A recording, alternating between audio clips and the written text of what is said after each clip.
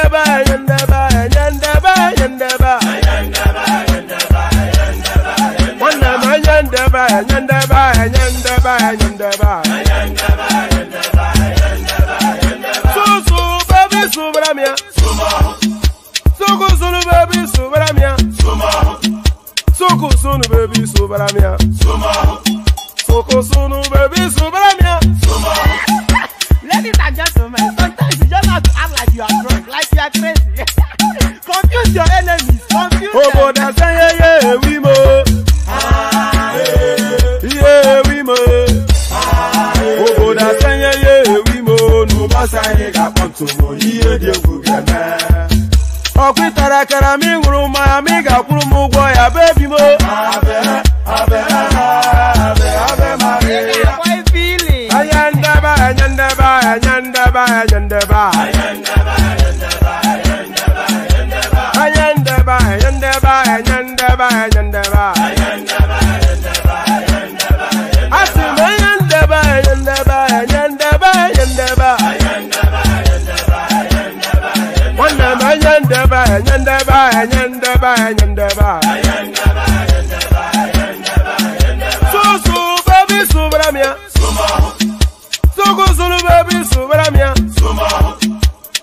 Sunu baby sobaramia Soko sunu baby sobaramia Ase kwa nefo ya banye siya kuna nyego bumkambasi ozo.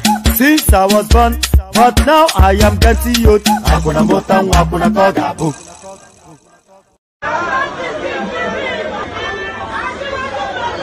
Oh yeah, arrangement for orin àyájọ́ ni. Orin àyájọ́ ni. Wọ́n dìde, wọ́n pínlẹ̀ ogun. Oyin tí mo rí ká bá mi wáyé dà. Ká ní kó bá mi wá.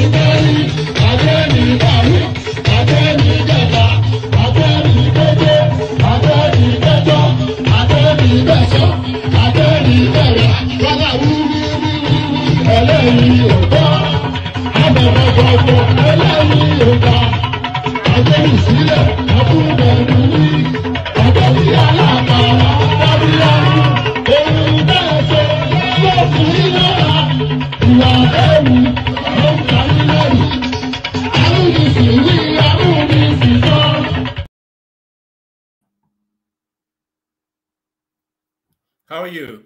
So, pardon me. You caught me off guard, as you always catch me off guard, but never really fully caught off guard. You know, in Yoruba land, we have something we call Ajesara. In Yoruba land, we say "Enyi ologbo kombale, enyi ologbo kombale." That means to say that a cat will always land on its paws. If you throw a cat from a 50 feet story, a 50 feet block of buildings, no matter how you throw that cat, it will always land on its paws. Enyolobo kombale. So there it is. Pardon me. So there it is right there. Enyolobo kombale. So the usual protocol, click on the like button just as soon as you're coming in. Subscribe if you haven't done that already. The hyperlink that says StreamYard invites you to come and join us on the screen. And there's a link pinned to the comment section, probably, which invites you to buy your host cups of coffee. You always ignore that, so I don't expect anything different now. So another weekend upon us again. So that is to say that another week is completed. TikTok, the year goes. We're nearly in November now, and before you know it, it's Merry Christmas and a Happy New Year, and then another year rolls in. So it just goes, doesn't it? You live from day to day, but that is life going. You know, for every second that goes by, you are never going to recover that second back. You know, that is actually the core essence of life, isn't it? So whatever I just said a moment ago, I'm never going to get that moment back. You're never going to get any moment back. So make every moment golden. And how do you make a moment golden? You already know where I'm going. You spend it with your friendly neighborhood or you are laughing man. One man went to mow. So welcome. Good to have you here and good to be in your company. So so let's kick it off. And by the way, still a few more minutes, but an hour and a bit. But today really is the commemoration of the 3rd anniversary of EndSARS. That didn't actually make that much of the headlines, as much as I was anticipating that it would. But we will be acknowledging it here, certainly, because lives were lost. So today is the commemoration of NSAS, the 20th of October, a date indelibly marked on the Nigerian psyche. So a date is it indelibly or indelibly? The English speakers will please correct me, but certainly permanently marked on the Nigerian psyche. So there it is, 3 years the anniversary.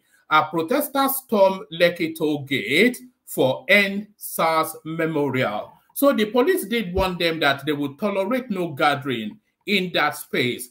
So now it's a conflation between freedom of movement and public safety, isn't it? And public safety must always override whichever right people are using to that people are looking to exercise. Protesters stormed Lekki Toll Gate for NSAS Memorial. So it's not made much of the news. So that is to tell you that that was somewhat of a peaceful exercise. So let's get this one quickly out of the way. Protesters on Friday stormed the Lekki Toll Gate in Lagos to commemorate the 3rd anniversary of the killings of that's a Freudian slip, wasn't it? Protesters on Friday stormed the Lekki Toll Gate in Lagos to commemorate the 3rd anniversary of the killings of armless protesters by officers of the Nigerian Army and Police on October the 20th, 2020. So you can almost tell, you can tell from the inflection of how a piece is written where the political leanings of that of the platform presenting the news leans. So you can tell from the inflection, the tone and accent of the piece, you can tell from its inflection what the political leanings of the platform is. That is not the platform, or not our platform, the media platform presenting this. So this is People's Gazette, of course, a verilous anti-government, platform, and a deep in the wool, marinated and satiated obedient space. So you can tell, knowing that as their backdrop, then you can then digest their news off the back of that. A verilous anti-government platform and a steeped in the wool obedient space. So that is where we're getting this news from. Protesters stormed Lekki Toll Gate for NSAS Memorial. So that's Chioma right there. We see you. Protesters on Friday stormed the Lekki Toll Gate in Lagos to commemorate the 3rd anniversary of the killings of armless protesters by officers of the Nigerian Army and Police on October the 20th, 2020. The peaceful walk, led by skit maker Adebowale Adebayo, also known as Mr. Macaroni, witnessed heavy security presence, including Lagos State Commissioner of Police Idowu Owohunwa, who had on Thursday warned against any gathering at the toll gate. MC Macaroni said the memorial walk was to honor the slain youth, adding, "We want to walk back, but the police don't want us to walk back. We don't want to give them a reason or excuse to fire at us." So I would have said that your very presence there is somewhat provoking an encounter with the authorities, because the police have been saying all week long that they are not going to tolerate any gatherings at that Lekki Toll Gate for reasons that we can all understand. But Macaroni, as ever, still not had enough from that beating he got at that NSAS space. Remember when they stripped him and flogged him and threw him like a bag of sack, like a bag of rice into a Black Maria? So still not had enough from there. He's now leading a march to go and storm Lekki Toll Gate. Mr. MC Macaroni said the memorial walk was to honor the slain youth, adding, "We want to walk back, but the police don't want us to walk back.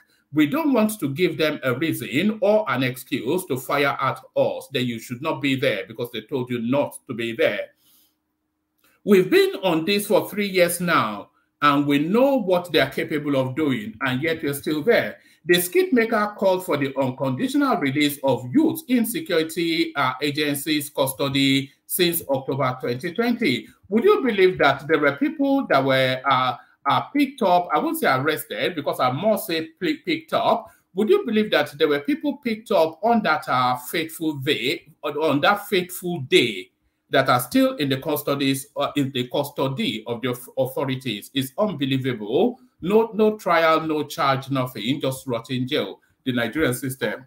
There are still some protesters who have been in prison since 2020. Lawyers have been on the cases, different shouts every day, but still now they're still there. We are using this work to once again call on all those concerned to grant the unconditional release of all protesters that are still in prison, he urged. The protest, which rocked major cities across Nigeria in 2020, sought an end to extrajudicial killings by the Special Anti-Robbery Squad SARS unit of the Nigerian police. It, however, resulted, so it goes on to tell us then the backdrop of EndSARS, but really essentially to commemorate and acknowledge this day in the life and times of the Nigerian state. So I mean, if we want to be commemorating days that the Nigerian authorities have unleashed at the citizens, I think every day is a commemoration day. Which day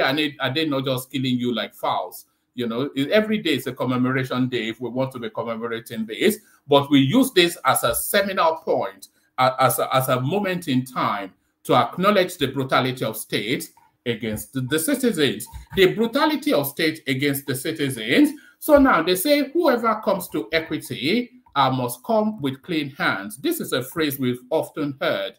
Whoever comes to equity must come with clean hands. But how clean are the hands of our pot belly from Adamawa? That is the question.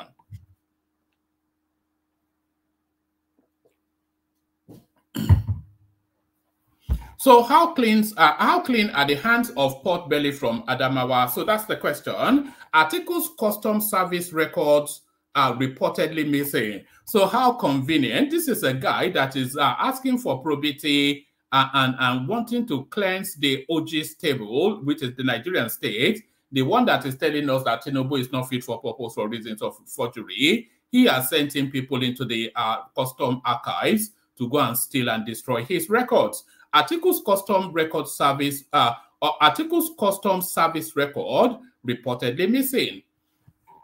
The Nigerian Customs Service, NCS, has said it cannot find the service records of former Vice President and People's Democratic Party PDP presidential candidate Alhaji Atiku Abubakar.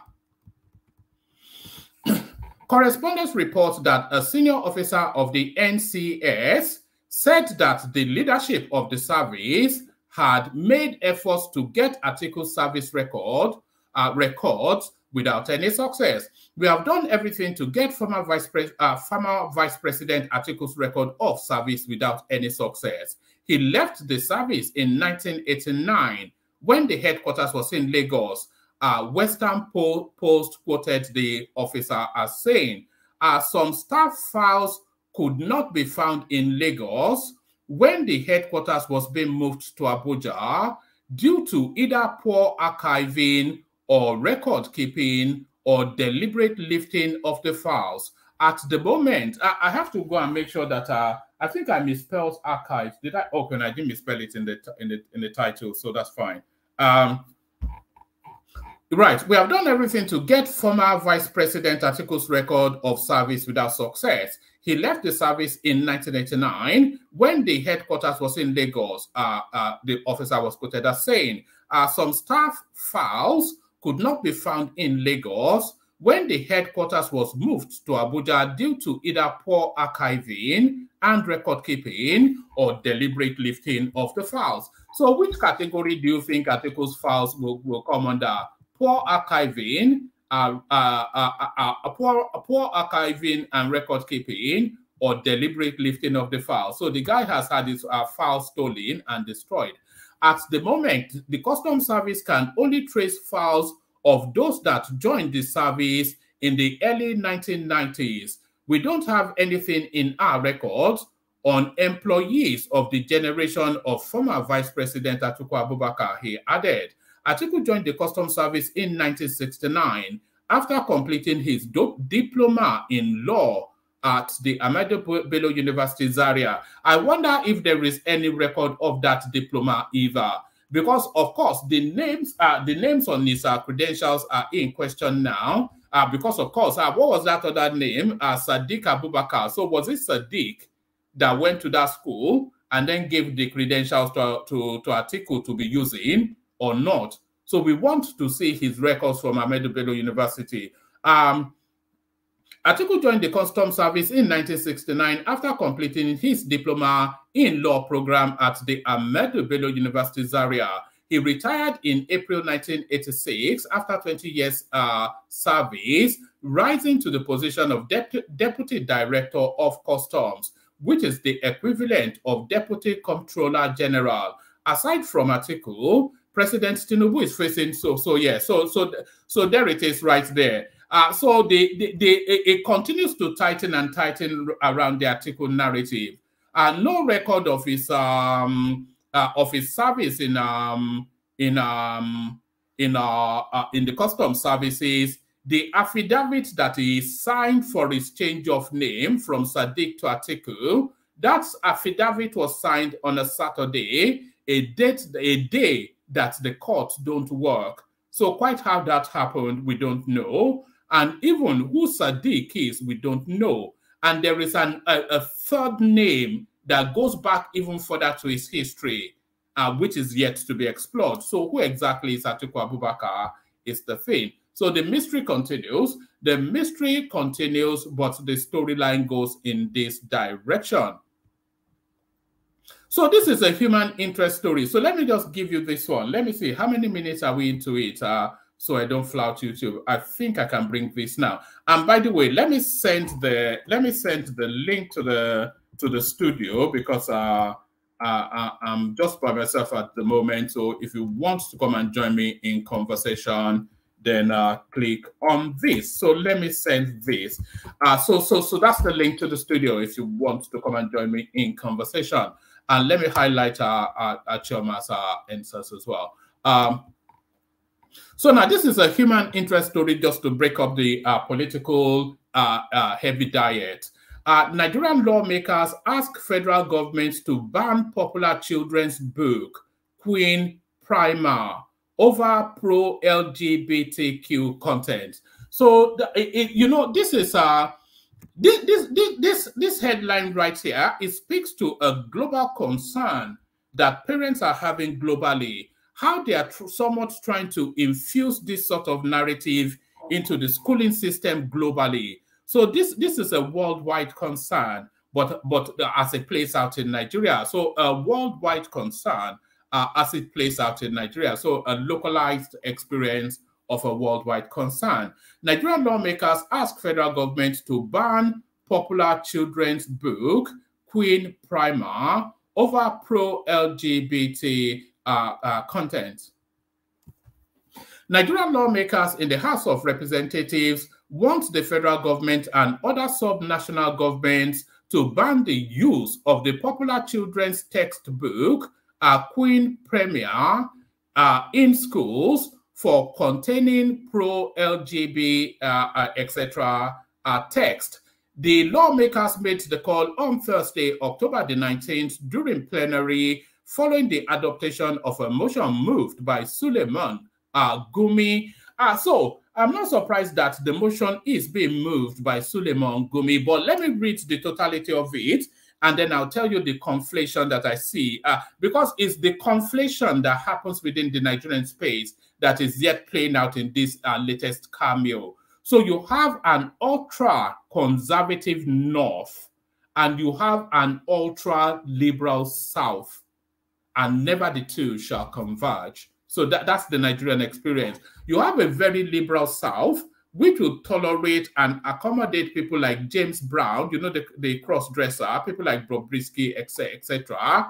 And then you have an ultra-conservative North, which would not even allow women to go out of their house without their face covered up. So see that chasm right there. So you have a space which is the den of iniquity and debauchery, which is the south, and then you have a north, which is the den of piety and conservatism, and you're bringing them together to form one country. You must be a joker. You must be a joker. The two can never come together. Nigerian lawmakers in the House of Representatives want the federal government and other sub-national governments to ban the use of popular children's textbook, Queen Premier, in schools for containing pro-LGB, etc. I'm using etc. because LGB, whatever it is a trigger word on YouTube. The lawmakers made the call on Thursday, October the 19th, during plenary, following the adoption of a motion moved by Suleiman Gumi, who wants the Nigerian Educational Research and Development Council, a regulatory agency, to exercise its statutory responsibility to vet educational materials before being used in Nigerian schools. Gumi said okay, so we are now coming to the offending words. Gumi said the book contains words like gay and eros. I don't even know what eros is or how it exists as a word. Is E-R-O-S. So that word offends him. I might look it up just to find out. Let me find out what that means. Actually, I don't have a Scooby-Doo what that word means. Let's find out. E-R-O-S meaning. What does that even mean?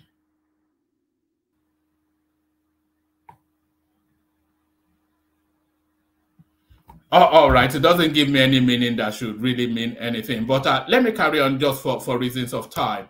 So you might want to find out in the comment section and put it there so we know. Right. Gumi said the book contains the word gay and eros, and that there is a covert attempt to slip books with immoral culture into primary and secondary schools in Nigeria. So yes, this covert attempt that he's speaking to right there is a global phenomenon, but it's playing out in Nigeria, but it's a global phenomenon. Everybody is seeing this play out in slow motion as they continue to sensitize unacceptably young-aged children to this alternative lifestyle that might not well be to their parents' comfort. So let me put it in those words. So it's a global phenomenon. Gumi said the book contains the words like gay and eros, and that there is a covert attempt to slip books with immoral culture into primary and secondary schools in Nigeria. Gumi said, Queen Premier subtly introduces terms like gay and eros, etc., that communizes sexual perversion and immoral behavior, thus exposing innocent children to terms inappropriate for their age, which is unlawful, unethical, highly immoral, and antithetical to child upbringing. So, in this instance, I'm with Gumi, you know, not the mad Gumi, but this rather refined Gumi that is protecting the moral rectitude of the Nigerian child. In this instance, I'm with this particular Gumi, not the lunatic Gumi, of course. The lawmaker added that there is a need to protect moral values in children and society at large by resisting the use of educational materials that teach or promote any form of alien behavior which violates the laws and moral values in all educational institutions. So now, you see this, you see there's a fluidity to the moral values in Nigeria, really for reasons that I've already explained. We have an ultra-conservative north, and we have a highly liberal south. So what exactly is the moral value of Nigeria? That's a wider philosophical question. Another lawmaker, Bello El-Rufai, said there is a subtle attempt to catch young people young through the books. He disclosed that he had to withdraw his daughter from a primary school in Abuja for using the book. There is an act, and the terms are clear. I will get personal and tell you that I moved my daughter from a school whose name I will not mention for obvious reasons. And I found out that for primary school, they thought it was okay for that book to be shared, El Rufai stated. So there it is right there. A moral maze for the Nigerian state. I've never heard of the book, of course, and it looks like an old book as well. So it doesn't look as so something that's just come out in contemporary times. It looks like a very old book. Royal School series with the Queen's head and all that. Queen Primer, whatever that is. So there it is right there. The fight for the moral soul of the Nigerian child. The fight for the moral soul of the Nigerian child. Falana demands implementation. I'm not going to read this to you, by the way. I'm only going to give you the headline. Falana demands implementation of NSAS panel report, payment of reparation to victims, trial of indicted policemen, military personnel. The usual Nigerian cover-up. So that's in play there. Let me go to this. President Tinubu appoints. So I'm bringing you this I'm bringing you this story for two reasons. One, because of the appointment, because we are now sort of documenting the regions that Tinubu's appointees are coming from for reasons of tribal balancing. So we're doing that. So somebody is already insulting me in the comment section. What did I do you now, Biggie? So I'm bringing you this story for two reasons. One, because we're documenting because Tinubu stands accused of Yorubanization. So we're then eagle-eyeing his appointees. So that's the first reason I'm bringing you this storyline. And I'm also bringing you because the name of this appointee is so funky. President Tinubu appoints Shakachira. So I mean, if you can't get girls with a name like this, you would never ever get girls in your life. If you can't get girls with a name like this, you would never. My name is Shaka. Look at Shaka Khan. Look at that. Now, President Tinubu appoints Shaka Chira as a new Auditor General of Nigeria, and it's a senior position as well. It's not a gimme position. President Bola Tinubu has approved the appointment of Mr. Shaka Chira from Taraba State as the new Auditor General of the region. The Special Advisor on Media and Publicity to the President, Ajuri Ngalale, made this known on Friday in a statement. In a statement, said that Chira's appointment was recommended by the Federal Civil Service Commission as the most qualified candidate, as is scored the highest in the examination amongst, if this is the basis for that appointment, then a round of applause is needed, because this should be the basis for appointments in Nigeria. The best man for the job, and this is what this description tells us. The Special Advisor on Media and Publicity to the President, Ajuri Ngalale, made this known on Friday in a statement. Said that Chira's appointment was recommended by the Federal Civil Service Commission as the most qualified candidate after he scored the highest in the examination amongst all qualified candidates for the office, first amongst equals. So that's the basis for, that should be the basis for, and by the way, I'm going to play you a clip in a moment of what, maybe I should even play it now. I'm not quite sure where to insert it. But there was this senator that had this rather, yes, there was this senator that had this rather big thing with Sheung Kimbaloye. It's one of, I can't recall his name, a senator from the north. Let me see.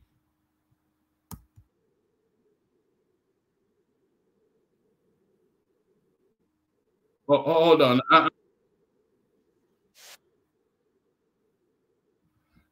So I'll probably play you it at some point. This is the chap right here. If you know his name, let me know. But he had this big interview with Sheung. He said quite a few things. A lot of it, of course, critical of the government, but a lot of it you might well align with in sentiment. But maybe at some point we'll land on that. So yes, so essentially, somebody from Taraba is the Auditor General of the Federation. So thank God that it's not a Yoruba person this time around. So this one will really rankle Ajanle Koko. This now next headline. Federal government approves 35,000 minimum wage for civil servants. So there it is right there. We've been skirting around that particular space, but we've now landed on it, 35,000. But is that a living wage? Given the circumstances, given where the country is now, it says, I'm not quite sure. It says to take effect from September the 1st. So is that a backdating? Then I wonder. Okay, let's just have a look. Federal government have approved 35,000 minimum wage for civil servants. So wagwan with this one, wagwan. The federal government has approved 35,000 as minimum wage for federal civil servants to cushion the effect of fuel subsidy removal. So I'm not quite sure what that means. What was the minimum wage before? Was it not 30? Let's read it to understand. This was contained in a memo from the presidency signed by the chairman, chief executive officer of the National Salaries, Income and Wages Commission, EPO NPA. The circular stated that the approved sum of 35,000 award to all civil servants will take effect from September this year. The circular dated October the 19th was addressed to the Chief of Staff of the President, Deputy Chief of Staff to the President, Ministers and Ministers of State, Secretary to the Government of the Federation, Head of the Civil Service of the Federation, Chairman, Federal Commission, so all the necessary parastatals. And then it goes on. The circular reads, I refer to the Memorandum of Understanding reached between the Federal Government of Nigeria and the Nigerian Labour Congress, NLC, and Trade Union Congress of Nigeria, TUC, on Monday, October the 2nd, 2023, as a result of the dispute arising from the withdrawal of subsidy on the price of premium motor spirit, and hereby convey the approval of the President and Commander-in-Chief of the Armed Forces of the Federal Republic of Nigeria. Imagine how Peter Obi and Atiku would feel when they read this.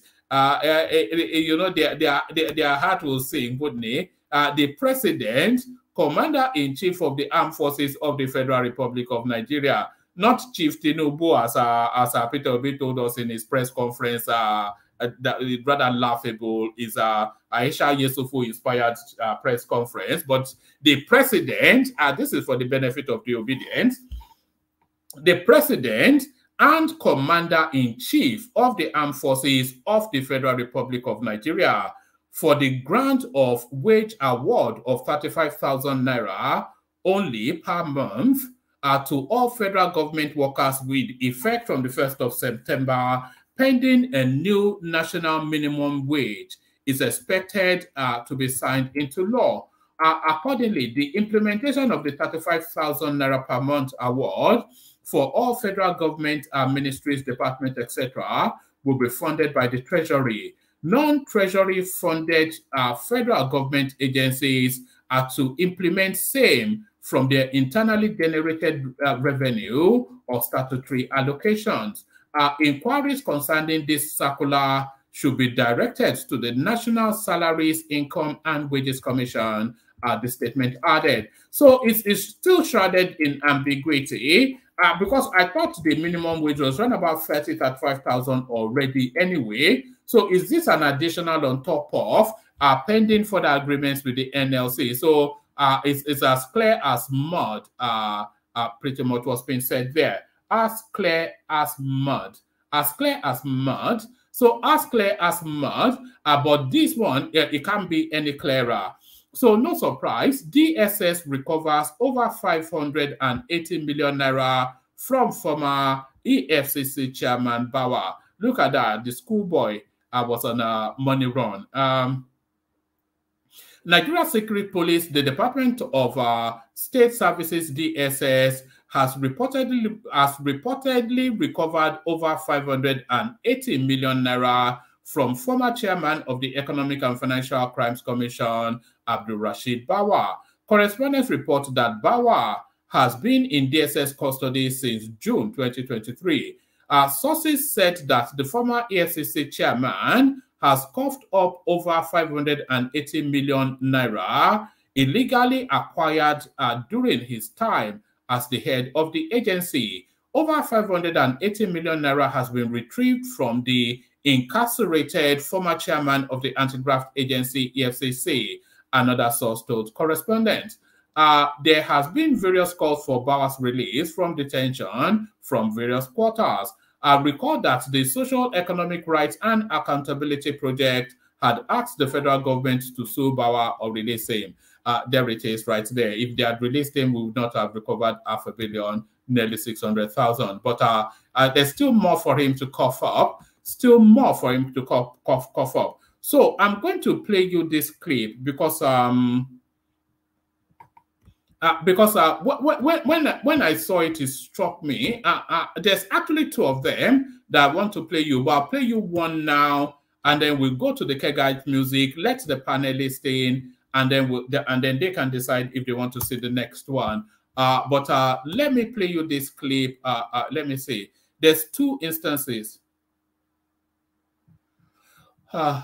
Is this guy? This guy did a big interview. I can't recall his name, but you'll find out his name just in a moment. Okay. Yes. Yes. You'll find out his name just in a moment. But let me play you this clip first. Let me play you this. It's only 4 minutes. When we want, and the security expert that I've spoken to and said, look, if we're not careful, the manner in which the economic state of the country is going, if the shocks are not being handled properly by the leadership of the country and at the state level, crime rates will rise, and our nation... It has already risen. It has already risen. I mean, if you follow I know not everything gets reported, but sadly, the much that we're able to see around us, and look, at even the insecurity has gone high. I mean, the rate at which campuses are being invaded and female students being kidnapped, within the last 1 month, how many times have we had? So definitely things are worsening. And I expect the political leaders to come together and start, but of course, like I said, I can understand why they can't do it. We are increasingly seeing what this guy is doing, and we're going to see it increasingly more over the course of this administration, is to highlight then all of the fault lines of society and put an alarmist narrative behind it. We saw Joel try to do it yesterday when he was cherry picking all of the fault lines of society and then bringing them together to tell some sort of alarmist narrative. Yes, things are awful in Nigeria, but the pathway to getting it better is being charted by a government. So, but that alarmist narrative, just yesterday, somebody was XYZ in ABC, and then the other day before, we can cherry pick those stories and then present this hopeless situation. But this really essentially, I'm not quite sure if this guy is an opposition guy, but he's certainly opposed to the sitting president, that's for sure. Because look at the failure of the institutions. In fact, like I was in a seminar not just 2 days ago, and we're discussing some of these issues. And I made the point that the political parties are actually criminal cartels. Basically. Oh yeah, because a lot of the people have one crime or the other. But it goes on to say you will not disagree with what it says next. Yes, you will not disagree with what it says next, because anyway, listen, then you'll see that you cannot really disagree with what it says next. Look at the leadership of the National Assembly. How many people are supposed to are being investigated? And they are sitting right on their seat. The investigation has stopped and nobody is saying anything. How can you run a system like this and expect to succeed? You can't. How do we get out of this? Because it looks like I have to say I agree with him in what he just said there. The system in Nigeria is built to fail and is built for failure. It's built to fail and is built for failure. When you have people like Godswill Akpabio on the Senate seat, padded out by the criminals and the looters, it's just a gangster's paradise that that parliamentarian space. So when you have all of that, then that just tells you that how can anything of meaning come out of a space like that? So the system is actually built to fail. That's just the truth of it. All right, let's carry on. Let's carry on.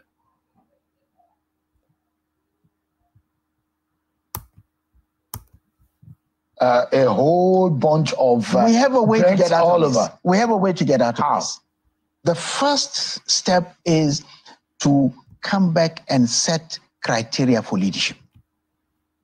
No society, takes people just like that. For every post, for every seat you're going to occupy, you must earn it. You must qualify for it. Yes, you can go for election, but you must have those credentials that qualify you for that particular office. So the choice that voters are going to make are choices between competent or between competent people. The options that you have are options that are, whichever option you take, at least you have some kind of minimum guarantee. But at the moment, really, there is no criterion for leadership. The criteria that we have in the Constitution is not a criterion, it's a criteria for eligibility. Now, when you come to suitability, a minimum standard. that's just eligibility. Yeah. It just makes you eligible, but it doesn't make you suitable. And we have no okay. I think there's somewhat an this guy is playing on words somewhat. Yes, there's you can only really set a stand. You can only really set a standard for eligibility.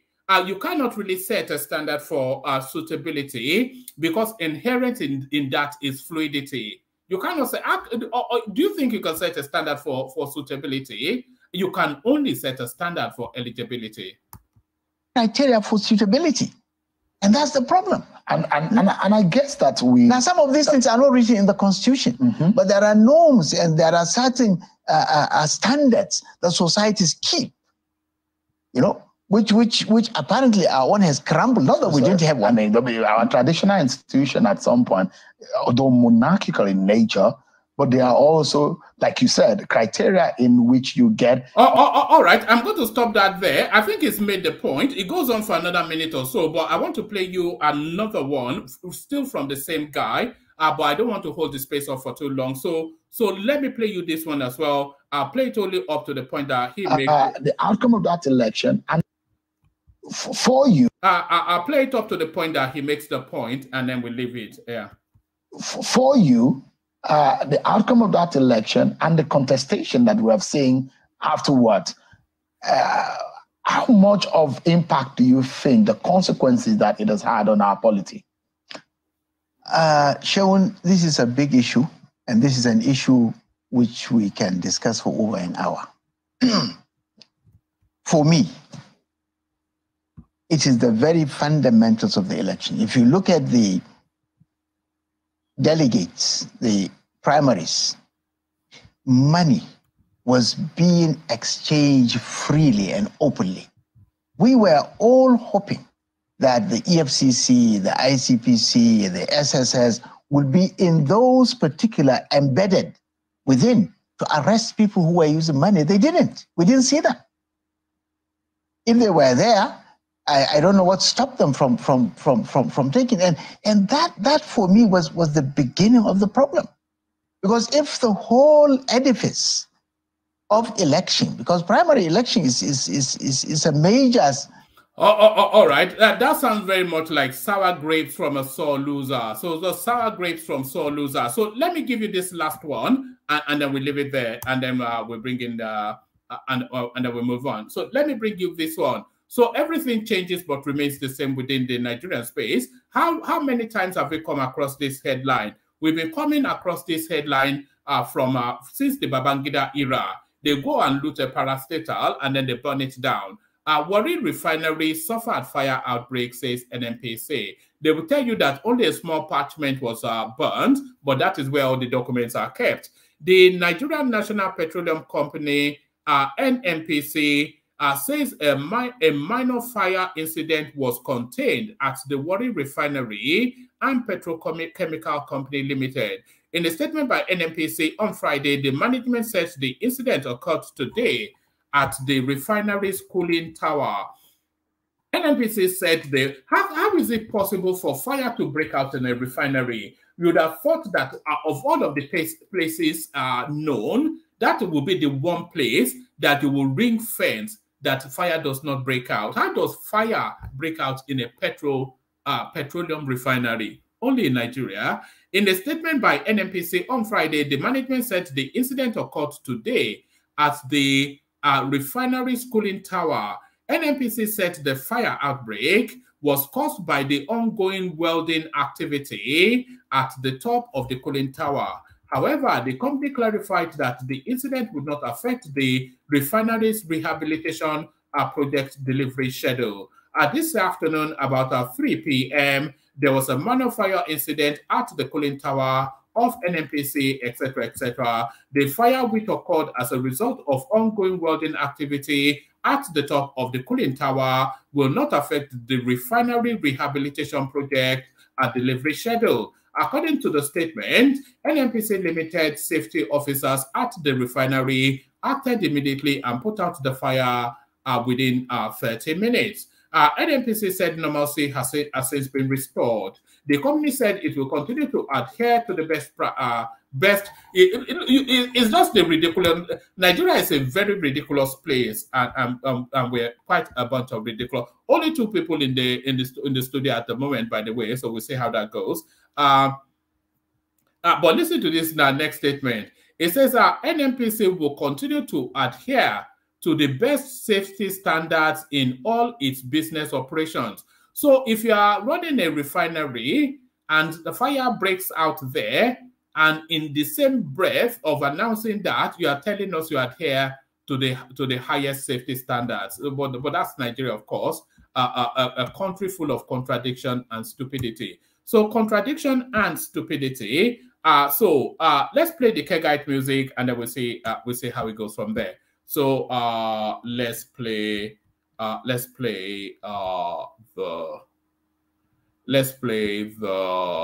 Kegite music. Egbelemu, your calabash to the ready. Water, only water, only water, where they see ma. Water,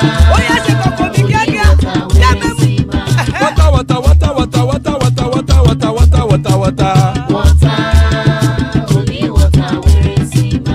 Hapa o naido, hapa o naido, hapa you don't come o.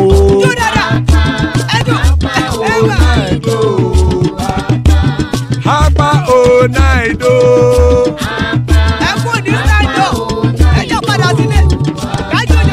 Oro keke elemu ye o. Oro keke. Ibe shodi ya keke elemu re o. Oro keke. Obi master keke elemu re o. Oro keke. Chifu Failati keke elemu re o. Oro keke. Eruku lele elemu de. Eruku lele elemu de. Eruku lele egbe elemu dodo jare o.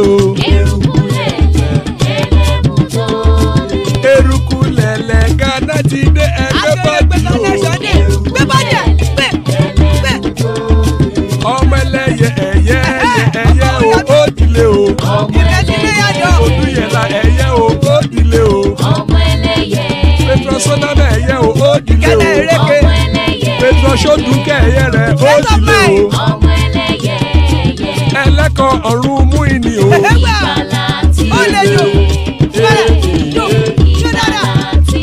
Àkùkọ ọ̀run mẹ́kọ.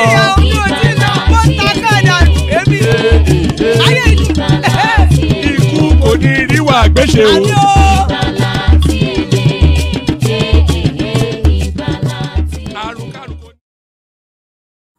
And there it is right there. May death have nothing to do with us. So joining us, Ajanle Koko, good to have you. Bishop is here as well. Good to see you, Bishop.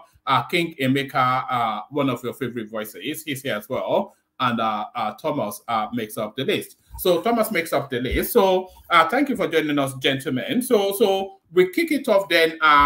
We probably have a more stretched out opening salvo since we only have the coziness of the people assembled so far. So we kick it off with you, King Emeka. Emeka, another weekend is upon us. Mekus. Yeah, I'm here. Good evening. Oh, good evening, good morning, good afternoon, wherever you are.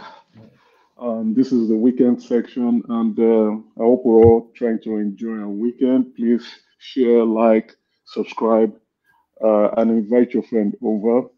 One man, take it away. What's the highlight for the day? Actually, let me kick you off with a clip. There are several clips that lined up, but some didn't actually come through the download before I shut down my computer. But let me play you this one, which amused me no end. But let's see what you make of this.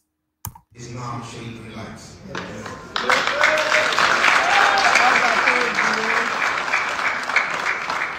Let me tell you, we have just started. We will burn Nigeria down.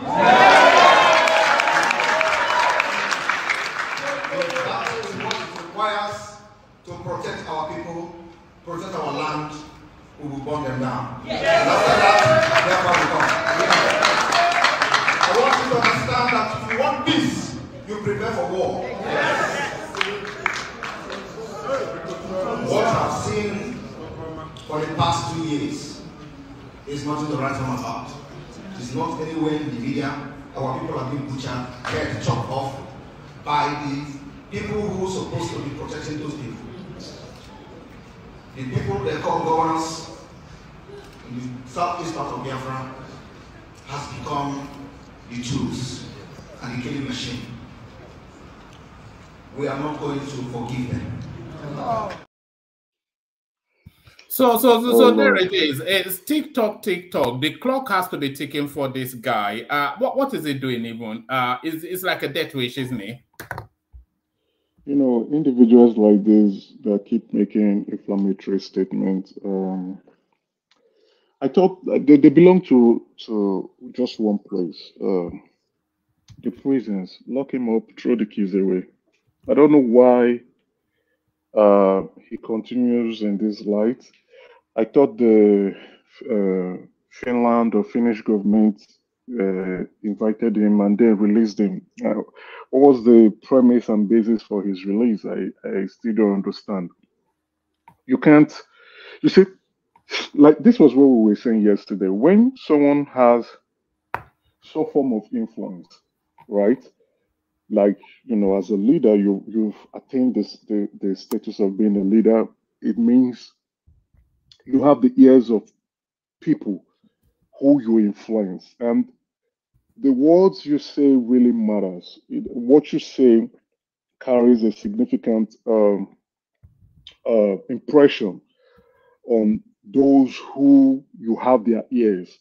Now, you can tell that he was in a session, and there were people of like minds like him, and he was making remarks about burning a country down. Now, I don't know which section of the country. Why are the Finnish authorities are facilitating that? Why is Finland? Because they even had security cover. We could see some Secret Service looking people guarding him. I really don't know. I'm a bit confused, right? I think we need further explanation on this, right? If you ask me. It's quite funny. It's not something I understand. I picked a few keywords from what he was saying. We'll burn Nigeria down. If you're prepared for peace, we're prepared for war. What section of Nigeria does he intend to burn down? The Southeast is currently going through a phase that it has never witnessed since after the Civil War, right? And you know my view on this. We should leave that dark phase into a more prosperous and progressive region. Other regions, except with the northeast, which is currently experiencing their own section, and a few parts of the north, like the north central, like Plateau and Benue, which is experiencing their own form of insecurities through bandits and some pocket of insurgencies. But others are trying to progress. The southwest is radically trying to move, with Lagos pioneering that geopolitical zone. In the southeast, we don't really have that. We used to have it in the 80s, close to the 90s, where we see it used to be Enugu championing that space. Now Anambra caught up and was trying to move, but then this regression. We should leave that. I don't know. You see, this drum has been on for as long as I know, for as long as I was a kid. In the 80s, we keep hearing about it. It was mass-up. In the 90s, it was still mass-up. In the early 2000s, it was mass-up, metamorphosed into hip-hop and other strange names. What is this war? But the language, the language Simon is using is getting more. It's getting more high octane and more, more potent and more dangerous. It is getting more and more extreme in its public pronouncement. Exactly, because the reason why nothing has happened to him yet. He's been emboldened by, when you it's like you insult your neighbor ignores you. You step up the height of that insult again.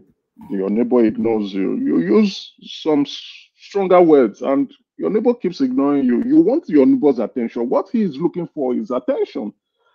And the Nigerian government is ignoring him. And but these statements are very strong. And again, the South, a section of the South is like Imo State is going into election quite soon. These kind of statements are not what we need to be hearing. And I understand that Emeka, how are you, my brother? I'm good. How are you doing? Yeah. One man, how are you? Good evening, everyone. Yeah. Emeka, what is saying is same thing Nnamdi Kanu said every time. Go and find them. Go and do this.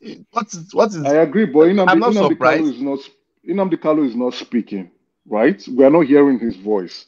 You understand what I'm trying to say? If he's speaking currently, then we would know. We were like, okay, Nnamdi Kanu, what the hell is wrong with you? But he's the one now speaking for the association. And I noticed at some point, Nnamdi Kanu, they said there was a letter that was leaked, and he was addressing him that you should not continue to speak on behalf of IPOB.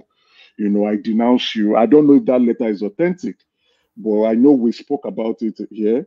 I denounce you. You should stop making this kind of statement. I'm discussing with the Nigerian government on specific specific things. I think that was probably when the Anambra Soludo, let me borrow Zita's word, Soludo for Solution was trying to seek his release. I also know the Southeast governors are currently trying to secure his release. Would the Tinubu administration release him? I think the president will, and there might be some form of sweetening or sweeteners involved with his release. But then again, for I know within this our political discourse platform all across social media, whether Twitter and YouTube, and we have a few of them. My very dear comedian friend Pansat, who keeps drinking the Kool-Aid of separation. We need to understand what we want. We cannot survive alone as a Southeast region living the country. We can't. It's not possible. Take a look at the Igbo leaders. We have not even gotten our act right. Then we are calling for war. It's like we want to intentionally destroy the region all by ourselves. What do we want? What is our when I speak, they say, "Oh, Emeka, you are fake name. You're Yoruba man." Emeka, I think that Simon Ipa space is getting too much oxygen unchallenged. And a lot of people dismiss it as somewhat of a joking little thing. But then that was how we did. It shouldn't, right? That was how we did. I won't say they are dismissing it. I think I won't say they are dismissing it. I would say a large proportion, especially diasporan, Southeast diasporan residents or individuals, I think they're supporting this, if you ask me, right? But the people back home just want to go about their regular life. Those who are back home, who are feeling the brunt of the situation, yes, they have some who are sympathizers, some who are separatists, a couple who are also IPOB members, and a large majority of others who just want to go about their daily lives, right? I was in Abia State in July, and Abia State was not even was not concurring to the Monday stay at home. Everybody was going about their business on Monday. I think Owerri, I didn't travel Owerri on Monday because, that place is highly militarized. Then Anambra, oh my goodness, I just passed through via the airport, and because that place looks scary because of what is going on, I just want to protect my life. The only place I didn't go to was Enugu. Now, I don't understand that when I speak, you hear some funny individuals coming and say, "Oh, Emeka, you're a Yoruba man pretending to be." We do not have our rights, our acts intact. What is our goal? Maybe the country would not give us any advantage. Now look at the ministerial appointments and the various appointments being distributed by the president. That was what Charles Soludo for Solution was talking about. Come and play national politics so we can reap out of it. If we all went to clamor, if you're a betting man, right, or if you're into financial trade, you trade currencies, you know how to play your game properly. You will hedge against certain risks. You just don't throw all your eggs into one basket. Even the Southwest didn't do it. Some voted for Obi, some voted for Tinubu, some even voted for Atiku. And if you go around other geopolitical zones, it's similar act. Why did the South just throw your eggs into one basket and was going all in on Obi? And then when the result came out, it was a losing streak, a losing bet. So we need to be matured. We need to move out from this emotional act, a political act or emotional situation. So let's have sense, please. All right. Let me move you on to another talking point. I'll take you to two more talking points. Somewhat of a condensed submission on this. Protesters stormed Lekki Toll Gate for NSAS Memorial. So it's funny, actually. It's now 3 years officially since that incident, and we've not yet had anybody brought before the law courts. And this is the Nigerian story, isn't it? Remember when Lai Mohammed was telling us, show us the body, and he was dancing on their graves. So the police cordoned off Toll Gate to say that no movement there, no gathering there. And really, curiously, the day went quietly without anybody really, it didn't really come up on the news, but we are acknowledging it. So NSAS 3 years on, Emeka. Yeah, first and foremost, this is a very sensitive topic, this space. What I would say is rest in peace to those who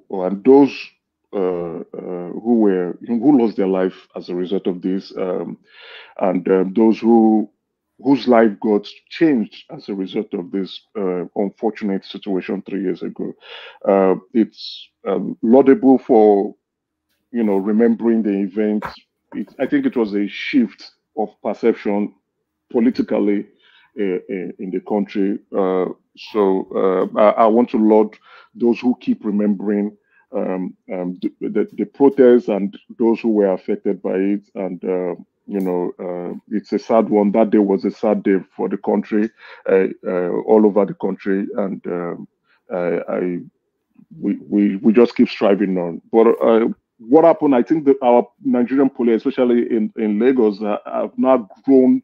They are now more matured in terms of rallies, protests. Mr. Macaroni was trying to rally them up, but I don't think anybody turned up. Yeah, but because they are not, the police got the brunt of the stick at when this all happened. It also resulted because they were the main focus of it. They were the highlight. It was as a result of their excessive behaviors that this resulted into a protest. So, they are trying to be very careful. They are now more experienced and more matured on how to handle rallies, protests, and then the similar incident like this. So, and again, the consciousness on in short, it changed a lot of things in that country. Right now, the police decided, oh, our image is really bad. Our image is is rotting. We need to do something about it. And you can tell that once there's an excessive bullying or misbehavior from the police and is being brought to the attention of either the PRO in the states, which is the Hyundai or the federal PRO, they pick it up immediately, they investigate immediately. You sort of you get like a 48 or 24 to 48 turnaround time, and or even like let's give them 1 week, and you see that they spot these bad eggs and they are being disciplined. I saw one last week where a DPO was being was it expelled or sacked or whatever, but he was identified for extorting someone, and yeah, I saw that story too. Yeah, orderly room is being conducted for the affected police officer. So the consciousness within the police force changed, and it showed that the police really is trying to work to remove the bad eggs among their mates, retrain their officers, try to gain public confidence and reassurance. It's going to take a long while, but let's see what's going to happen. But one thing the NSAS protest did was, it was international, so the international world knew what was going on. Nationally, it was a call to rise to the occasion on bringing the maltreatment of police officers to people who they claim to protect and serve. And we would say, there are lots of claims that people lost their lives. Unfortunately, it's a sad one, but again, the positive out of this is that we now want to hold erring police officer and bring them to account. Oh, all right, brilliant. Excellently put. Always excellently put. Let me take you to one more talking point. And by the way, did everybody leave their wallet at home? Only Chioma is doing the super chats today. So light the place up like a Christmas tree with super chats. As Emeka talks us through this, Nigerian lawmaker asked federal government to ban popular children's book, Queen Primer, over pro-LGBTQ content.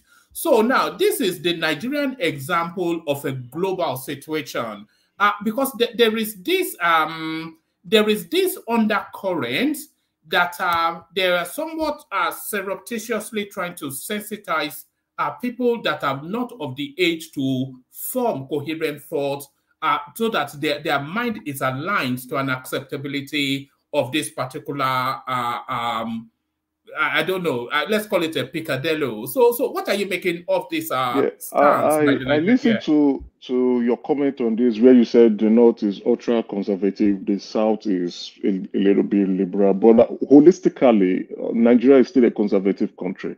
As a conservative country, we try to guide against certain principles that do not align to our traditional views and customs. Right? I'm not saying we don't have pockets of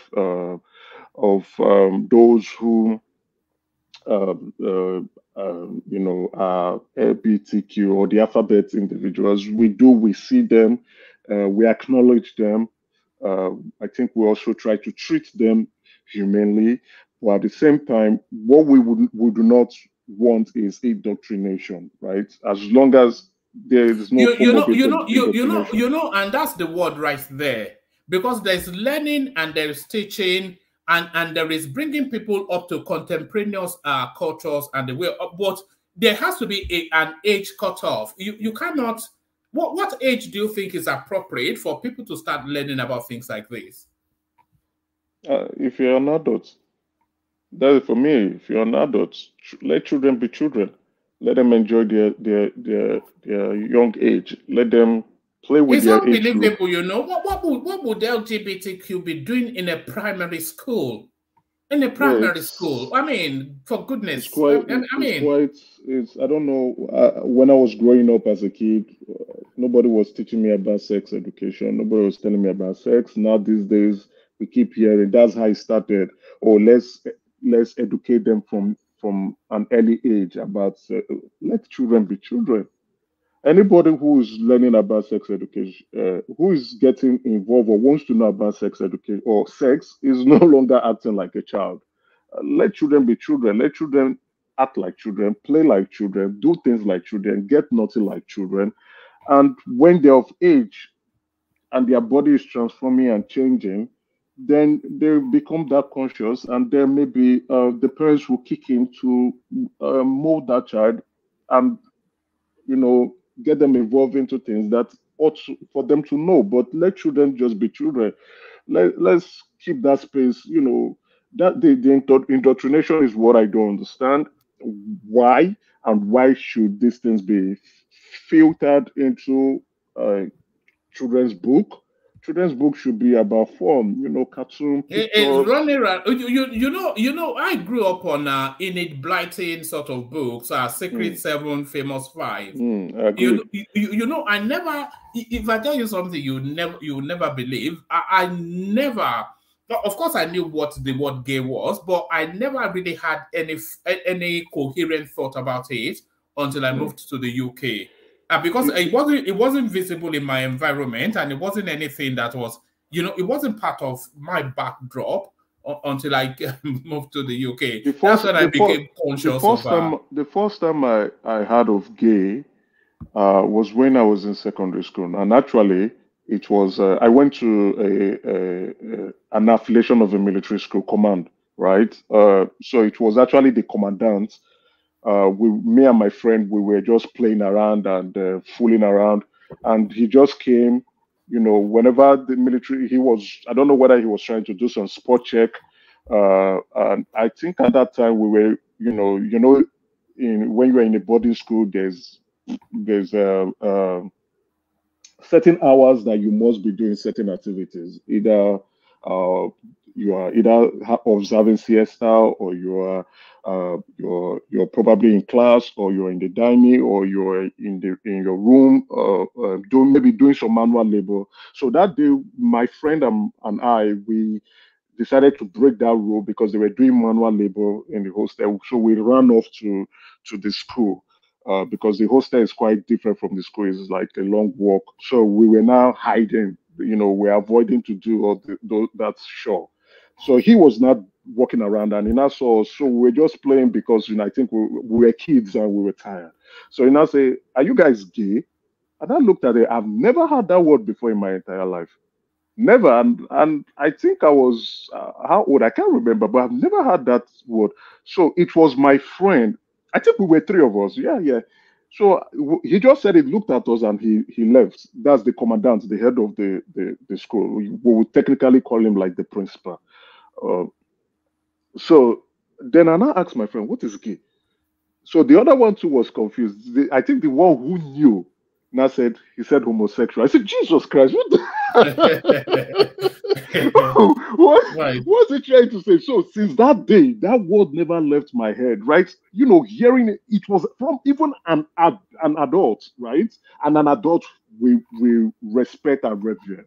So that's why I say let kids be kids, because if I didn't get to hear that word, like just like yourself, you said, "Oh, when you got to the UK, that was when you got there." Then when you get to an exposed environment, you begin to hear this, and you're like, "Oh my goodness, I need to reorientate myself." So allow kids to be kids. Let kids open their books and read things that would educate, enlighten, make them better people in the society.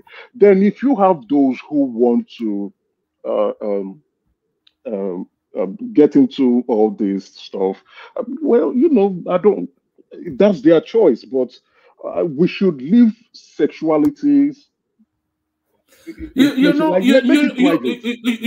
talk about sex education and our backdrop when we were growing up, I suspect that sex education would have been male, female, and the consequences of sex. So that this is what a male would do to a female, and this will be the outcome of it, will create another human being. And that will be broadly what sex education was. But sex education now, it has to accommodate, what sort of sex what are they teaching them is really the thing. I don't know. Because you don't teach I didn't go through primary and secondary school to learn secondary. It was not in any of our curriculum. I think even university, I think I left university and I started hearing that they are trying to put sex education into the educational curriculum. And, then I wasn't a family man. I said, okay, yeah, I think this is not bad. I was, an ignorant liberal. I said, okay, no, but I think people should learn it quickly so they can adopt. But I didn't know then that that's how you get people indoctrinated. You understand? And the thing is, when you open someone up into new knowledge, you open them up into you make them more curious, right? And you are telling somebody you're about opening a new world. You're opening a wardrobe of kangaroos. You're making them more curious, and they want to explore. They want to know what's going on. And the ones with the wilder imagination, they can get carried away because exactly. I've heard instances of somebody early teen, even pre-teen, are deciding they want a sex change and the system facilitating for that. It's when perilous times. See with the infusion of, let's say, the sex education into school curriculum, we now see more teen and preteen sex. Now with the infusion of this stuff into education curriculum, we now see more people being curious about certain things. So the viewpoint is, for me, is indoctrination. It's just indoctrination. So why? That's the question we need to ask. Why? So if they say people are naturally born let me answer why, if you don't mind, Emeka. Okay. Well, hello, one man. Hello, everyone. Hello, Prince Daddy. Yeah, we're having this conversation of talking about this thing like it's a normal thing. What we have in our hand is it's a war when it comes to this issue. The people on the other side, they're not stupid. They know what they are doing and what their plans are. If you want to undermine the power of suggestion, then it's in their own peril, really.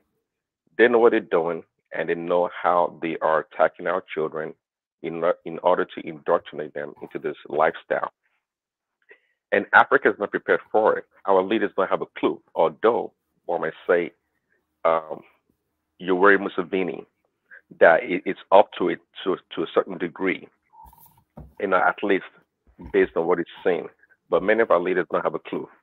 Eventually, our borrowing from the World Bank, IMF, and all these institutions will be based on our tolerance towards the LGBTQ community and beyond. So my point here is that there's a war in our hand. And I think you live in Canada, and the people that live in the West, in America, they know what is going on. Prince Daddy, because of Museveni pushback against that, that's why they didn't. World Bank did not approve a loan that they requested for. You remember? Is that right? Yeah. Okay. Well, yeah, it's a natural progression. That's what is going to go. I didn't even know that part, but I know they will come after you. Okay, they will come after our leaders, and what is going on right now? I mean, it's just like the children that are more likely to be abused are children that maybe live in foster care or in some kind of a condition that's not their natural parents. The same thing is going right now. The attack on foster children or children that have proper guidance, quote unquote, they are the ones that they're using to push this stuff. I'm not sure how children as young as 6 to 12 years old actually know about sexuality, but they've convinced us otherwise that they do know, and they have These people are really smart. If you're fighting somebody, it's very important to recognize your enemy's strength and if they are good at what they're doing. These people, they've gone as far as actually revamping, changing the definition of these things, these words. Homosexuality used to be something of a psychological problem, but the DMS, the psychological book, this book of psychology, they've changed the definition to accommodate that it's actually normal to be that way, to even think that way and have attraction towards attraction to same sex. The issue about homosexuality is nothing new. It's in the Bible. It's been around in our culture, even in Nigeria, in Africa, but it's not prominent. It's not something we encourage or bring to the forefront. It's not something that people are proud of. And that's why today, when I see someone like this Bobrisky guy, I don't even know much about this guy, but with the lifestyle he's promoting seems to be acceptable in a society. Somebody like that should be shut down in every way possible, because one way or another is influencing our children. It's becoming more acceptable in a lot of things that we do nowadays. It is. From Bobrisky, we had James Brown. From James Brown, we're having Mommy Singer, and the rest. Is there another one now? I only know there are not lots Bobrisky of them, right? and James Brown. Yeah, there are lots of them now. It's an industry in Nigeria. It's an industry. Yeah, apparently it's looking like there was a wedding, right, in Asaba where when the police raided stumbled in, raided it. So you could see that it's now is like there's now something in the air as a result of this influence. So we need to now watch the space, social media, whatever, TV, and be very careful with what we allow our kids to be exposed with, because I remember Bobrisky started off like a comedy.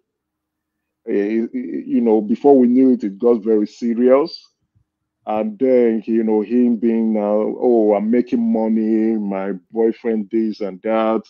You understand? Initially, he started, oh, I'm selling bleaching cream. He started off like comedy, and then before you know it, he's not doing plastic surgery.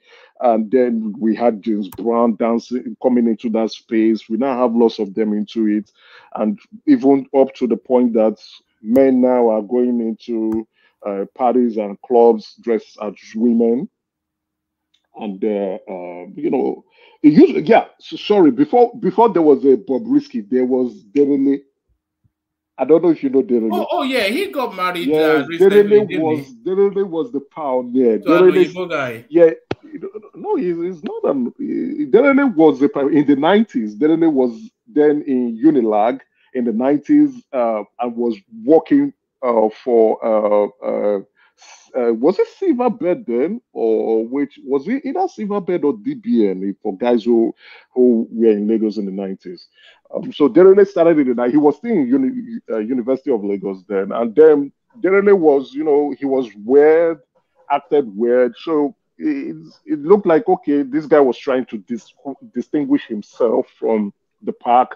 Had this big afro with big shoes, skinny jeans and the rest, was funny, was doing his hands. So people didn't really understand what was going on, but actually Derele was the main pioneer for that space. And there was no social media at that point, and he created that niche, grew that niche, became Derele from it, and then he now moved over. I think he now, from Silverbed, he now crossed over to MTV Base when MTV Base was trying to do the MTV Base Africa setup in Nigeria. So became really popular.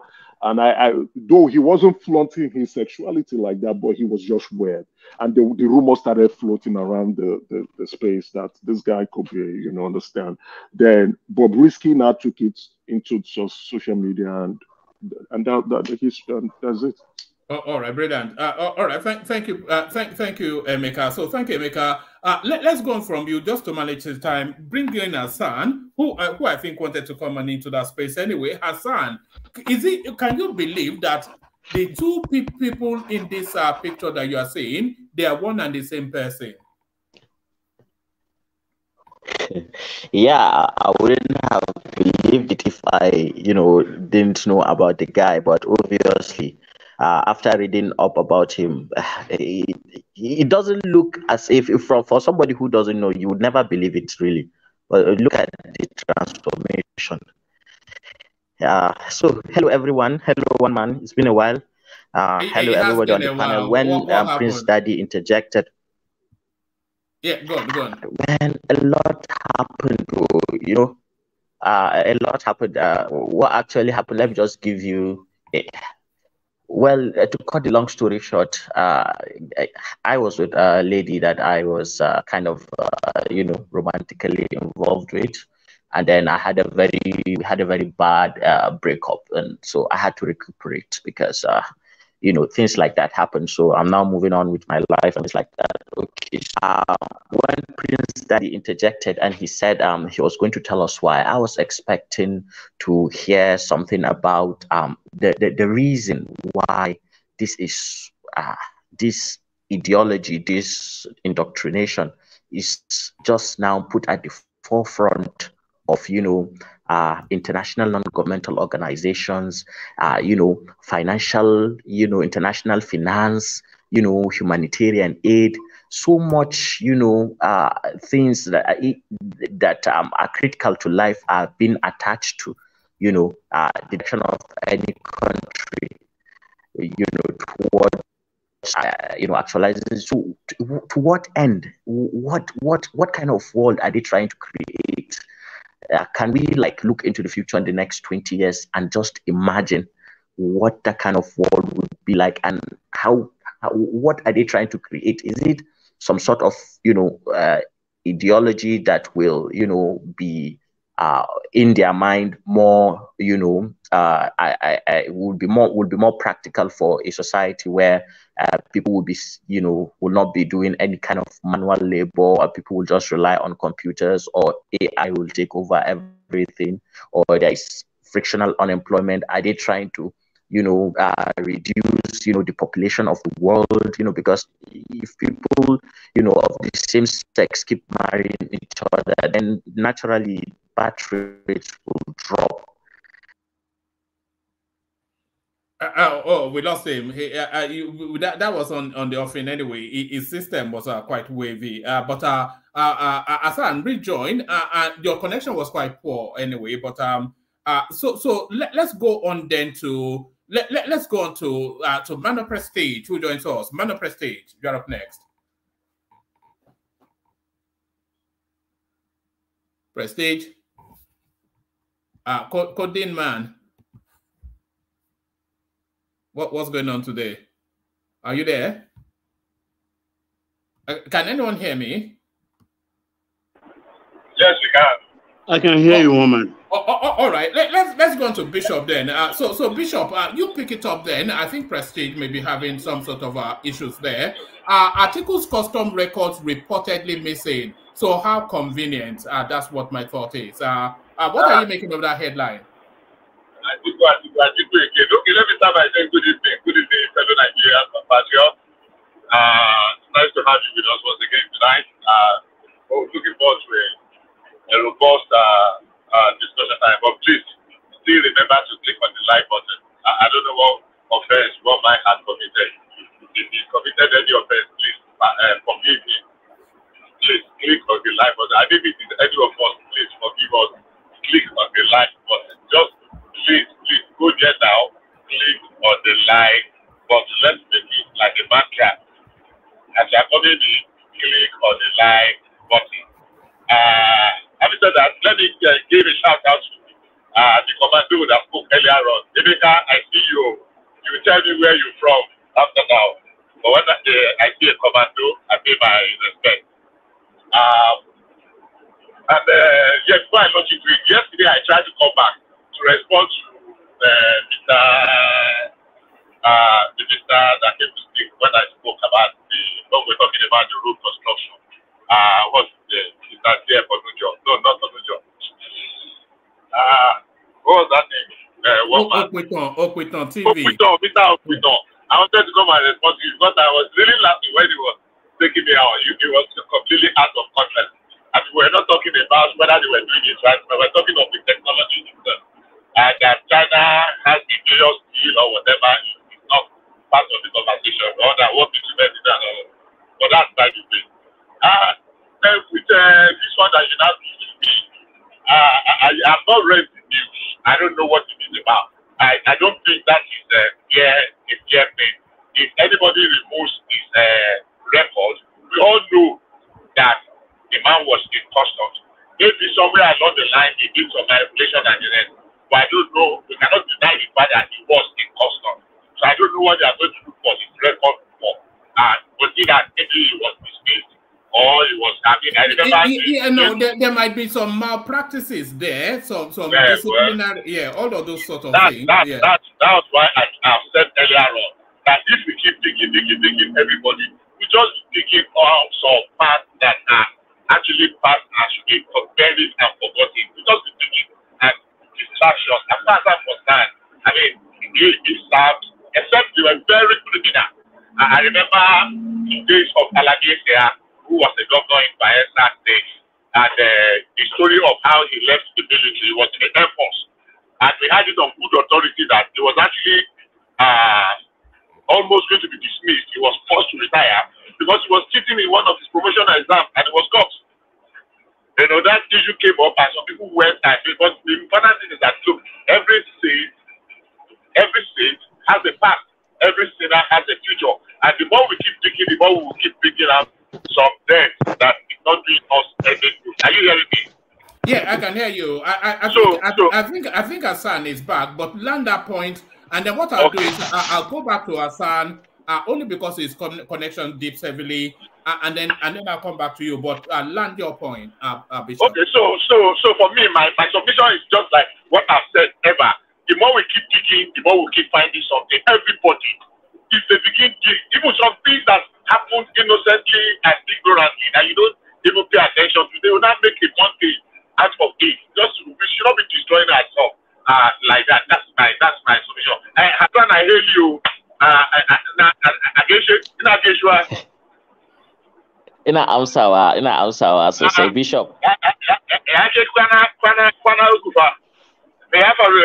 Gaskiya ya kai. Wata ce kawai ta ɓata rai.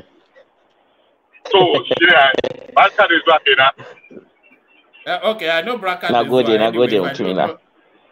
If I don't know anything, I know Braka Dezua. So Braka Dezua, carry on, Hassan. Catch us up with where you are politically. Yeah, so on that, alphabet issue, really, I'm afraid for our future because it is kind of all-encompassing. You cannot, just put on, even if you have, say, subscribe to Amazon for kids channels, or you subscribe to Netflix for kids, and if they are watching TV shows, especially with this English language, whether it's cartoons or movies or Disney, all these people that create children material, you have to be very careful with children because even at that level, they do this. Oh, no, not again. All right, back to you, Bishop. Wow, please come back. He's joining us from the north. So yeah, I know. So as I was saying on the article, I believe that the elections are over. We should put our hands together in the act of nation building now. All these DGBT, as they used to say, an eye for an eye, according to God, what do you call it now? An eye for an eye will leave everybody blind. I don't think there's any substance. It's just that let's just play any board, anyhow.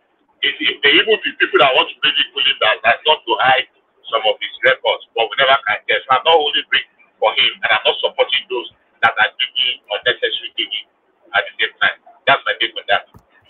All right, let me take you to this space. DSS recovers over 580 million from former EFCC chairman Bauer. So, not surprising, of course, but sometimes the guy that is meant to actually be the anti-graft czar But then we had that with Ibrahim Magu as well. So I mean, everything changes but remains the same.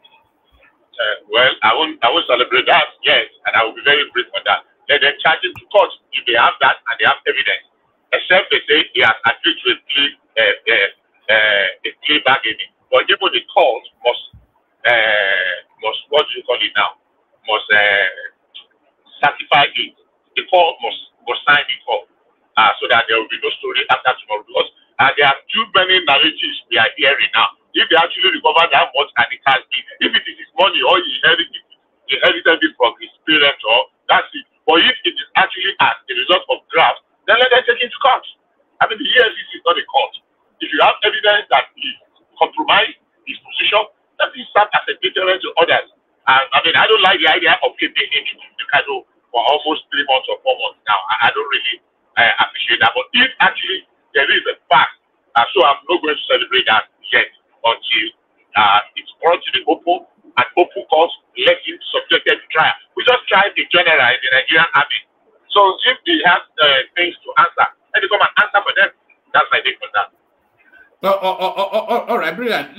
Let me take you to one more spot, and then I'll go back to Hassan again. See if we can hold him for longer. If Hassan is back, I will gladly step aside for him. If he's back, I will gladly step aside for him. All right. Take this one on, and then I'll go on to Hassan after you, and then we'll try Prestige again, see if it's ready. But take this one on. Our federal government approves 35,000 minimum wage for civil servants. So I thought the minimum wage. Yeah, that's what it says. That's what the minimum wage. No, that's a wage grant, not the minimum wage. No, that's a different thing, I think. Well, this is from the Tribune, so minimum wage. So that's not correct. I'm not ready, but that's not correct. No, it's not minimum wage. Read it very well. I'm sorry, I'm driving. I can't read it. Is that what it says? Well, that is what it says. It says federal government approves 35,000 minimum wage for civil servants. No, that's not correct. Let's say I want to speak on two things, if you don't mind. I compare it to one on the issue of Nati. I mean, this guy.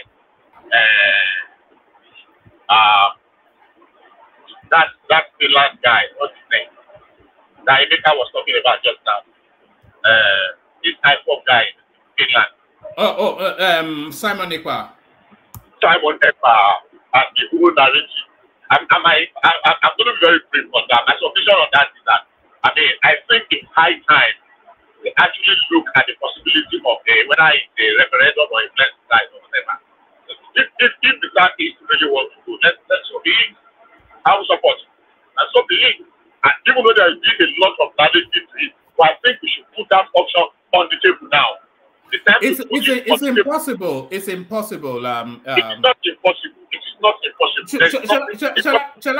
Shall I tell you why it's impossible? The Southeast, the 5 Igbo states, they are encircled within the wider Nigerian state. So if you said that they should have a referendum, would they then be a country within Nigeria, or are we then going to? No, there are countries that are landlocked. You don't need to. Look at Gambia, Senegal. It's practically surrounded by one country, by Senegal. No, Bishop, you don't understand. Encircled within the Nigerian space. Well, so they will have to come to terms. So let's lay it on the table. I'm not saying it is something that I desire. Because Cross River will not follow, Benue will not follow them, neither Akwa Ibom or Delta will follow. That's what they want. So they're right in the middle of enemies. Bishop, listen to what Baba is saying. I've got the Nigerian map. I know. Hold on. Let me make this point. I've got the Nigerian map up here. So you have Enugu, Anambra, Ebonyi, Abia, and Imo. So that they are in green right there. But then towards the sea, you have River State, Akwa Ibom, Cross Rivers. You have Bayelsa, you have Delta, and you have Edo, all encircling them. So if the Southeast was to become a country by itself, it would be a country within Nigeria, unless they take Cross River, Akwa Ibom, Edo, Bayelsa, Delta, and Edo, and they don't want to go. So it's impossible. But that's what the map of Biafra looks like. If I understand you. Go ahead. No, one man is saying, except they want to take Cross River and Akwa Ibom with them. I say, if you watch the map as given by Nnamdi Kanu, all those states in pink are in Biafra map. So it's like it's like shaving their head in their absence. They said no. Now Edo doesn't want to go. Edo is not going with anybody now. Rivers is none of those pink color this thing is going anywhere. So how are they going to? What's going to happen? Israel is not even as worse as this. So the referendum is pointless because they cannot be a country within Nigeria. You don't understand me. It is not what I desire. Let us put it on the table. If we put it on the table, everybody will consider all the implications. Look, one of the major implications is that if there is a Biafra state, every Southeasterner becomes an alien in the north, in Kano, in Kaduna, in Abuja, in Lagos. You become an alien. You stay at the whim and caprices of your host. We set the rules. So if they want that option, so be it. I don't see any big deal in a state being a country being a landlocked country. It depends on what you can negotiate with your neighbor. Look, I want passage of well here. I want air, whatever here. And if your neighbor says no, so be it. I think we were hailing the game, but they said that they cannot fly, flight cannot go to their country. Because look, we are dignifying this nonsense for way too long. The earlier we say, you know what, okay, now let's call the call and put all these options on the table. Let us have a plebiscite or if a referendum, as we call it. If they choose to and they know their options and they want to go the consequences of their options, so be it. They cannot be threatening the whole of Nigeria, the miscreant. I'm not bothered about the guy, Simon Epper. I'm bothered about the class of clowns that were there hailing him and celebrating him. Where did they put their brains? I mean, and they were educated. Or they went to school. It's not everybody that actually went to school. So for me, I think we should put the option on the table. Let's call the floor. And then, okay, you know what? For Biafra to happen, Nigeria will have to break up. It will have to. And that's not going to happen. I am saying, if we put the option on the table and on the floor, that referendum is not going to pass. Yeah, but okay. Hold on. What option are you putting on the table? The option that you want to, let's have a referendum. Do you want to stay in Nigeria? These are the implications, these are the implications, these are the implications, these are the consequences. Or do you want to go out? And these are the implications, okay, but if they decide to go out, then there will be a country, there will be a country within Nigeria. Hold on. Listen. Hold on. Just hold on 1 second. Because that's the map on your screen. There will be a country within Nigeria, which is an impossibility. You know what, Bishop? Just give me a minute. Can I respond? No, just give me a minute so that you can do all together. I just want to give you a scenario because Nigeria is playing with fire. I support what we are saying.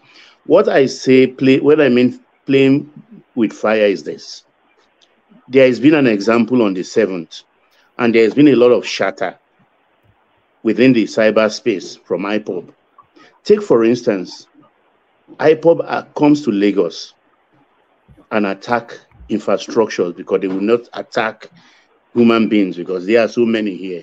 They attack infrastructure and run away in the process. What do you think will happen between the Igbos and the Yoruba folks in Lagos? There's what evidence do you have that they have come to Lagos and attacked Lagos? It's a postulation. I'm giving Bishop a scenario. You don't need to make such postulations, my brother. You don't need to make such. No. We are discussing. Everything is on the table. You can't guide me. It is non-existent. There is no way you will say that. Oh, even postulations, bro. Listen to me. Even as we speak today, America have a map of Aramco oil facilities in case city. Let me just put it in strict balance. They are going to attack. So don't gag me. Don't gag me. So it is a fair postulation. Bishop, please listen to me. and they come, and Egbesu people did it before, but they just rose up to the occasion, and immediately they came to the government of Lagos State, and within days, they doused that fire. Didn't Egbesu come to Atlas Cove in Lagos? They bombed it. But the elders of that area, they are not castigating their people. All I hear from them is excuse, excuse, excuses. And if it boils down to what I'm trying to say for you, Bishop, to analyze, I think that's going to be a big problem. Okay, thank you. See, you're so understood. But there is another thing I want to use to modify what you say. Some of that if the push comes to shove and we see us in do you think we have an answer? Oh, well, leave that, forget about that. And, you know, adequate. Look, yes, it's easy to say forget about that. But when it comes to that, they can score, no doubt about that, but they must be ready for the repercussion. Exactly. That's what I'm saying. There will be an equal and appropriate response and answer to that. If that does happen. Because, look, I'll tell you one other thing, Bishop. The Southeast don't actually want Biafra. I've not met a Southeast. What they want is an equitable treatment within the Nigerian state. Let the elders speak out. Well, one man, I agree with you. And that's why I'm saying, let us put it on the table. When it comes to open and say, look, we actually don't want us, but these are the areas we want to. Hey, you will not know that everybody that is speaking the way this young man is speaking should be treated like a criminal. That's it. It's not like in the morning they will support them and somewhere they will be. No. Let's put the cards on the table. I'm not saying I want it because I know if you put the options that look, young man, Southeastern, if we have this referendum, these are the implications that's what's going to happen to your business in Lagos, your business in Abuja, your business in Kano. You become an alien. Lagos State government can wake up one day and say, look, all your properties, we have valued them, we are paying you off, go away. They can do it. You don't have a right to stay. It is your host that will determine whether you stay in their country or not. And immediately you choose to break away, you are an alien. So, you are an alien, you are a migrant or immigrant in that land. So when they put the options on the table for everybody, they will weigh it. Some people, they have never done their all their lives. And people will now vote. When they now vote, then we can now address this behavior, this animalistic behavior from this young man squarely. That's one. On the second part, even in conducting a referendum, everybody has to go back to their state. First, every soul, go back. Right. You will now come, we will not tell you you did a visa to come back. You did a referendum permit. This is our tax. So we will spell it out clearly. Let everybody know it. Look, that's on the one side. On the second side, will a Finland citizen be using Nigerian platform to be spewing the kind of hate and bigotry and warmongering that this man is spewing out in Finland, and they will be watching him, and Finland will not take it up officially to Nigeria, either through a bilateral or official channel or even back channel to deal with it. So I don't know who is funny hand now. Is it the Nigerian officials or the Finland officials that are allowing this anomaly to continue to fester? That's my point. So if there are two things, first, let's just tell the cat once and for all. Then you know what? Okay, come and go. All this shakara of if you go, Nigeria will collapse, Lagos will fall. Come and go. Let's see whether Nigeria will cease to be Nigeria. I mean, these are the options. If you go, remember, you have to carry all your investment to your country, or you are going to stay here on our terms. It's not going to be. It's no longer. You are no longer part of it because it's becoming too much. For me, Asari Dokubo few months ago, if you remember, suggested it, and they are the people that attacked him. That why is he saying that? You remember? I've said it before. Yeah, I've said it here before. What is that? These are the continue, and no, all the leadership, they are not condemning him. They will just be looking. I don't understand. That's the kind of thing that will not happen in Thailand. People that openly spoke against what's this guy Igbo now, and that was how they turned Nnamdi Kanu to a deity. They turned him to a king god, and he thought he's bigger than everybody. Nnamdi Kanu issued a statement some time ago. I don't know how many people had him. He said he has the power of life in his hand. That it is the person he decides that will live, that will live. That if he decides that somebody will die, that they will die. I don't know if anybody had it here.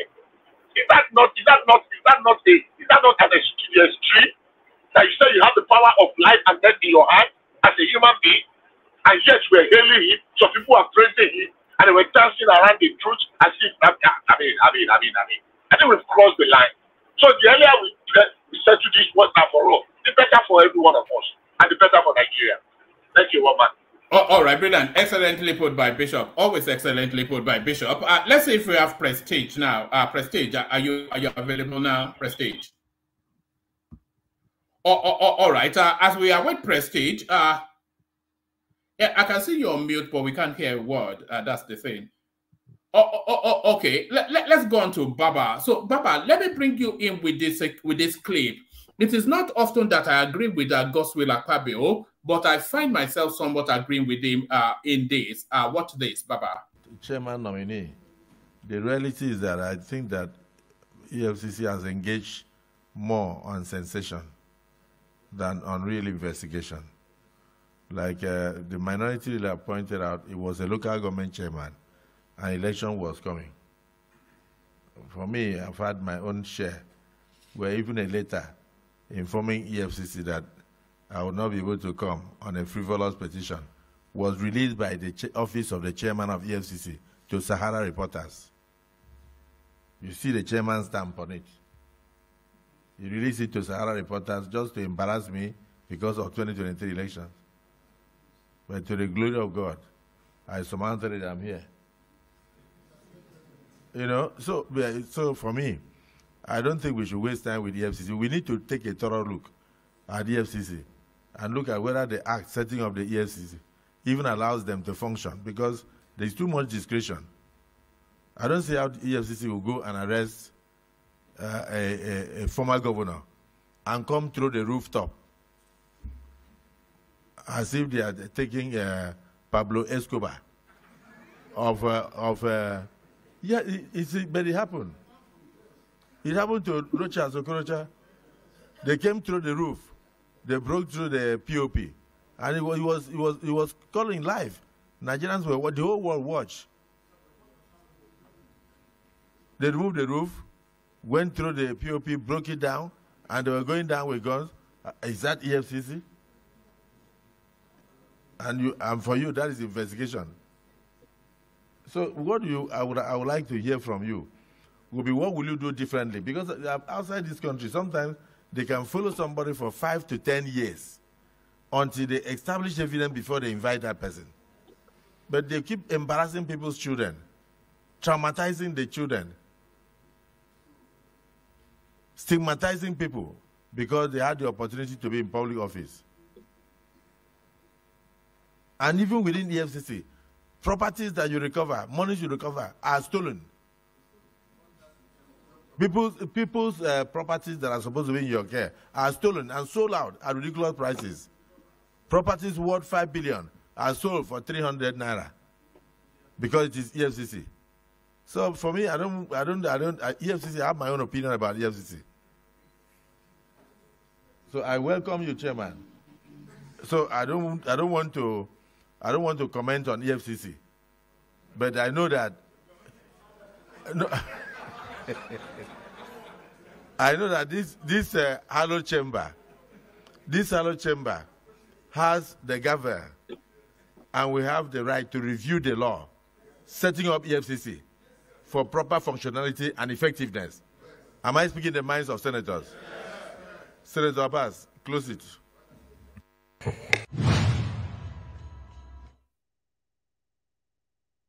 So that was Godswill Akpabio.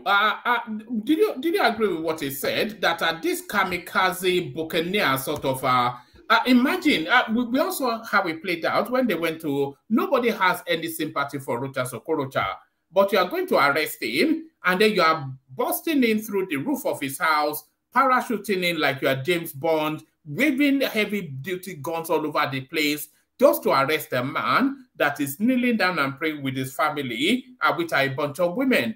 And so the excesses of our EFCC, and when they seize all these goods, they just keep it, they steal it even within their own care.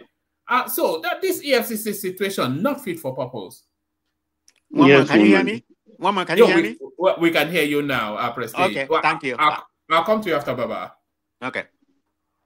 Okay, one man, thank you so very much for the opportunity. Good evening from me to all the panelists.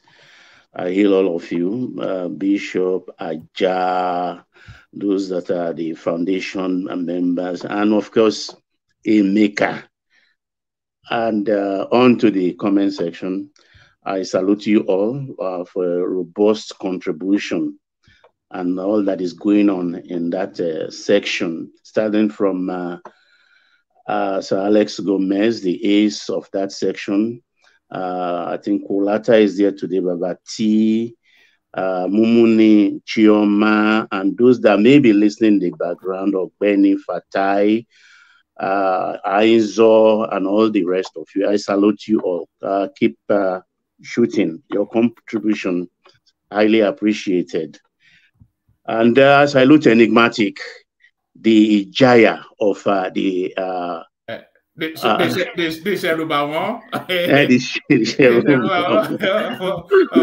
one-man show. Okay, everything Akpabio said in that video is 101 correct. If there is any arithmetic like that, I'm not a very good mathematician. 101% correct. And I think I will support if they kind of bring about legislation that will moderate the powers of the EFCC, because they've lost about 90% of their cases. They are not interested in investigation. Just write a line against anybody. Just that line also filled with lies and pass it on to EFCC. They will act it. They will bring the person in without investigation. And that's not how it's done. All over the civilized world, it's not done that way. They don't have the patience to investigate. Look at all the people that have gone scot-free. All the politicians, assistant, advisor, and everything. Look how much we've lost. So this is not the way. I watched the Okorocha video this morning on Arise TV. It was like commandos coming from the rooftop, break the POP, and dropping from the ceiling. What is that? You know, like, with somebody of Okorocha's seniority, all you had to do was to invite him to your office. Is that going to run? And if he refused to come, like they were busting some drug baron or something. Exactly. I don't and everybody starting from even Nuri Badu up to Lamode, the other one, and the woman, Mrs. Waziri, all of them, they acted the same way. It's as if they're acting a script. And the one thing that he talked about there, they don't have the right to sell property seized. It is the court that seized that property. So it is the judiciary that will arrange the sale of things they seized. So I don't know if Ogbeni is here, maybe he will look into the EFCC Act, because that's an illegality as far as I'm concerned. Ogbeni was here. I think he just dropped now. He'll be back in a second. It's an illegality. I don't know. I'm not a lawyer and I don't pretend to be one, but how can you be a police outfit and you seize things and you start selling them? You don't have the right to sell them, because it is the courts that will authorize you to impound them in the first place. So it is the right of the court to dispose of those properties. Because why do they go back to the court for seized money or money put on this thing? The same thing should apply to property, physical properties. So they are just taking advantage because people don't want to fight, and except those with deep pockets that will fight them to stand still. I think EFCC, as far as they are just, it's a worldwide something anyway, all police force and everything, because of money laundering and things like that. They are not fit for purpose. All right, Bredan. Let me take you to this space. The Lekki Toll Gate space, the commemoration of what happened. Still no conclusions as to anybody being held culpable.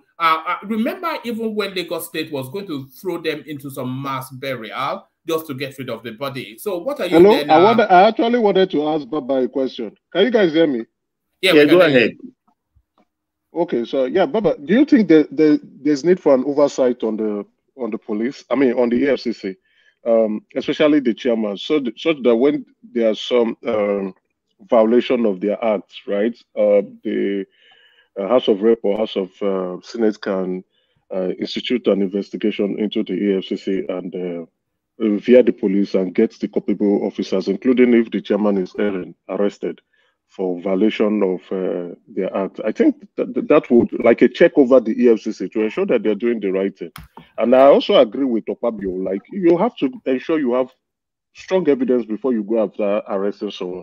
You just don't arrest someone on suspicion. That's what our police keep doing, and it's wrong.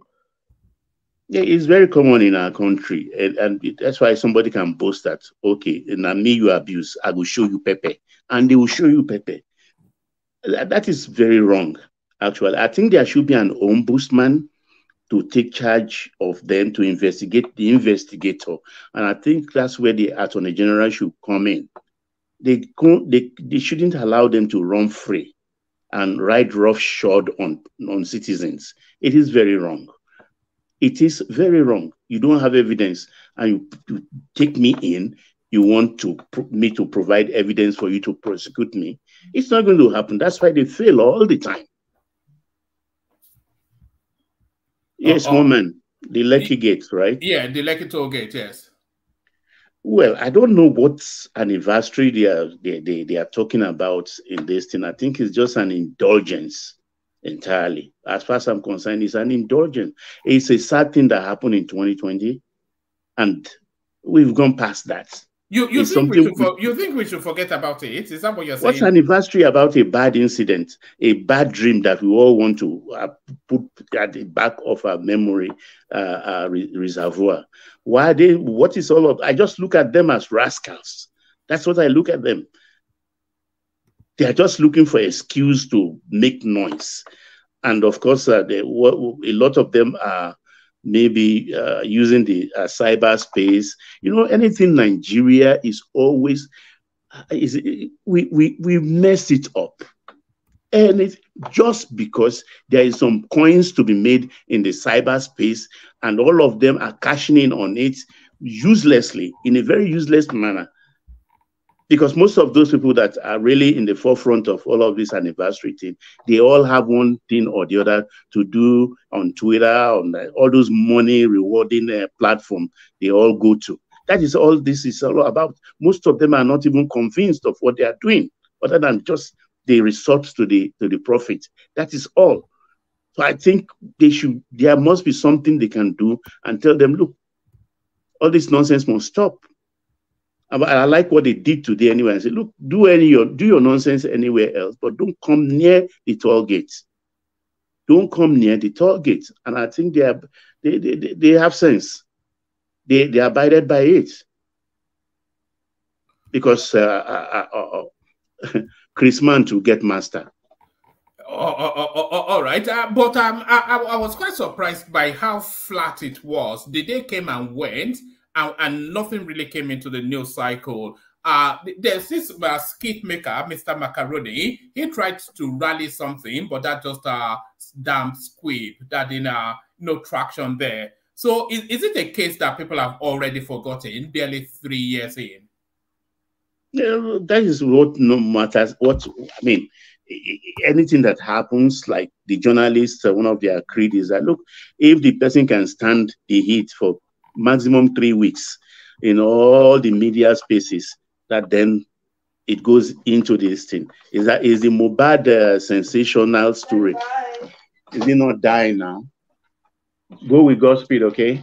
Yeah. Is it not dying? It's dying. So every other thing must pass. These two must pass. 1 year, 2 years, 3rd year. What's the anniversary about it? What's the anniversary about it? What are we celebrating? A bad memory? Something that is so odious? We shouldn't even remember, but learn the lessons of what caused it, how it happened, and what happened. The after effect. And then we move on. So we learn the lessons. But when you indulge some miscreants, troublemakers, or people who just want to cause trouble, who wants the country to be burned down, I mean, why indulge them? So I like what the police in Lagos did today anyway, and say, look, and I don't think there will be 4th anniversary. All right, Baba, let me bring you this. This piece that's just come through. This is from Ibrahim Gambari. But before I do that, Bishop, let me shuffle you to bring in a new name that's joining us for the first time. I'll bring you back momentarily, but let me shuffle you for this new name, Sama, that's joining us for the first time. Baba, let me quickly present this. It says, how Obasanjo missed opportunity to be United Nations Secretary General. This is Gambari Ibrahim. Pardon me. Professor Ibrahim Gambari, the former chief of staff to President Muhammadu Buhari, has revealed how the former president Olusegun Obasanjo missed out on the opportunity to become the Secretary General of the United Nations. Gambari stated this at the public presentation of the biography of the first African United Nations Secretary General, the late Boutros Ghali. Ghali. No, they only spelled it as Gal. I know it as Ghali, but they spelled it as Gal. The late Boutros Ghali assumed office in 1991, but served for only 1 term till 1996. According to Gambari, Obasanjo's military background disqualified him from being selected by the countries with veto power. Speaking on the event that led to the choice of the late Boutros Ghali as the U.S. Secretary General in 1991, Gambari said some envoy told him, your candidate, Olusegun Obasanjo, has no chance in hell of becoming the secretary. The former chief of staff said, I asked, what do you mean? He is the most qualified former head of state, handed over power voluntarily to civilians, and was head of the group that led to the process of the end of apartheid. He said, no, listen carefully. When we, the big ones, are looking for a secretary general, the emphasis on the secretary, the emphasis is on the secretary and not the general. A very profound statement. The thing was that the veto ruling power wanted someone they could dictate to, not a general who will be giving them orders. Sometimes they think they are getting a secretary, but they end up getting a general. Ghali, who they thought would be a secretary, turned out to be a general. And Kofi Annan, who they thought would be a secretary, turned out to be a general. When you turn out to be different from what the big powers want, they do something about it. Boutros Ghali was not given a second term, and Kofi Annan was nearly forced to retire over frivolous charges. Gambari noted that apart from being the first UN Secretary General from the African continent, Boutros Ghali was also the first post-Cold War Secretary General, but encountered difficulty organizing a Security Council meeting that had all the heads of states as delegates. He said he hardly had a meeting of the Security Council where all the chief delegates were the heads of state of those member states. Gambari described the 1994 Rwanda genocide as the low point of Boutros Ghali's career. He said it was under his watch that the United Nations failed to respond adequately and to prevent genocide. And when it was happening, the big powers also did nothing. He added that Boutros Ghali acted as a peacemaking prophet in terms of being the de facto foreign minister of Egypt during the peace treaty between Egypt and Israel between 1997 and 1981. So there it is. So Obasanjo was just a step from being the United Nations Secretary General. And by the way, I've always thought of him in that ilk that Obasanjo's career was not fully satiated, because I thought there was an international big space that he could and should have occupied to cap off, because it's so well respected globally that he should have had that senior job. And I've always had the thought that he should have been the UN Secretary General, but now, why he wasn't, been explained by Gambari. Baba. Yeah, I think, let me correct, I don't know which paper is this. Kofi Annan was not That was forced to resign. Vanguard. Kofi Annan finished his term. No. They didn't say it was for. Boutros said was forced to somewhere resign. Somewhere you read there that he was forced to resign or something like that. They said they nearly forced him to resign under okay, nearly forced him. Frivolous I didn't get the reason. nearly, because he finished his term. And the story, the revered and renowned Professor Gambari said, I think it's incomplete actually, because the man who really went after Obasanjo, it was almost a done deal, but it was Professor Soyinka who actually sent a petition to the United Nations, and that you cannot make an ex-general, a military head of state, a coupist to be Secretary General. And the UN actually bought into it. More so that it's a Nigerian, the same person from the same Egba stock like him, that actually put it forward. And of course, I think it was IBB's time, and Gambari was either a representative then at the UN, if my memory serves me correct. But anybody can correct me if I'm wrong. Gambari was represented at the UN then. It was really Wole Soyinka that put it into the head of the Security Council chiefs that no, you cannot make a general the secretary to the United Nations. Even MKO, who was the person, I think it was in the story is either in an Abiola autobiography or in Wole Soyinka's You Must Set Off at Dawn or something, where Wole Soyinka said, look, Abiola came to him and Dobale begging him that he should withdraw the petition he sent to the UN and allow the matter to rest. Abiola went flat, and Soyinka asked him that, is this man not your enemy that is after you? Why are you begging me?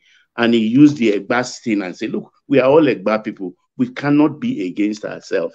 That just let the matter rest. But you know, Professor, he refused. He stood his ground. And that was the beginning of the end, how Obasanjo didn't get that thing. Yes, no. I was just saying that. Do you agree that there was still one big international job left in the career of Obasanjo? No, this was before he became Nigeria's president too.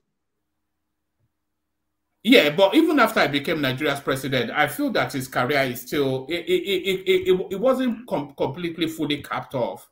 Maybe he should be an Alaki of Egbaland, or where maybe Oluwu of Uwu. I'm sorry, Baba, please. I have no right to say that. But I mean, his stock is diminished as far as I'm concerned, with all the things that went on after he became ex-head of state, ex-president of Nigeria. I think he should have stayed his distance and be father of the nation. Welcome, darling, and become father of the nation. But if he chose to become heckler of whoever is a president and eating at their feet every time and writing letters to to the country and Aso Rock. I mean, it's not nice for somebody of his status to be doing that. I think somebody's even compiling those letters, or they've launched the book already. You know, that's an excellent idea. A book should be written about Tinubu'S letters, you know, Obasanjo's letters, rather. Yeah. I think so. If nobody is thinking about it, or if they've not done it, they should compile all his letters. I think he started with Jonathan, and right from Jonathan, all the one he wrote to Buhari, I don't think we can even find them. How many we know about? Honestly, he should have just kept quiet and always look at what Abdul Salam is doing. Abdul Salam is more respected than OBJ. They listen to him all the time. He has clouds. Who respect Abdul Salam than OBJ? Where? Look at Abdul Salam as being the person that is going through acting between the Aso Rock and ECOWAS and Niger, isn't it? And that wasn't the first time. Okay. I thought you were saying in the international community. Babati. No. Abu Salam is an errand boy of the international community. Say again, please. I can't hear you. You are very low, please. Okay. Can you hear me now, sir? Yeah, I can hear you. Okay. Abu Salami is an errand boy of the international community. He has no pedigree, to have an international appointment at the UN, just an envoy. That is what they are using him to do. And simply because he did what he did in 1999. Thank you. Well, I think he has some quiet power along, I don't say internationally, but I know along the West African space, he is well respected, and he visits a lot of these people. He's on the quiet. He doesn't make noise about it or chase the press around or carry them around all the time. Because I know for a fact, actually, that he moves around West African countries a lot, and is well respected, in my own considered opinion, actually. As Alexander, yes, he was married to, I think, the first two children, including Kweku Alakija, who got the contract from Baghdad that almost put Kofi Annan in trouble. Yeah, that's a good one. Yes, woman. Okay, can I just carry on? That space actually shows what the lesson I learned from that is Abiola doesn't know or did not know his enemies. That was why Shoyinka was very surprised that what this man has done to you, you are coming to Dobale for me and things like that. Because if Abiola knew his enemies, he wouldn't have died cheaply the way he died. And that it's a pity. He has his own fault as a man, but naturally, aren't we all flawed in a way? Babati, I would tell you that Abiola did not die cheaply. Abiola didn't die cheaply. It was the Nigerian system that murdered him. Abiola didn't die cheaply. Abiola died a brave man who was defending his mandate. I was within the Aso Rock, even when he was murdered. Abiola was a great man. He didn't die well, cheaply. I don't. Is this a man of prestige? No, this is Maxwell. Okay, Maxwell, I don't believe in dead heroes, actually. You understand? I think if he had stayed out, chances are he would have ruled Nigeria. But sorry, sir. Do you know what they asked him to do? Yeah, to declare himself president. No, they said. Oh, when he was in detention. Yeah, they said abandon it. No. Let's look at how he got into that conundrum in the first place. Came the Akaba Shoruns of this of the Nigerians activist space, convince him to declare himself the president. And that was a perfect excuse for Abacha to take him in. It was while in detention that they are putting all manners of conditionalities for him to sign and then go into exile. What I'm saying is that even before then, when he first went out, before he came triumphantly wearing that white suit, you understand, he should have stayed behind and be given plenty of trouble to the government. That's what I meant by I don't believe in dead heroes. If he had stayed out and remained outside, maybe he would have ruled Nigeria. All right, Baba, let me take you to one more space and then I'll go on from there to Prestige. Let's go to this American space. U.S. President Joe Biden addressed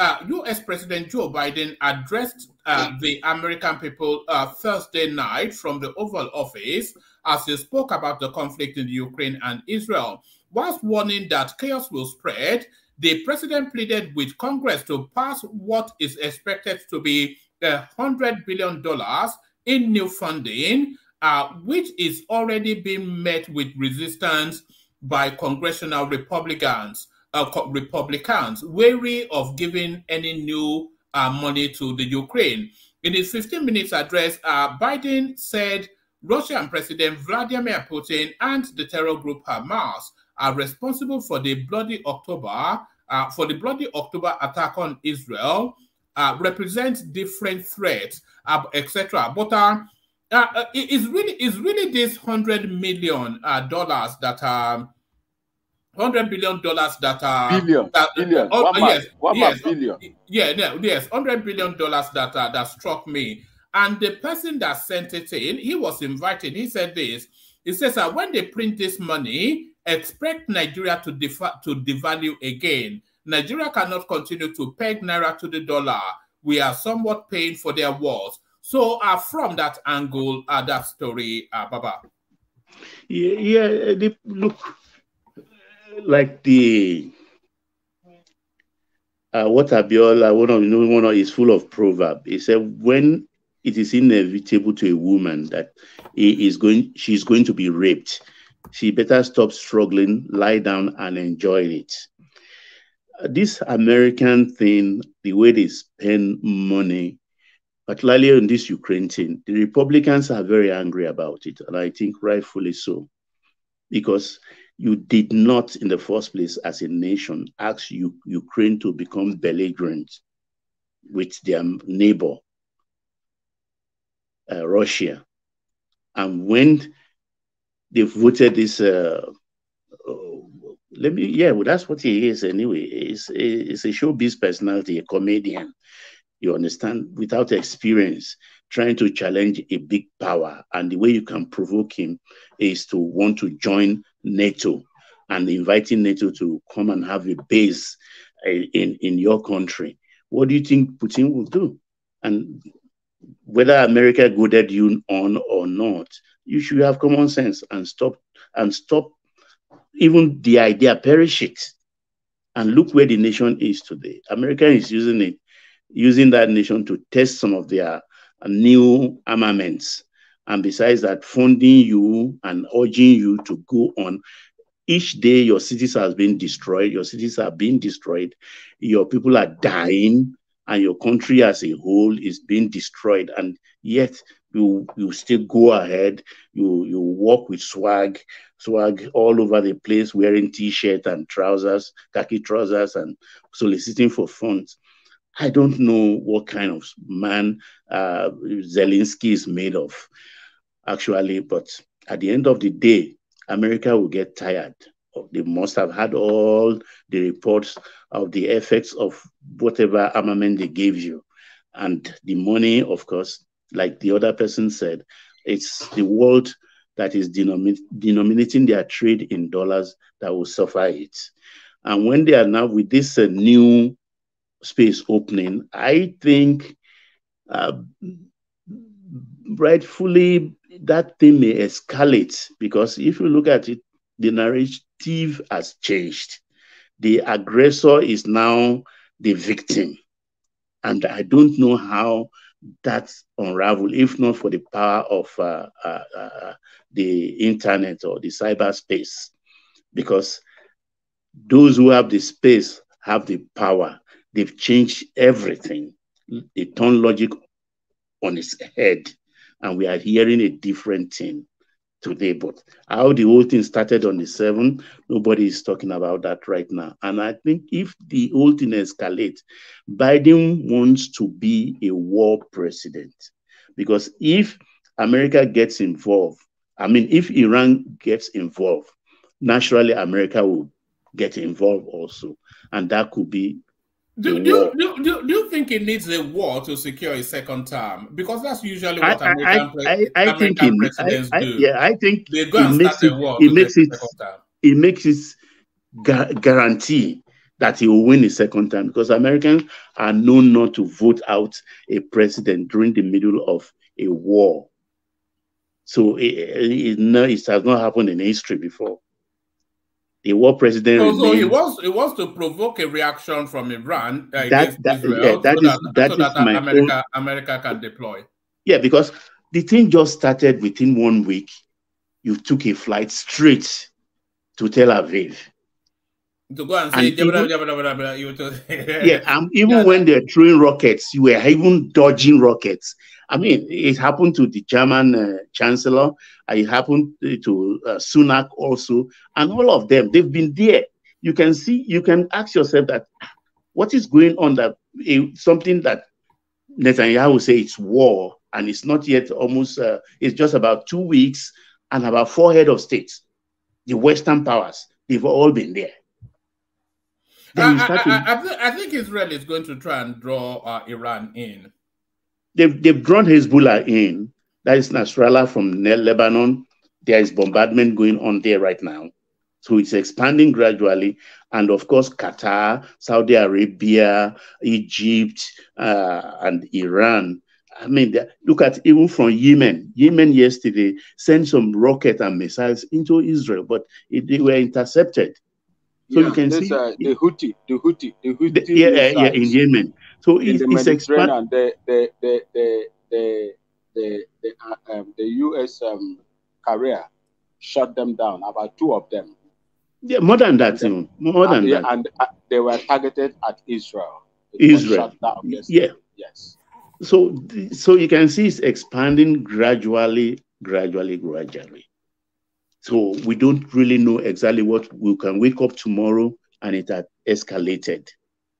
And of course, Biden will get his second time, because this time next year, election is almost upon America. How is Donald Trump positioned on what's going on?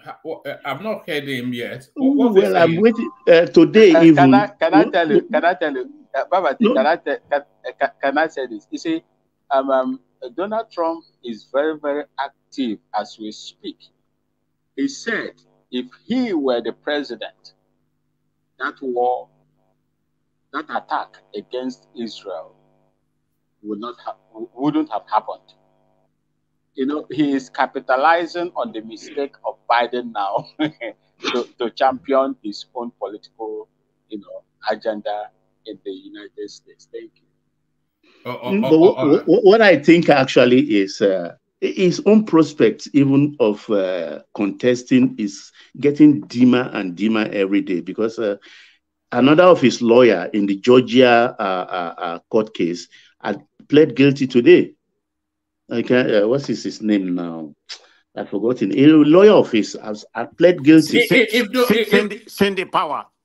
No, but that was yesterday. Another one, Cindy Powell was yesterday. It was his main lawyer. Is that Pochero or something? I can't remember the name. If Trump doesn't contest, Biden will get a second term. No doubt. Will get a second term, because he wants to delay actually that thing until after the election, because the new motions he filed now in Washington court before that woman, which of course will moderate the other court cases. It's like, I did all of this you are saying I did as a president, And as a president, at the time I was doing it, I was covered with immunity. So that immunity covers me. So you cannot charge me to court. And I think that motion will be thrown out in a couple of days to come. That's what they just argue. Because it's always coming up with something as a barrier to put up in all of the cases. And as they do it, against 1 week here, another month here, 2 months here, the days are going. By May, June, he will nail down the Republican nomination, and that is it. All right, brilliant. All right, brilliant. Stay with us, Baba. Hey, 1 minute, quickly. Come on, Prince Daddy, I've been waiting for you since yesterday. Because actually, I heard it yesterday when you made a comment about Sidney Powell. I watched the episode later. But good. What's the name of the lawyer that also pled guilty today? You remember? You know, Kenneth Chesro. I didn't even know that. A legal advisor to Trump. Yeah, what's his name again? I forgot. Kenneth Chesro. Kenneth Chesro. Castro. Okay, Castro. Yeah. Okay, go on. Before you come in, Prince, Dino Melaye, he's been speaking on the Trump situation. So hear what Dino Melaye says. It's only about a second, and then I come in, Prince. Country people, make una come here Torio. Say Dino carry money, give talk. Say make you go buy gun to Piakwa. They say Dino carry money, give talk, carry gun, give talk. Say make them go to prepare for 2019. They say meet them for Airport Road. My brothers, the venom of a viper cannot do anything to the back of a tortoise. I don't waka. But make I tell you now, Yaya Bello, do you know? Yaya Bello ma ṣẹ̀wọ̀n lẹ́yìn ìjọba. I know. Yaya Bello ma ṣẹ̀wọ̀n lẹ́yìn ìjọba. Do you know? There it is right there. Do you know Donald Trump ma ṣẹ̀wọ̀n lẹ́yìn ìjọba, Prince Daddy? One man, that I don't know. That I don't know. But I tell you, I said that I don't know. That's not going to happen. But to what Baba was saying earlier, see, if Joe Biden wants to declare war and if Iran gets involved, it's not going to save him. He's not going to win a second term based on war. If you look at the zeitgeist of the time in America and what people are saying, nobody wants war. And I tell you, if Trump, which it appears it will be the nominee for the GOP, comes up as the main person, people will abandon Joe Biden and the Democrats if they choose to go the path of war. Nobody wants war. And Trump, for that reason, is more likely to win. I know you said based on antecedents and history that the American president always win during the time of war. This would be an exception. Everybody knows Joe Biden is not capable mentally and physically. And Trump is a much viable, better candidate than he is. So there's no doubt about that. So war is not going to save. Trump is 77. Biden is older. Biden is older. I think Biden is 80 today. I mean, sorry, this year, 80. God. Right. So Trump is more vibrant, more energetic as a person. You can't even tell his age, even compared to Tinubu, that's only 70 years old. But the point is that war is not going to save Biden, not at all. What you said, that historical fact will not apply to Biden. It's not going to save him. It's going to even make things worse. Why? Inflation is going to go up. Oil prices are going to go up. People don't want to suffer like that anymore. And even the people that don't like Trump, they like his position or his posturing when it comes to non-intervention into foreign affairs, into foreign wars. And also, you know very well that Zelensky and Ukraine, the only reason why they're fighting this war is because of the support of the United States. Forget about NATO. And so Zelensky himself, Volodymyr Zelensky himself, is not fighting the war. He's incapable of fighting the war. We all know that. So it's not him. It is the neocon and the people, which is surprisingly used to be the other way around, that the Republicans want war and the Democrats don't want it. But this time around, they are for the war. They want to fund Zelensky, and it's not so much about funding Zelensky anyway. It's all about the cesspool of corruption that exists in Ukraine. Ukraine, for all we know, is much, much worse than Nigeria when it comes to corruption. That place is filled with like all sorts of corruption, and it's a ground for these people to exchange their money or do Prince all Daddy. sort of Prince Daddy, if I don't know if I have the time to say some certain things here. If you knew what Ukraine did in Liberia, most of the weapons that they used in Liberia, the rebel factions used in Liberia, all of them were from Ukraine. In fact, ECOMOG, when I was there, so many of them were jailed. There was a ship called Sea Rose. If you browse it on the internet, you will see it.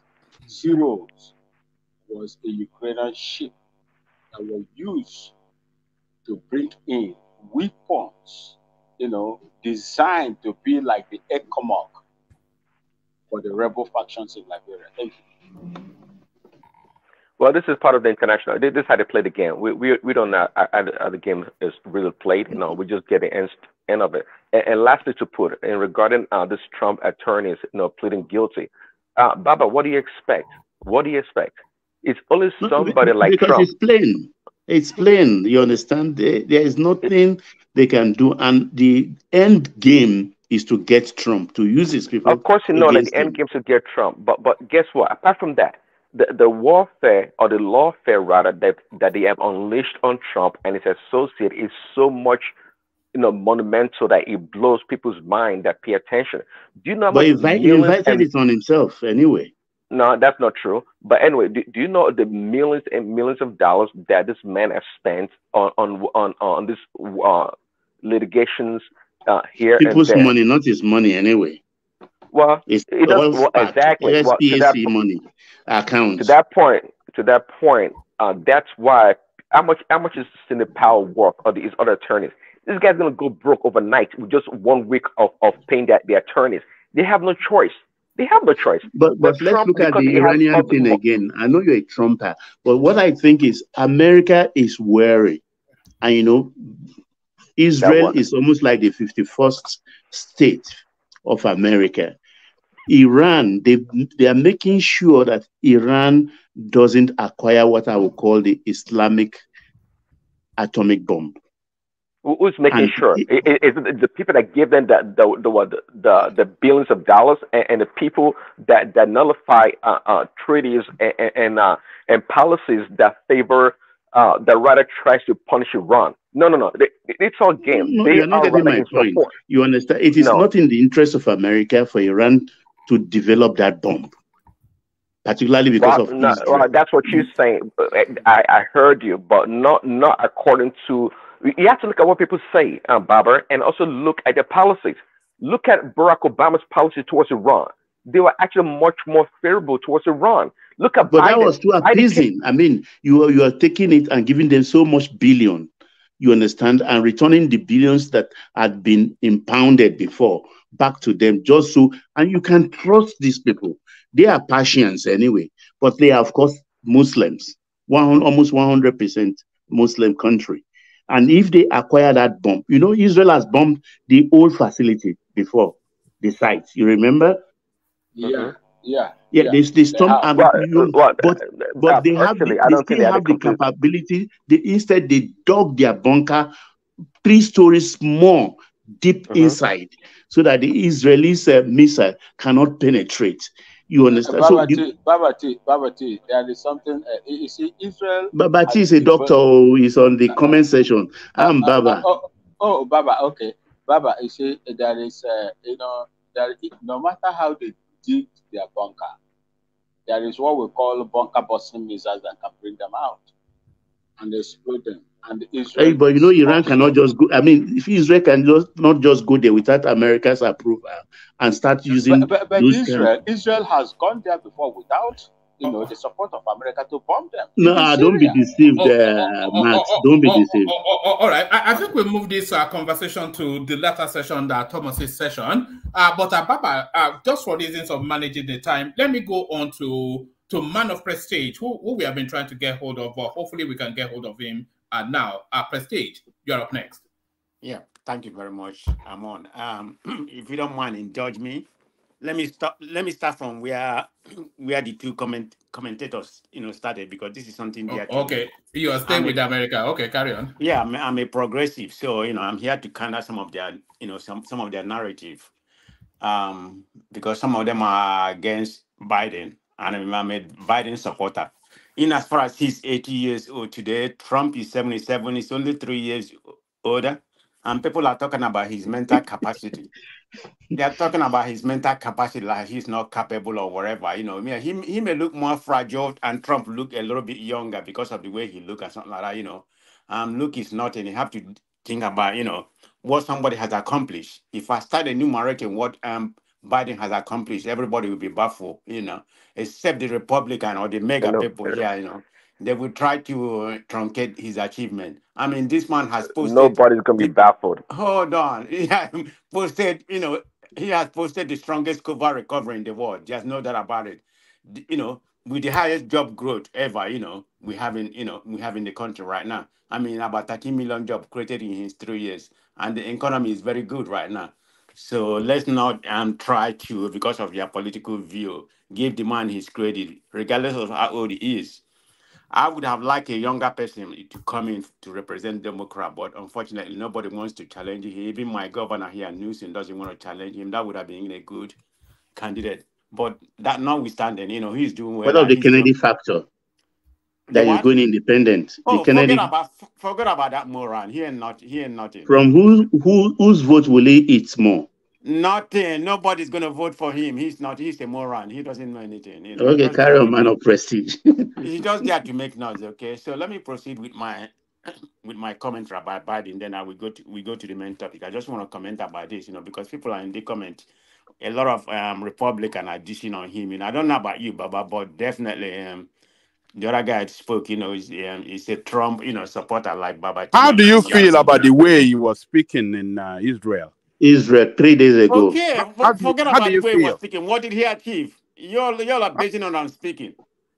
Are you serious? I mean, he may be a little bit. But now you support it. Look at you. Look at your hypocrisy right here.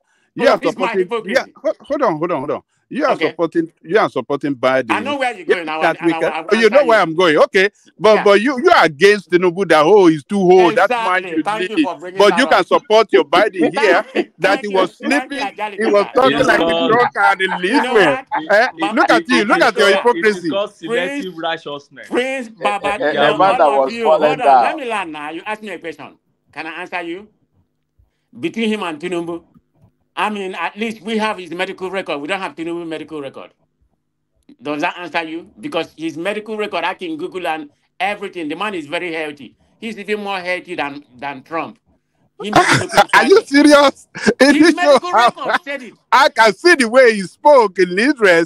So yeah, he's more That's healthy. just his nature. That's just the way his nature. That he's old. He's only 3 years older than Trump. Trump looks younger. But that doesn't mean that man, that man capacity is diminished by no means. He may be speaking. He's always speak like that. But he has gotten by recently. He always miss his word and everything. He goofed a lot. That's what he was known. Right from when he was a senator and everything, he does goof a lot. But just he has gotten worse. Man right of now. Prestige is pretty propaganda. You're not even facing reality. It's right in front of you, and you refuse to acknowledge it. Let's just move on. What is the reality? The reality is It wasn't like that when he was a delusional. senator. He was It's very amazing. sharp. Goof a lot. Go and watch. No. It wasn't like You people should not cover what you are. What is not coverable. Okay, to make the story short. When he was a senator, man, this guy was sharp, a straight talker. Of course, this man very is 80 years straight to old. the I'm point. not saying he's not. I'm not saying he's Yeah, but I'm talking about in terms of for the past 4 years, for the past 3 years now that he's been in power, man, you can see it's diminishing fast, man. But why are you so more worried about that? Look at his accomplishment. And you know, you can say whatever you want. Come 2024 on the 5th But what of we are saying is that look, how come you are supporting, you are giving excuses for his what we are saying about medical him. Don't record. let me say Well, it. his But you don't want accomplishment, to the highest inflation in the past 30 years. you don't want Highest to inflation in the past accommodate 30 Tinubu years. at all. Because I said, as what did I just answer you? Tinubu has not released his medical record. Biden has. Cool, I can go with the medical That's record. a lie. You don't know have That Biden's man medical brain and record. everything is It's intact. a We don't know lie. what's wrong with Tinubu. You don't know Biden's medical record. It's not there. Nobody knows.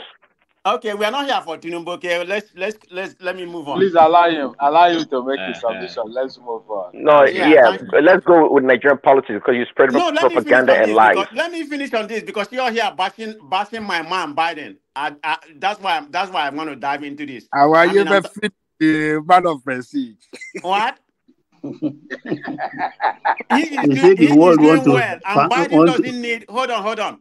Biden doesn't need the war to become, for re-election. He doesn't need it. America don't have an appetite for it. But that notwithstanding, he doesn't need the war. The Democrat will vote him. Trump is going to represent a Republican, and he's done. Forget about all this nonsense poll right now. When it comes up, Trump will be a damaged person. Independents will not vote for him, and Democrat, they're enthusiastic, will be higher. Biden is coming. You don't want to bet it here. He's gonna win. But anyway, that's my opinion on that. So go ahead. I just want to count out those people. Man of prestige, how are you? I'm good. Yes, yeah. Is it good for your president to be falling down, sleeping? Come on now. What do you mean falling down? Thomas, where did he fall down? Thomas. We saw him on a flight for falling down. Yeah. We played it here. What do you care about? What do you care whether he's falling down? It didn't fall. Oh, Shibu. Oh, Yoni go fall. One man, you hear your Yoruba people, oh, Yoni, it didn't fall. So what is the difference of the... But Tinubu also was shaking when the breeze was blowing him during the... But if I don't have a medical record for Tinubu, that's all I'm going to say. If Tinubu releases his medical record, then I'll be at peace. I'll be at peace that he's younger. Listen to people, please. Yeah, listen. How can I listen to people? This is what I know. I live in America. Wait, my brother. Wait, my brother. I'll prefer Trump on the wheelchair ruling. And let me finish it now, please. I'll prefer Trump, my Trump, on wheelchair ruling America than Joe Biden coming back 2024. Guys, thank you. Are you just after personality, person, or whatever? What you can forget do for about personality. Forget about personality, my brother. Who can do better on the economy? Man of president, how can an Australian be talking about American politics? Say that you want to prefer one. Is that you want to prefer? It's people like you that has messed them, and not necessarily you. The other guy that spoke earlier. Prestige, are you looking at your screen, Prestige? Yeah, I saw it. I follow my guy. Regardless, he's old. He's my president. It's okay. Oh God, forgive me. I shouldn't be laughing. It can happen to anybody. I shouldn't be laughing. Biden's going to put you back in chains. He's going to put you back in chains. Okay, we see what happens next year, on the 5th of November. So we see what happens. We're gonna all of us gonna come back here. And what we predict, see what's going to happen. Democrat is coming back to power. There's no way this country is going to elect you're watching too much CNN and somebody who tried to MSNBC. perpetuate a coup. That is the highest crime in Nigeria. If he's not going to go to jail, by that time, but this is somebody who tried to perpetuate a coup. Prestige, are you still watching your screen? Yeah, I'm watching my screen. Okay. This one is slipped. Come on. He got up immediately. Faster than maybe a younger man will do. Yeah, he was. Oh no, something was on the floor. He was tripped. Exactly. Yeah. What are you talking about? Watch Man what of prestige. he Man of recovered. prestige. Well. Is he? That's Man of not a prestige. factor. Is You he? know, Is That's he not a blind? factor. Is he blind too? Is he blind? If you, somebody's you, on the if Nah, something on the floor, No, Thomas. you don't I enter one said, chance for that I America. told you it was something. It was something there that he tripped on. he my tripped brother, actually. Yeah. if something is my brother, Do you want me to if get you you more? Do you want me to get No, you more? that's There's enough. plenty. That's enough. man of That's prestige, enough. if One you are man. walking, You like to man of you don't. You prestige, like to amplify wait things. till now. You can't win this battle, my brother. If you I are know what I walking, believe, and nobody can change let me me. talk in now, please, Okay, go ahead, Thomas. please. Yeah, if you are walking and something is on the floor, won't you cross over it? Will you trip on it and fall down? Yes, But I've fallen you down same before. people, let me give you your own medicine. When Baba de Sheikh, they are singing that song, you said, oh, Forget about that. We traditionally, are we talking shouldn't be about talking Trump. about No, a we are sick person talking and things about like that. Biden. And now Forget they are about. I talking don't about care about Biden. Tinubu. My Well, brother, I was never into that is chorus that Biden much, but I'm blind? after. Is Biden I needed a blind? medical record to ascertain, if the man is healthy. So that's my main issue with Tinubu. Of course, he's been functioning well right now. I don't know if he's functioning on his own head or he's taking a booster. So I Or don't is know, but he's autopilot. I can't ascertain. But if the medical record has come out, then it'll be good. So that's my issue with that. But he's doing okay now. So Okay, yeah, take us to Nigeria, Prestige. Take us to Nigeria. Okay. You bring the topic. I've forgotten what the topic. I know some of the topic. All right. The Give me one. commemoration of Lekki Toll Gate. Baba was saying that it's a bit of a nonsense, but people died. Yeah, I think I heard Baba when he was speaking. It seemed like, Baba, with due respect, it seemed like he doesn't have sympathy to what transpired there, because in my own opinion, there should be a commemoration every year until, I don't know for how long, but let there be a peaceful protest. There's no need. They can't truncate people to protest, because what happened in that day, in my own opinion, I don't know how many people died, but it was a tragedy to the whole nation, whether I feel like the guy, the ones that I watched, that was praying, with national anthem and everything, I thought it was a peaceful protest. Of course, the hoodlum and some of the politicians, overtook the whole thing, because we saw some people coming out from the truck sent by the government. I think some of them in Abuja or whatever. You saw them in a government truck. They were offloading them to go and truncate the peaceful protest. Particularly the one of Lekki was very peaceful, but because it was like vigil at that night, people lighting candle and whatever. I don't really know what happened. Where things really, where things really take over something in a bad, shape. I can't really say, but whatever transpired that day was not good for Nigeria. So there should be accountability, of course. We are not seeing it, not from Nigerian government, but I don't have any issue then going there to, for commemoration of that, but let it be peaceful. But of course, that didn't happen today. I think a little bit of that happened in Abuja by Showore. Of course, he said they tried to do something to his friend. I didn't watch the whole thing, but the one of Lekki didn't take place. Do you think it's time for Showore to just give it a rest? I mean, give it a rest for what? It's just, it's not no, handling he shouldn't. He's well. an activist. He's a Nigerian. Yeah, What is he doing wrong? They're always beating him up, and it's just, Look, one man, they have beaten him up. They have beaten him up more than this. So I mean, there's nothing he can do to Showore.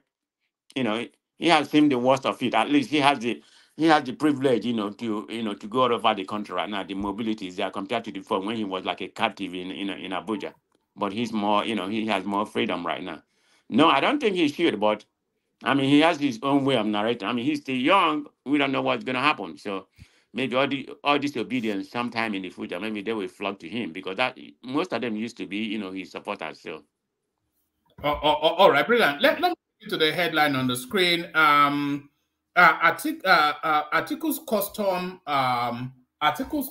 service record missing. So there it is right there. Just when he's querying everybody else's backdrop, his own backdrop conveniently missing. So is this the shadowy hand of Atiku disappearing his records from the archives? Yeah, it has to be. How can that happen? I mean, at this right now, which has like I was saying earlier, he was trying to expose Tinubu, let them expose each other, that I don't really care. So, not that he know what was coming to him, maybe revenge or whatever, it probably, when I don't know how he did it, but in Nigeria, or it's already been done, before. So that's kind of very mysterious. How can all this record be missing? We know his antecedent when it comes to corruption, but none of them has been able to be proven.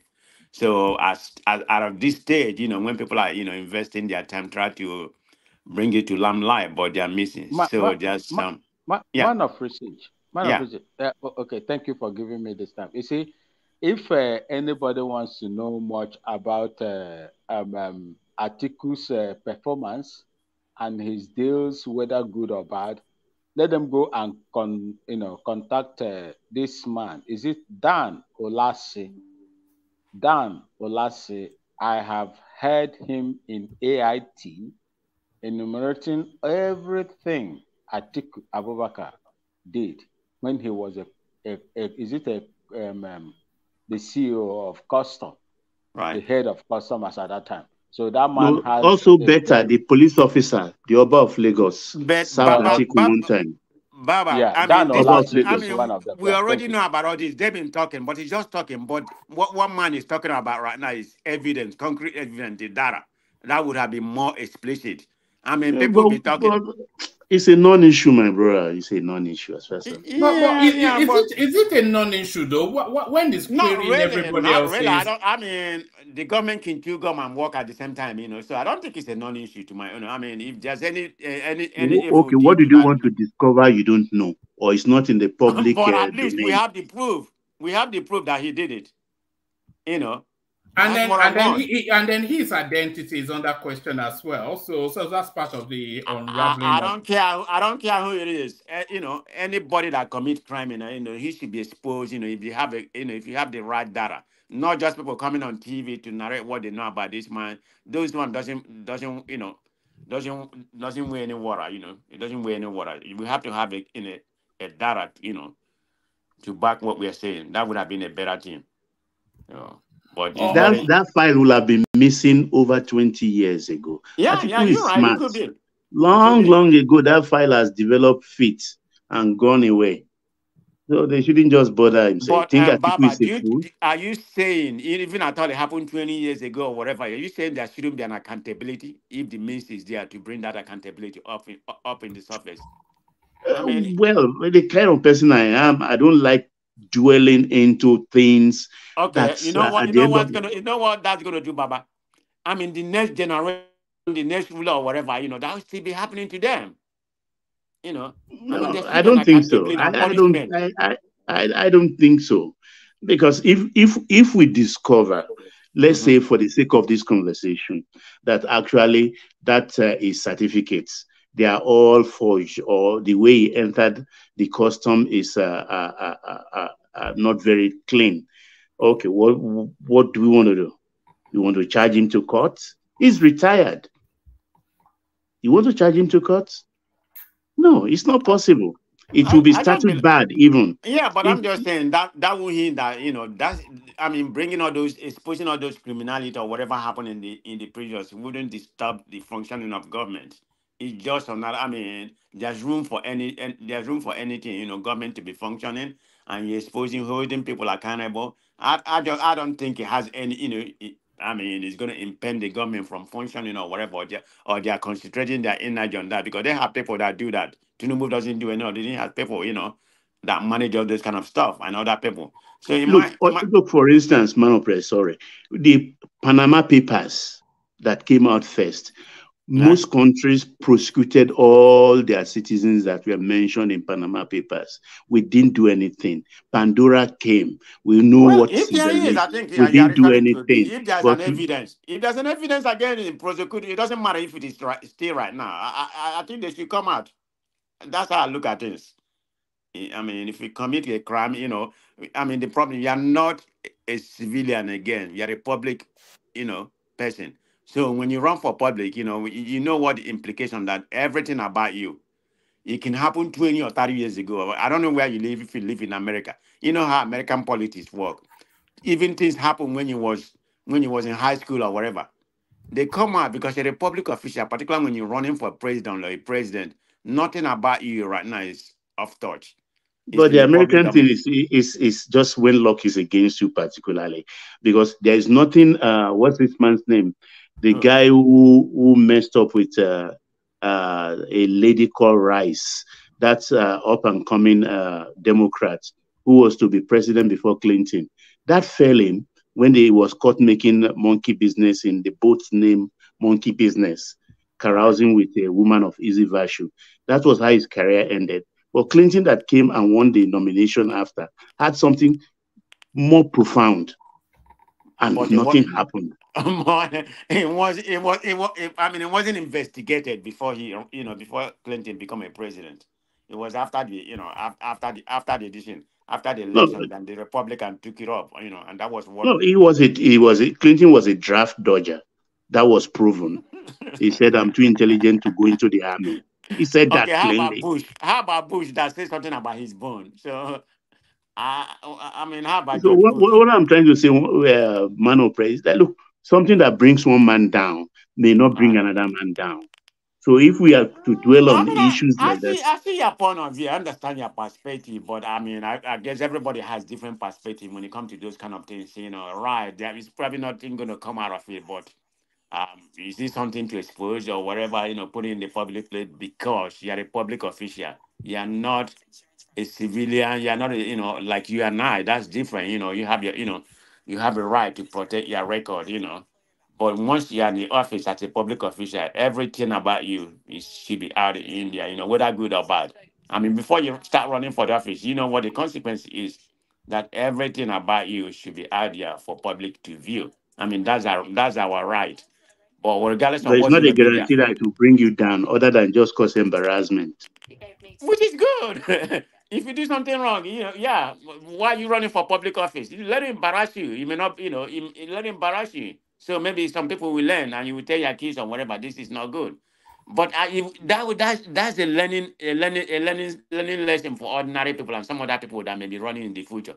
You don't want an embarrassment when you already ascend to that throne. So that's the way I look at that. Okay, maybe you have a point there, though. Carry on, please. Yeah, that's the way I see that. Well, anyway, one man, we can go to the next topic. I don't want to keep people. All right, brilliant. So let me take you to this one here. This one is this moral maze of introducing surreptitiously LGBTQ related. So the Nigeria, there's a particular book. It's called the Primer, which is one of the books, one of the recommended study books. I use this book. Yes. I use this book in primary one. Use the book? Yeah, I use it in primary one. Oh, okay. 1961. Go ahead. 61. No, yeah, we use it. I use the same color. They didn't change it. Okay, yeah, go ahead. What was the book about? What was the caption? What was it? All right. Let me, for the purposes of the conversation, just quickly represent it. It's not that long a read. It says Nigerian lawmakers in the House of Representatives want the federal government and other sub-national governments to ban the use of the popular children's book Queen Primer in schools for containing pro-LGBTQ text. The lawmaker made the call on Thursday, October the 19th, during plenary, following the adoption of a motion moved by Suleiman Gumi, who wants the Nigerian Educational Research and Development Council, a regulatory agency, to exercise its statutory responsibility to vet educational materials before being used in Nigerian schools. Gumi said that the book contained words like gay and eros, and that there is a covert attempt to slip books in with immoral culture into primary and secondary schools in Nigeria. Gumi said, Queen Primer subtly introduces terms like gay, eros, etc., that communizes sexual perversion and immoral behavior, thus exposing innocent children to terms inappropriate for their age, which is unlawful, unethical, highly immoral, and antithetical to child upbringing.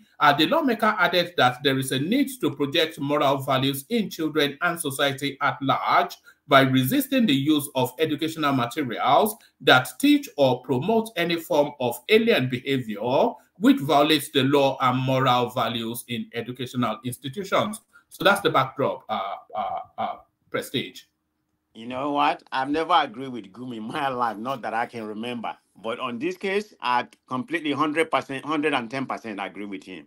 That should be, you know, I mean, the way things are going in Nigeria right now, because there's an indoctrination going on, you know, I mean, to a minimum But it's your level. people, it's your party, Democrats, promoting it, isn't it? Exactly. Okay, okay. Defend Let me come it to now. that, Baba. You know my party well, like I was saying. You seem like you have some knowledge about. I don't know where you are, but yes, they are. That's what I don't like about them. That's probably one of the most things I hate about them. Good. But I will never go for Republican because of their evil deed and what they stand for. You know, they're not a welcoming party and some other things, and they're mega. But is this not worse?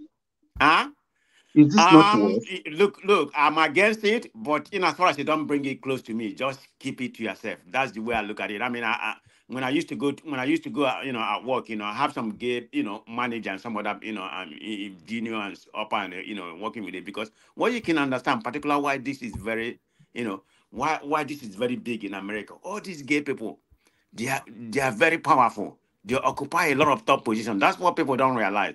This is why America is promoting, not to deviate away from the conversation, but they kind of intermingle the whole thing, because America is the one that promoting the whole thing right now, like what they try to do in Uganda. No, you know, no, Uganda. not America. The Democrats. Okay. Is the Democrat not Americans? Okay, So parties. I mean, when I come to America, I can differentiate it. When I'm talking about America, I will use the word America on the word. I can't use the word on. After all, there's some gay and Republican, but they may not be as, you know, I don't know how many. I don't know. They're intolerant of it. They're intolerant of it. Yeah. Where some of them, they try to pretend, you know, some of them are already gay. But anyway, that's their own cup of tea. Yeah, I completely, that's the only place I agree with my party. There's no doubt about it. You know, they should, I mean, but this has already been embedded with them. So there's nothing there's nothing we can say or I can complain. I don't know when it started, you know, during the Obama time and everything, you know, that's when all this thing, you know, emancipated from. And right now it has been, you know, it has become one of Democrat manifesto, if I may call it like that, unwritten manifesto. You know, that's the way you know. I hate that promotion. And moreover, what you can remember, I mean, one of the most progressive state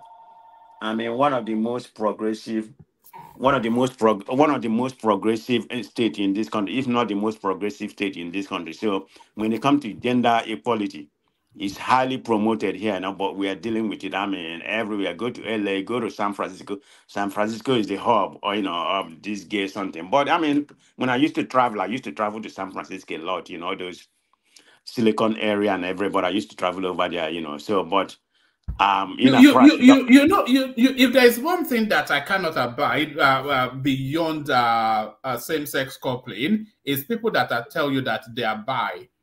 What does that even mean? I mean, that has no crazy. meaning. One man, look at that. That has no meaning. What does I don't know who's in America. I don't know who's in America any here. hole goes. You know, in TV, right? Oh, in TV, when you're watching TV, they will show men. There's a medicine they're promoting. I've forgotten what the medicine is for. They show two men kissing. Oh man, whenever you want to come out, I will just run out of the room. My wife say, "What's wrong with you?"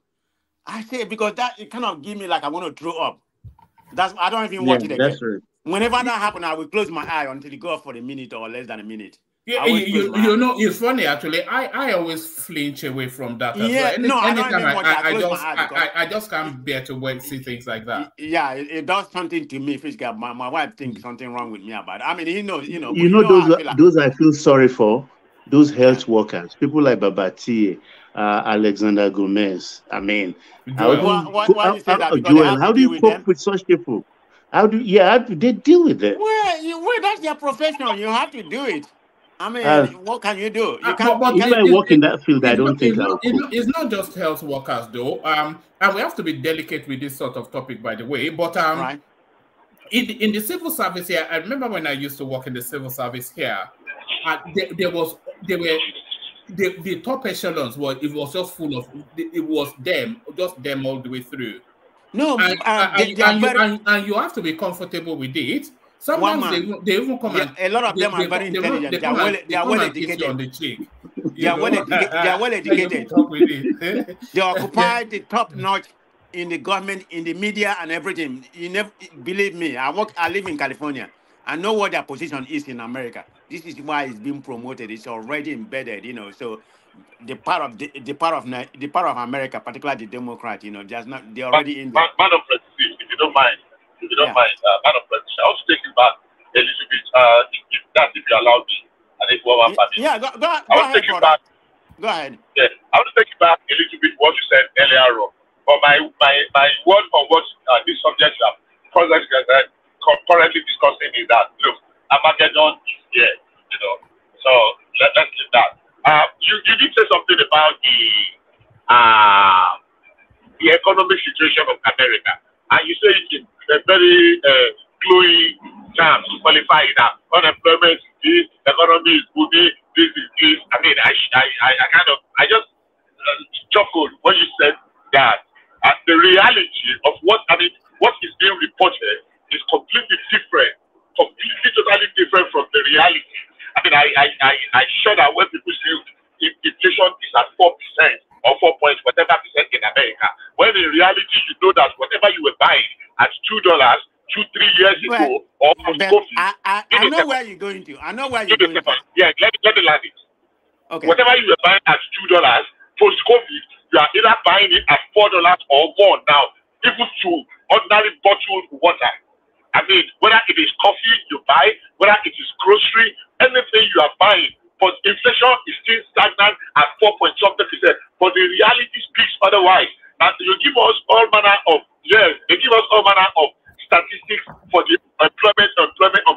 But in reality, it is not true. Look, 100 people come in through the front door and 200 people go out through the back door.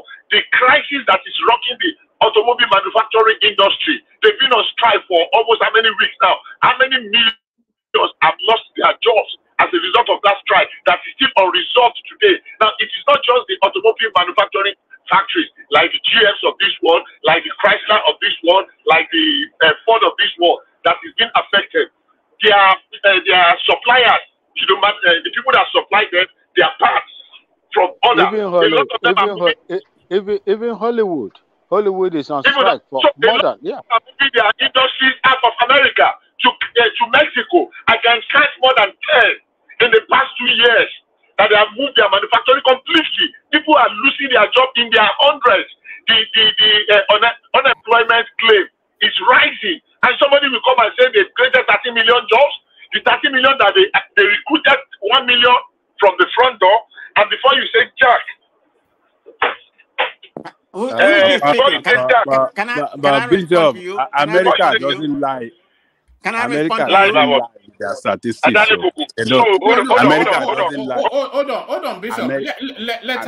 Let Ajanle Koko land, and then let Prestige respond. Yeah. America doesn't lie.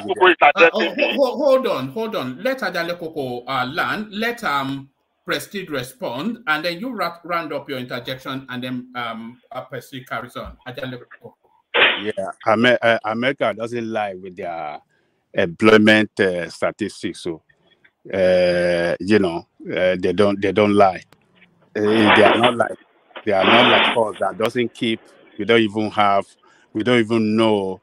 have statistics to show. I mean, we do have statistics to show that where we are on unemployment rate. So America statistics does not lie on employment, on job creation, on company that outsource and other things. They don't lie because don't let us don't say it as if they are lying. No, they don't lie. Okay. We all know that. Thank you very much. Let me continue where Jale Coker, stop. Okay, the point I'm trying to make, I think the guy that was speaking earlier, I think he had some, he was basing some of his analysis based on emotion, without rationalizing the state of things in America. Right now, the unemployment rate is 3.8%. and we deal with hard data. We don't kind of make up with, go with different permutation to come up with, the thing. What is happening? He was talking about the Hollywood, they are requesting for more pay. Even the auto industry, they are requesting for more pay because they say they make about 40%, profit. So they are requesting for their own, they are requesting for their own.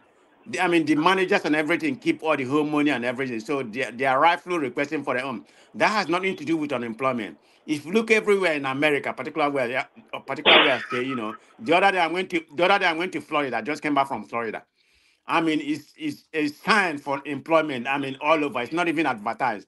Everywhere you go, I mean, job. I'm not even talking about McDonald's, whatever. Some of the big companies there. If you go for Orlando, everywhere we want, we're hiring. We are looking for people. I mean, everywhere, Amazon, everybody. So the job is there. It's people that don't want to work. Maybe that's what you're looking at.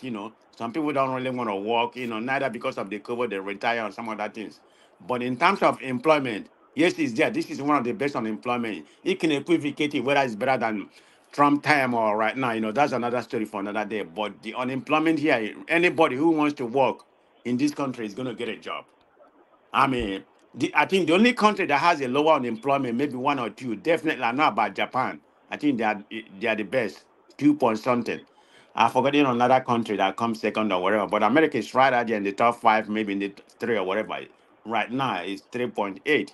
So in terms of job, that's what I was saying about Biden, but like I properly stated earlier, in terms of that, sometimes the president doesn't control what happened to the job market, stock market and all that kind of. The president doesn't control it. It depends on the economy. And you were stating, and let me give an example. I went to the gym, the other day, last week. So when I was coming back, there's a place I normally stop by and get me some breakfast. I get a coffee and I get a small breakfast. I used to pay $4. So when I decided, what do you have for that breakfast? Is it what do you have? You mean what I have for that breakfast? Yes. It's a wrap chipotle wrap.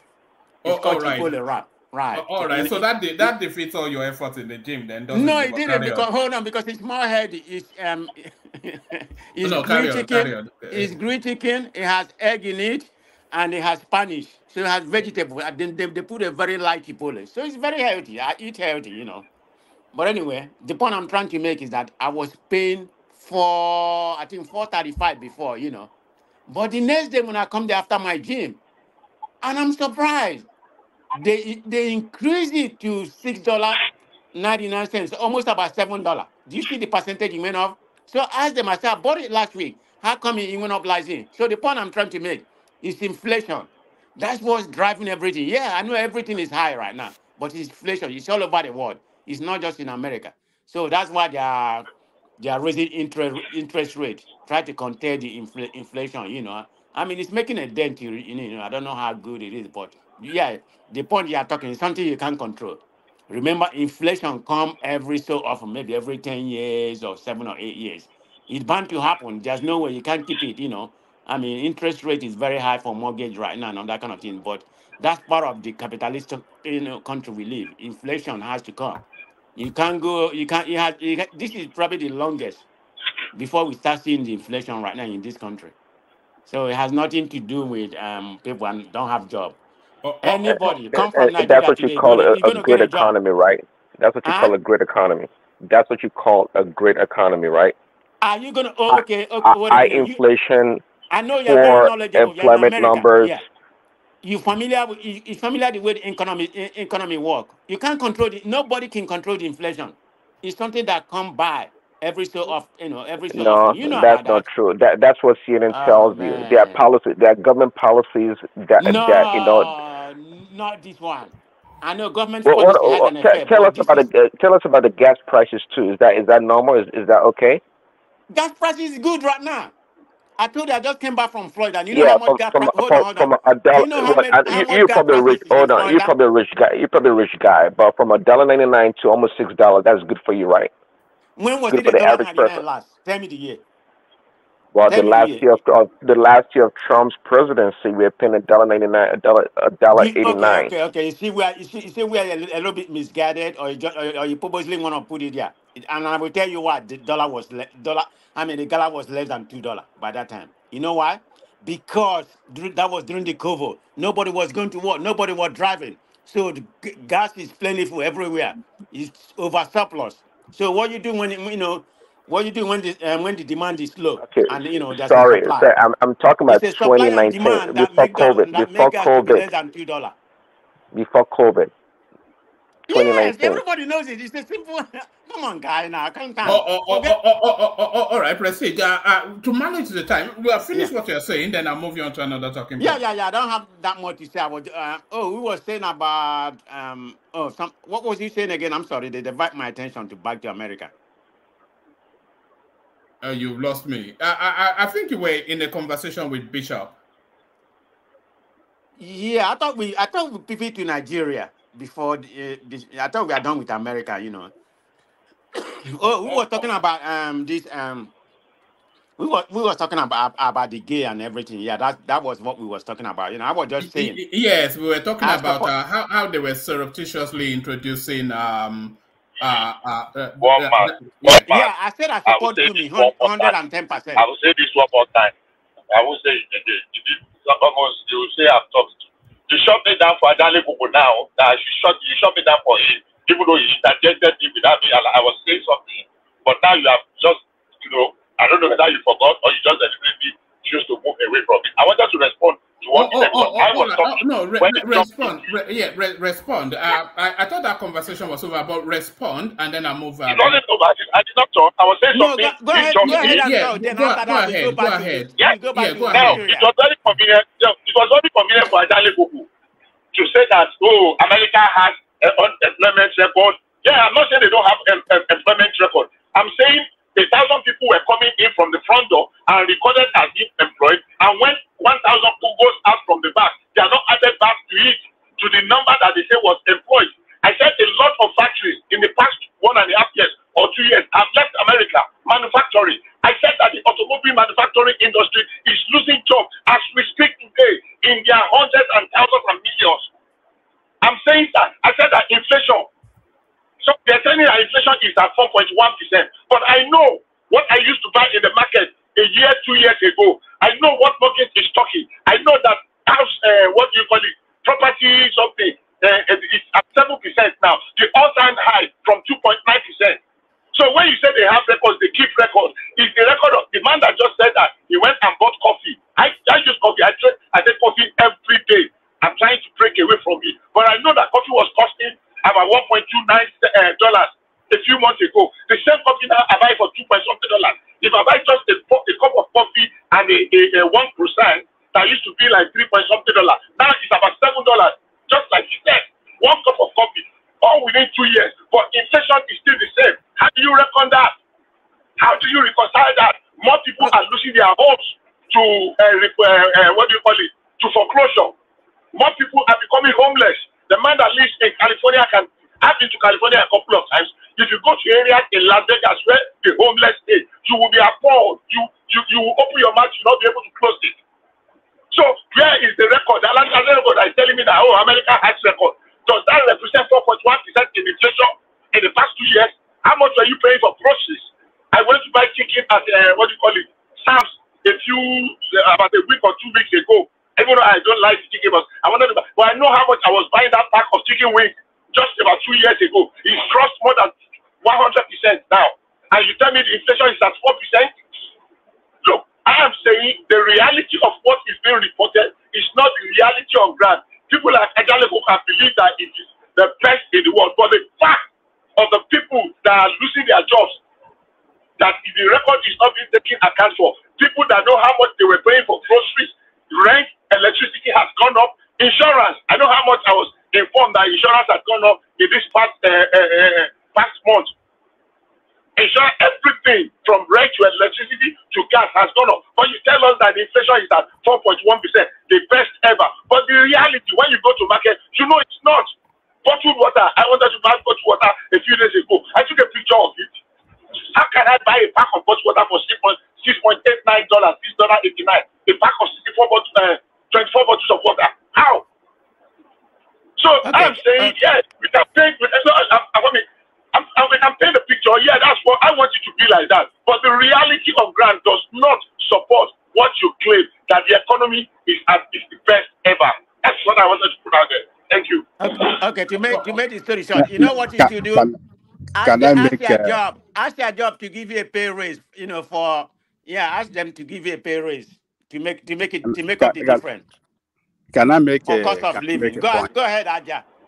Yeah, look, Bishop, look, if you are talking of a country that is highly institutionalized and a country that keeps records and statistics of employment and unemployment rate in their system, America, I can tell you that. I think we should just believe. That's what you believe. That's fine. So, believe what you want to believe. I know what I'm saying. You can believe what you want to propose. That's fine. I mean, the same thing to inflation. Inflation is at 4%. You compare what you were buying a year and 2 years ago to what you are buying today and see whether 4% makes sense. So on the employment rate, look, it is mandatory for all employers of labor to report to the Department of Labor when they hire people and when they relieve people out of their position. They have to report it. And it is on the basis of that, across the country, both the private sector and the public sector, it is reported, and based on that, they get the statistics of how much job that the economy, created, and how much job they are losing, because it is mandatory. Employers of labor must report when they hire and when they fire and when they close down their business. If any company closed down today in America, they have to report it. And how many people involved, they have to be reported. I'm sorry. I really don't want to say that you are living in a bubble. I really don't want to say that you are living in a bubble, but it's obvious that you are. It's obvious that you are. I'm going to I want to move this conversation on, just because of the people waiting still. There's still so many people that have spoken. Let's move on. Yeah. So and that is why, and then we move on. And that is why, look, even we have minimum pay here in accordance to the law. There's minimum wage you must pay your workers. It's the law that you must pay your worker minimum of so per hour. And so you must report whenever you hire worker. And whenever you relieve them out of their position or you fire them, you have to report it. When any position is open or when you cannot cope, you must report it. And you know why? It got to be recorded. It got to be reported for tax reason, because you're going to be filing your tax at the end of the year. Every corporate body must file their tax as well as individual.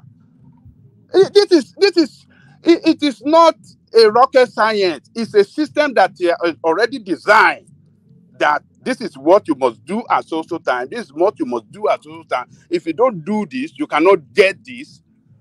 And employers knows that. They report it. And based on that statistic, they get their statistics right. How much job? And then how much company or how much businesses that is licensed every day, every minute, they have it in their system, state by state, across the federation. How much businesses are closing down every minute in America, they have it in their system. The system reports it state by state and to the federal system. It is reported. This is not a system that is just a Jankara system, like what we used to know that they practice somewhere else. No. Let me leave it here. Thank you. Let's move on. Let's move on. You can believe what you want to believe. I see the reality. I see where I am standing. You are seeing what you are seeing where you are standing. So it's fair, but let's just be true to ourselves. Inflation is not 4% in America today, and you can say whatever you want to say. I know better than that. So that's just fact. I'm not contesting the inflation rate with you. It's just the job rate and the statistic that you are saying the other time that is not correct. That is what I'm contesting. America will not lie on job statistics. It's never done. So at what point are we going to move on? We need to move on. There is nowhere you will find the statistics of job loss. If you have it, bring it out for me. Let me see. Of job loss and the countries that have been located. Bring them out. Back to the Do you know that job people? We have to move on. Let me say this. Can we move on? Do you know that job? Do you know that people file for job? I mean, unemployment benefit in this country when they loses their job, they file for unemployment benefits if they can't get job. How do you look? The system is there. How many people that walk into the labor office every day trying to claim unemployment benefit? They have it.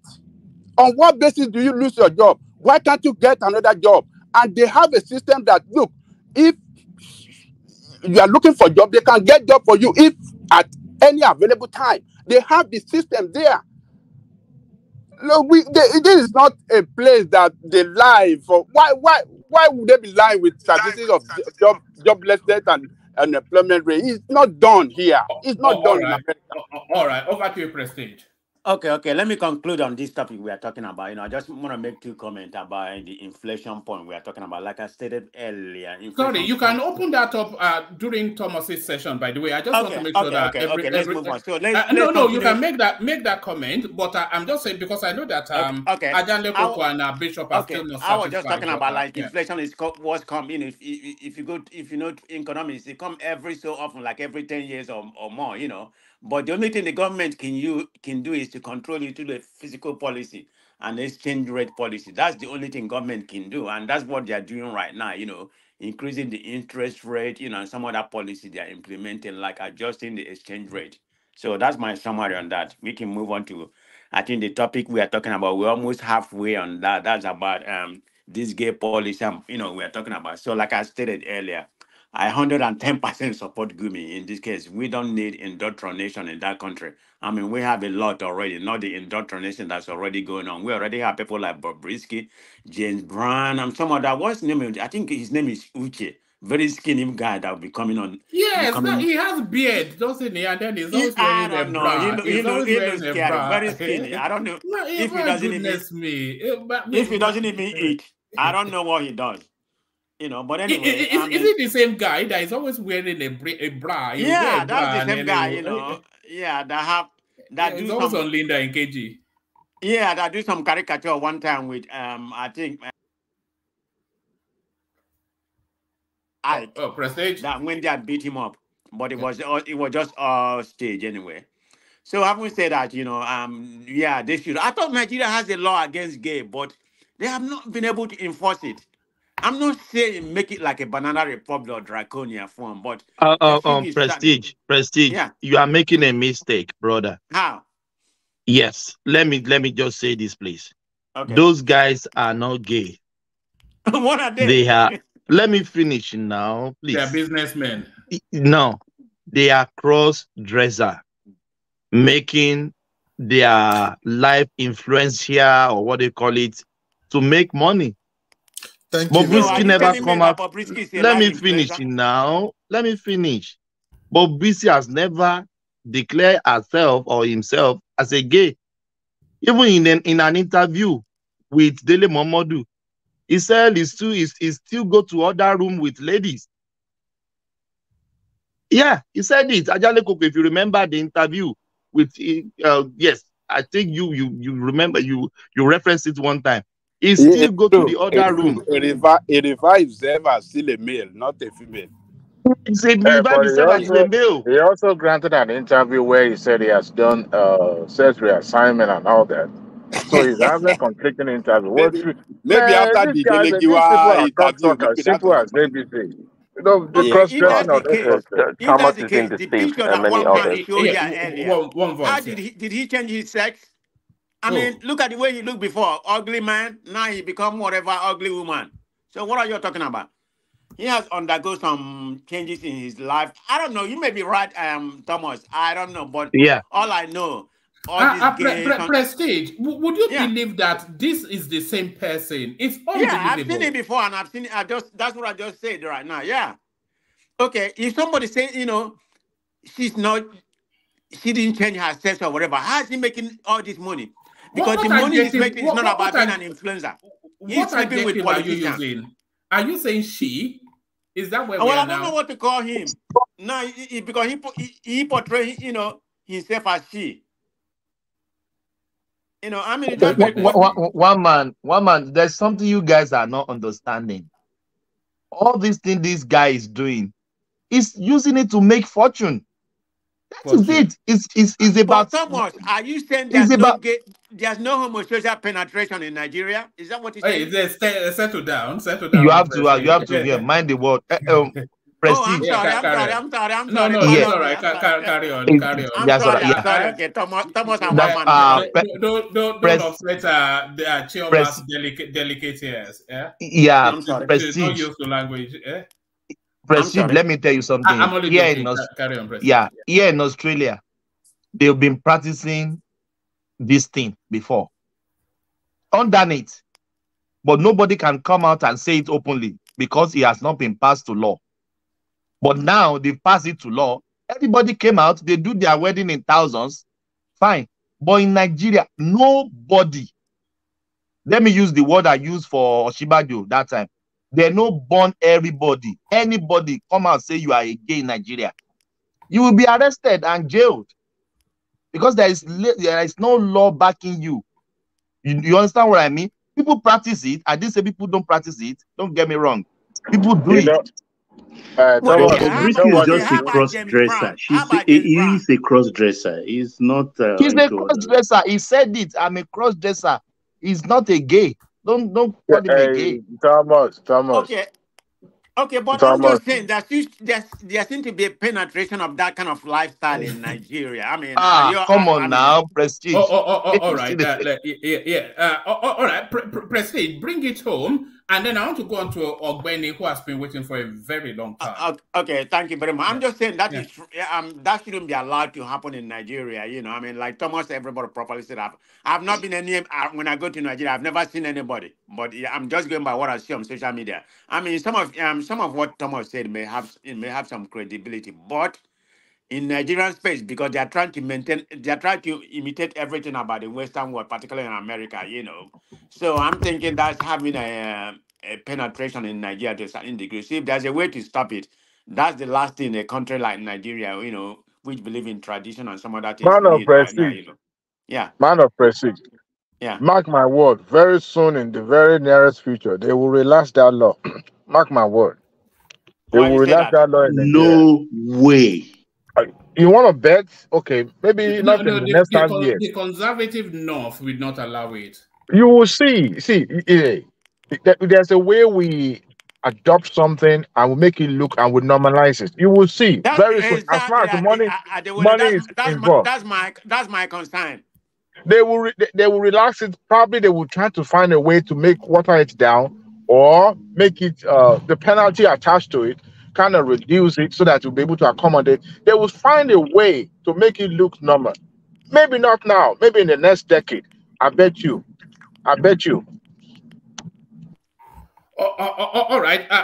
Bring it on, Prestige, and then we're going to. Yeah. That's pretty much. I've been here. I've been talking for a long time. So next person, I'll be listening. One man. Thank you. All right, brilliant. Always a delight. That's the man of Prestige, of course. It needs no introduction to anyone. So, somebody that needs no introduction to man of space, Ogbeni, the majestic one. So, Ogbeni, I hope you are not asleep. Oh, man. Ogagba, I have to find the title for you. You The Ikemba of no, you are not an Ikemba. you know, We these have to days find I me a appear title. once in a while on one man show. So when I appear, I try to put on my alacrity on Yes. point. So I'm not sleeping. One man. I've been listening to Man of Prestige. I think I used to listen to his once in a while on Dr. Damages, and I understand his disposition towards Tinubu. Well, when I get there, I'll talk about that. So, what do you want me to talk about, Omar?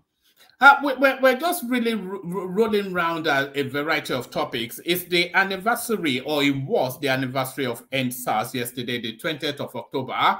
And we were just speculating as to why it just came and went and not much of a mention. And then the Customs Service are telling us that they cannot find Atiku's record. So, of course, Atiku, knowing him as we know him, he has already organized for the boys to go and disappear it. But what's in that record? How many names does Atiku has? Sadiq Abubakar, we know that.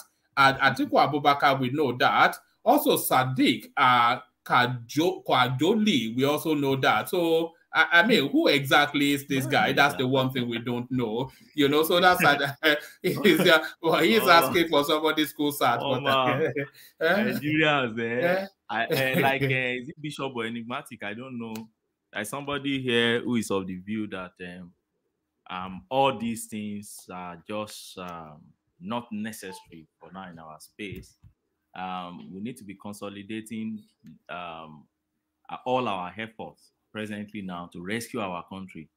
I don't know how our politicians and our leaders don't know that we are in a serious state of what I can call near collapse in terms of many things in Nigeria. Our economy is not in a very good state. Security, where I think we are maintaining that a bit now recently. Infrastructural, in fact, deficit that we have over years, and a lot of problems we have in our area that I think we should that should bother a serious mind in Nigeria than you are digging this person's certificate, here and there. Nigeria is not a developed nation. People don't know. And I keep saying it. You know, you may be living in America, you may be in the United Kingdom, and because you have stayed there for too long, the kind of mentality you have now, you have mentality of an average Oyibo man who has been in a developed space over time. Men, wake up. You need to wake up. You are not, Nigeria is not United States of America. Nigeria is not United Kingdom. Nigeria is Nigeria. Nigeria is a third world country, a developing country. We are running a developing democracy. So you should understand that when you have leaders, among your leaders, even citizens, how many citizens in Nigeria can stand up and say the curriculum vitae I'm using, there is nothing fishing inside it? How many? Even for those ones that are staying abroad now. If you go and check the records of the paper they filed to get them to the US where they are, how many will you scrutinize and you won't get some things? At least one or two things fishing there. And that's why I want to agree with that person. I don't know if it's Bishop or Enigmatic, one of them.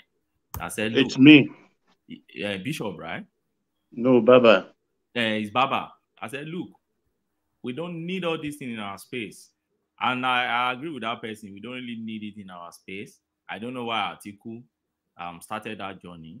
According to Reno Omokre, who I know is closer to Atiku than any of us here, said it, that David Dudoin and all those guys just push Atiku into this voyage of discovery where he has gone and come back without discovering anything. And that now has been opening layers and layers of cankerworm, which they will continue opening. But then they should please close all these cankerworm. We don't need it. Focus on what matters a lot for our country now. Obama, Trump, and others, yes, they are president of developed countries. Already, their citizens don't live below poverty line. Even immigrants in their country don't live below poverty line. They are developed nations. They have an economy that is very buoyant. See the amount that guy is marking to go and fight war in Israel. See the one he has marked to fight war in Ukraine. And America is still standing. honoring Niger, we are within our space and still bothering about the economy impact on us. We can't even go to Niger, you know. So that is the issue for me. But if they keep searching for Atiku, I can tell you that Atiku has removed that thing, possibly since Obasanjo days. Because don't forget that Obasanjo tried to dig Atiku a bit after Obasanjo lost that third term agenda thing. But he couldn't get much about Atiku. The one he could get, Ali Burton and others, he tried his best to push, but it was too late for him because his time was very short in the office. And alas, you had another northern guy, and that Fulani Mayaradua who took over after. That one will not do anything, will not dig Atiku in any way. And you have Jonathan, who will not even do anything too. So here we are again. So for me, that's all for that space. I don't think it's a space I really want to be. Yeah, Ogben, it's a shame that you were not here yesterday, because the news broke yesterday that the Supreme Court has set October the 23rd to start the hearing on now this final appeal. So we were hopeful that you talk us through that space. Perhaps you could now. Well, I can quickly do that, and I think I've said it also here before. You see, the Supreme Court is not a trial court. Supreme Court is a court that will simply review what you are presented before. Supreme Court will not call witnesses. Supreme Court will not ask you to start tendering documents one by one, and then we are going through cross-examination. It's not their business. And I said, I think it was Passato was pushing back then, but you know, there is little he can push back because he's not a lawyer. So for me, Supreme Court is and I think I also mentioned it here. The judgment of Supreme Court is 60 days after the delivery of the decision of the Court of Appeal. Note it again, after the delivery, not when they file whatever they like to file. He said file within 21 days, not their business. After you have filed, but from the delivery of that judgment. So they deliver the judgment, I think sometimes September 6th, right? So by October 6th, you have 30 days. So Supreme Court has less than 30 days, maybe 19 days or even 18 days now to go. Somebody said they have to do it by the 5th of November. They must. So, and when we are saying doing it here, they must deliver judgment. That's what we The are saying. sorry, 5th of November is Sunday, so and 4th is Saturday. So it probably would come in around. No, if it ends in not serving on Sunday, then they can extend to Monday. But they won't take that risk. They will deliver Friday. But my point is deliver Friday. That's 3rd of November. Yes. So my point is this: people should know that it is not when they will hear them; it is when they must deliver judgment. They will still need to write that judgment. Don't forget. So when they resume, maybe Monday now, they will hear everything together. Okay, you want to tender new. See, let me tell you, they will admit those documents because Supreme Court is a court of policy. They won't want to lay a policy to say, okay, you are bringing a document from foreign. No. For me, as far as the concerned, they say, okay, bring the document. What exactly is in the document? They will admit your document, and at the end of it, we have analyzed those documents here before. What has it proven? The document said they are forged? No. If you go back to what is there, how do you prove forgery? That's the next thing. In case the document even say anything about how do you prove forgery? Do you prove forgery at the Supreme Court? The answer is no, you don't. You prove forgery at a trial court. Forgery is an offense. Forgery is a crime in Nigeria.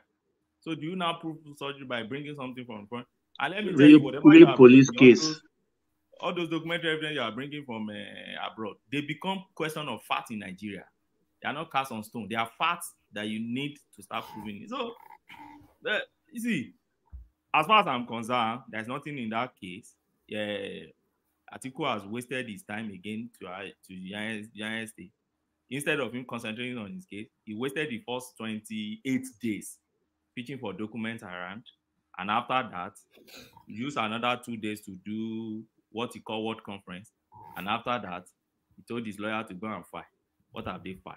So let us leave that for that. The space I would like to talk about is this space of LGBTQ and others in Nigeria. Oh, all right, yes. So you see, I wrote an article and I presented an article on this LGBTQ thing in the United States, and I think it's online. My paper is online. If you Google, I think it's even the only paper from the Nigerian space presented in the US. And my paper tried to, but I didn't condemn or favor anyone. I tried to look at the jurisprudence of this issue. And I tried to look at the position of the African nations on it. And then I tried to trace the history of all these laws within our own space in Africa, particularly in Nigeria. So eventually I tried to say, look, if you are a person that belongs to this LGBTQ plus thing, these are the ways Nigerian laws expect you to relate and live your life if you come to our space. Nigerian laws is not saying they hate you. Nigerian laws simply, or lawmakers are simply saying, in our own space, you don't do XYZ. If you want to do it, you keep it in your own space. But you can come as a human being. When you come as a human being, you must abide by this law. It's just like going to Saudi and you want to go and be doing some things in Saudi, or you go to Dubai, you want to be doing some things in Dubai. Dubai is not going to change its law because you're an American and you are coming. Or Kuwait or even Somalia here. They won't change their laws. They have their laws. So if you are coming from America, your wayward American life, and you are bringing it into Dubai or Qatar or Saudi Arabia or Iran, you know the way you have to comport yourself because those are their laws. That's exactly what is in. But when I now look at it, do we really? What do you mean by wayward American life? Where is that coming from? Where is that coming from? He won't let that one go. Aja, a little affair.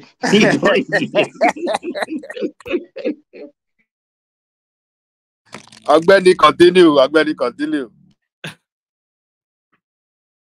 Hello. We can hear you. We can hear you. Continue. Can you hear me? Continue. Yeah, we can hear you. Continue. Okay. So sorry, Baba Daniel Koko. You see, you know, America is the vanguard of what do you call it? Fundamental rights in the world. And my reading of fundamental rights is this: when you allow a loophole, you will get to a floodgate.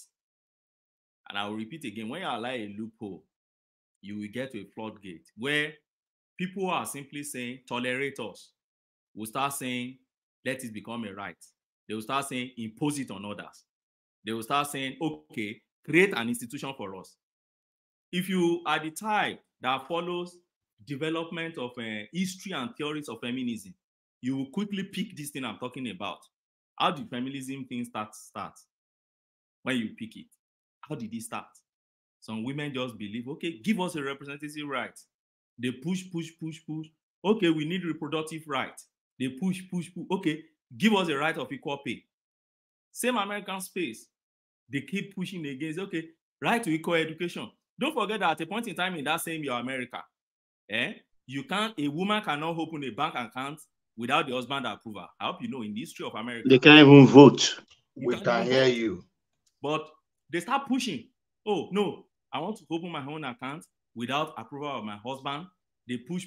Okay, right against domestic violence. These are good rights. Nobody is saying it's bad. But the issue is this. When you now premise it on some wrong theories, those theories will bet some perverse lifestyle and conduct that will eventually break the fabric of the entire moral and the social fabric of the system. And that's it. Okay, where have they pushed it to now? They push it to the athletes. See somebody who say, I'm transgender, therefore, a man, no, biologically, therefore, I want to be running the same race with women. You will win now. Why would you win? And so, and the way you see, if you study sociology very well, you see this thing it goes around and comes around. And the same people or the same class of humans that fight to get that loophole will now be fighting to close the floodgates. But one day they will close it. Look at what is happening in the United Kingdom. The Prime Minister, you see what the Prime Minister said recently about all this homosexuality, same-sex thing. See the Breverman, the State the Secretary, Home Secretary. See what she said also about the women thing and co. So it's eating them now. They are pushing back, but they've allowed the floodgate to open already. So to close it now will be very difficult. Remember when Sunak had to remind the country that a man is a man and a woman is a woman. Yes, remember that's what I'm saying. Yes. Just recently, He said they don't deceive anybody, a man, you know, because it has pushed them, you know, that loophole of decades ago now has turned to a floodgate you have opened, which is right in any social, if you study human sociology very well, it's things that happen, it's anti-climax we are getting to now. And you see government, people in government will start even fighting. Look at the one that happened in America. An athlete, a transgender, you go and contest with women and you're winning. Why would you win? Another woman started saying, no. The same women that fight for equality back then and gender fluidity and all these things, they are the one now fighting back and saying, no, where do we stop? We have to put stop to this madness at a point in time, because how will you allow a man with all his muscular and anatomical build-up and everything to be contesting against her? You will always win. And I think that the court in America now has given the final verdict or something like that. Was it Congress or so? I know there's an authority now that gives verdict that if you are trans, you shouldn't go and contest with a biological woman. So the madness is gone. Okay, look at the one in the UK. They said they put men who are trans in prison and they are impregnating the women there. See the ridiculous extent we push things to in the world? And then they say health facilities are having trouble now. Women and men want to be using the same loop. You use the same toilet, and you can get raped inside public toilet and things like that. And remember when some little girl disappeared under those circumstances, was found dead. I don't know if you got that story. Yeah, I got it now. There's another one. I think it was Elon Musk that projected that thing recently, where somebody was doing a survey of who is a woman, and nobody could actually answer give a correct answer, and they said it's complicated to even just define who a woman is. So when you now see all these things and put together, you realize that it's a phenomenon that will get to a stage where, when the floodgate is open, human race itself will fight it, and they start fighting back. And I think we are gradually getting to it now. But do you think the human race can fight back? Because, you know, I think we've crossed so many hurdles, so many stop points along this journey that we're too far gone into it for it to ever be reversed. That's just my thing. They are just 3%. They are just 3%. One man, they will fight back. Let me tell you, as at the last I checked, by Gallup, was it Gallup? That survey, that website. Yeah, polling, pollsters, Yes. Gallup said people that self-identified gays, or almost all these LGBT plus everything, self-identify in the US, they are just less than, I think, 7% or something like that identify. And in the UK, in fact, UK is even very, in the UK, they say 1.5% in the UK. And then they said bisexual 1.3%. So put the two together, or the three or all together within UK space, they said they are like about 4 or 5%. So despite all the transparency, stigmatization that has been removed and everything, what's the population of this class of people pushing this agenda? What's their population? So when you look at it, naturally, when it affects the majority, okay, yeah, there are minority that are powerful. Sorry, Benny. Quick interjection, real quick. Powerful, and I keep saying it. So they're in a space where they can talk. They're in a space where they can influence things with money. They're in a space but you see, social phenomenon. When you talk about social phenomenon, there are things that your resources cannot influence in a real sense and in the long run. It's just like religion. It's just like you go to Iran today and you are saying, oh, I want to change the Iranians. So maybe Christian or Hindu or Buddhist. Where are you coming from? They would rather die in their poverty than you changing them, you know? So that's the way I see it. Can you hear me? Yeah, we can hear you. Let Ogweni, yes. I think he wants to interject, Ogweni. Prince Daddy. Okay. Prince Daddy, you can, please. You have the floor. Okay, thank you. Yeah, just quickly. So you talk about the real numbers. Okay, I think 20 or 30 years ago, the number was in super low single digits for this people, this group of people. But really, that's not the number we should be looking at. We should be looking at the acceptance rate of these people in society. So it's not an issue if you're LGBTQ or gay. No, not at all. It's about the straight people. straight people that have accepted these people and I think what they are doing is normal. That's what we should be talking about. And that rate is much, much higher. It's much, in fact, the people fighting and pushing this agenda are actually not part of their group. And that's why they've had so much a higher penetration rate or conversion rate in society, in the minds of the people. That's what I said earlier. When it comes to the power suggestion, especially in our children, they are making headway and they are quite successful. Okay, can I answer that? Yeah. Now, if you study the sociology of human race, like I've said before, things like this will start from tolerators till it gets to impose it, institutionalize it. When it gets to institutionalize it and it starts to affect the majority, they fight back. And there are a lot of instances you can pick. Look at the monarch system in Europe. The monarch system in Europe at a point in time had 100% acceptance, right? If you agree with me, at a point in time had 100% acceptance. So that you must be a prince or princess, and whatever they find any royalty, then you can do whatever you want to do as a royal, this and this and this and this.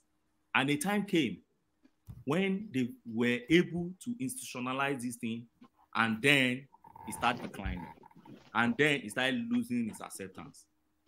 Nobody can imagine 100 years ago that in the UK, some people will be protesting that they don't want monarch system again. But it's happening right in our face. The day they were crowning King Charles, some people were outside protesting that they don't want the Windsor. They want them to leave. They don't want. So the level of acceptance, don't worry, we may be looking at level of acceptance now, but when you study history and sociology of human race, you understand things like that must happen and it comes down. Another example I can give you is slavery. Today, we say slavery is evil, slavery is this and that. In Europe, at a point in time, that same slavery had 100% acceptance. And at a point in time, it got to institutionalize it. It started affecting business interests of some people. And then, not because of us, was just because of business interests of some people, and some people were able to extend their empire more than others. And then conflict ensued. And then it started declining. And the acceptance level started dropping. Look at colonialism again. And that and that. So you can pick human endeavors over time, particularly Bernie, I like your examples, except that it's the inverse of what we're talking about, in the sense that this group of people, it was like zero before.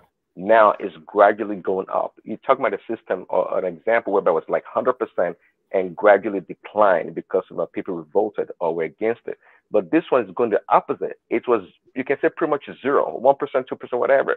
But now it's gradually creeping up, going up, and the acceptance rate is being encouraged with powerful people, with influence and indoctrination by people by young people from schools. You follow what I'm saying? Let me ask you a question. Can you imagine 20 years ago or 10 years ago that a prime minister of the United Kingdom can come out and speak against homosexuality? It's most unimaginable 10 years ago. But today, a prime minister of the United Kingdom, not just a prime minister, and a son of an immigrant, right, in the United Kingdom, as a prime minister, speaking against homosexuality, and to date, nothing has happened. It should send a signal to you that is getting to the anticlimax. Then after that, you see what happened. That's the way I see it anyway. It may not be now, in the next 5 years, 10 years, and others. Then, if you now ask me, is it possible we liberalize in Nigeria like somebody suggested? I don't see that. And why is it that I don't see that in Nigeria? See, the law we have in Nigeria is limited. That law is limited. It has few. Do you know that law is practically against same-sex marriage? That's only what that law is about. It's against same-sex marriage. It's against people contracting the marriage. It's against was that not the law that got Goodluck Jonathan out of office when Obama told him not to do it and he did it? It's part of the law that Goodluck Jonathan signed. He signed it in 2013 December. So, but Bernie, just like you know, the issue we have in Nigeria and Africa is very simple. Yeah. Do we take the money, or do we fight against the law? It's an issue of money and law. So if you trust our leaders that much, then I guess you're right. No. You see, my own is this. You see, I've related with politicians at least a bit in terms of having them as clients. You see, there is a red line, particularly when it comes to northern politicians. Those northern politicians, things that affect their religion, they don't go that way. You rather go and do it in secret. But to come to their space and make it a law, they rather die. No matter how corrupt they are, no matter the angle they are coming from, they are not liberal in terms of some things. Look at the 19 northern states. Look at the age. I'm sorry, real quick. You have to separate these northern leaders and the people. Two different people, two different categories. The leaders and the people, or the religious people. Two categories. No, they are not in Nigeria. They are not. See, the leadership, the northern leadership, and that's why in Nigeria, when you see them, when you see the northern leaders coming to talk, you see most times they come with the religious leaders. They don't separate it. They don't. And that is why when you see an emir talking, you see an emir sometimes talking even for the political class. Okay? And okay, I want to give you a simple example. Why do you think in the 36 states you have in Nigeria, the space where the marriageable age is lowest is in the north? What do you think is influencing that? It's religion. It's religion that keep influencing it. When you break it into two, and by the way, let me tell you, do you know, for instance, adultery is not a crime in the south, it's a crime in the north, in Nigeria. Because the criminal laws you use in Nigeria, the one you use in the north is penal code, the one you use in the south is criminal code. There are different codes, I hope you know, and they contain different crimes. So when you go into the space of the criminal code, which they use in the north, and by the way, you see this anti-gay law in Nigeria, it's been there, particularly in the northern space, before Jonathan passed this 2014 anti-gay law. I hope you know. It's been there. So it has always been in their space, and it has always been in their consciousness about that. The only thing that can make all those northern guys to accept this kind of thing in Nigerian space is if in the Saudi and the Middle East, they pass and liberalize it. Beyond tomorrow, you will see it happening in Nigeria. But if not, whatever laws you see in that space is being influenced from their home base in that space. So for me, because of that, I don't see them liberalizing or removing that laws. No matter how much you want to go and get from IMF and WHO and all that, I don't see them. And I know that Americans and all the United Nations, they understand Nigerian space. They understand what propel Nigerian laws and others. But what I'm even saying is this: the law we have is just a toothless bulldog. That law doesn't prohibit doing it in your private space. It doesn't prohibit it. It doesn't prohibit when you don't marry. You are just doing it on your own. It doesn't prohibit a lot of things, which I identify in my papers. I don't know if you can. My paper is online. If you just Google it, I think it's the only this thing from because. Well, how is it titled? I'm coming. Fundamentals of, I think, anti-gay laws in Nigeria. Or I'll look for it and send you the link in your WhatsApp. When I'm less busy, I'll send it to you. So the point I try to make is that there are a lot of ways, there are a lot of loopholes in our law. Let me give you two examples. When I was writing that law, I just Google, I went to Konga.com and Jumia.com.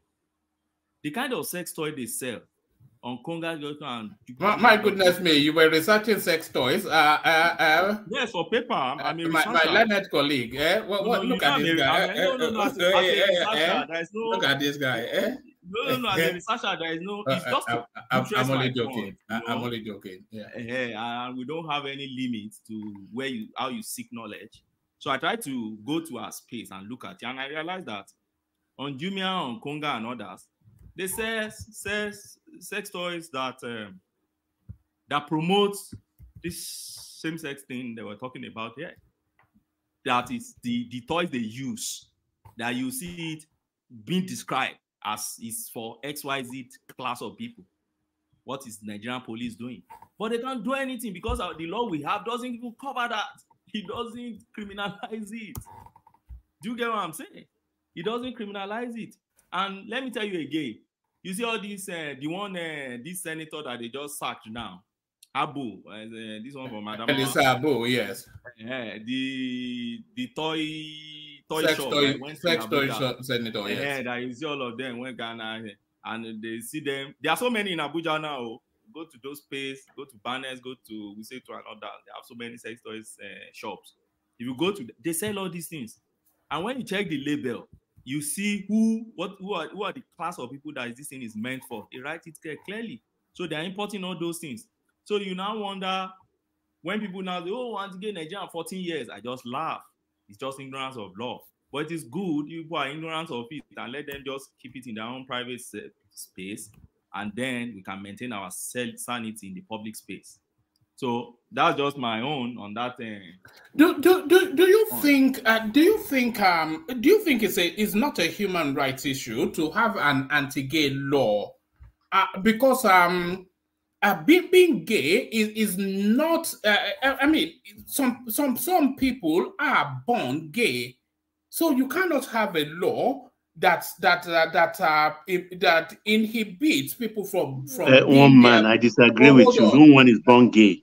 No, hold on. They've even seen it in the animal kingdom. So it's something that is innate to some people. Maybe not to the extent that we see it, but it cannot be the case that some people are not just born gay. You know? It's a mental thing. Mama, being gay used to be a mental issue until I can't remember the year again. Very recently, maybe 1970 something or something like that. I would still say wayward America again. From the wayward American space. Aja, where are you? He's also prompt about Aja again. So until the wayward America, they removed the thing again from their, I can't remember, something like medical dictionary or something like that. They removed it completely from being a mental issue to being yourself, and then being thing that is, and over time, don't forget I told you this thing started with tolerate us, then later allow us, then later accommodate us, then impose it, make it law, then institutionalize it. That's the way it graduates. If you look at trajectory of events in that space, so I don't see it as human rights. Let me start with that. I don't because. Start from this premise. Do you think some people are innately by birth gay? Well, I don't think so. But you know what? I don't think so too. Oh, hold on, Baba. Yeah. Yeah, I don't think so. But you know what I think doesn't matter. The wayward America will still come and tell you that some are born gay. So what I don't think doesn't matter. Whatever American can influence, my thinking cannot change in that space. The only space my thinking can change is in my African setting, my African space, which majority still believe that no, it's not inborn, it's not instinctive. You're not born gay. It's just your own. They sell it and you just believe it. And then, when I was growing up, there are a lot of tomboy we used to have because I grew up among. I have so many sisters, and they used to have friends who are tomboy. They used to distance themselves from them and da. But so many of those tomboys are married today. Some of them are even grannies today. So if they had sold that thing of, oh, you were born like that to them, probably they would have been by now having gay partners and others. So I don't hate them. But the truth is, as a researcher for me, I won't subject myself to things that are not rational, that cannot think, to give me empirical fact and let's subject it to reasoning. Don't just tell me that because some people in far away America said it, therefore I have to believe it. And that's why I like Mugabe, late Mugabe, before he died. He made a simple analogy. He said, look, if you are saying this gay thing, show me a gay monkey, show me a gay ape and gorilla, and then I will believe you that human should have gay. Have you seen two gorillas pairing together as animal scientists that study animals? Do we have it in any of your textbooks? Two male gorillas. They even chase each other away. They claim territories. Gorilla will claim territory. Gorilla can claim far away miles. They have their own girls their own female gorillas there, and they are polygamists in nature, and they claim their territory. So the man, Mugabe, was giving an analogy that, look, I think he was talking to, I think the man is also late now, I'm not too sure, this Bishop of South Africa, Desmond Tutu, I think was Desmond Tutu he was talking to. I said, look, because I think Desmond Tutu's daughter was a same-sex person.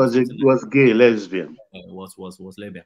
So they were discussing. I said, look, Bishop, all these things you are tolerating, show me where it is in animal kingdom. Say we are advanced mammal. So if it is not at that level, then why do you want to have it at a very civilized, advanced level? So that's the way I see it. And I believe in Mugabe, it's an African leader that I so much believe in his reasoning. Though many times, you know, I used to like him too, but it went sideways towards the end of his life. Well, his own weakness, you know, human beings have their own weaknesses too. So for me, majorly when I still look at him substantially, one of the best African leaders. He has one of the sharpest brains that that I've ever come across. I've not yet met anybody that can defeat him in a conversation. Maybe Lumumba. That one. Not the prof, Baba. The Baba Lumumba, not the prof. Not this one that is talking about. Not this professor, the old Lumumba in Congo during the time of Kasavubu. Yeah, not this one that is talking around. This one is just an orator. I don't really rate this prof, Lotiti Lobe. Ogbeni, you know why I believe that it will fade away, according to you? Yeah. If you remember International Athletic Association, the Semenya girl, the South African girl. Yes. Oh, I even call him a girl. Why am I calling him a girl? Who was competing with the women and beating them? I remember. I just mentioned it now. Got all the medals. She was an hermaphrodite, though. They said she was an hermaphrodite. That not guy. I tell you. Winning everything. If you see the gap in 400 meters, you can't believe it. What do you expect now? There was this Angola girl too who was playing, a boy playing as female soccer team in that female soccer team. But at the end of the day, International Athletic Association has banned all of them. Yes, now they have to ban them. All of them has been banned. Initially, they admitted them. They were just winning all the medals, and all of a sudden, in the last 3 years, they said this. Baba. I don't think it's going to be diminished, right? It happened in the Roman Empire, so it was also visible in the Roman Empire. Part of the reason why the Roman Empire got weak, right? So it's normal with human nature as human nature begin to progress, grow, expand. You begin to see these situations. And collapse, right? The rise of empire, the collapse of the empire, the rise of another one, the collapse. So it's not going to diminish. It may be what would or fade away. Part of it will be part of the things that would collapse the United States empire and the rise of another one. You can see let's not pretend the rise of China is there for everyone to see. It's eminent. It cannot be stopped. So and China frowns against stuff like that. China is a strong communist. Like anything. China is a strong communist nation. So we will definitely see communism taking over democracy at some certain point in time. Already China is infiltrating other countries. Their hands are almost everywhere. So once the United States... China is not a communist state China is anymore. not really a communist state too. It's just America just like labeling China. It's not a communist state. You Americans, I know you are in America. You Americans. Even Cuba is no more 100% communism. Well, I think China has learned a lot from the debacle currently going on in the United States. So it's a wise nation. It's very wise. And they are looking at the nonsense going on in the United States. And they're like, hey, no, we don't want to be like these people. But definitely, we would see the Chinese empire coming in. And you can see the way they practice their own sort of colonialism is like a partnership structure. So let's see. Empire. Exactly. Business oriented, business focused. Exactly, Ogbeni. Let me leave this one for you to handle. It's such a delight having you around. All right. Can I just What's that? interject real quick? This is Sadiq Pajoli. All right, so Dick. Not Sadiq Okay. Abubakar. Yes, yes. It went from Sadiq Ojoli to Sadiq Abubakar to Atiku Abubakar. It's all the same. So that's what I want to let you guys know. However, Ogbeni, earlier you said that it's going to fade away. That is more or less like a fad. It probably will not fade away. It's probably going to reinvent itself and turn into something more urban or something widely accepted. The reason why I said this. You remember in the 70s there was emergence of hippies in America and in Europe, where Flower and was children. partially influenced by the rock music and all that, and then the drugs came in and mixed everything upside down, right? And before then, we've had hillbillies in America, and and stuff like that. So and now there's no, we can say there's no hillbilly, but it's more of or hippies to say, but it's more or less like some people that are taken to drugs and some other urban stuff. So, and also remember that the people behind this movement, they are fully loaded, they have money, they can go toe to toe with anyone, even countries, right? So, and in the face of financial influences, we can't truly trust the leaders that we will have in the future. The reason why I said that the possibility of this being relaxed in Africa or in Nigeria in particular is they will try as much as possible to see whatever they can remove to make it look more acceptable, and then they'll start doing their underground work. I don't know if you've watched YouTube video. There are a lot of these people that belongs to this group that have done a sex reassignment, transition to man and all that, and then now decided to the transit back to their Detransitionalize. Yeah. original. And when I was watching the video, I watched like almost 4 episodes, and I realized that this is not just one uh, isolated case. It's a very huge, number of people that are trying to do transition, and some of them that could not, or they're regretting being transitioned. Some of them are committing suicide because of of what they discovered. So let me just ask you a question. What do you think? Do you think this is all an aim to control the population of the world, to reduce world population? What do you think? And I don't think there's a grand scheme Right. like that. Yes, I think sorry. there's Give a brief response to that. Round off that space, Ogbeni, and then I want to move just because of the people waiting, including you. I'll tell you what I think on that. Hold on. Let Dewale go first. Yeah. I don't think there's a grand scheme towards that. It's just that people just wanted, because it has become the norm, and people wanted it to be widely spread, just to, I don't think it's more of putting a stop to the existence of humanity. It's just so, their way of life to them. They've tried to spread this by indoctrinating kids and all that, but I don't think it's just there's a really grand scheme behind it per se. It's just like, hey, this is my lifestyle and you need to accept it. It's as simple as that. I don't think there's a one big theory behind it. Thank you. All right, brilliant. Back to Ogbeni. Okay, so my take on that is this. I think it's the liberalism taken to extreme end, and then within that liberalism, there are researchers, some captains of industry, and some opinion leaders who are all out to attack the family units.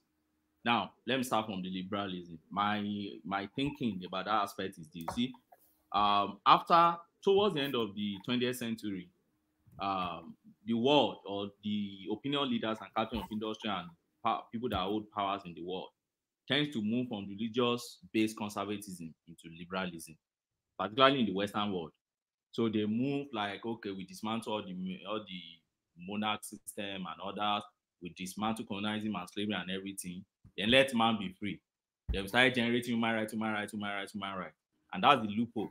Now, so what's the floodgate? So the moment you set up a principle, okay, let's man be free, everybody should be free to do their own thing. The extreme of it is that people with their own pervert sense and everything will start finding space within those human rights. But Benny, these captains of industries you talk about, they believe in eugenism. I don't know if eugenics. I don't know if you know of that thing. Yeah, now let me give you an instance of Pope. Which of the Pope? I think Pope John Paul was the one before Ravenda, the one before Pope Benedict had use with condom, and some captains of industries who were producers of condom, they never supported him, and they were Catholic. They were real strong Catholic. So it became a serious issue because they are captain of industries that need to sell their condom, and they feel that why would the Pope not allow them to, do their own market well and go? Some of them were in Italy language. When Pope John Paul died, some of them were celebrating, and they were Catholic because they believe, oh, this was the man who never allowed this to spread. So what I'm just saying is that within that space, there are a lot of people who have their own business, strategies, agenda, and different agenda, and they all find a way to settle within the space, and they will take it to the extreme. That's the way I see. So religion over time, for donkeys of centuries, have been able to maintain that conservatism within that space. But since they've been able to break religion now and take the space of power and governance out of religion, then people take it to extreme. Then secondly, family. You see, there are some researchers and also captain of industry and others who believe that the way the world is going with the population, it will get to an extent that the world will be overcrowded. And they are taking it to our space. They are saying it almost every time now. I won't mention their names here because they are powerful people, You won't mention, but we all know. People who want to reduce our population, they are everywhere. If they will not just do anything about ailments that keep people much, they will be paying lip service to it because they believe in that agenda. So, and when you look at it, what would promote that agenda most without attacking people is to attack family units. That's the way I see it. So, how do you attack family units? If you still allow the conservative way of the family structure that everybody believes, man and woman, and then you're having children, you're going to have problems because you continue having that population. So then, how do we dismantle this conservative family way? Create alternatives. That's the way I see this thing. Create alternatives. So start creating alternatives. Okay, say man, woman, and woman. Say, oh, man that even want woman can say, okay, I'm a dog today. Tomorrow I'm a cat. Next tomorrow I'm penguin. I'm dog. I'm this. I'm that. And then destroy that orientation.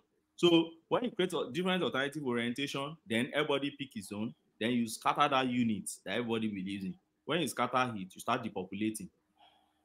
And it's happening. It's not happening, right?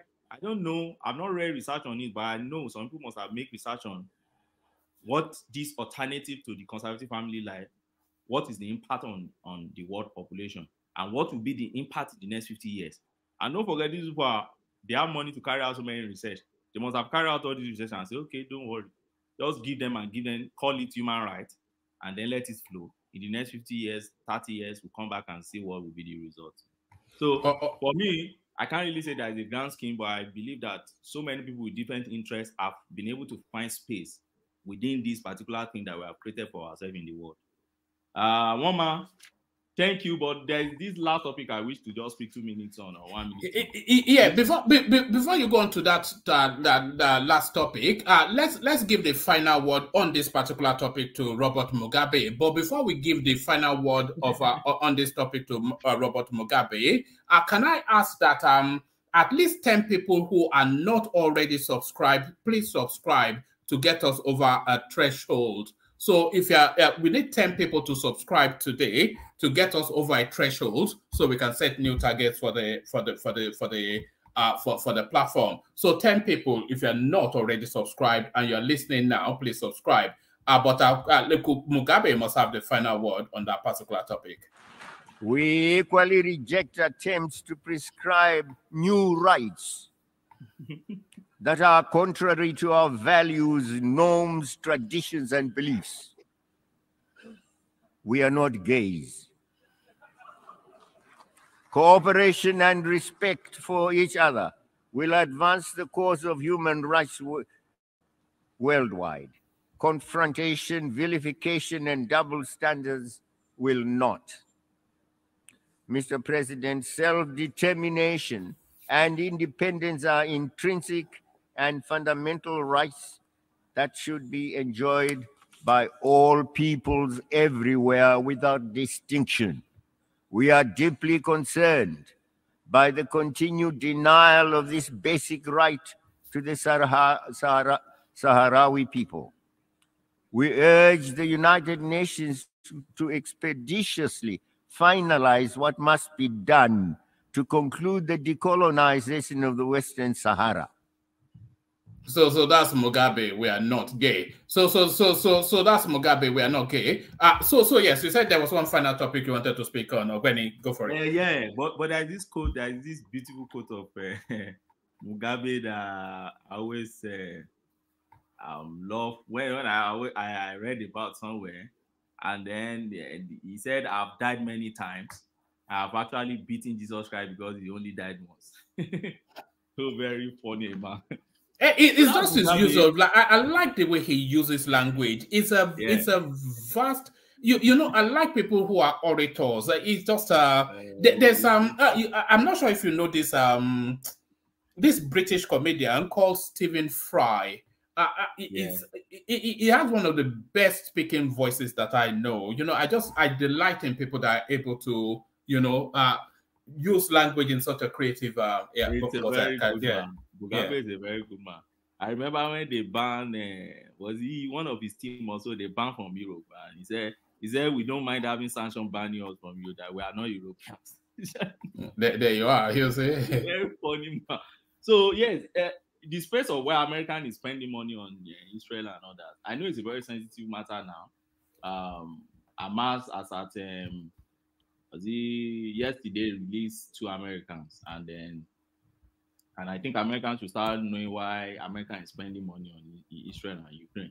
But for me, my understanding of why nations spend money to hate their allies, there are many reasons. And one of the major reasons is to protect their national interest.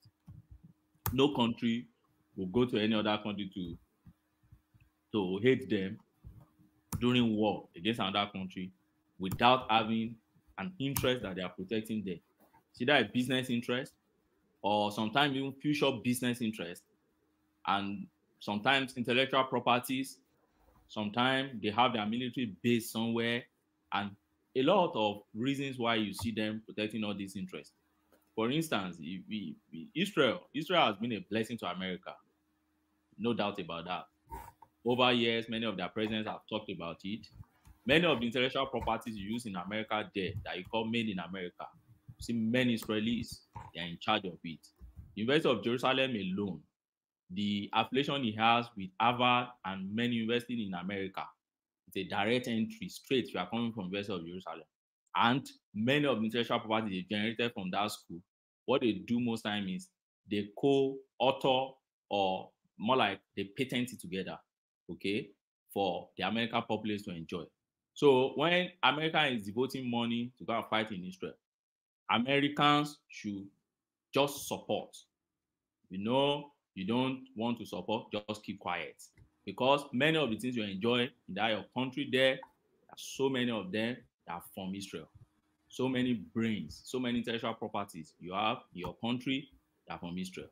So don't say, why are we spending this money? They are part of the source of your money. And sometimes also, see, geopolitical interest or influence also matter.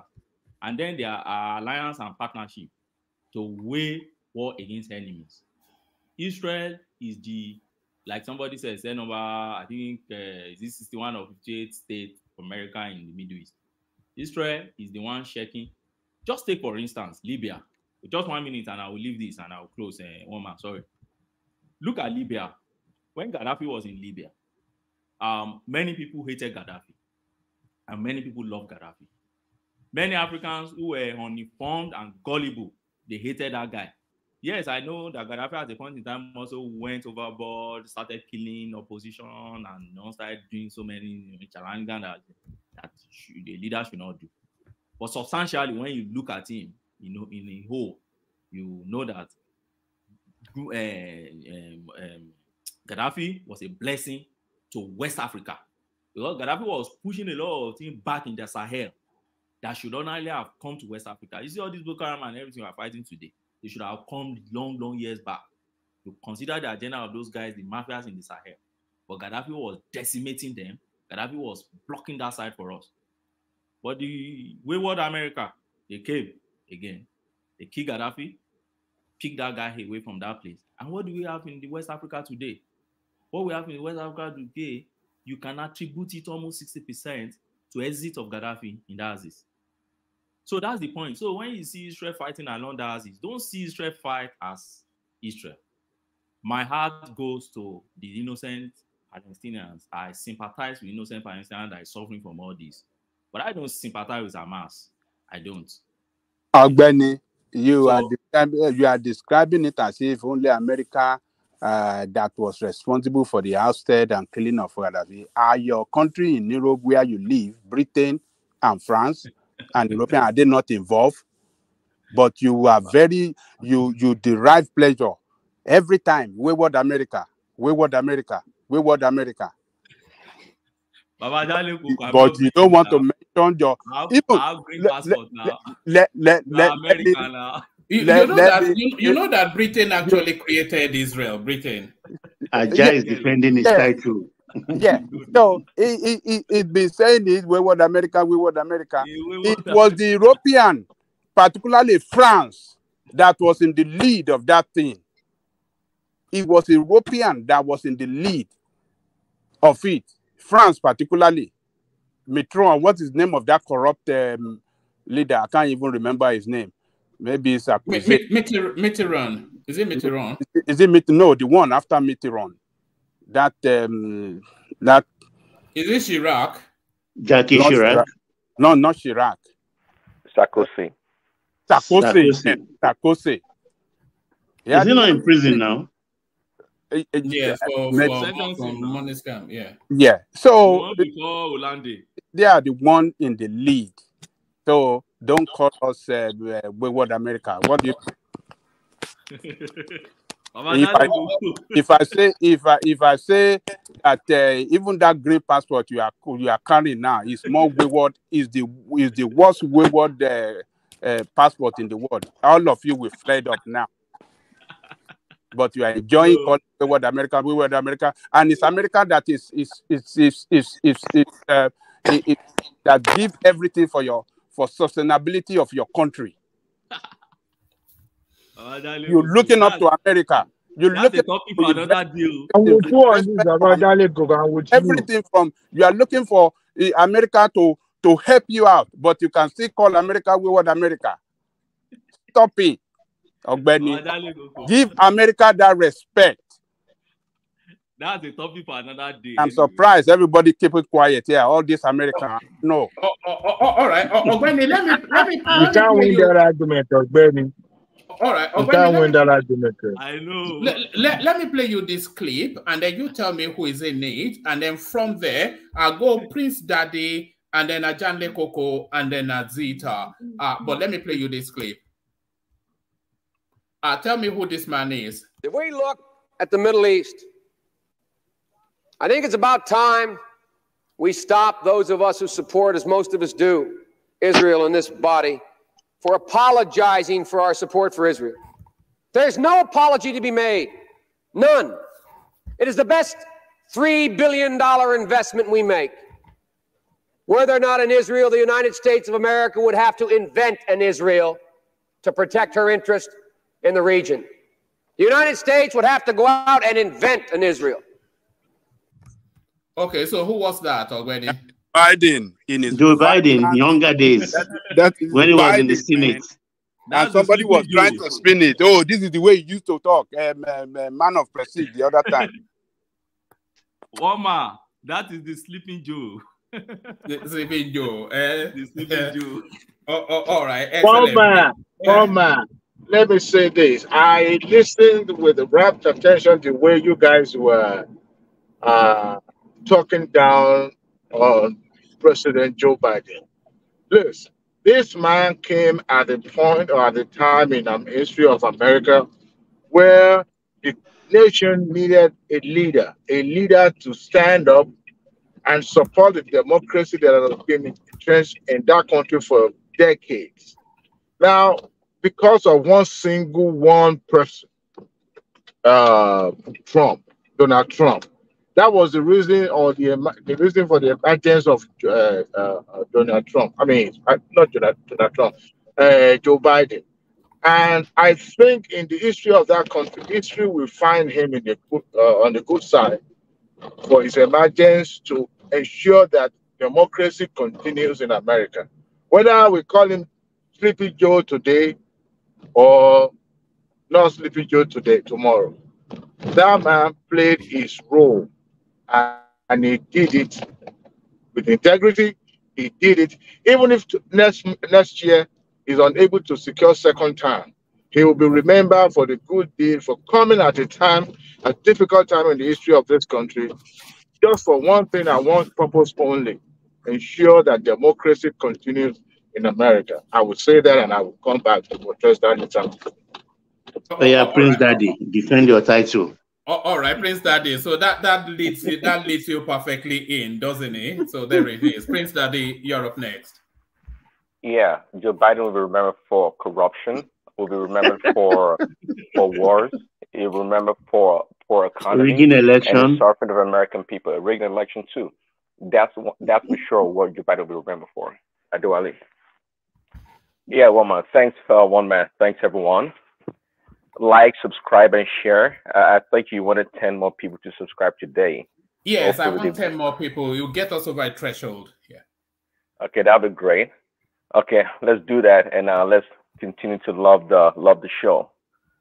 Yeah, yeah, great one, man. Where do we start? All right, you can launch at it from whichever point you want, but I suspect you want to come at it from the LGBTQ narrative, which is somewhat of a. I was saying earlier, but that there's been studies to show that they've identified this sort of behavior in the animal kingdom, even in birds, and more to it in chimpanzees, which are the closest relatives in terms of the animal kingdom. So it's something that is fundamental and innate to human beings, to beings. So maybe not to the extent that we see it demonstrated, but if it is something that is innate to a person, then how can you through law debar it?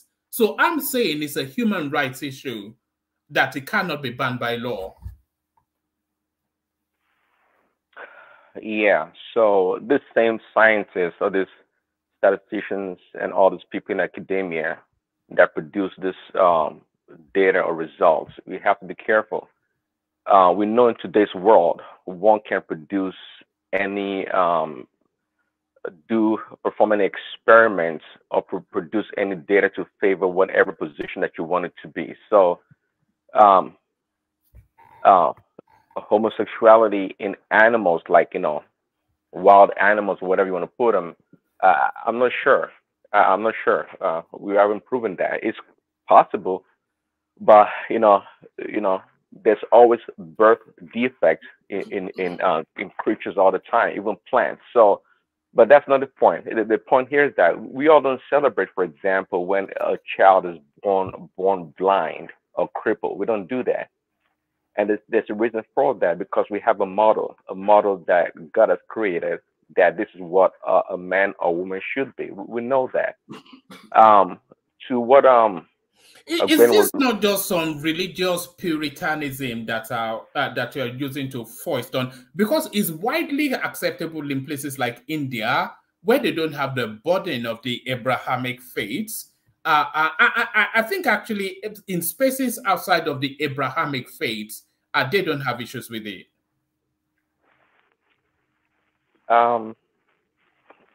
That is not true. That is not true. Yeah, I mean, it is accepted in many cultures, maybe like the Indian culture, but not to the extreme or to the forefront as it is in the West and other parts of the world, especially in the Western America and Europe, right? So this issue is very quite frankly, if I wanted to talk about this issue, it's not something people or you guys want to perhaps listen to or entertain. This issue, quite frankly, is rooted in spirituality, or rather in the things of the spirit, if you know what I'm talking about. Okay, because you know, homosexuality and other afflictions that we suffer are spirit based, if I can say that. Okay, and that's the way I understand it.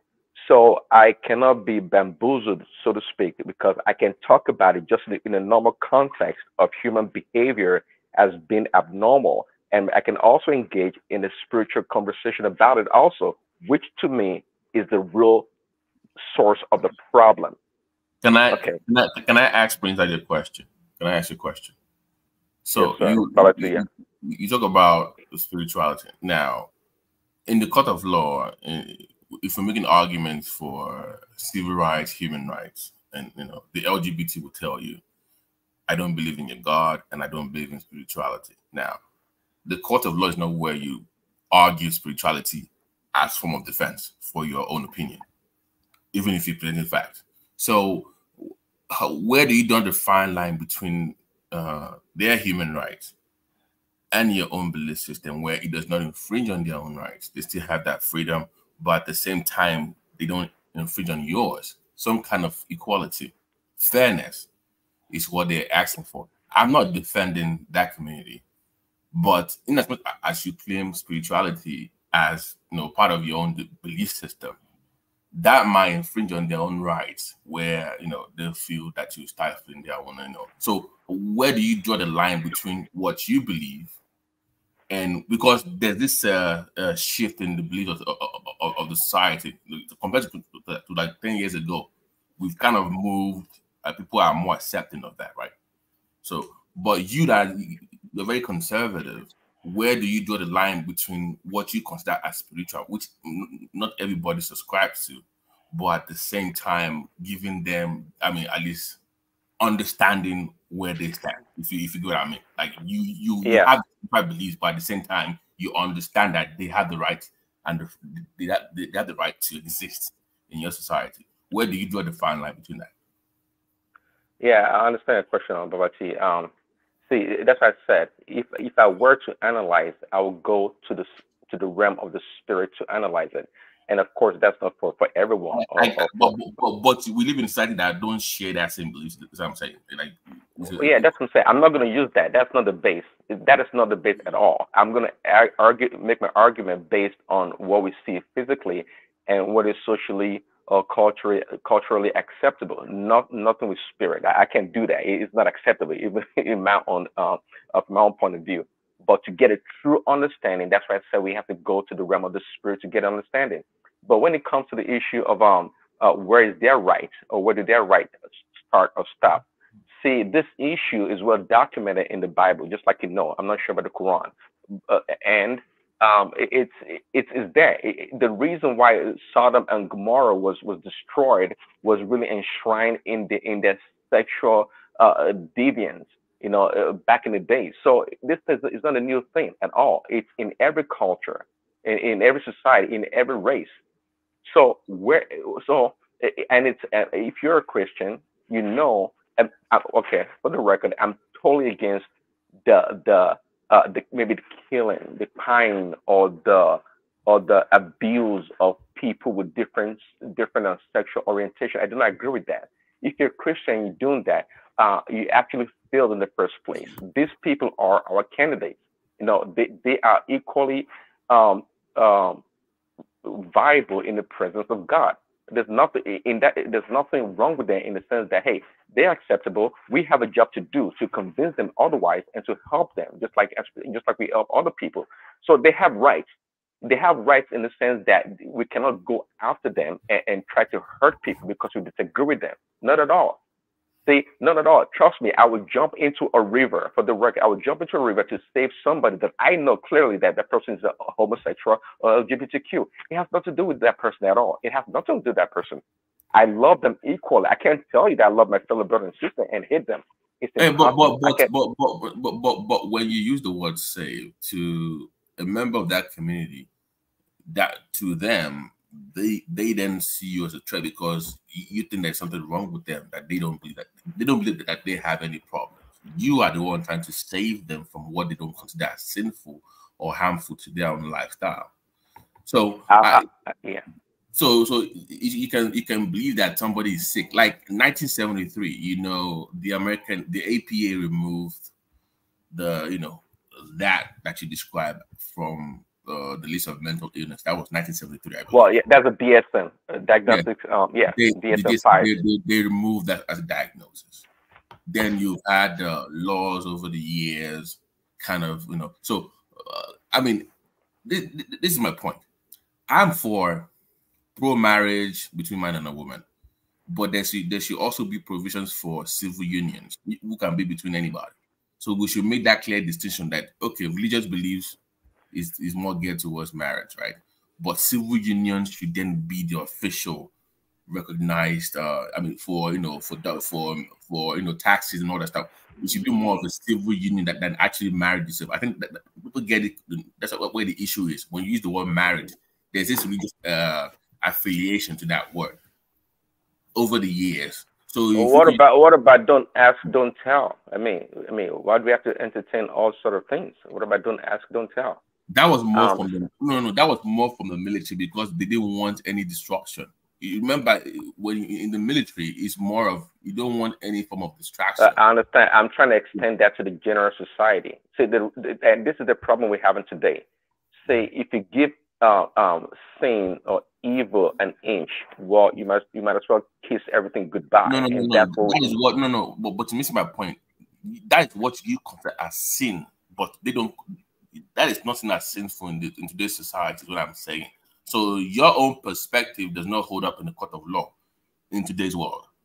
So you cannot make a spiritual argument in court. You can't say that in the Bible somewhere there's some demons that like possessing people, so therefore it should not be legal in society.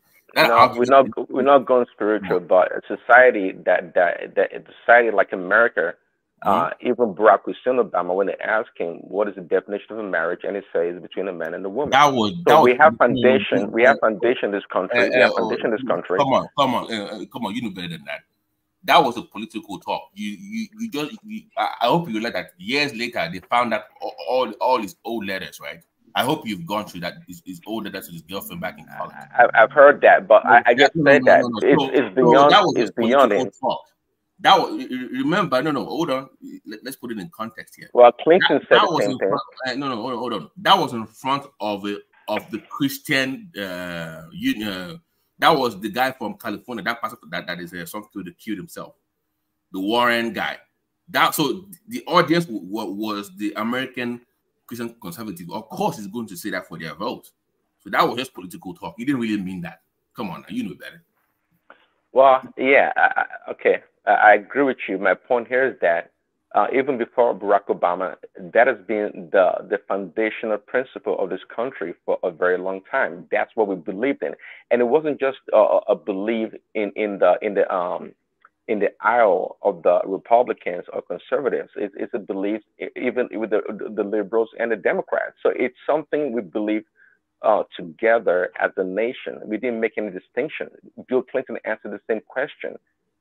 So it wasn't about Barack Obama. My point here is that in this society, we have to define our moral values when it comes to certain things. We're not an open door society, even though we can't say that's what we are right now, that anything goes. There has to be moral grounds and a foundation for which we operate. And we have to draw a line. And that's the reason why this thing is propagating across the society, because we refuse to, they've moved the line, or some people right now are trying to erase the line that there's no distinction, anything goes. And that's why today we have more than, 24 types of sexual orientation. One more question. One more question. I know you follow Dr. Neil Tyson. How did you feel when he came out supporting transgender? Were you disappointed? Who's that? Who's that person? You don't know Neil Tyson, the The black guy. The grass. So what about him? How did you feel when he came out, literally supporting the LGBT and even justifying this transgenderism, like gender fluidity? I feel nothing. Oh, you haven't? Okay. I know, but I heard about it. I know. Kaizo is doing a big piece on that. Look out for it. When it does it, I'll bring it here. That shocked everybody. Like, wait a minute. No, it didn't shock me. Why would it shock me? Because it wasn't that. Like, it wasn't. It's a very. We know it's not a Christian or Muslim, but it wasn't. But this sudden shift, because people like think maybe it's been induced or like something else is going on behind the scenes. One of the children. Oh, really? Oh, okay. There you go. Okay. Well, just like Cheney. You remember Cheney? Yeah, with the daughter. Exactly. So people can have a shift in mind or position on things they once believed to be otherwise. So that is fine. And if his daughter was not, I wouldn't care. How can Tyson DeGrasse be the one to determine if I know the difference between the man and the woman, and if the marriage is between the man and the woman? No, not at all. No person in this world. There's certain things that's beyond human beings that we know naturally that exist. So I don't care. I didn't feel anything when he said it. I heard it. It makes no difference to me. I didn't even know his daughter was one of those. Not at all. So, but the thing is, there's no end to it if we don't stop it now, because it started with LGB. You understand? And now we have about 6, and they put plus. That means there are more classes to come. Hold on. In fact, you're way behind. We have about 78 right now. Different types of gender. So you got 5. 78? Yeah. 78. Well, I know, Baba T. I just said 2,000 because Yeah, I have to draw a line. You are even far. You are behind. Here's the reality. It is here to stay. It is how you raise your kids in your family. Let me be honest with you. What did you say? It is here to stay. Yes. Hold on, Baba. Yeah, that is the reality. So I know people come at it from a. People, because the way I'm speaking, people think I'm like actually promoting. I'm not. I'm just being realistic. I'm telling you what is going to happen. What you should do is empower and educate your own family and friends and people. It's like going to war. You have to empower your kids that when they get exposed to. No, I can hold myself, Babati. I think your profession is molding your opinion. No, it's not about profession. Okay, partly, but there's also because I deal with evidence-based practice as a profession, but I also see what's going on out there. Do you know how many times I will have kids that teenagers come to the office for cardio issues, and sometimes we have their parents stay outside for a minute, and they will come out to us, but we can't tell their pastor or their born again moms and dads. So don't think about it from your own perspective, from your own generation. Think about Gen Zs. That's what you should be thinking about. They are more accepting of this than you. So when we discuss this issue, that's what I think is a fact. No, you're right, but see, I agree with you from that point. I do agree with you because I said earlier, it's a battle. The next 20 years, they already have the half of this kid's mind. They already have half of them already. So now think after them, their own kids will be more accepting. So you're gonna have quarter, half, something before in the next 20, 30 years, it's gonna be the norm. So when you're thinking about this issue, you must think about your kids and your grandkids, not the way you think about it. Look at it from their own perspective. Okay, that is the way you should see this issue. So it's not about spiritual stuff. You have to when it comes to social issues, think about Gen Zs. Okay, stress levels, anxiety, depression, all these psychological issues. They are more fragile. They are more frail than you are. I'm telling you, they are. Yeah, Baba T, see what is going on more so than these people. They use what they call maybe called the Russian cauldron style of war or battle in the war front. They have a way of isolating these children and many people, and they force feed them. And I mean, of course, it's easy to convince a young mind. That's my point to you guys. So if you think you're fighting some kind of war, the war's already lost. I'm sorry to put it that way. So no, that part I disagree. It's not lost here. You lost the war already. No, listen. I said that earlier on that we've crossed too many. It's already over. It's already No, but we have the African frontier. We had the African frontier. Hold on. Let me tell you how you lost the war. These things seeps in gradually. Once we started to accept the value system that you guys claim to hold up to, you was accepting abortion rights. You took it in. The feminist extremists. Yeah, man of prestige. It's a slippery slope. They know where they're going already, but they know how to get you. So they start slowly, gradually. So by the time you know what's going on, it's already too late. Once again, I already give these people a lot of credit. I mean, I know what is going on. I'm not like many people lost. They how can you equate abortion law to what we're talking about? How can you compare? But they're not the same. Well, you have to see that's a problem. You have no. The productive right is woman's right. It's not. You can't equate it with what we're talking about. Hold on, please. That they get what I'm talking about. No, you lump everything together, and that makes him happy. No, I said it's a slippery slope. It's about a value system. Once you lose one or two, it goes down the drain from there. Nobody will.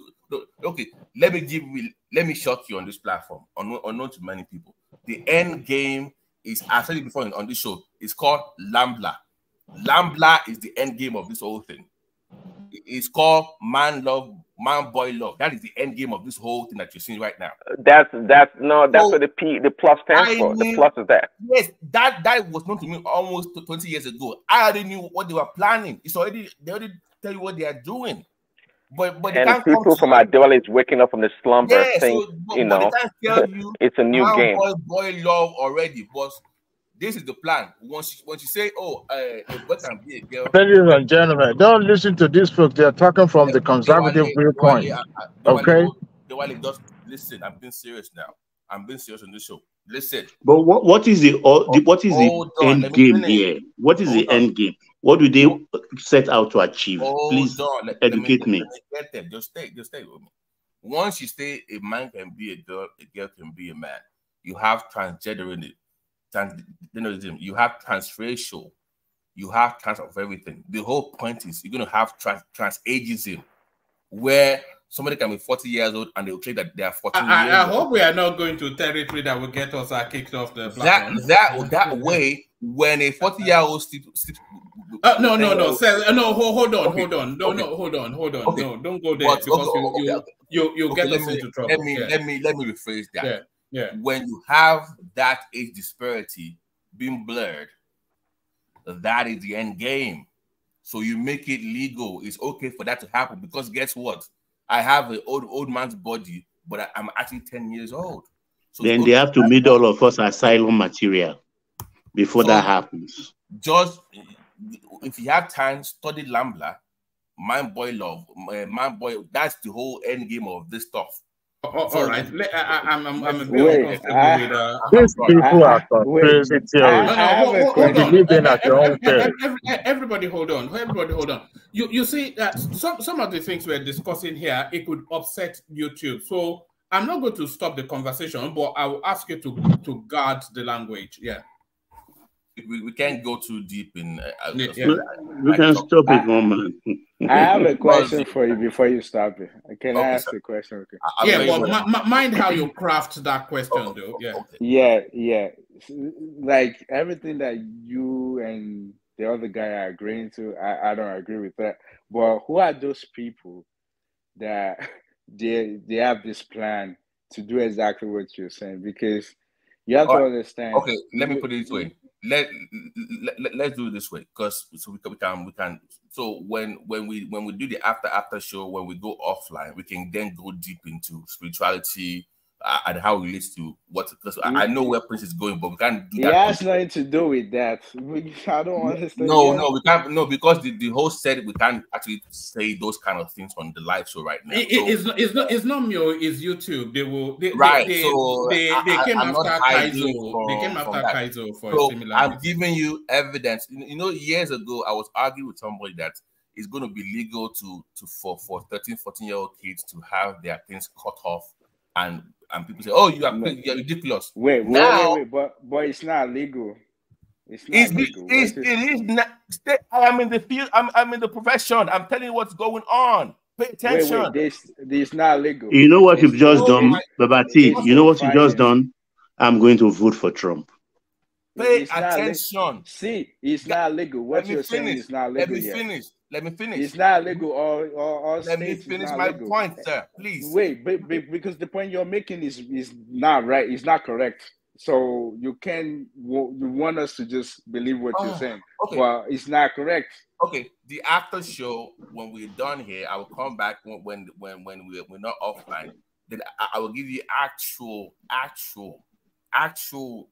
Even in young, I will give you actual patience, because in my own practice, you know, when you do this thing too early to kids with hormonal supplements, they tend to have cardiovascular issues. I deal with that. I'm telling you, I deal with kids with that issue. I'm telling you what's going on.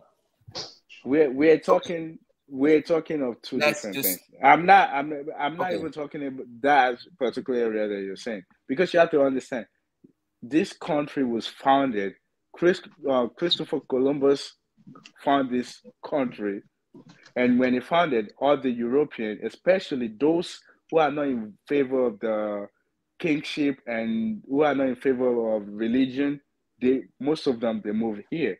This is a Caucasian country. They moved here, and when they fought in the 16th century, when they get their when they gain their independence, one of the reasons is they don't want to be under Queen. So liberalism is part of the foundation of this country, meaning at some point. Oriola, you're breaking up. I'm not going against what he's saying. That I'm not saying that it's not part of the foundation of the country. I'm just saying that something that have been hidden away. They've always been there, but they want it to be out there. They want it to be separate. Well, Babati, I understand you, but people like Oriola, they probably doesn't understand. It's telling me that something is not illegal. Because something's not illegal doesn't mean it's not wrong. I mean, that's his argument. One man, please, God willing, after it's over, I would like to, when you're offline, I'm sure Prince will be here. We can then go into more discussion about it. All right. Wait. Did I call away? No, you broke. Your line was breaking, so we couldn't hear you. So you were going back and forth. You were going in and out. Oh, okay. I'll just wait. I'll just wait. All right. Back to your Prince.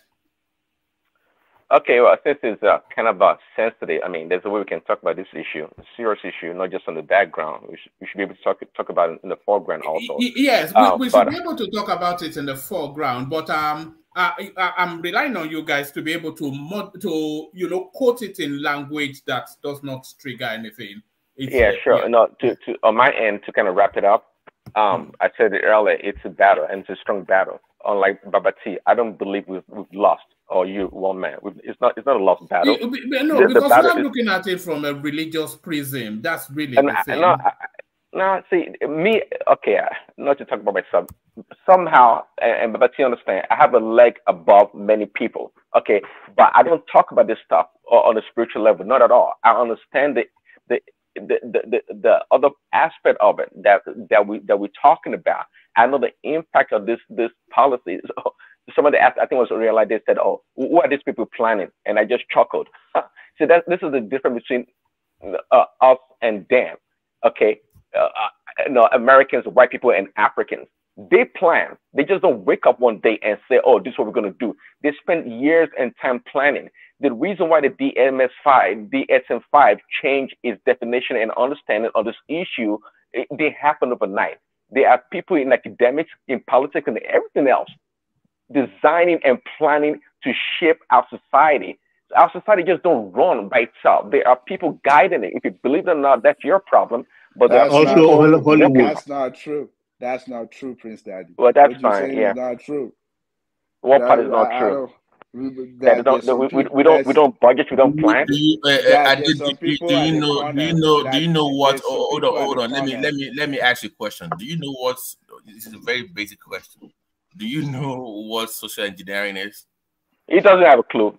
For him to say that, doesn't have a clue. So let's just move on. It's a very basic question. It's a very basic. Do you know what social engineering is? Do you know what that means?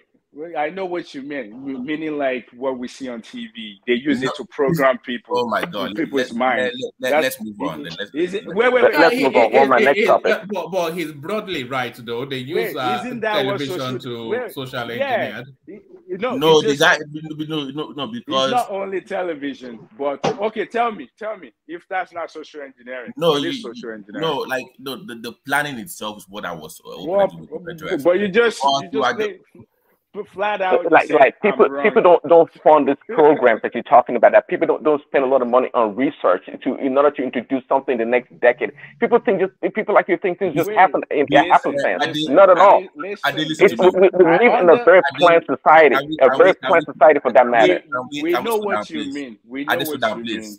Hold on, please. Before we come, let's calm down. Oriola. Okay, this is my point. Before it comes on TV, that's his name though, Oriola. Yeah, I apologize, Oriola. Yeah. I'm saying that before anything comes on TV to control people or whatever, they've already it's already been studied. It's studying human behavior. I mean, human psychology. So before anybody comes on TV to manipulate you with anything on TV, I was asking about the planning stage itself, behind the scenes, before it comes to what you see. Okay, takes many years. Wait. I'm actually talking about. All right, I understand what you're saying. Yeah. But here's the thing: the particular topic that we're talking about, they're not trying to make everybody become what you think. They're not trying to make you become them. That's not what it is. They just want to be accepted, and that's the reason why this country, especially those that practice democracy, they believe in liberalism, meaning you are allowed to change your mind. Like the way I think 10 years ago is not the way I think now. So I'll give you an example. About even like 10 years ago, not even 50 or 30 years ago, weed is illegal. But at some point now, the change is they're saying it differently. Like, we can use those type of drug to cure some things. That's why you see now those people that were jailed back then, they just went just for a little grams of those drugs, they went to jail. But now the mindset is changing. That's the same thing. That's the thing about life. Some people, some of us, we just want to stick to the same thing. Like, this is what God said. We don't want to change it from there. That's the people that have the conservative mindset. But that doesn't mean that the Democrat and the Republican, they don't have that mindset. Even part of the Republican as well. Some of them, they still lenient to change. Like they're more, some of them are liberal, but maybe not far liberal, to the extent that they understand that the life changed and I can change my mind. So for example, let me clarify. Let me clarify with you.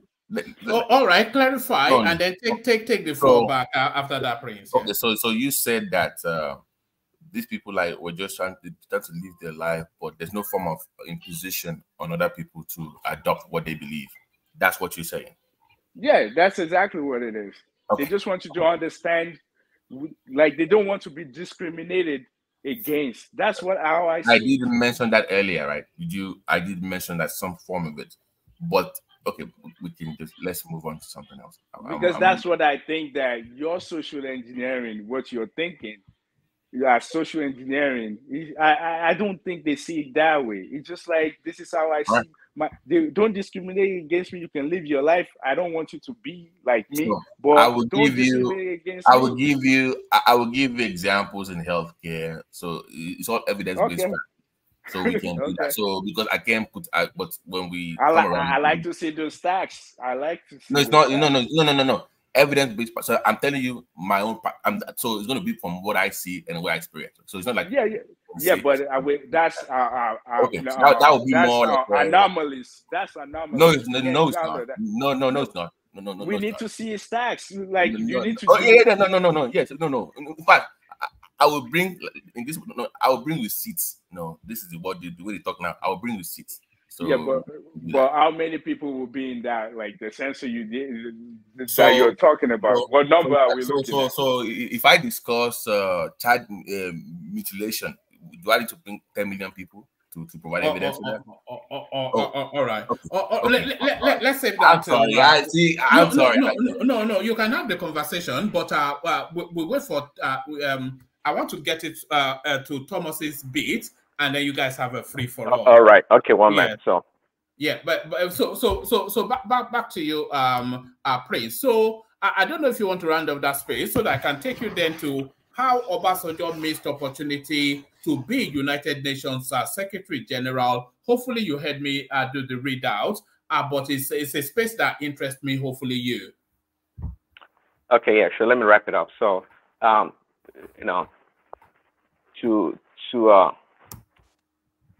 the point about things are not like planned out, and things are not like introduced in a systematic way in our society. It's kind of comical.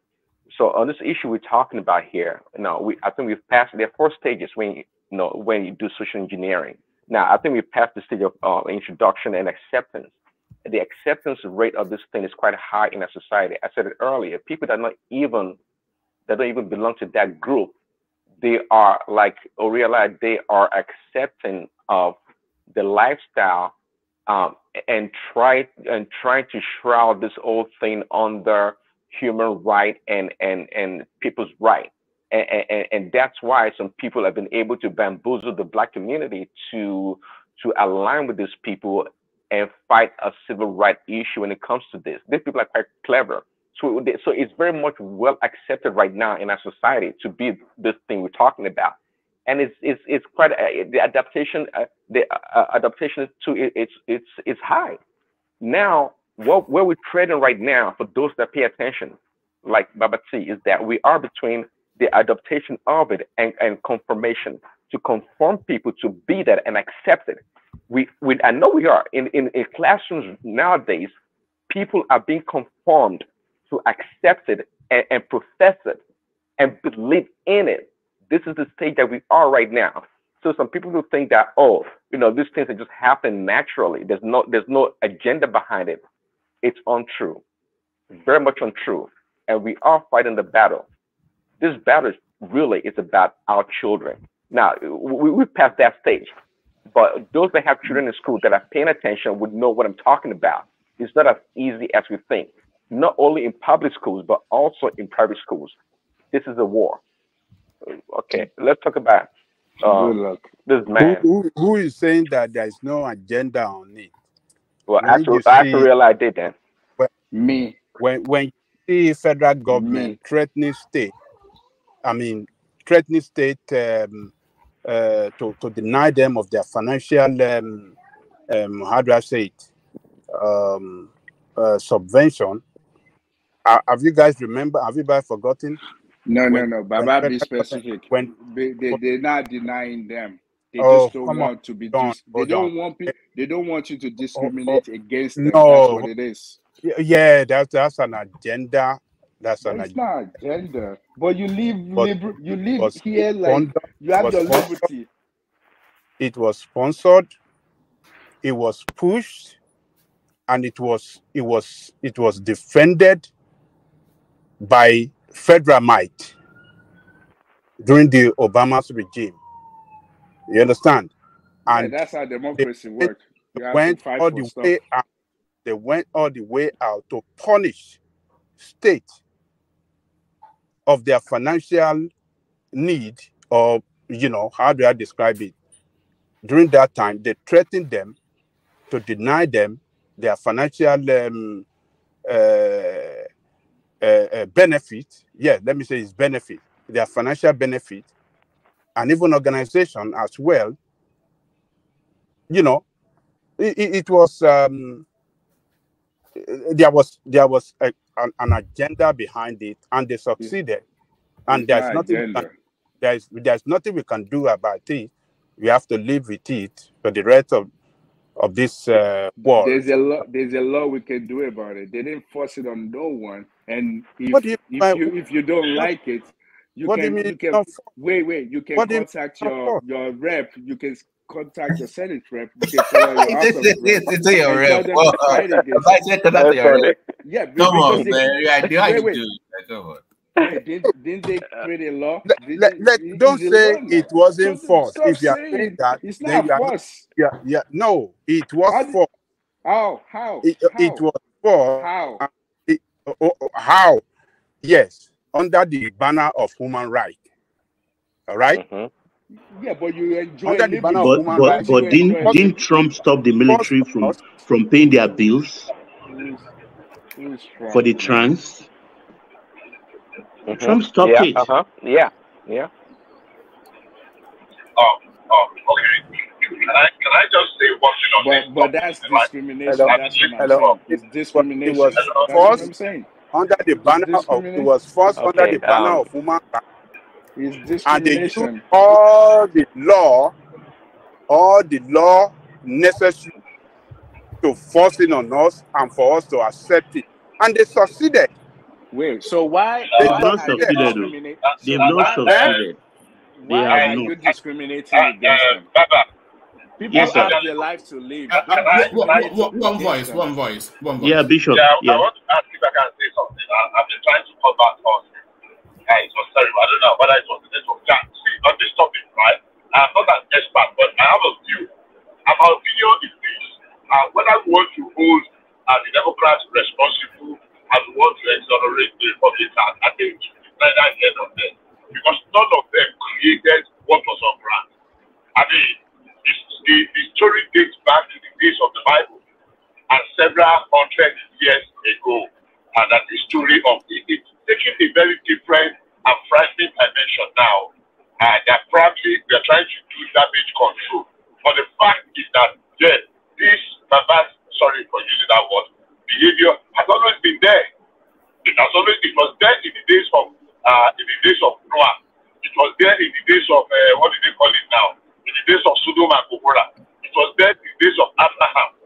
It's always been there. I mean, the history of what has been happening in some of our big churches. I don't want to mention any denomination. Stop making it religious, man. Stop making it religious. This has nothing to do with religion. Religious. I'm making it a human thing. I'm not saying it's religious. I'm saying it is not just, I'm not for it. I'm vehemently against it. But I'm saying it is not something that just started with the Democrats. It is not something that started with America. It's something that has always been part of human being. Whether it is you consider it as perverse or that it has been given a different and elaborate or expanded definition now. But the fact remains that it has always been there. So it is not a matter of religion. It's a matter of human problem or human evolution, whatever you want to call it. It is not that it is the Democrats that invented and promoted it. No. But it's an animal that has been tamed, quiet. wait. They beat it up. But it's not all Democrats that's for. It's for this. Inside Democrats, you have the conservative, you have the progressive, you have those in the middle. Why are we like labeling that this is all about Democrat? It has nothing to do with them. In their party, But they are floating a lot of legislation to back it up, and they. No. Okay, so Can I wait, let me land this. Just like you have the Republicans, you have the Tea parties, you have the people that support Trump, heavily support Trump, and you have the those that they're just in the middle. They want the right thing for their party. That's how it is everywhere. Whoever get the chance to be in the seat of power, get to the loudest voice. So now in Democrats, the progressive, the young people like AOC, Tahib, they're like in the forefront. So they have the loudest voice for the Democratic Party. That doesn't mean that everybody in the Democratic Party, they believe in what you're saying. But what the point I want to make is this country is all about liberty. So they allow, after some years, they change their mind on things. That doesn't mean they're forcing down everybody's throats.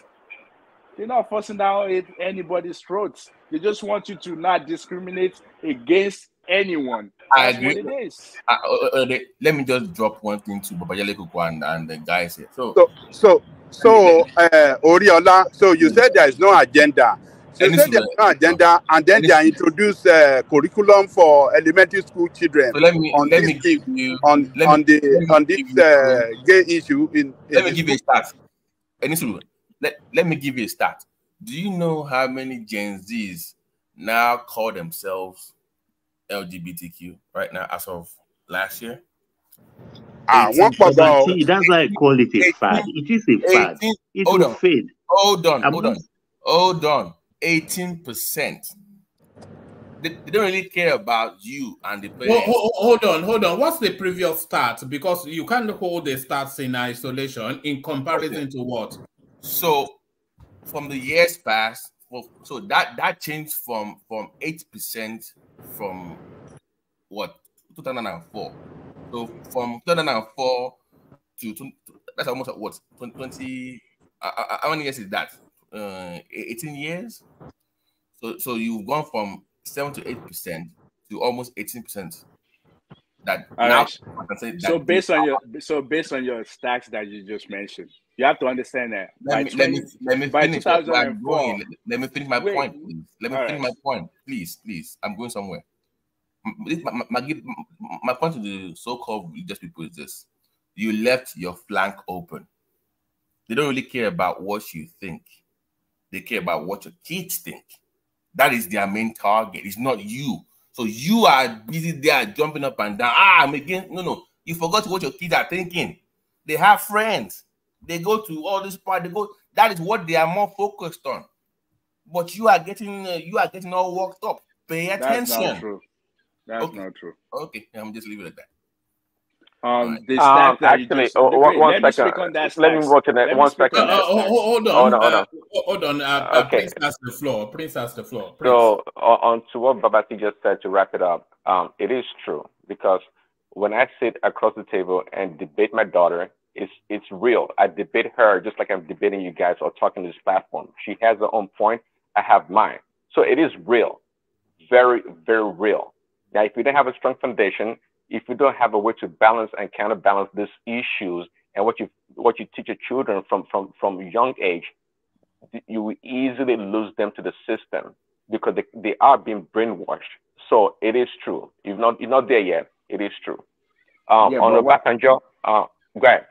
Why would you want the system to train your kids? That's why we are parents. We should teach our kids, not the school system to teach my kids. You're talking naively. I'm sorry to say. Why? How? Because they spend 8 hours or so, plus after school or whatever, with the school or their teachers and their colleagues, their peers. What do you think? What do you think? It's a battle between. Out of 24 hours, they spend 8 hours in school. Let's say out of school activities, they spend 2 more hours. That's 10 hours. What about the rest of the hours? They spend more time with their school peers than they do more active they time. Come home, have their dinner, go to bed, and repeat it again. That means you have to be active with your kids. That means you're talking like a young man, but that's okay. That's okay. Wait. I'm a young. I'm not denying that. But if at the stage of dealing with a teenager, or it would know. Right now, we're just talking based on textbook. But that's the thing. Why would you wait till your kids are teenagers? One man for that's the sake of that's what I'm telling you. I thank God I'm lucky, so to speak, like many other parents that recognize these things, and I've been having this kind of discussion and talk with the kids. So when the time came up, can you bring up the second article for the sake of the discussion, please? It's not available in this country. It says that this content is not available in your country, so it's not letting me in. That is even higher than my own number. Yeah, because one thing I'll say is this: what I learned about kids is this: majority of the time. Can you say, Babasi? I do, yeah. Majority of the case, what I see about them is they watch TV. So when it comes to social programming, like you guys mentioned before, they learn it either by watching their little things, and most of those things, they see those characters, they go to school. So most of the time, they spend a lot of time away from their families or away from their parents. like parents actually actively Aurelia, I'm asking their sorry to kids tell to you, do this and that. the teachers are directly teaching these children. Hold on, I'm not making it up. They're teaching these children on how to think about their sexual orientation and telling them that they have choices. Talking to 5-year-old children about these things. This is real thing I'm talking about. You're true. I'm happy I believe parents are what you're fighting saying. back. Even the school realm, choosing the school board and everything, parents are fighting back hard. Don't discount that. But it's too late. It's too late. Wait. It's not too late. You're right. But here's the thing. Before you actually, do you know that, I'm definitely sure you know. You know, like every day that your kids go to school or after a long weekend, they actually sit your kid down and ask if there's something happened in their household. They want to like let them know. Realize that in an idealistic world, you're right. Sorry, Prince, hold on. Hold on, Uriola, as well. Zita wants to insert a question. So, Zita, insert your question, and then Prince pick it up from off the back of that. Zita. Yeah, woman, how are you all? Yeah, we're good. I wanted some clarification on your platform. Last time, they wanted to discuss about Palestinian-Israeli war. I think I asked a question about Israeli and US tie. And you said that YouTube is going to react to it. Did you say that? Yes, there are certain topics and certain conversations that are, YouTube, they essentially have a bot within the system which just scans through things. And then there are certain trigger words that those bots look for and then they react to. So we just have to guide conversations around that. We can speak to some extent, but not take take the conversation to the furthest extremes in terms of the long language we use to discuss it. I see a lot of YouTube videos on this topic, and other platforms, I see them discuss freely about it. So I was just trying to ask if you have a pause in your platform that you should not discuss such a thing, because no, I don't have a clause on anything. Oh, okay. All right. You are taking us away from what we were discussing. Can you bring up the last, please? It's very important. The last article is very important. So just to show, just to button my before I'll just hold on listen for a minute, but just bring up that. Okay. All right. Now, calm down a little bit so you can see what I'm talking about. Calm down. It's right there.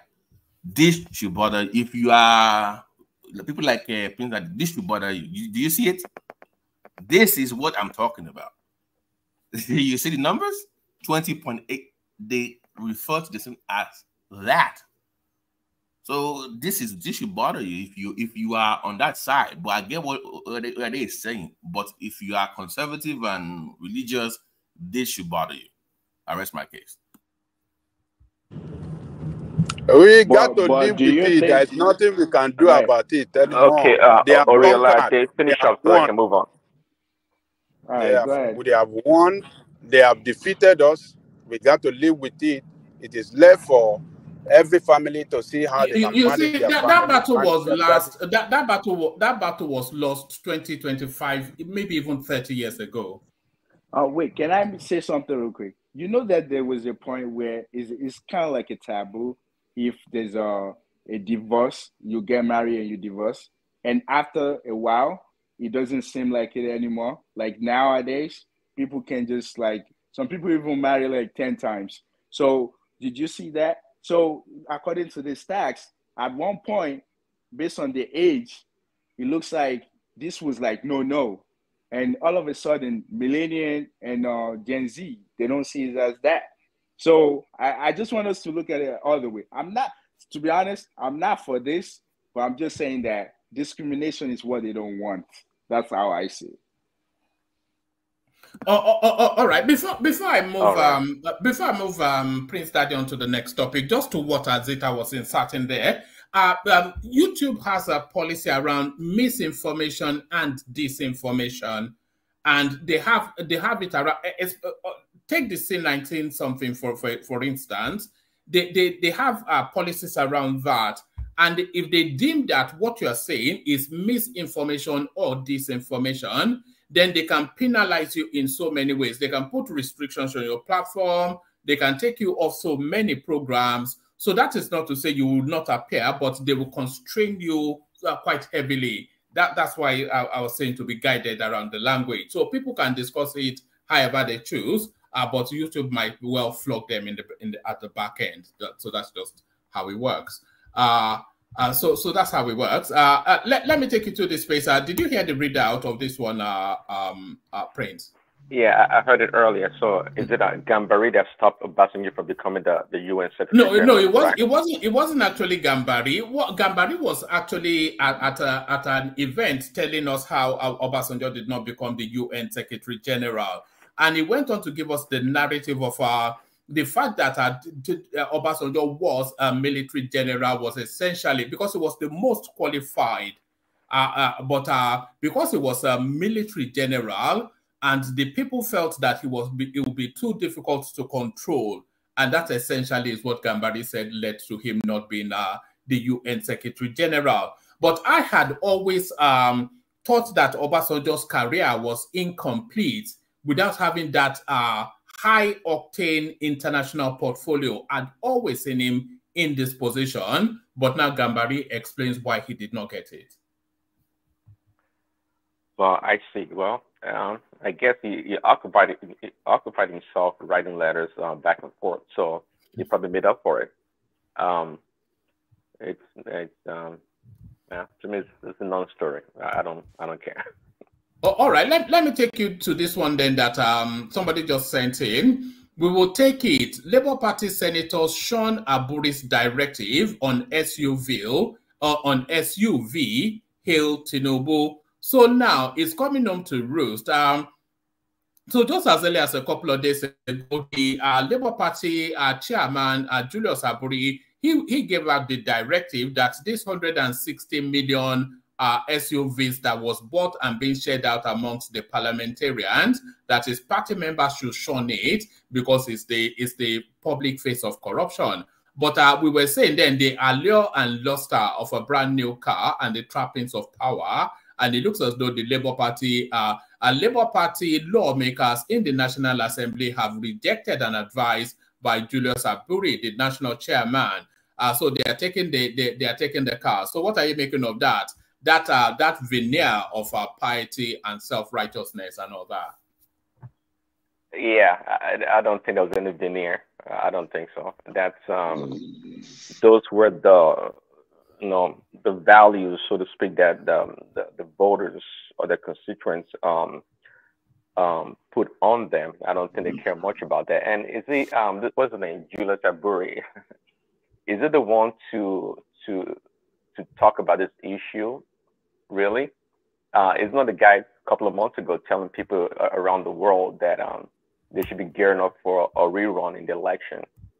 This guy, it is corruption written over this guy in every way possible. It's not the right to be telling the LP members, if they should reject an SUV or not. This, I don't know. That's why I kind of crack up sometimes when it comes to this, the people that support, Peter B, right? And these other politicians, even including Tinubu for that matter. These people are politicians, they're human beings. They're not any different than from each other. They are the same, fighting for power. They'll go as dirty like Atiku, right? But we say at the end of the day, they become friends. Of course, they have interest. They have interest to protect. They have things to do, power to grab. So they will fight dirty to the point of pying themselves if they could. But if they lose, they get back together and do the whole thing over again. But we shouldn't be disillusioned that they don't really fight or they don't really argue about things that they quote unquote care about. These people are the same. These people are the same, and that's why I don't spend time trying to defend Tinubu's record. I just believe at this point in time, this dispensation, so to speak, that is the best candidate to be in power, and not Peter B. So when people like our good friend Joel of Nashville thinks Peter B is an angel, can't do wrong. I always laugh. I don't know what to make about it. I mean, Peter B is no different from these people. He's the same, torn from the same cloth as Tinubu and the rest of them. That was the bottom line. If we put it in percentage-wise, I think Peter B stole more money than Tinubu, that allegedly, if he did in Lagos than compared to Anambra, because Lagos is much richer, they have more money. But from a poor state like Anambra, when he was the governor, that ran on international aid and had no real discernible IGR to run the country, country plagued with erosion and all kinds of stuff. It boasts about the educational system and all these things. But, they're all the same people. They're all the same people. The LP candidates or the Senate or whatever, House of Rep, they're not stupid. That's the system we run in Nigeria. Even the West, the people are greedy. The politicians are really greedy.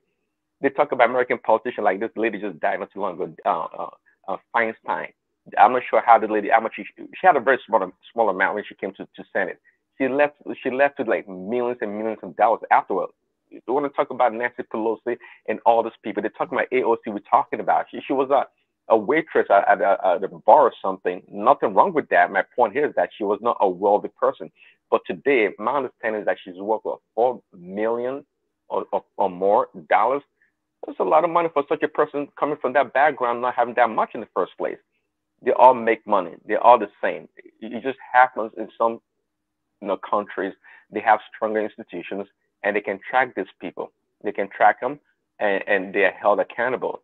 But LP, APC, PDP, YPP, or whatever, when they get into power, they're going to enjoy. Who's going to go home, and have a bunch of money right there to be stolen or to share among themselves, and they're going to turn it down? Yesterday, I think Izon was on the show. I can't remember. Yeah, Izon was talking about maybe short of minute encounter with a government agency ministry that they had to go to Ghana, and they was given an envelope which he didn't turn down. Maybe somebody can tell me later what an ESTA code means. I'm assuming it meant a stipend or kind of a perk, but whatever that means, someone can tell me later. Sharing money in politics, greasing people's hands is part of the whole game.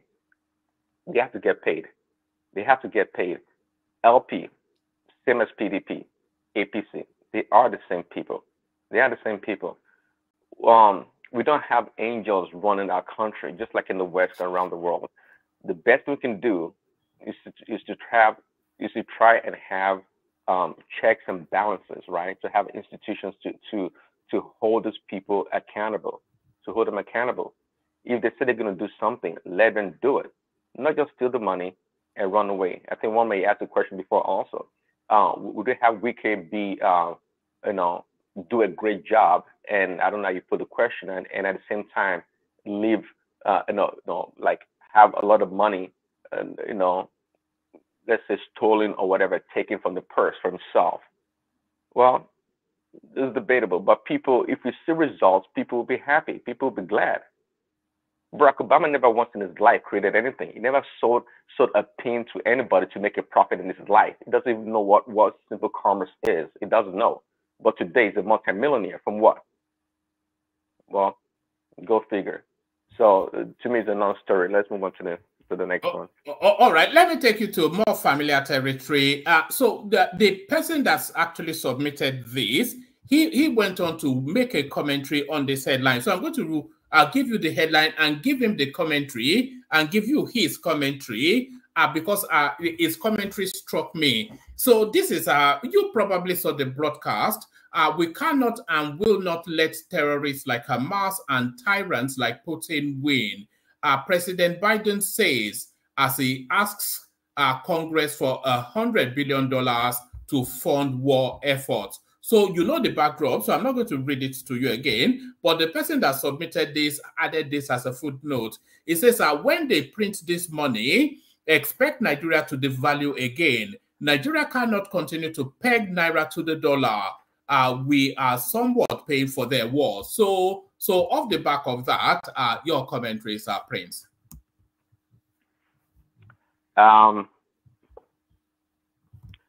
Yeah, I see what the person is saying, somewhat, but it's our problem pegging our currency to the dollar. It's the U.S. that's doing the real spending in the trillions of dollars. Sorry, Prince. So what should we peg the naira to then? If it's not the dollar. Cassava, they've already told us. No, Cassava, yeah. Well, say, if we take our time to study what happened to Russia in this past year or so, year and a half, when the entire Western world went against Russia to destroy its economy and ruin Russia. The Minister of Finance must be a really brilliant lady. She was able to devise a plan to stabilize the Russian currency, and in fact, it was documented in American media that when the dollar was getting weaker, the ruble was actually getting stronger because they were able to, do something. What they did was they denominated transactions in the ruble. So you know that Russia was it still is the largest gas suppliers to Europe. So if you wanted to buy Russian gas, you couldn't buy it with international money. You had to buy it in rubles. So you had to bring your international currency into their currency, and that was what they did. Yeah, that's one of the things they did. They did more than that. They actually applied, I just can delineate to you right now, they actually applied a lot of economic theories that they put into effect. They did a lot of things. They did a whole lot of things. But and what can Nigeria do? Well, number one, see, the Chinese deliberately devalue the currency. Why? Because they have a strong manufacturing base. That's a good reason. So it's not an issue so much that the naira is weak, but what is our economy? What is our manufacturing base? What do we have? There's a way we can counterbalance this currency issue that we not figured out how to do it. We have somebody like Emefiele in there. He had nothing to do but steal money. And I was actually going to ask you, one man, a couple of days ago, you had an headline saying Emefiele stole 2.9 billion. Trillion naira. Okay, I'm not sure where that came from, but about 2 or 3 weeks ago, I was talking on this issue, and someone was just coughing at me and pretty much maybe mocking me for saying that Emefiele must have stolen up to 2 trillion. I think it was Joe Nashville or Pansat. It must have stolen up to 2 trillion naira. I said it.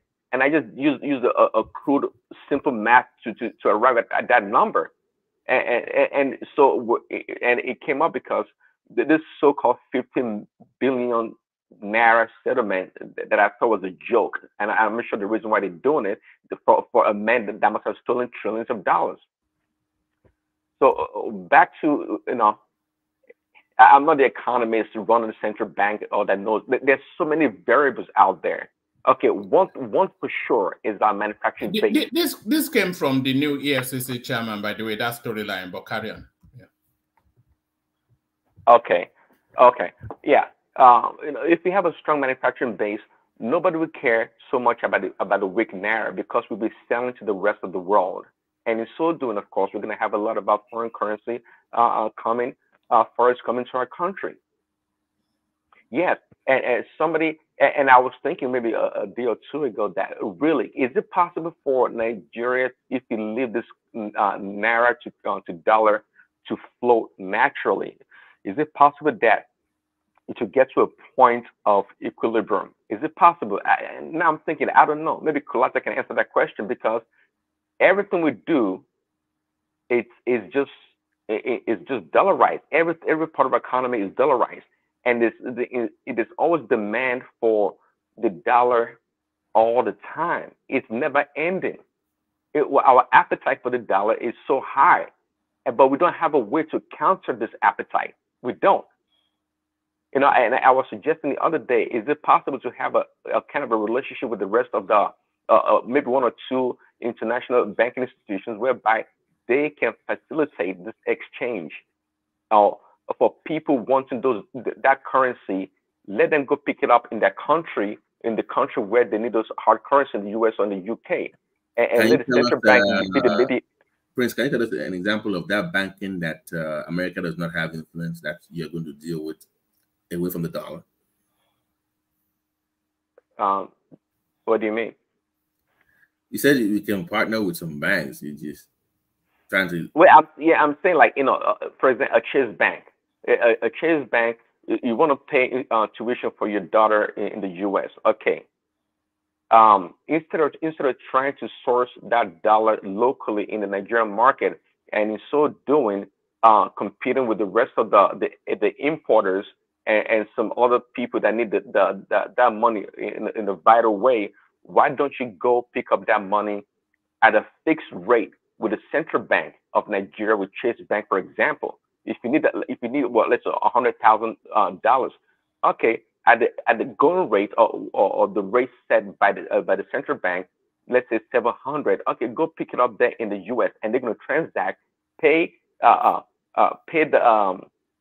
they take your money, okay, directly from your deposit in the Chase Bank and convert it directly there to Chase Bank. And when you go to the U.S., I don't know how they're going to do, open an account with you, give you a card, go withdraw your money, or write a check to withdraw your money, so you can ease the burden on the. That's not the way things work, though. Unless you want your government to peg the naira. If you want them to peg it to a fixed rate, then they have to pay the back end of it. That is inflation. If you're going to peg something, but the demand for it is more than what you're pegging it at, then you must pay the difference of that. So that itself is not going to work. So, well, the way I'm thinking, well, of course they're going to pay a premium. They're going to pay a fee for it. So should they peg the naira against, let's say 1K regardless? Because if you do that, if the demand for the dollar is more, then you must pay the extra. If it keeps going up, but you keep pegging it to 1,000, your central bank will have to make up for whatever the difference is. And it leaves room for arbitrage. That is it. There you go. So I don't know how you want to do that with Chase Bank. Well, don't we have a fixed rate for the naira to a dollar right now through the central bank? There's no. Do you see the? No. It's a buyer seller. That's what determines it. It's been jumping by 50 naira almost every 3 days now. For the past how many days now? It was 1,010 the other day. They do it in an auctioning system. So they have a certain amount of dollars, and then the demand comes in, and then they auction for it. And how can you tell Chase Bank to do that for you when they buy from you, it was 1,000, and before they can even get the money back, it's already jumped back to $50, 15 naira. It should have a fixed rate, a fixed amount, a dollar to. So, for example, okay, I mean, if you had, like, let's say 1 million naira, are you able to exchange that in London? No. Yes, you can do that. There's no way to exchange in London. No. Yes, well, in United States. So, for example, if you're coming back and you have some money with you, you can change that. Or as long as you declare it at the border that I have some change with me. So once you get to do so I know I do that. Like when I come back from the trip, I think I did it the last time for Nigeria as well. I was able to change it back at the airport. I can convert my money back. So at which airport? At the American airport? Yeah, JFK. I did. You gave them naira and they gave you dollars. Yeah, JFK. Yeah. There you go.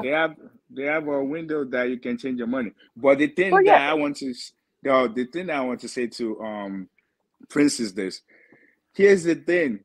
People that have their kids school abroad, or those that need that money, do you know that currently a lot of them, they have domiciliary account?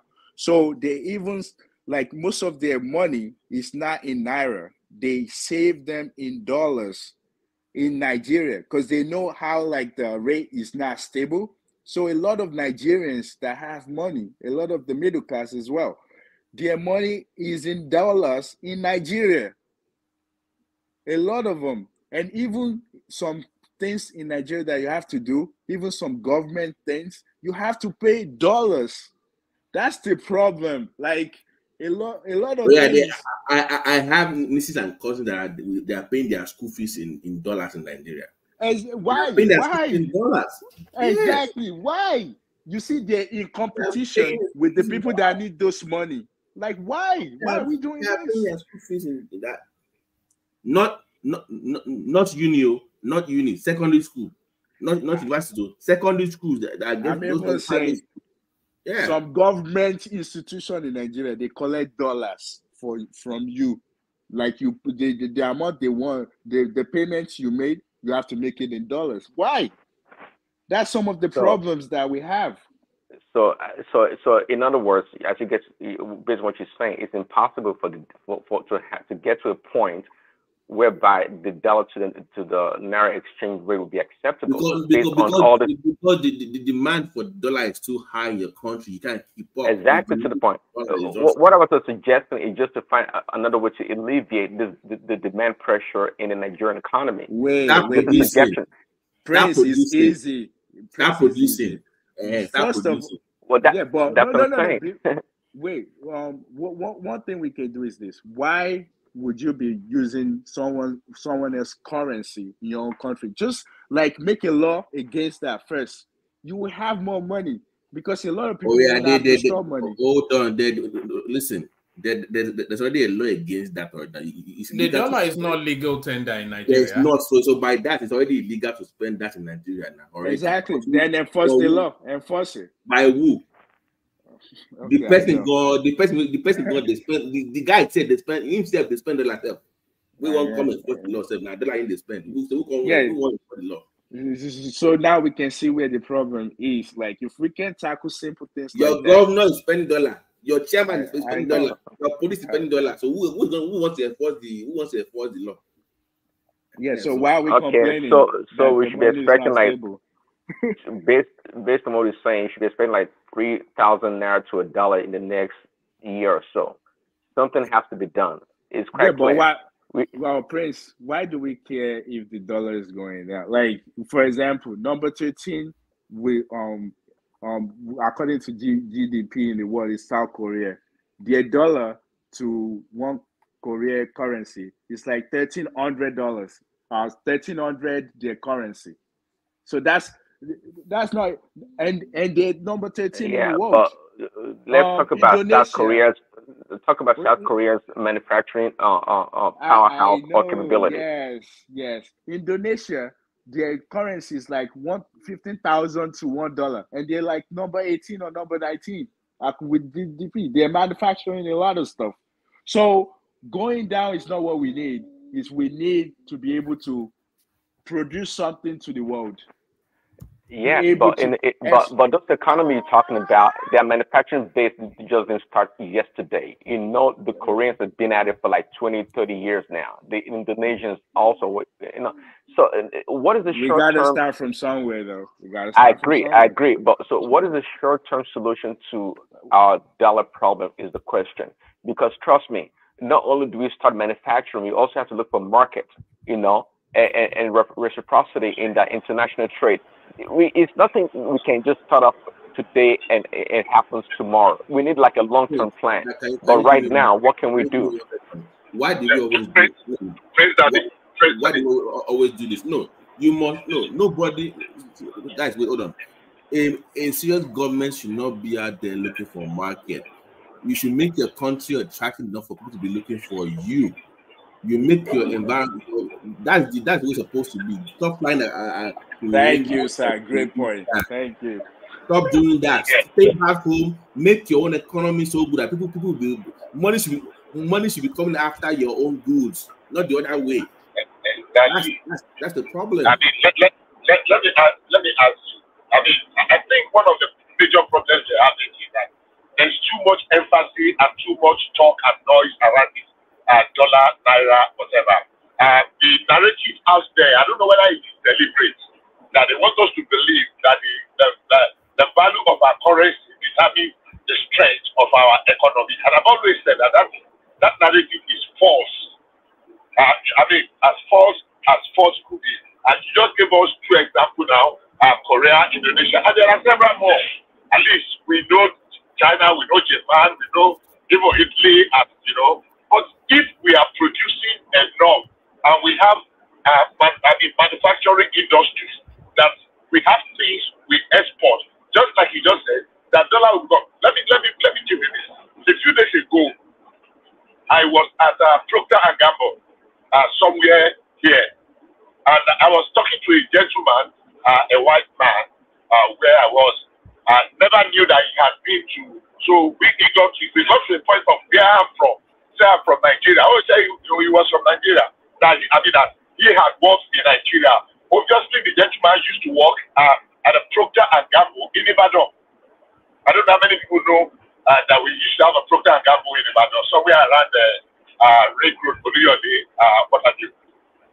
Now, I just asked, why did they shut down, blah, blah, blah? Is it the business environment? And the young man said, no, it's not the business environment that actually made the Procter & Gamble to shut down in Ibadan, the factory.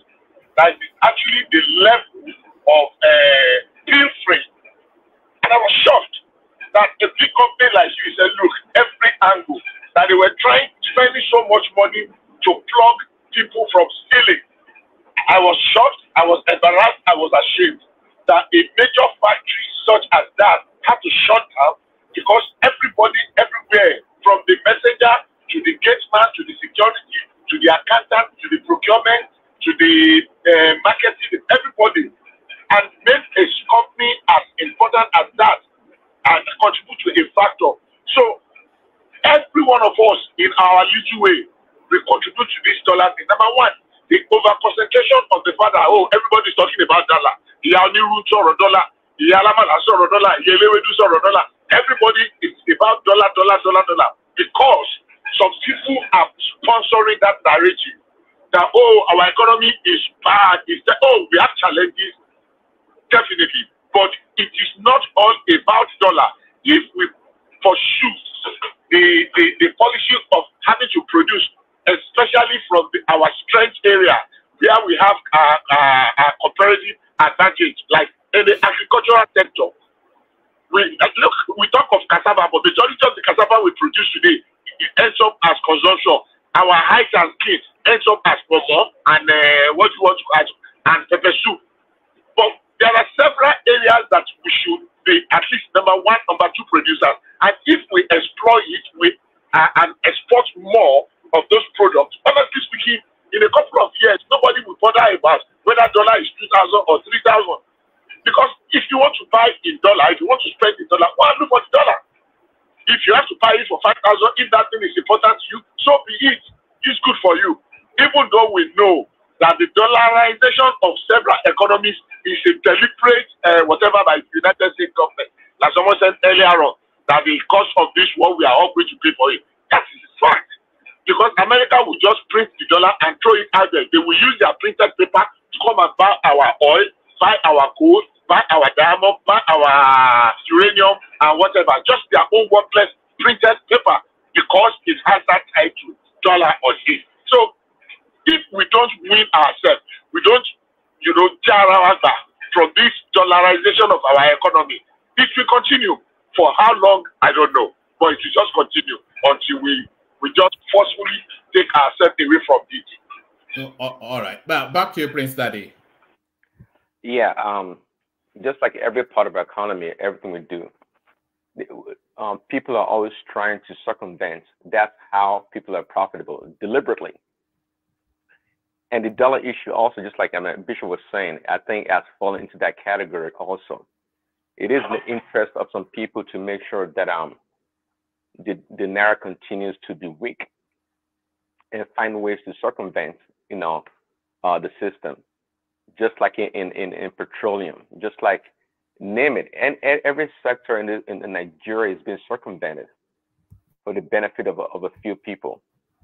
And I've always said it on this platform that, look, the reason why the Nigerian economy still remains, and perhaps if something goes wrong with the government, can maintain or sustain itself for the next 2, 3, 5 years, is simply because of the diasporans. That's just the fact. If for whatever reason the Western world, America or the UK, somehow, some way fractionalize or reduce or reduce the remittances going from their country to Nigeria, their countries to Nigeria, Nigeria will reach the brim of collapse in just a short time. The diasporans are the ones sustaining this economy. And I was trying to ask a collector the other day, how come? I said we appear to be getting all the benefits of a manufacturing economy, but we don't manufacture nothing because we have a lot of dollar coming into the country, but we're not selling any real tangible goods in a large quantity to the rest of the world. But we're surviving. Thank God to the diasporans. Once something happens, it's going to be a disaster in Nigeria, a big disaster. It's really, really poor, again, that we have no real manufacturing base, even something decent. We can say, hey, we're manufacturing this product, adding value, sending to the rest of the world to gain foreign exchange. Now we reduce the pressure. If you $1, for our product, those countries buying our product now have to go source the dollars in order to pay us, in the payment terms. But we're not doing this. We're not really doing this. Prince. We're really lucky in that country, quite frankly. It could have been worse, much worse. Actually, I agree with you to this extent, but I actually think we manufacture stuff. So, for example, like towels, the toilet bowl, some TVs. But the thing is, those manufacturers, they're not from Nigeria. They're more like Middle East company, Indian companies. So I'm guessing, and maybe like the raw material as well, maybe they actually import them in as well. But we do manufacture stuff. I'm guessing we just didn't. They're not like. I don't think we organize. I'm talking about manufacturing to export, not for consumption, not for local consumption. No. We export to those Western countries next to us, though. All the Western Africas, we export those things to them, like the towels, like I said, the toilet bowl, a lot of stuff like cables as well. I know we do. We probably have. Let me be honest with you. Do you know Home Depot? Yeah. So picture that Ogun State, all those West African countries. When it comes to like Home Depot camp, it comes from Ogun State. We try to supply them all those things. Wood finishing, those tiles from Ijebu, from Sagamo. These things goes to those West African countries. We say we do manufacture, but it's not enough to make a dent like that, like the level of oil. Of course, we manufacture. If you ask me, we probably manufacture over 1,000 products. But my question is, on a scale of 1 to 10, Ariella, Day, and you, what scale, what number do you give Nigeria when it comes to manufacturing? -4. Wait, I believe there's a stacks out there. I believe there's stacks. I can't see what the stacks is, but I just think that a lot of has to do with the fact that a lot. I don't know how to put this. I just feel like we do manufacture stuff, but because it's not indigenous, those companies is not indigenous to Nigeria. They take advantage of us in a way, because they do make a lot of profits. And some of the raw materials as well. So like the TV that they actually put together, maybe assembly, those companies, they import them in. So that might be of disadvantage to us. Let me add to what I already saying as well. We don't maximize the profits in the entire value chain of what we produce. Yeah, but we're not those companies are not indigenous. No. That's some of the problem. So they don't keep their profit or reinvest the money in a greater way. You are right. Yes. There's no correct. Because they don't have against your country. They're not Nigerian, so you can't expect them to want to promote. Well, you can't do that. You can't do that in China. Well, they tell you what they tell you out your money, where and how your money goes. Yeah, it's corruption. But I mean, like they have a little people that they settle in order to like manipulate Nigeria. I believe that's what's going on. Because just like you said, some other country wouldn't just take it like that. You have to be able to like pay some tax and do something, reinvest your money. Nigerians have that. No. Nigerians have shares in those companies. They might be quiet partners. Even MTN that you say they're making their 4 billion. The Nigerians are actually own. There's Nigerian MTN, that's SA MTN. The Nigerian MTN one, there are people that Nigerian that have interest in those companies. That it's always like BT is like that for every company. Like if you put your company into, so like you remember like Mercedes, there's Mercedes USA, and if you look at the people that has some of the shares in it, a lot of American like the hedge funds, they have like a big stake in it. So it's always like that everywhere when you bring your company to another country. So like for example, now there's Microsoft in Nigeria, I believe, and they have like a huge stuff. I'm definitely sure if you look at it, Nigeria will have some stuff. But some why don't in we it then as well. hold on? So why don't we then copy from others where they have shares in those companies, but the money they make from those companies go into something else? They expand the market something else as opposed to just spending. All right, let Prince Daddy respond to that by way of bringing it to a crescendo, and then we go on to Ajan Lekoko. Prince, back to you. Yeah, thanks, Mohammed. Yeah, we have a long way to go. Well, we are a country that knows what to do, but we don't do it. We have the human capital. We have all these resources available to us, but for some reason, we don't do them. We are incapable of doing it. And it's a good, a strong society is one that has good leadership and the ability to organize. We just can't get it right. We can't get it right. But again, we're just surviving by see the UK there, where one man is in America. Those countries, those two countries, and other, Finland, where Remy is at, these countries, they are heavily what we call it, welfare states in a lot of ways. They depend on the welfare system. They tax people a lot, and provide a lot of amenities or social services to the people. Nigeria is not that way, because we don't really depend on the government, and that's the reason why a lot of people are talking about, and that's the reason why the country is strong. If it had been a country that depends, a huge percentage of the people really depend on the government for their survival, Nigeria would have been over for a long time, quite frankly. It has always been a private sector that holds that country together. It is. With all the shenanigans and the politics that they play there, it's not possible that we would have survived.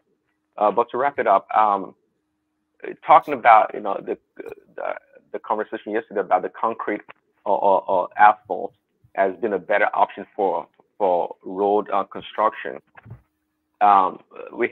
Basically yesterday, Bishop offered his point of view in terms of the actual cost in procuring this materials, and Allah did also provided the economic aspect of it.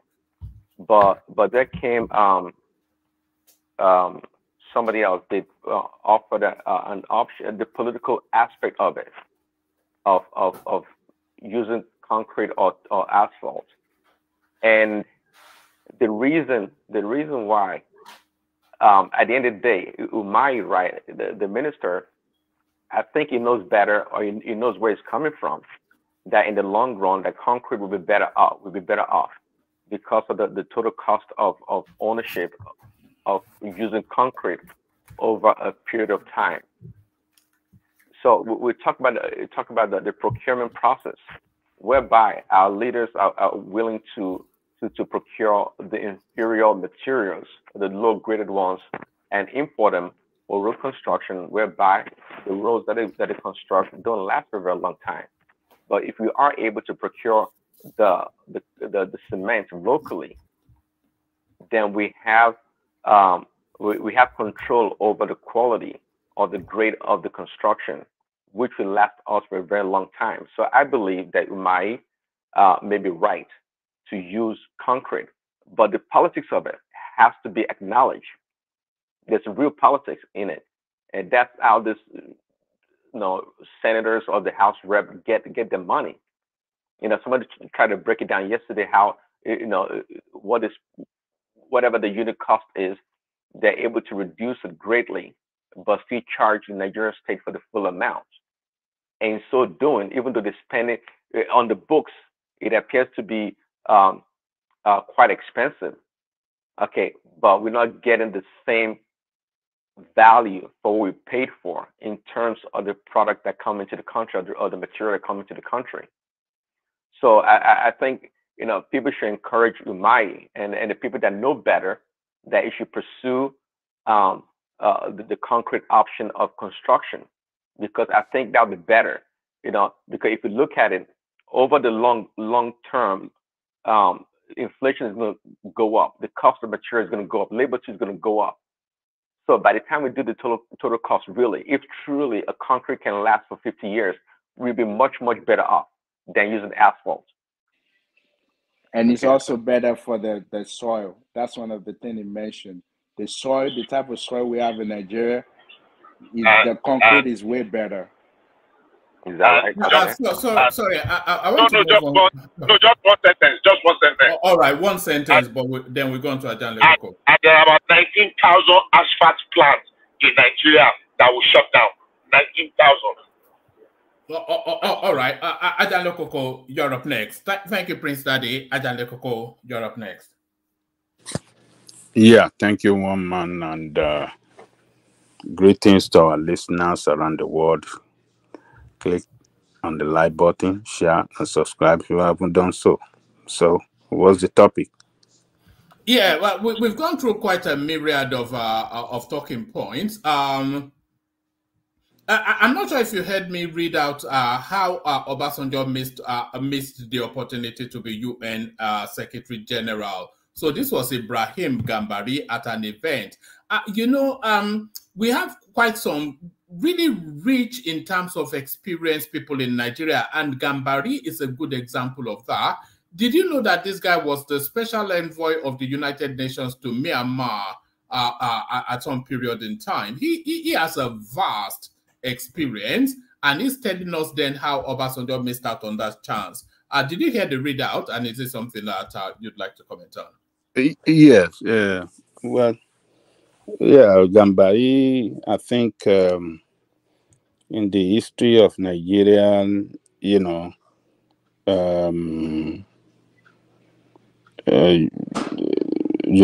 Nations UN representative, I think his name will go down as, will be written in gold.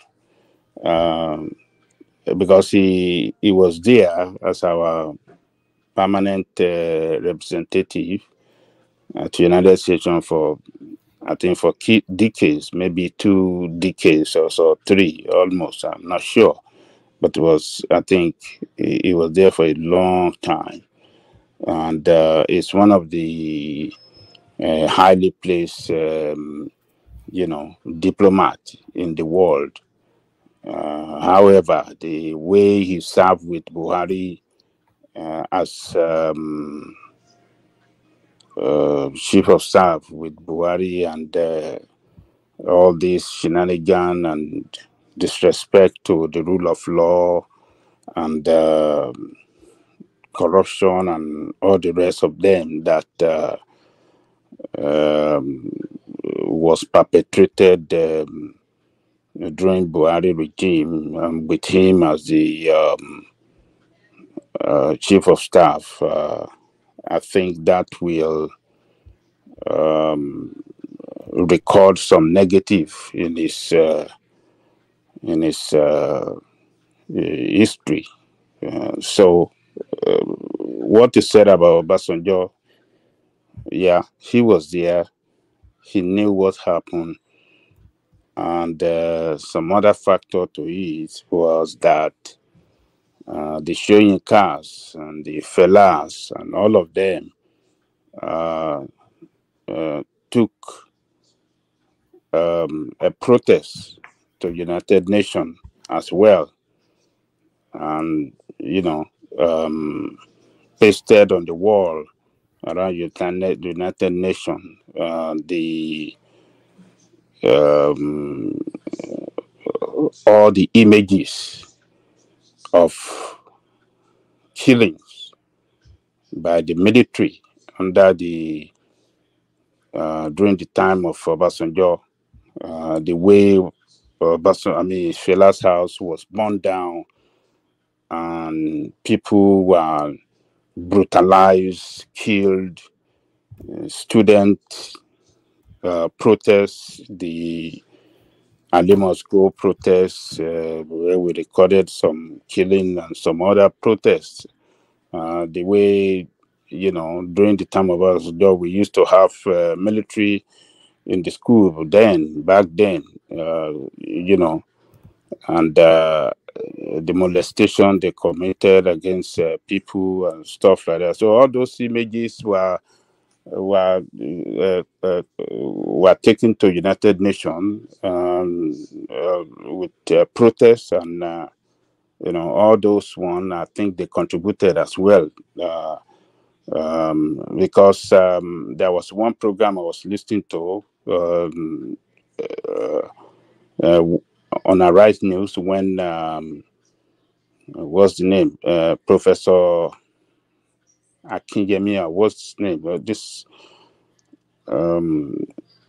highly placed diplomat too, Professor Akinyemi. I guess I believe I get his name, Professor Akinyemi. He said that the Babangida have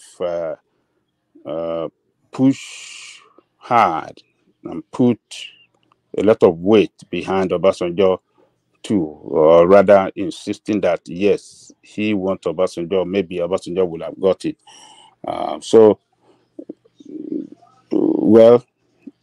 Obasanjo didn't get it, but God crowned him with the president. Do you think that international portfolio, do you think that's the one missing bit of his career? Because he offered so much that he could have offered, it would have really shined if he had taken an international portfolio, especially that Secretary General. Can you not? It just seems like the perfect fit for that role, Obasanjo. I agree with you. Yes, if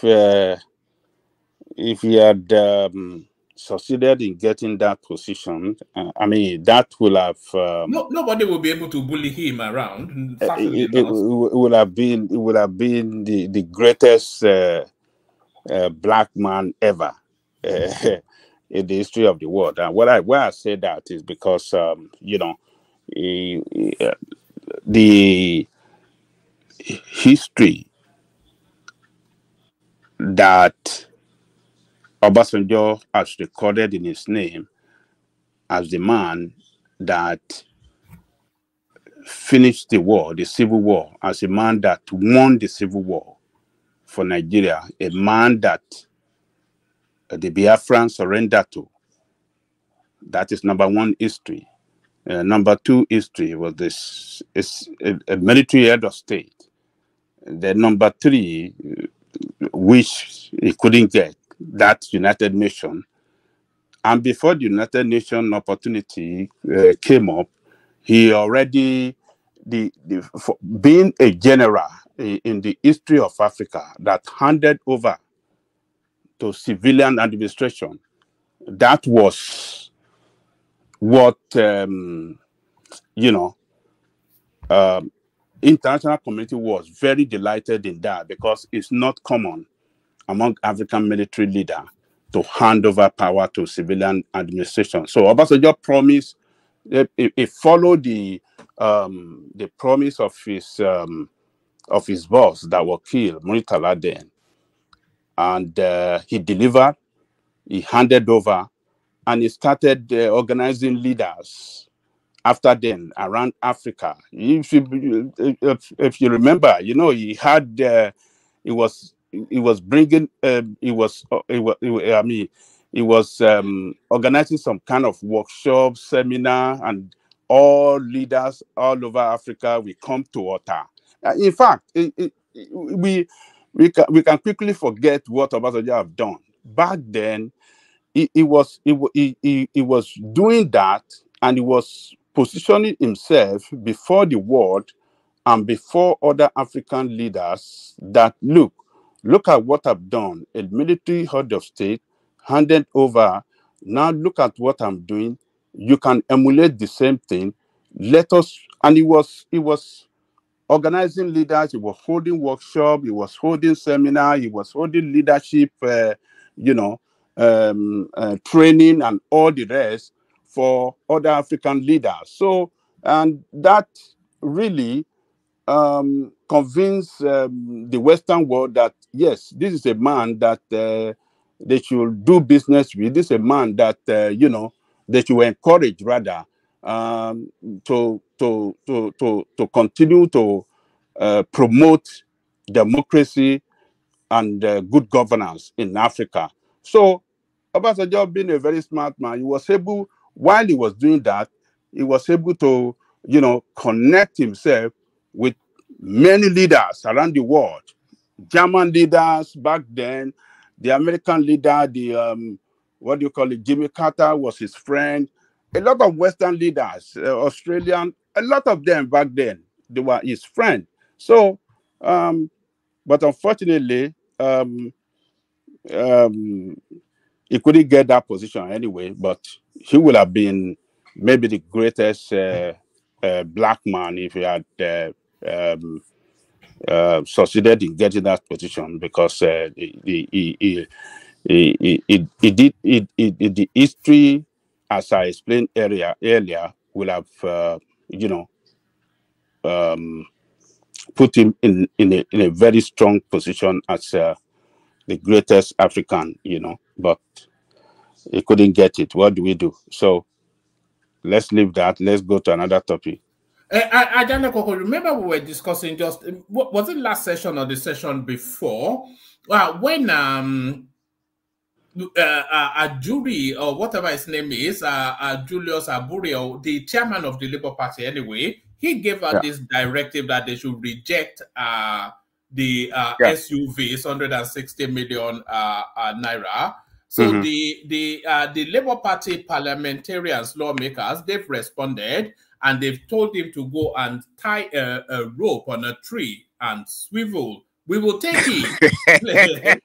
What do you call that?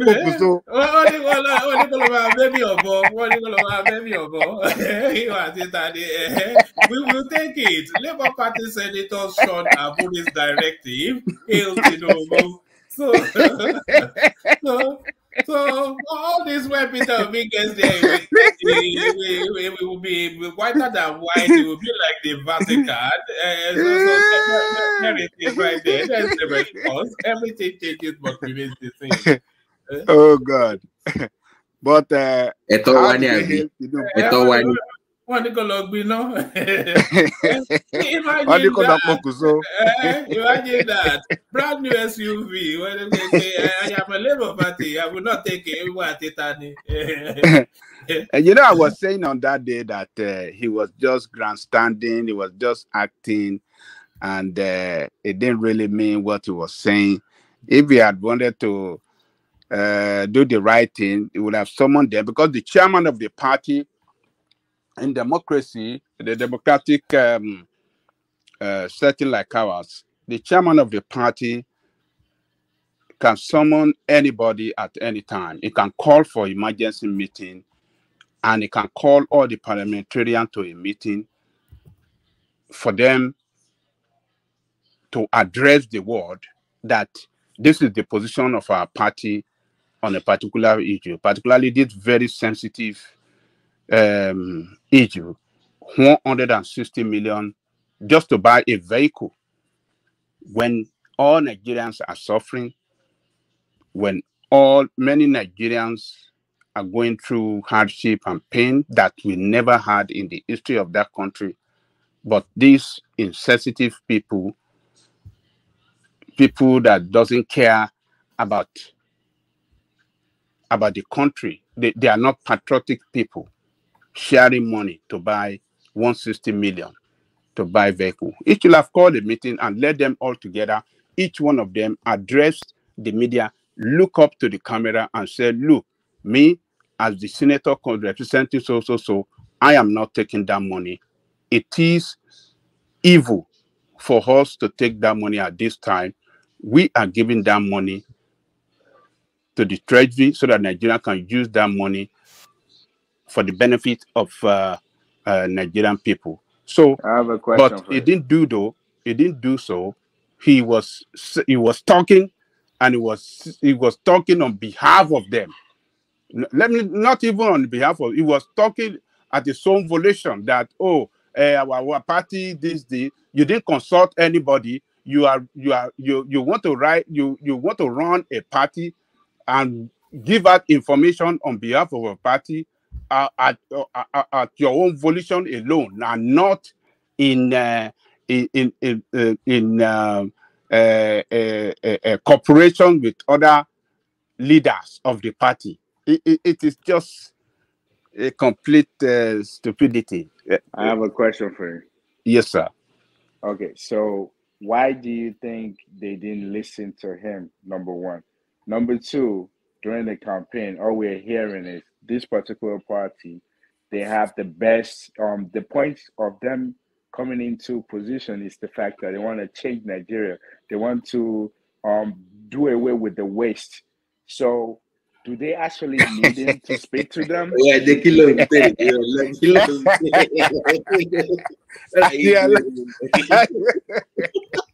I know, I like all those questions. So. do they actually need him to actually speak to them that they shouldn't take the money? Because I don't understand if they're going there to actually change the perspective of how the other politician has been doing it. Mm-hmm. So why do you think they need someone to now tell them that don't take the money? It's something that they should be against in the first place. You're right. So why do you think they don't listen to him and they didn't do what they said they would do in the first place? Why? Let me tell you, don't let us divide ourselves. Why they didn't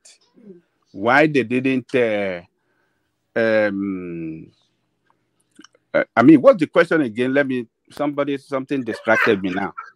What's the question again? So first one, why don't they listen to the party leader? Number one. Mm-hmm. Number two, how come they need the party leader to actually tell them that they shouldn't take the cause? If in the first place, when they're campaigning, telling us that they're the best for us to go with, that they want to change this perspective of Nigeria, consumption to production, whatever. So why would they need him to tell them if they're telling us they're the best in the first place? The chairman is right now technically is on suspension according to the court.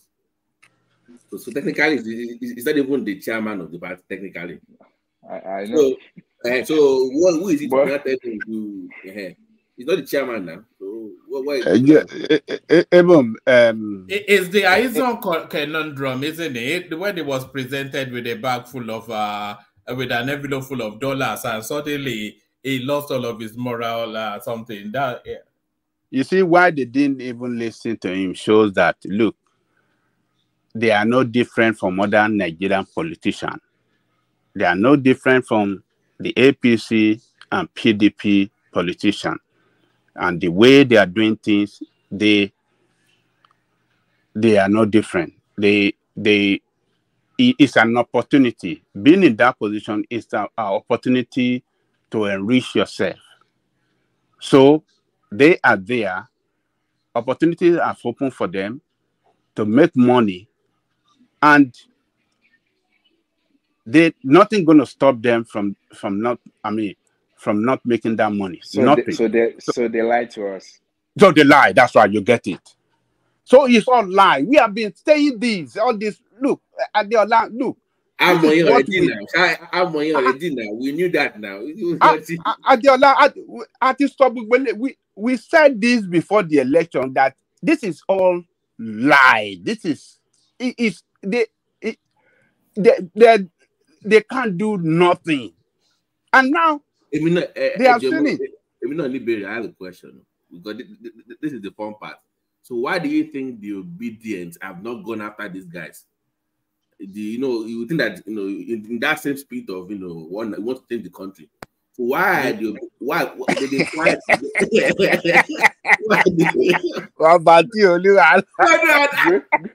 they quiet now? I've not heard anything from the obedience now. Yes, great question. No. Look, they got 2 million. We didn't hear anything. No complaint. They are getting HTV now. We don't hear anything. So where are the obedience now? Where's the Kenya? Where's all the boys? Where are they? What was the meaning of obedience in the first place? Is it not lazy people that will be obedient to this system? Once you call yourself obedient to this system, you are worst. Why would you be obedient to this kind of environment? You have to be disobedient. Look, let me tell you, Babati, why are the obedience not talking? You think they don't know that you can't talk with your mouth full, as the Yadeyoju would say. You think they don't know that Obi is corrupt? No. Majority of them that are shouting, making a loudest voice, their support for Obi is based on tribal this thing. That we know. Everybody knows that now. Everybody knows. We know that. We don't need to lie to ourselves. It's based on, and we can understand why. Because they never had it before. This is an opportunity. Sorry, Ajale Koko. Yes.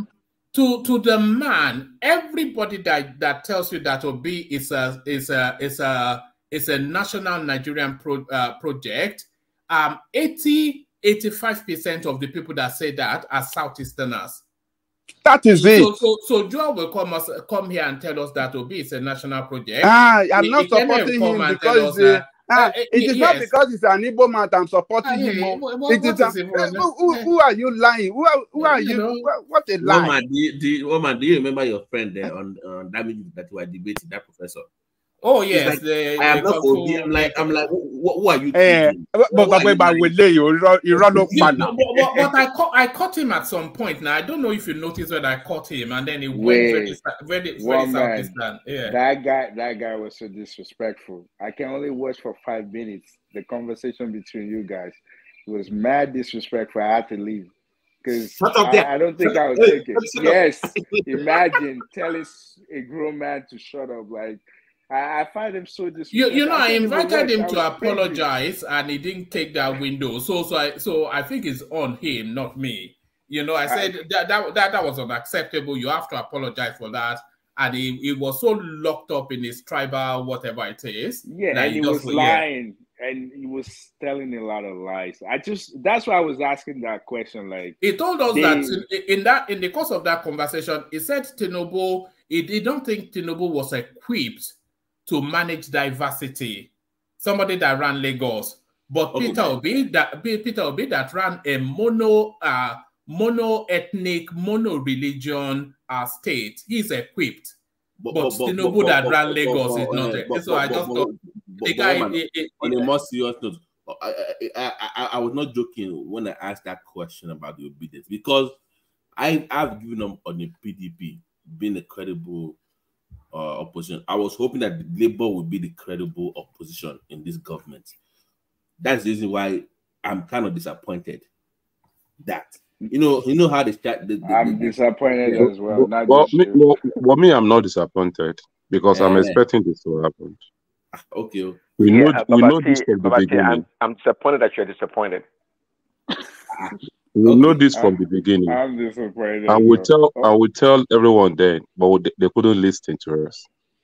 Well, if I may say this, I think that especially the top people at the party, I don't think they're powerful as we think, because some of them, that lady, the lady with the hijab, she actually spoke, but the way she was talking, she's not talking like someone that is powerful or his voice can actually reach to those people. Like,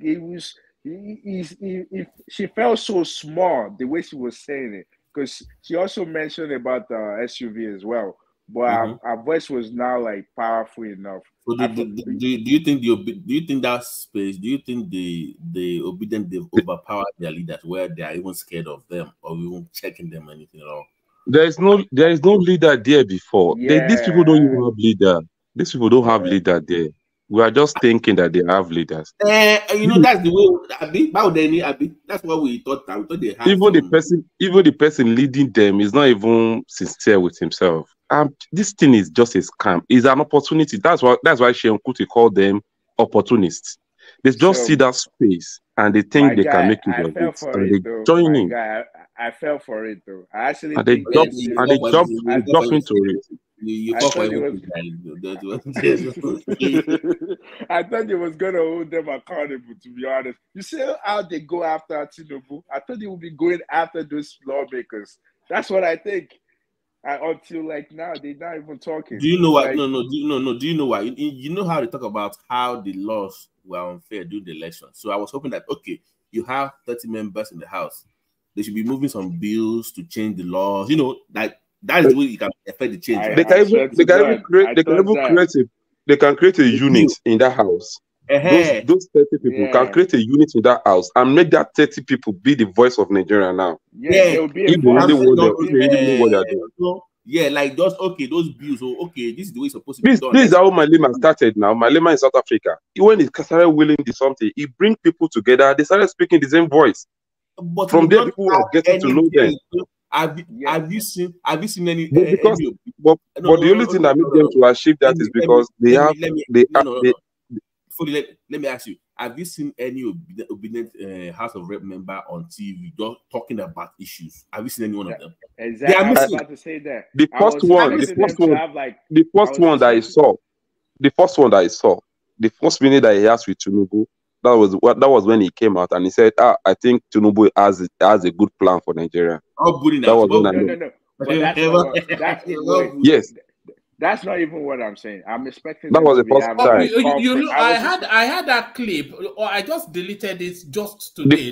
The first meeting, that was when that one came out and said, wow, Nigeria, we need to work with the Mr. President. I'm not saying you should not work with Mr. President. And what happened to him? What happened to him? Nothing.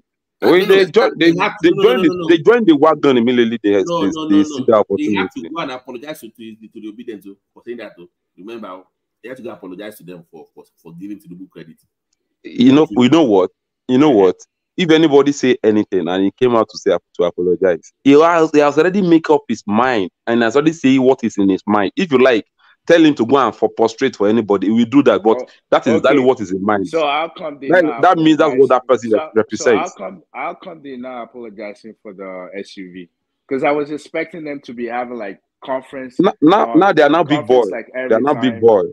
Now they are now big boy. Talking. Oh yeah, big boy. They are not big boy. You don't talk when you are eating. Hold on. You don't talk when you are eating.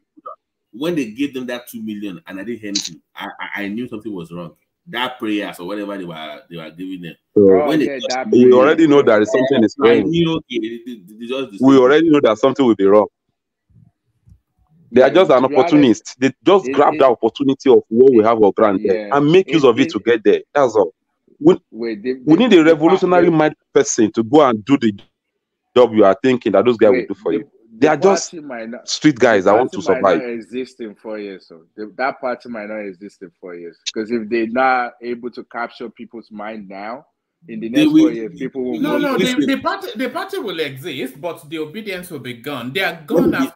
They are gone before the end of this year. Anyway, as soon as one man. So sorry to cut it short.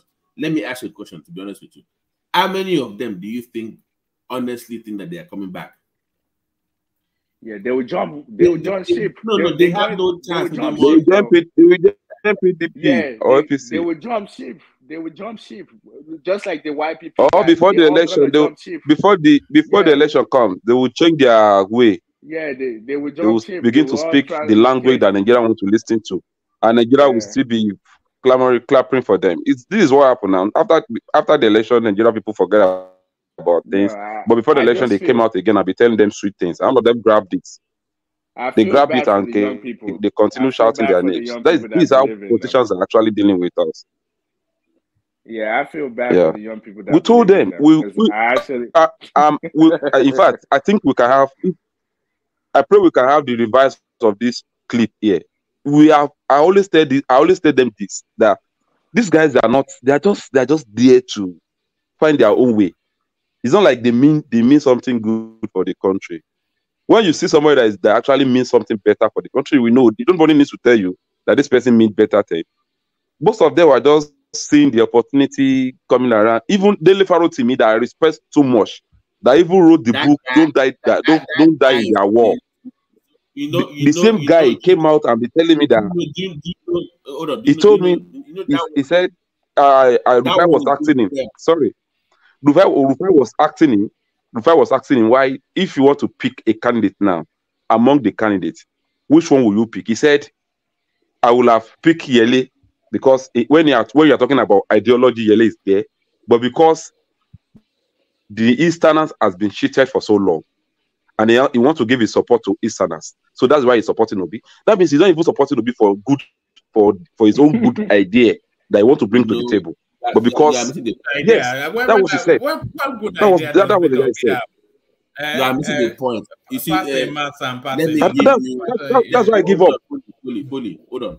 See, that guy is being prepped for Afenifere leadership. That's what he just pay attention. You know, it's Afenifere. Yes, they brainwash him to their belief. He's being prepped for that. That's why he's doing what he's doing. He's a smart. He's always been a Showore guy now. I've known him for a long time. He's always now. Wait, Can I say something? I actually, here's what I believe Nigeria. Nigeria is Igbo, Yoruba, and Hausa. Igbo already have their chance. Jonathan. So all this saying that they never had it is all lies. In Nigeria, that's how we see it. So the next time in 18 or 16 years, it will be their turn again. So it's going to be the fight between the South and the Southeast. In Nigeria, all we know is you must be joking. You must be joking. That's what it is. In 16 years' time, the Yorubas will take it again. Okay. Yes, so yes. I have to come and let continue. If you don't go away from this issue of Yoruba, Igbo, Hausa in governance, we will never get anything right. Yeah, you're right. That's the first issue. That's the first issue we have. If you don't kill that spirit, that thought from our brain, we will never get to anywhere in this country. Yeah, but the country is always going to be like that because you have to remember that. Sacrifice your own turn now for the good of India. But you have to. The turn we're even talking about. Obasanjo governed Nigeria for 8 years. Go and check on Ota Road. What has it done to that Yoruba? That has nothing to do with it. Leave my uncle alone. We are talking about leadership here. Someone that can actually lead, not because of I came from this side and I want to come and lead. No, he has to be somebody who's ready to lead a country. He's always going to. Be if Tinubu wants to do or be to Obasanjo, he should go and tar that Ota Road. They pay Baba Kilo de now.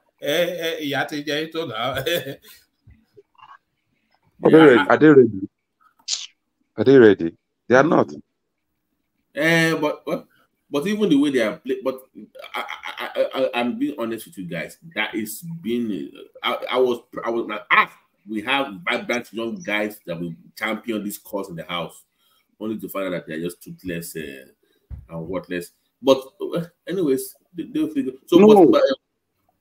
The guy in question we're talking about, they were being brainwashed towards that direction. You know, those guys at that particular period, they need a leader that can tune their brain towards the right channel. But when the election came, that guy just came out and started talking rubbish. You have to take our country back. We have to. Enough is enough. You know, people just fell for that defeat, and they followed that train. And they missed up the opportunity there. But they were still in a the talking point. Yes, now what Niggas has been saying for how many years? Take it back. That we brought to Nigeria 2017. Somebody is now saying we have to take it back. He started using the language and people just fall for that. And that direction, at that particular period, Nigeria need a direction. Nigeria youth need someone to direct their mind. But the reason why Showore messed up was the fact that after he lost the 2019 election, we should have stepped back up right away instead of him, I know like he ran into some And, other things. Just and like he right never now. and he never backed down. He never backed down. Yeah, boy, it It's was only too Chowore is late. fighting. It's only You Chowore is can't fighting wait. a system. You He's can't fighting a wait system that a is more, year. that is bigger in corruption than anything. Wait, but you can't wait till a year before you start letting people know. You have like right now. We should start He didn't right even wait. now. Chowore didn't even wait. Chowore didn't even wait 1 minute. Yeah, He didn't even wait 1 second. Chowore traveled after they finished the election in 2019. He traveled to see his family. Immediately, he told his family that he's coming back to Nigeria. That the marathon here is beyond just run for election. I watched a clip when he was in a barbing shop discussing with his colleagues when all of them were saying that Baba, you tried. He said, actually, we did not win the election, but we conquered the battle. That the battle is so strong that things that nobody has ever seen in Nigerian election. We use the opportunity to say to them that these people they will be ruling us as if we have nobody that can take the space. But we use our election opportunity to speak our mind to them. He said we did not win the election, but we conquered the battle, and that is why Chowore came back and said, "I'm not sure these people can actually allow us to win election. That we need a little touch of brain. That people need to make sure they put it to them directly. That okay, we are coming after you guys, and enough is enough. You cannot continue ruling us the way you are ruling us. Like election in Nigeria, election in Nigeria is not an He election. cannot be the only one talking. You need more people. Yeah, You need more people. with But this mindset. unfortunately for him, when the people supposed to call me, another person took it over. Already, Chowore already have the people, right? People are already believing in him. But when Obi came out and started saying the same, You're not listening to me. You're not hearing what I'm saying. Let me land this real quick.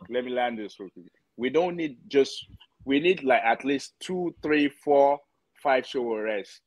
We don't need. He can't do it all by himself. We need at least 5 of people just like him.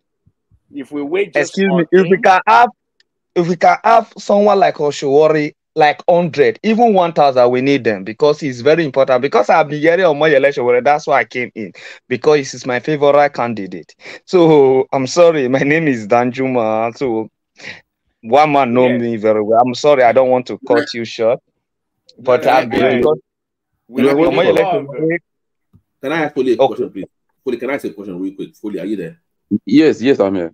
You know, Aisha, Deji, they were all good friends with Chowore in that struggle, like prior to the whole thing.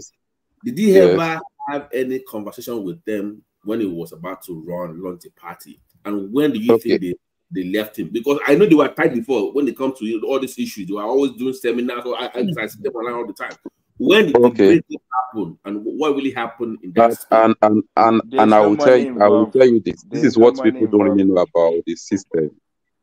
Chowore came into the country with a mind of what he believes in. Okay? And wherever he's trying to bring out some things, like all these Ayusha Yusufu, all of them, they are not in Chowore caucus from the beginning. Chowore is a one-man soldier. But Chowore was the one trying to now bring them in so that they can see what he's saying. So most of them have not even they are not there yet. Okay? But people are seeing them as if they are in the same level. Chowore is far, as in more open, more determined than them. So he's just trying to bring them to that line so that they can see what he's saying, but they are not yet there yet. So that is why the wave actually take them away. Are they being this? Can I contribute for this? Yes. Yeah. If you see, Aisha Yusuf is from my own town. I'm from Edo State, Edo North, Auchi. So it's from there too. But I think Aisha Yusuf and the other, they never be in Chowore camp, because you know why? Because they see Chowore as someone they can't able to control. You see, we are talking about this Tinubu and the rest. You see the new generation, they are looking for people who they will lynch to. You see those people who are clamoring for Obi, they believe that they can leech on Obi. I'm telling you the truth. Obi is just, I don't hate Obi, but if they ask me to choose the three evil people like Atiku, Tinubu, and Obi, I prefer to choose Tinubu over all of them. This is my own opinion. I don't know about the rest. I'm just telling you mine. But if they ask me, the real candidate I want is Omoyele Sowore. But apart from Omoyele Sowore or Prince Adewale, then the rest, I believe Tinubu is more better than them. With in terms of capacity, idea, everything. When Peter Obi was campaigning, it's quite unfortunate that people who are Nigeria, they don't see what we are seeing in our Europe or in abroad. They will I'm in Nigeria and I'm seeing it. This is what. All right, gentlemen, give me a short window. I want to bail out, hand over to Thomas. Let me acknowledge the let me just hold on. Let me just to bring Thomas in. Let me Bishop, let me shuffle you for Thomas. I'll bring Thomas in, I'll leave and then bring you straight back. But let me bring Thomas on. So Thomas, acknowledge you're there. Thomas. Yes, Daddy. Yes, Daddy. All right, brilliant. Chioma came in with the first super chat, so thank you, Chioma. And then Prince Daddy, of course, a regular shout out there. So that's Prince Daddy doing the tithe and offering. So Prince Daddy does the tithe and offering, as does Kulata as well. Having done his tithe and offering, Kulata then joins the conversation via super chat. He often does that when it's not on the screen. Aizo poking at somebody or the other, and then the man in the bone tie, the James Bond guy, Ike or Guillermo. So that's Ike right there, a regular name now. Sorry, can you mute for a moment? So who's that? Who's that? That's BT. All right, so that's Ike or Guillermo right there. So thank you, Ike. Alexander passes by, so that's Alexander Gomez. Ike or Guillermo still carrying on, so well done, Ike. That's Ola joining the conversation via the chat room. So that's Ola. Thank you, Ola. That's a Nigerian prince. So all the princes gathered are here today. So thank you, Nigerian prince. Ayizon still insisting on something. He cannot hear Obasanjo without him getting a rush of blood to the head. And that is that rush of blood to the head being expressed via super chat. Ayo makes his entrance in the grand style that we know him for, and he takes his seat in an elegant manner. So thank you to all those. Keep them coming. So keep them coming. Let's see if you can beat that, Thomas. So I'll bail out, hand over to Thomas. We reconvene for tomorrow. Thank you, everyone. Keep the conversation going. Keep the super chats rolling. Let me usher Thomas in with this intro.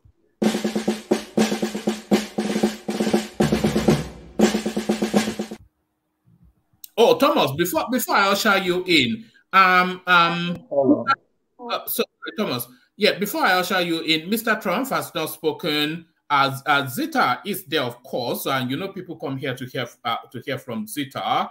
Babati is there, and Oriola, etc. But Triumph especially has been for a good while. I'm not quite sure if he's still there. Zita, of course, you know everybody's favorite voice. So just shuffle it in that manner.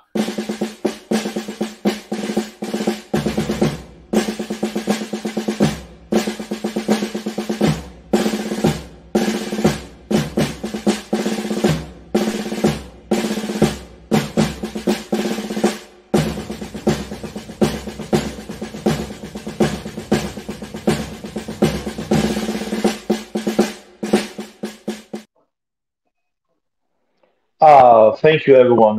Welcome back to the second section. I think we can spend like 2 hours to make it 9 hours or 10 hours thereabouts. Yeah, I think we have full house today. There's so much to discuss. I think somebody was speaking before. He didn't land it. Let's just land what you're saying. I couldn't pick up the name. What was the person? I have the floor. But somebody was put in a position about Peter Obi. Yeah, I think that was discussing. But I'm not being it's a question to you, to please, because maybe feel later. So sorry, Danjuma was Danjuma. Yeah. Oh, so Danjuma. Oh, yes, yeah. Babati, go on. Yeah, I was going to ask you. I know you're a Showore guy too. Okay. But the time initiality, your man campaign together, it was in my English now, English. Those guys that were in circle for fighting for the struggle.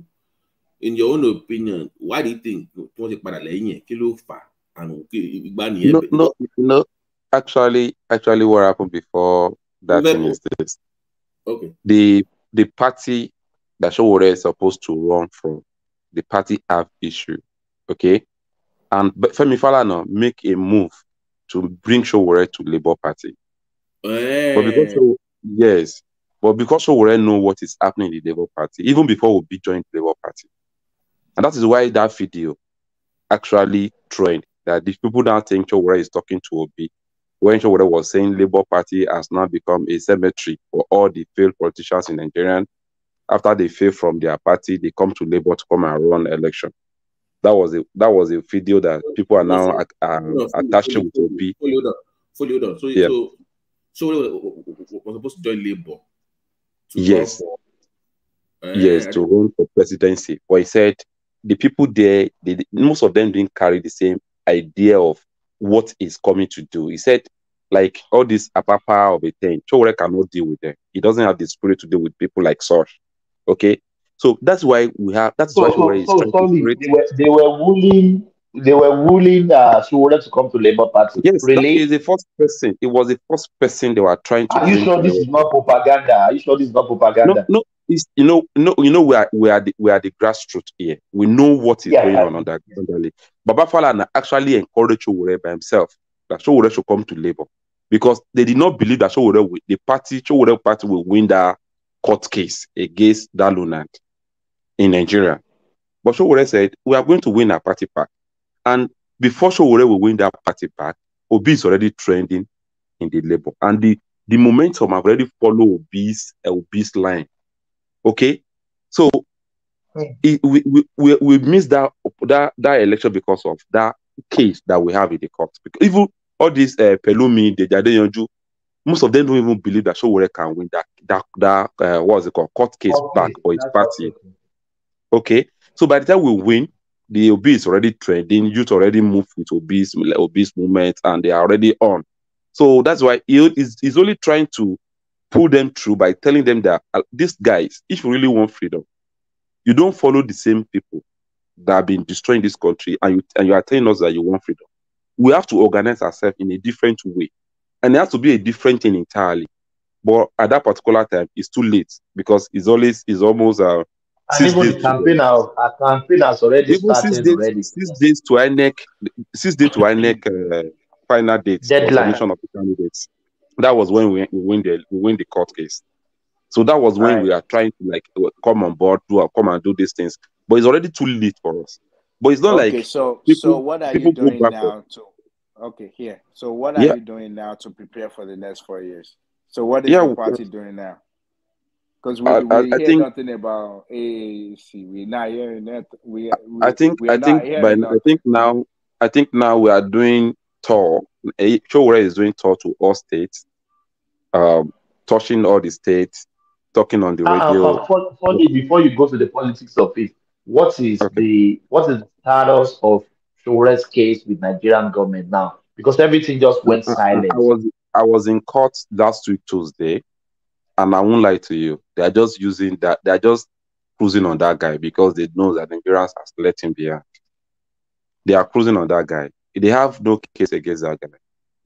So they just use. We know that. All of us know that. We know that. Yes. And I think that guy, that Sowore himself, actually needs Nigerians to stand up for him, because he has been standing up for Nigeria. I won't lie to you, because even when we are for him now, he starts cursing us now. No, Sowore, you know what? People don't really know what Sowore is. The kind of person that is always bitter when it comes to oppressing people. Sowore will not welcome anybody to oppress anybody. But when it comes to, I at times I will sit with him. I will be looking at people around him. I will just be taking my head out. This guy is so simple, but people don't see that part of him. Seriously. I don't know why people are not seeing that part of it. The only place I think Sowore is bitter is when people want to march on someone. You want to show superiority over somebody. Are you sure he's not doing that for camera? I'm telling you, No, wait. I seriously, know him. Say, listen. I have You know, opportunity to wait, be in the same room. wait, I have opportunity listen. to be in the same room with Wait. Showore. That does not even matter. I know him. I've seen him in Nigeria, in New York, Nigeria. And what is it? We usually have this every October. I know the guy, and I've seen what he has done. I don't know him personal, but I've seen him around. So I think it was misunderstood. And the fact that I don't think there's any need for you guys to be speaking. You can speak up and say good things about him, but there's no need to be telling us, "Oh, I know him." We don't need that. A lot of us do. We see what he does. I know the guy. He stand up for the little people. So it's just that the way it come about, a lot of people are now used to that, and that's the reason why a lot of people just have this connection with him. You get So, it. You get it. but he's a good guy. I know him. I see him. I didn't even know he was a political guy. I see him in one of the things we do. But he's a good guy, and he has a great family too. So I don't think he's not a bad guy. It's just that a lot of people, if you want to know someone, you will know him irrespective. Like if you want to like someone, you will like him. But the way it come about, a lot of people are not used to that, and that's the thing with people that actually stand up for people. When you stand up for people, a lot of people are not used to that, and they will take it the wrong way. He's a Right. good guy. And also, Foley, you know, the foundation that they built was on civil societies. That's the bedrock of Showore. I mean, Yes. So if those so-called civil societies don't then show up to support him, people like me will look at him from me like, hold on, let me finish. People like me will like, I was like, what's going on? That's the reason why I was asking about people like Aisha and all those people, because if they think that is from that labor union kind of environment, you know, and he's running for office, and those people don't show up for him, I'm like wondering, like, what the hell is going on? That should be your people now. So why your So environment? if you are for the Labour Party, Labour people, where are the people you need? Because you can always see they have meetings with them. They go out there to protest. They do everything together. When it's now running for office, nobody showed up with him. So I'm like confused, like what's going on? Like, where are your people? Wait, question. Do you think those people are doing it because they like the country, or do you think they're doing it for money? Don't you think they get money for even protesting? I think they get money. Some people sponsor them. They're not doing it for free, the way I see it. Maybe that's why. To be sincere with you, if Showore is this kind of person that doesn't have his mind, by now he will have compromised. Because this guy has opportunity to compromise, to even join the bad wagons and live his life. It's not like I'm trying to bring. I'm this kind of person that I'm close to him, that to the level of me, I can read message on his phone. There are some things I saw on his phone before Tinubu even saw him. There are some people that actually try to win him to join the government, but this guy is not there for that. He's not here for joining the government. He's here to reawaken Nigeria's spirit, to talk to Nigerians that needed to change their mind. Showore is there to just represent them and lead them and let them see what we need to do for this country to be better. We need to organize ourselves. Fine. All of us know that we need to organize ourselves. But who is leading it? And anybody that wants to lead it must be somebody that are ready to lead us. Let's put all our... I'm not seeing myself supporting Showore. I only see myself supporting myself, supporting my children, supporting my unborn generation. Okay, because what Showore stands for is exactly what they need to be doing for them, so that we can have the kind of future we want for them. So here is a project. Showore is carrying everybody in Nigeria's project on his head alone. And that's what that guy is. But people don't see that aspect of it. People believe because by himself. He needs more people. He can't do it by himself. He needs more people. But the people that Showore will need will not be Showore that will come and convince them. They're supposed to be the one that will convince themselves that they actually need to take this path to the freedom. If Showore came to convince you by himself, that means you are not ready. Is it things of you yourself need to like, okay, this is me. I have a country that is not working. What can we do to make it better? By the time you key into that system, that's the only way you can appreciate what Showore is doing. But if you are not keying into that system, how to get it right, there is nothing that can make you to join Showore. Because he's not ready to even come and say sweet things to switch you to join him. It's not for you to convince yourself that the path that he's taking is the only path that can actually give us the kind of leadership that we want in Nigeria. It's not necessary to be him, but if you have our numbers, we can produce a leader. People who really genuine to the system, who want to make a change. It's not people that actually see an opportunity and they just jump into it and make use of it, make use of the opportunity they have, and they forget about the bridge that took them to the place. It has to be somebody who really have the intention of doing good. Somebody who will not, because of money, changes what's it called? His belief. I think we need that kind of movement now. And 2027 is different, but it's here already. Even if, at least, if we really organize ourselves, these people, we can still force them to do a lot of things. Look at what is happening in this country, and nobody is talking about it. I was listening to a guy yesterday when he was actually praising police going to Lekki to go and disturb people that want to come and observe their 3 years anniversary, 3 years memorial. That scene that happened at Lekki, it's what people coming there every year to light a candle. It's a bad thing that ever happened in my presence in a country. That tragedy is too heavy for youth to say they want to come and observe memory of for those people that lost their life, and somebody is saying that they like the way police even treat them. I wonder what is happening here. If people that the elite among us, people that actually expose us, people that have the exposed, that have the educations, we're still believing, as in thinking in that manner. How do you want a man to raise all these dropouts in school, all these children on the street? How do you want them to reason?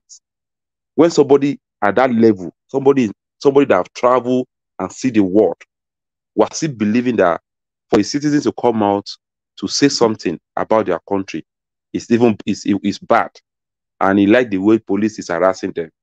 I wonder how we are going to get this thing right, because a lot of people here, people that are even condemning, that didn't even have the opportunity to go to school to have the exposure that we think they should have, they were here, they were doing their own. It's not late for we that we can actually say something, that we know we have the voices to correct the error. We can, any one of us here, we have 1 or 2, 3 people we can call in Nigeria and talk to them on how we are going to get things right. But when we are not even ready to do that, how do you want those guys on the street to change? We can turn this country around within a year. I believe that. In my heart, I see a Nigerian that will work for everybody. I believe it in my brain, I believe it in my heart, and I'm so keen into it. Anything that will make it happen is what I want to be doing. Because what I need here is, yes. Has ACC won any political seat at all? Any local? Yeah, and I won't like. Yes, I know what, and I understand the question you're asking me. I won't lie to you. If Nigeria continue raising the way we are raising, AAC will never win any political party in Nigeria.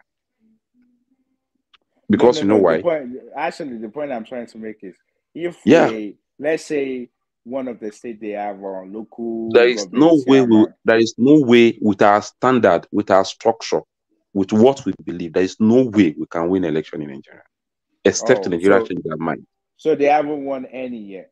We have not, because we are not ready to play the game, to play to the gallery the same way people have been. We are here to change the narrative.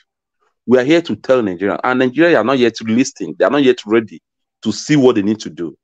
I don't know why you think somebody that wants to come and govern your environment need to throw money at you first. Once you do that, that person has become a business person. You need people who are genuine, that are really to do the job for you, and in the government. But once you are waiting for a billionaires who make his money through the crook way to come and use that money that he make in a crook way to come and spend on you, to go and govern you, okay, you will not get anything right. And this is what we are discouraging. This is what we are trying to stop. You can't change people's mindset overnight.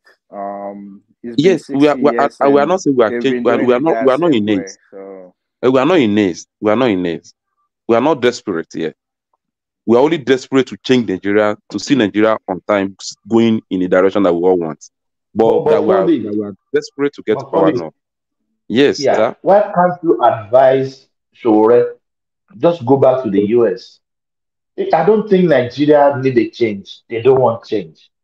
And after Shore go to US, okay, and Nigeria remain what it is. And what is our achievement here? Either we like it or not. One day, the eyes will close.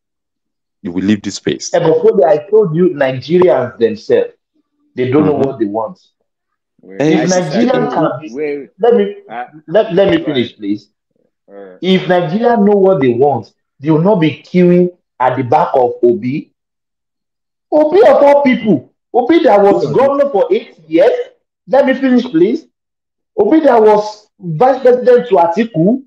Atiku that we are calling thief. If Atiku won that election, don't you think Obi will be the vice president of this country to a thief? Yes. Nigerians don't know what they want. No, they are calling Obi fresh blood. How come you call Obi fresh blood? You know we are getting it wrong. We think that Nigerians youth actually have history and actually have themselves. I won't lie to you. Showore came into Nigeria in 2017 to make that movement happen. It's through what is doing activities that actually bring out those things that you are seeing on the street. But yet, like what I said the other time, people are not yet seeing it clearly. Just like so you are just waking up on the bed and somebody, you have to go and brush your teeth and make sure you do some little touching. This is what these guys are still doing when Obi came in to come and be saying what he's saying. So they are not yet having the clear direction of where they are going to. And they just move by the movement of Obi. That's why you see that thing happen. Nigeria needs to be taught,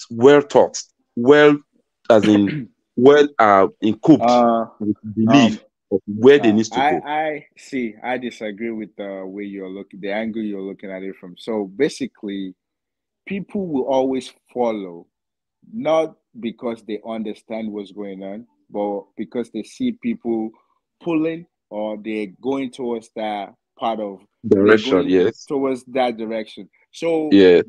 The thing is, trying to change people's mind is waste of time because people will do whatever please them. So I don't think it really needs to change people's mind. That's why I was asking that. Since he lost the election on 2023, what has he been doing? He has been doing. That's what I said. He has been doing turning now. He has been turning this. He has been touching the state.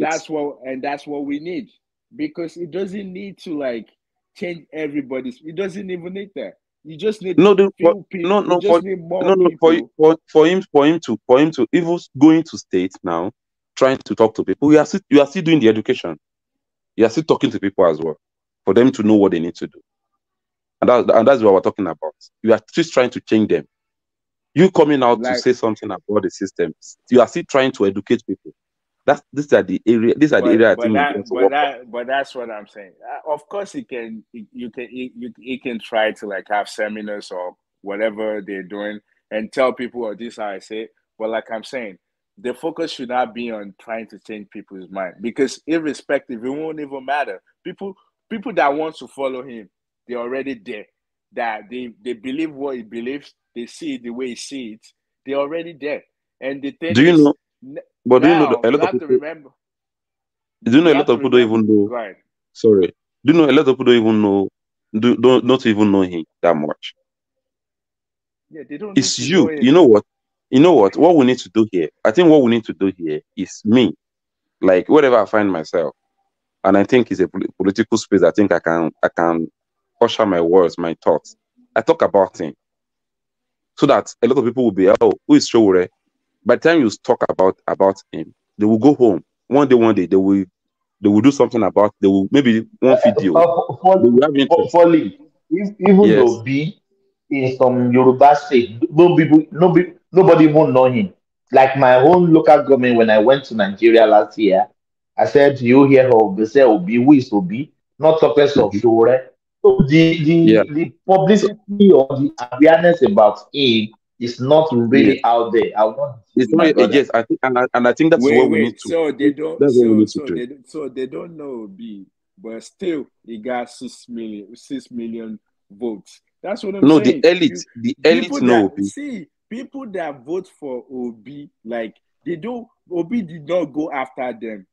That's what I'm saying. Like you trying to change people's mind, you're wasting your time.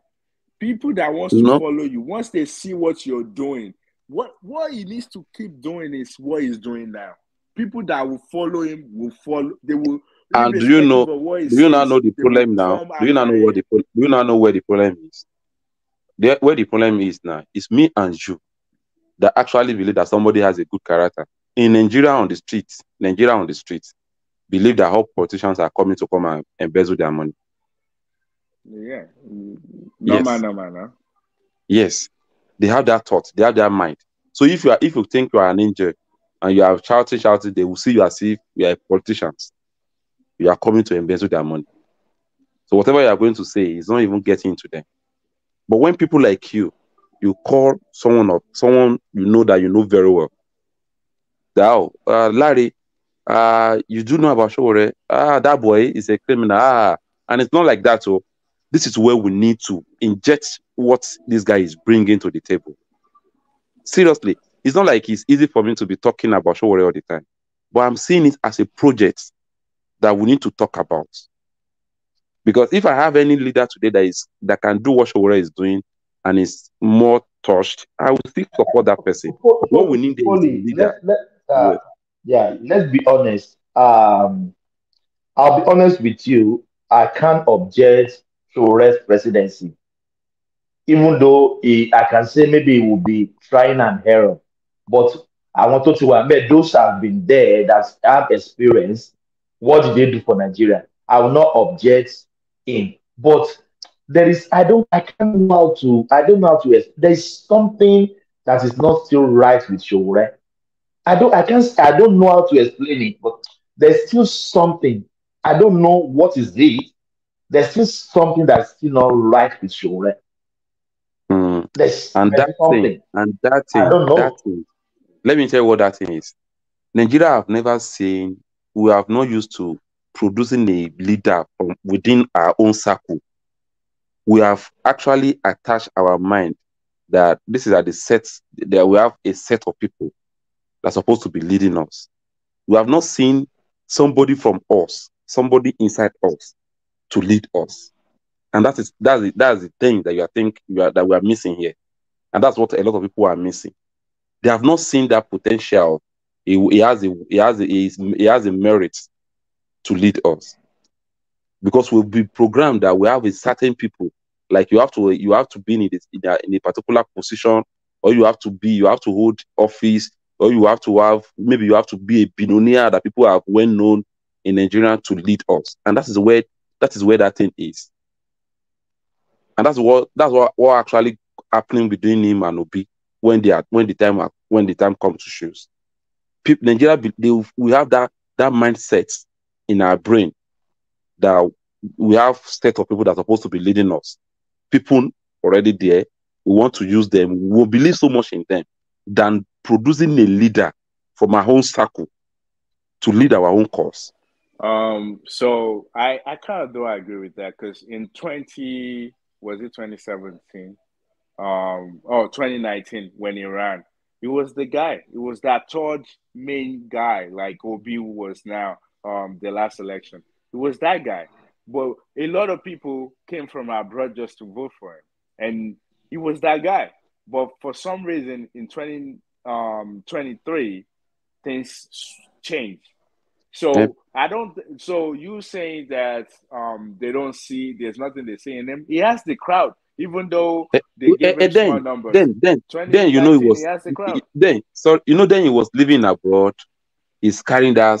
They have the guy just came back from abroad. They are seeing him as one of those guys that have the quality to rule them, to lead them. I mean, okay.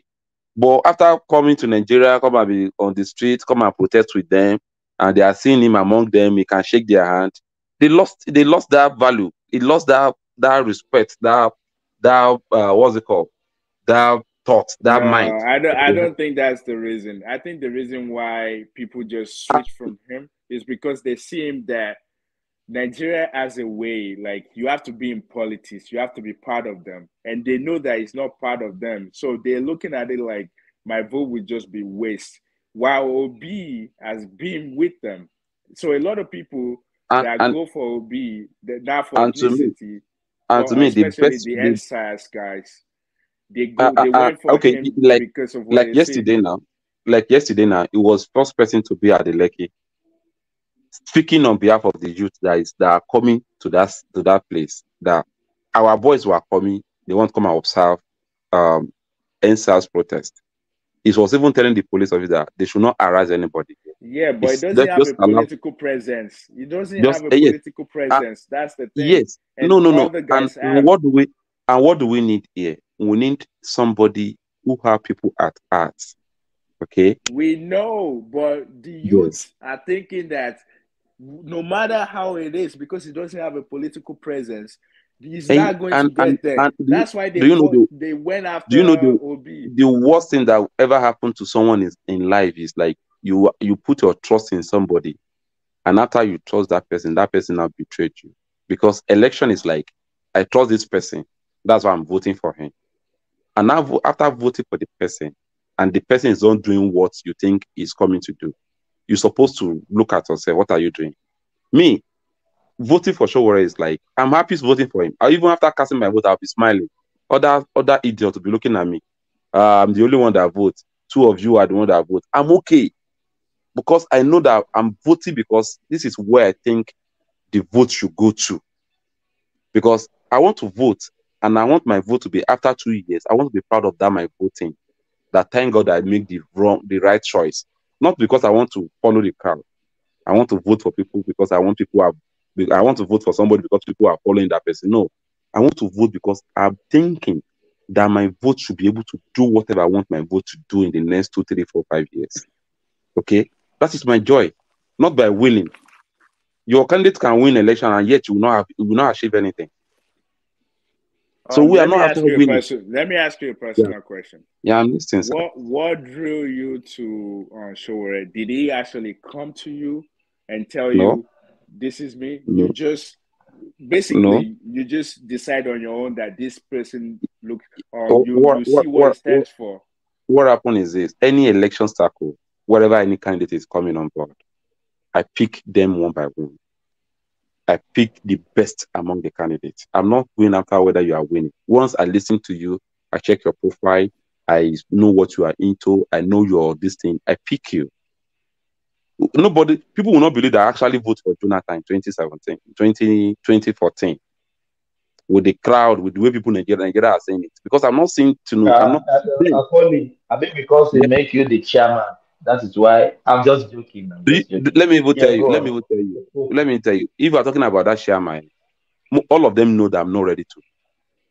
I don't even have that time.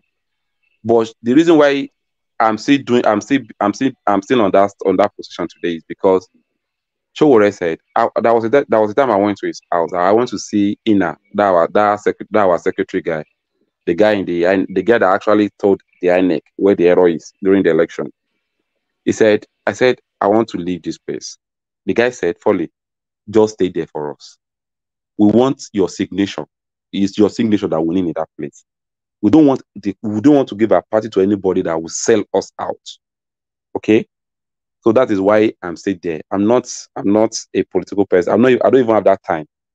But they believe so much in me that me being in that place, their party is secure. Their decision will be well represented. Okay, that is why I'm there.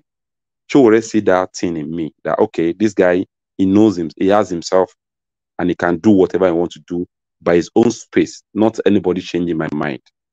Okay? And that's why I'm there. So forget about whether he gave me anything. But I'm telling you how I come across Showore.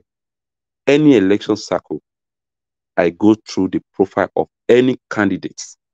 But when I go to Showore's profile, I can see where this guy is coming from. At the age of 19 years, Showore has been on this space. But he has not been doing it for politics. He's only doing it for him to make sure Nigeria is better. Okay? But he actually said something before the election in 2019. He said, we have been trying to make Nigeria better. But it's like these people always conquer us by coming back to double cross us, to come and take over the space. He said, each time we're about to have our liberation, we're about to have our total freedom, they have their way of coming back again to come and lead the struggle from the front. And it started by telling us before the democracy, during the military era, they were on the streets making sure that military failed and we have the democracy we have today. But when it comes to us who have a candidate from us, from the real democratic people, they did not allow us. They went behind us and bring Obasanjo, which is part of the system, the military people, to come and continue what they have been doing in governance. And Obasanjo came in, he spent 8 years. Jonathan came in, they spent another 8 years. And that particular time, Nigerians are not seeing that democracy that they think they should have. Okay? Even after Obasanjo came in, Showore traveled in 1999 to America to go and have his. He was sick because he was poisoned at Unilag. So that thing is already affecting him. That was why Showore traveled to America, and he traveled because of all these Ghana. What was the name of this lawyer? This Falano, this man that died from Ondo State, Ganifa Wanyemi. They were the one that actually helped him to go and take care of himself. When he got there, he treated himself. He came back to Nigeria. He now noticed that the democracy that we think we have is not there. And he can't be protesting again. He can't be leading any struggle again because all his colleagues are already in the politics. That's why Showore traveled back to America to go and create Sahara Reporter. He called it Citizens Reporter. So that anything that is... Give me 1 minute. I want to do some housekeeping, please. There's people on the background, so I want to know who is with us on the... Let me know. Do we have Mr. Trial? Mr. Trial? We don't have you. I have to kick you out. Do you have Prince? Prince Daddy? Nah. Yeah, I can leave you there for now. Prince Daddy? No, we don't have Prince Daddy. Actually, we have Oriola, of course. You have Bishop? Bishop. We don't have Bishop. Yeah, Bishop is here. Oh, yeah, Bishop is here. That's fine. BT. Obalola. Yeah, I mean. Obalola is here. Yeah. Emeka. Do you have King Emeka? King Emeka. I know Emeka is there. No, Prince Daddy was there. Ajale Koko is there. Why did you kick Sorry? Why did you kick Prince Daddy out now? He was there. I was asking him. He doesn't answer me. One man. Oh, all right. Yeah. I was asking, he doesn't answer me. So why will I keep him there? People are waiting in the background. Yeah. So yes, I'll bring him back. At least we yeah. Foley, continue. Then I want to who hasn't spoken at all. Who hasn't spoken at all? I just joined.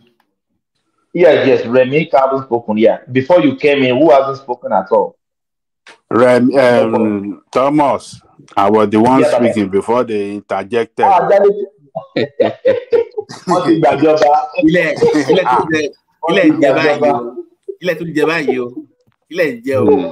Àwọn obedient fẹ́ gbàjọba mi, àwọn bàbá tí obedient. Wọ́n ti lọ gbowó àbẹ̀tẹ́lẹ̀, wọ́n ti lọ gbẹ́ 60 million. After that, So after creating Sahara Report, we have more room. Yeah, Foley, can you just ram it up in maybe 2 minutes? Okay. So we can go back to Adali Koko. We have new people in the house. We have Remy, we have Simba, we have Rosie. We need to hear from them. Okay, I think the question is, why did I join him, right? Yes. So when I go through his profile, he actually established Sahara Reporter just for Nigerian citizens to have a voice. Because at that particular period, we don't have media anymore in Nigeria. All the media has been compromised. So that's why he created Sahara Reporter, to tackle the media space so that Nigeria can actually have the kind of information they need to have. Okay? And after that, in 2014, when we were about to change to another system, they gave us another Buhari. The same people, they come from PDP, all these people, they bring themselves together and they produce another Buhari to us. Okay? And 2020, something happened after NSAS. They knew that people are waking up. Okay? And that is why it pains me so much. They know Nigerians are waking up. They know we're about to do something in 2023. Okay? And they were afraid of someone like Showore leading that struggle towards the election period. They were afraid. Nigeria elite were afraid of him leading the struggle, leading the movement. And when someone like Obidown came out from them to come and take over the system that we're actually believing that is going to lead to somewhere we actually want, they were happy because they know that it's still their circle. They can do anything around him. And that's why we miss 2023. So that's why we have the likes of Obasanjo and all of them following you. Yes, they were happy. Sorry, they were a happy. question for you, Foley. A quick question. Do you think that NSAS, from the beginning, it already have a political undertone? There are no. Okay, no. Even if, okay, hold on. Because Showore start NSAS. You have been talking for a long time, and I've been listening. I just sometimes I shake my head. Sometimes I just think, okay, it's your flaw, or they give you the opportunity to see whatever you want. Yes. Let me. I will be frank and objective with you. Every of these gladiators have played their own price in Nigeria. When you talk about your man, that we the democracy, we are the real democracy, I just laugh. You cannot quantify or classify yourself as a real democracy. When you talk about people like Tinubu, they have also been to SI. They have also been there for a long time during the Yaradua and Kurabila time. They have paid their dues too.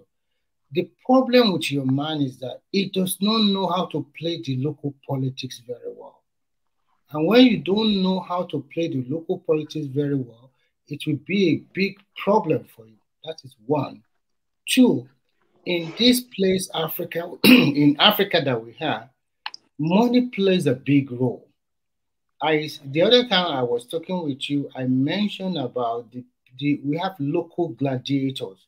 Nigeria, this mindset, this psych, old or young, believe in money a lot. So when you go to them and you don't have how would he have played the local politics? You said he doesn't know how to play the local politics. It doesn't, because from tell us. Listen, Baba, he doesn't have the money to give to them. Listen, from the beginning, the way he portray himself, the way he go around, to most people, they see him as a small talk. A small talk who does not know how to talk, who talk to people anyhow, who think that he can just lord what is in his head all over. Speak for yourself. Speak for yourself. Who does it talk to anyhow? They mention the name of people you talk to anyhow. Calm down. I know it's your guy. Calm down. Remy mentioned the name of those people you talk to anyhow. You are wrong for mention the name.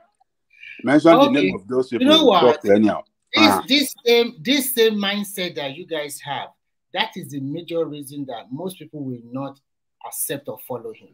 You continue to have this mindset that, okay, we can just come to... You can't even answer the question. You talk to people anyhow. Who are the people you talk to anyhow? Let me give you a very good example. Just example. When he was... And what did he say to them that you regarded as anyhow? I just want to name and what he said to them. Okay, do you? Okay, I will let you to there. And if you don't want me to respond to you, there another person can respond. Yeah, let me complete what you are saying. Okay, during the peace meeting with Abdul Salam and the rest, he told me, to me, I think you want to be a president of a country. We need Nigeria need a president that is calm. There's some places that you don't need to even utter any word. You don't need to show that okay, you went there and then you are talking that okay, this person is a vice president, should not sit with the presidential candidate. Who cares about that? You look at yourself. What you want is that you want to be the president of this country. How do you go about it? You are not so popular all over Nigeria. To be frank, let's say the truth. From the result that he got in the 2 presidential elections he has contested, you are not so popular at the first one, and then you still want to contest. What are you doing? The donation they made to him, and the other people were fighting about it, that he stole money, he didn't steal money, this, like that. I told you, because there is no transparency. If there is real transparency, let me even give you another example. During the Dangote Refinery Commission, he did the same thing to the vice president now. He was talking. The show already there. He was there. You are lying. You are lying. No, you are he lying. wasn't there. You are No, a he liar. wasn't. No, he wasn't. He wasn't there. He wasn't there now. You only say, you guys, you only say things that suit you here. No. Go and find out. I noticed that most of you talking here don't even know which show. Simba sílẹ̀ díẹ̀ jẹ́ kí lẹ́yìn máa sọ̀rọ̀. Simba ẹ̀jẹ̀ jí lójú orúkọ mọ́.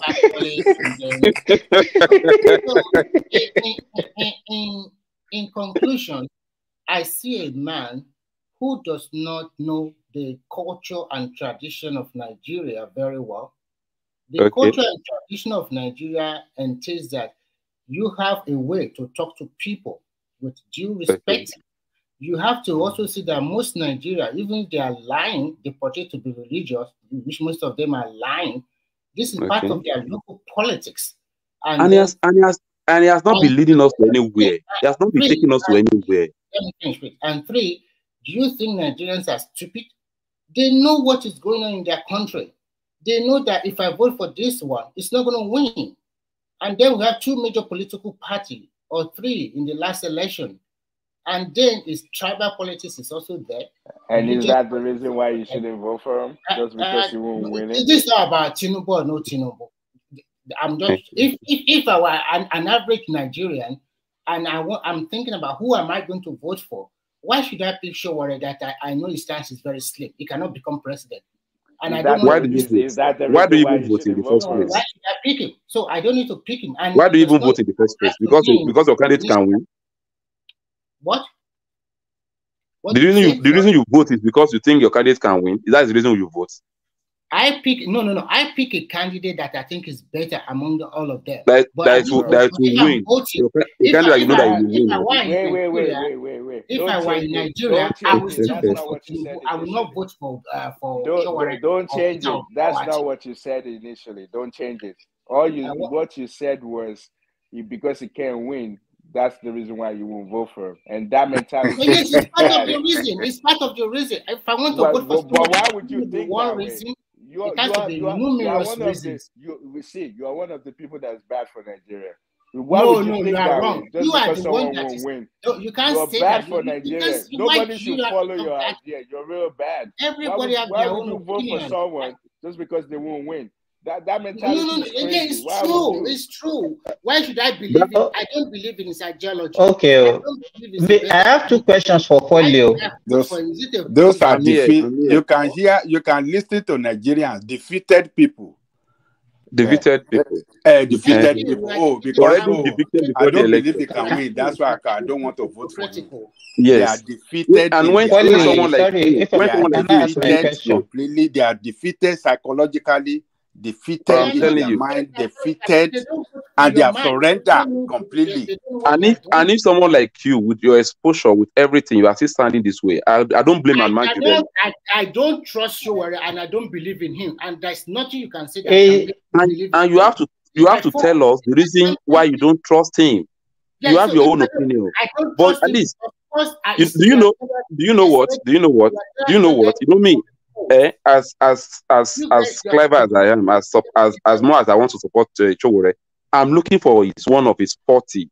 I want somebody that will just tell me something about him, so that I can work on it and tell him, Oga, you fucked up in this area. I just told you that I'm still looking for that person. I'm still looking for that person that will give me something very tangible, that will not make him to be a good leader.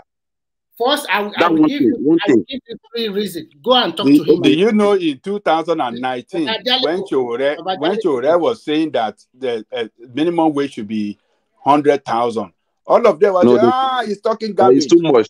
How much are they saying now? The labor, how much is labor proposing? Labor is proposing about 200,000. Yeah, Ajale Koko. Hold on. And do you know the corruption in Nigeria actually start from that salary? Paulie, can you hear me? Okay, I can hear you, sir. Please. I can hear you, Chairman. Yes, please. I want to go back on track, please. Ajale Koko, please. Take back the floor. Finish your thoughts. I have to go to New. No, Ajale Koko cannot talk this morning now. He is answering questions from other people. No, is the one that we are talking about today. Just follow what I'm saying. I have to go to Madam Sita, and we just came in. Also talk about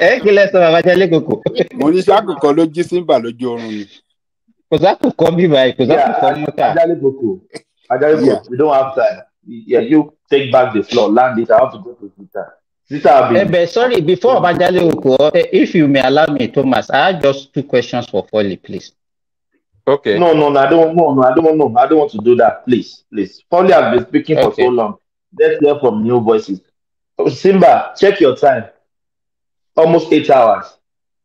We have 2 hours to go. Some people you haven't spoken. Remy hasn't spoken. Zita hasn't spoken. Yeah, so we have to hear from new people, please. Yeah. Ajale Koko landed. Sorry for that. Yeah. No, I don't even know the topic I was. Take me through the topic. Yes, yeah. Mainly the the memorial of ESA. The obedient in the house, obedient to the National Assembly. Okay. Ajale Koko. Yeah, the 3-year memorial of ESAs. What do you think? Do you expect people to still go to that place? And Nigerian youth, are they adamant? Look, it is sad that Nigerian authority did not allow the youth to commemorate this ENSAS 3rd year anniversary. See,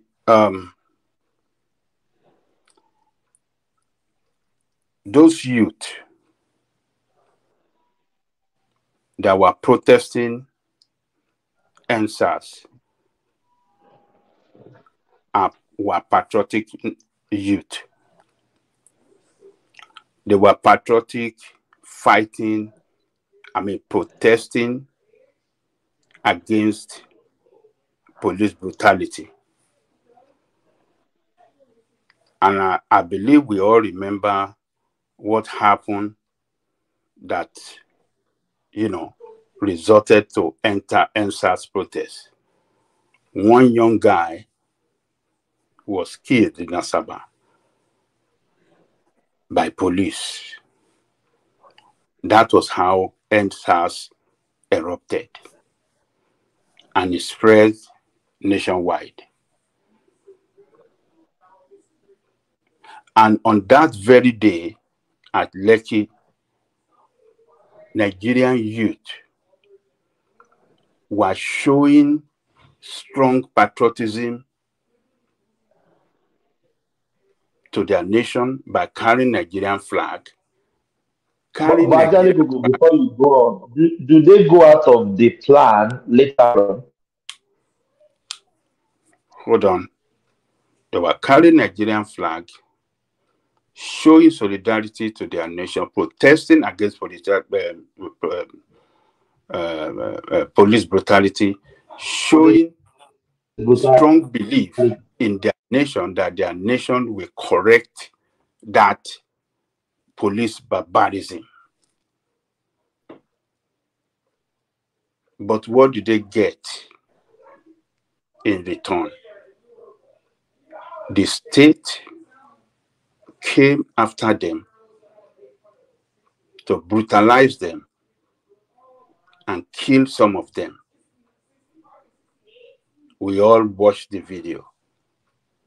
Parents cry all over the federation, even outside the country, watching that video. Ajale Koko, can you hear me?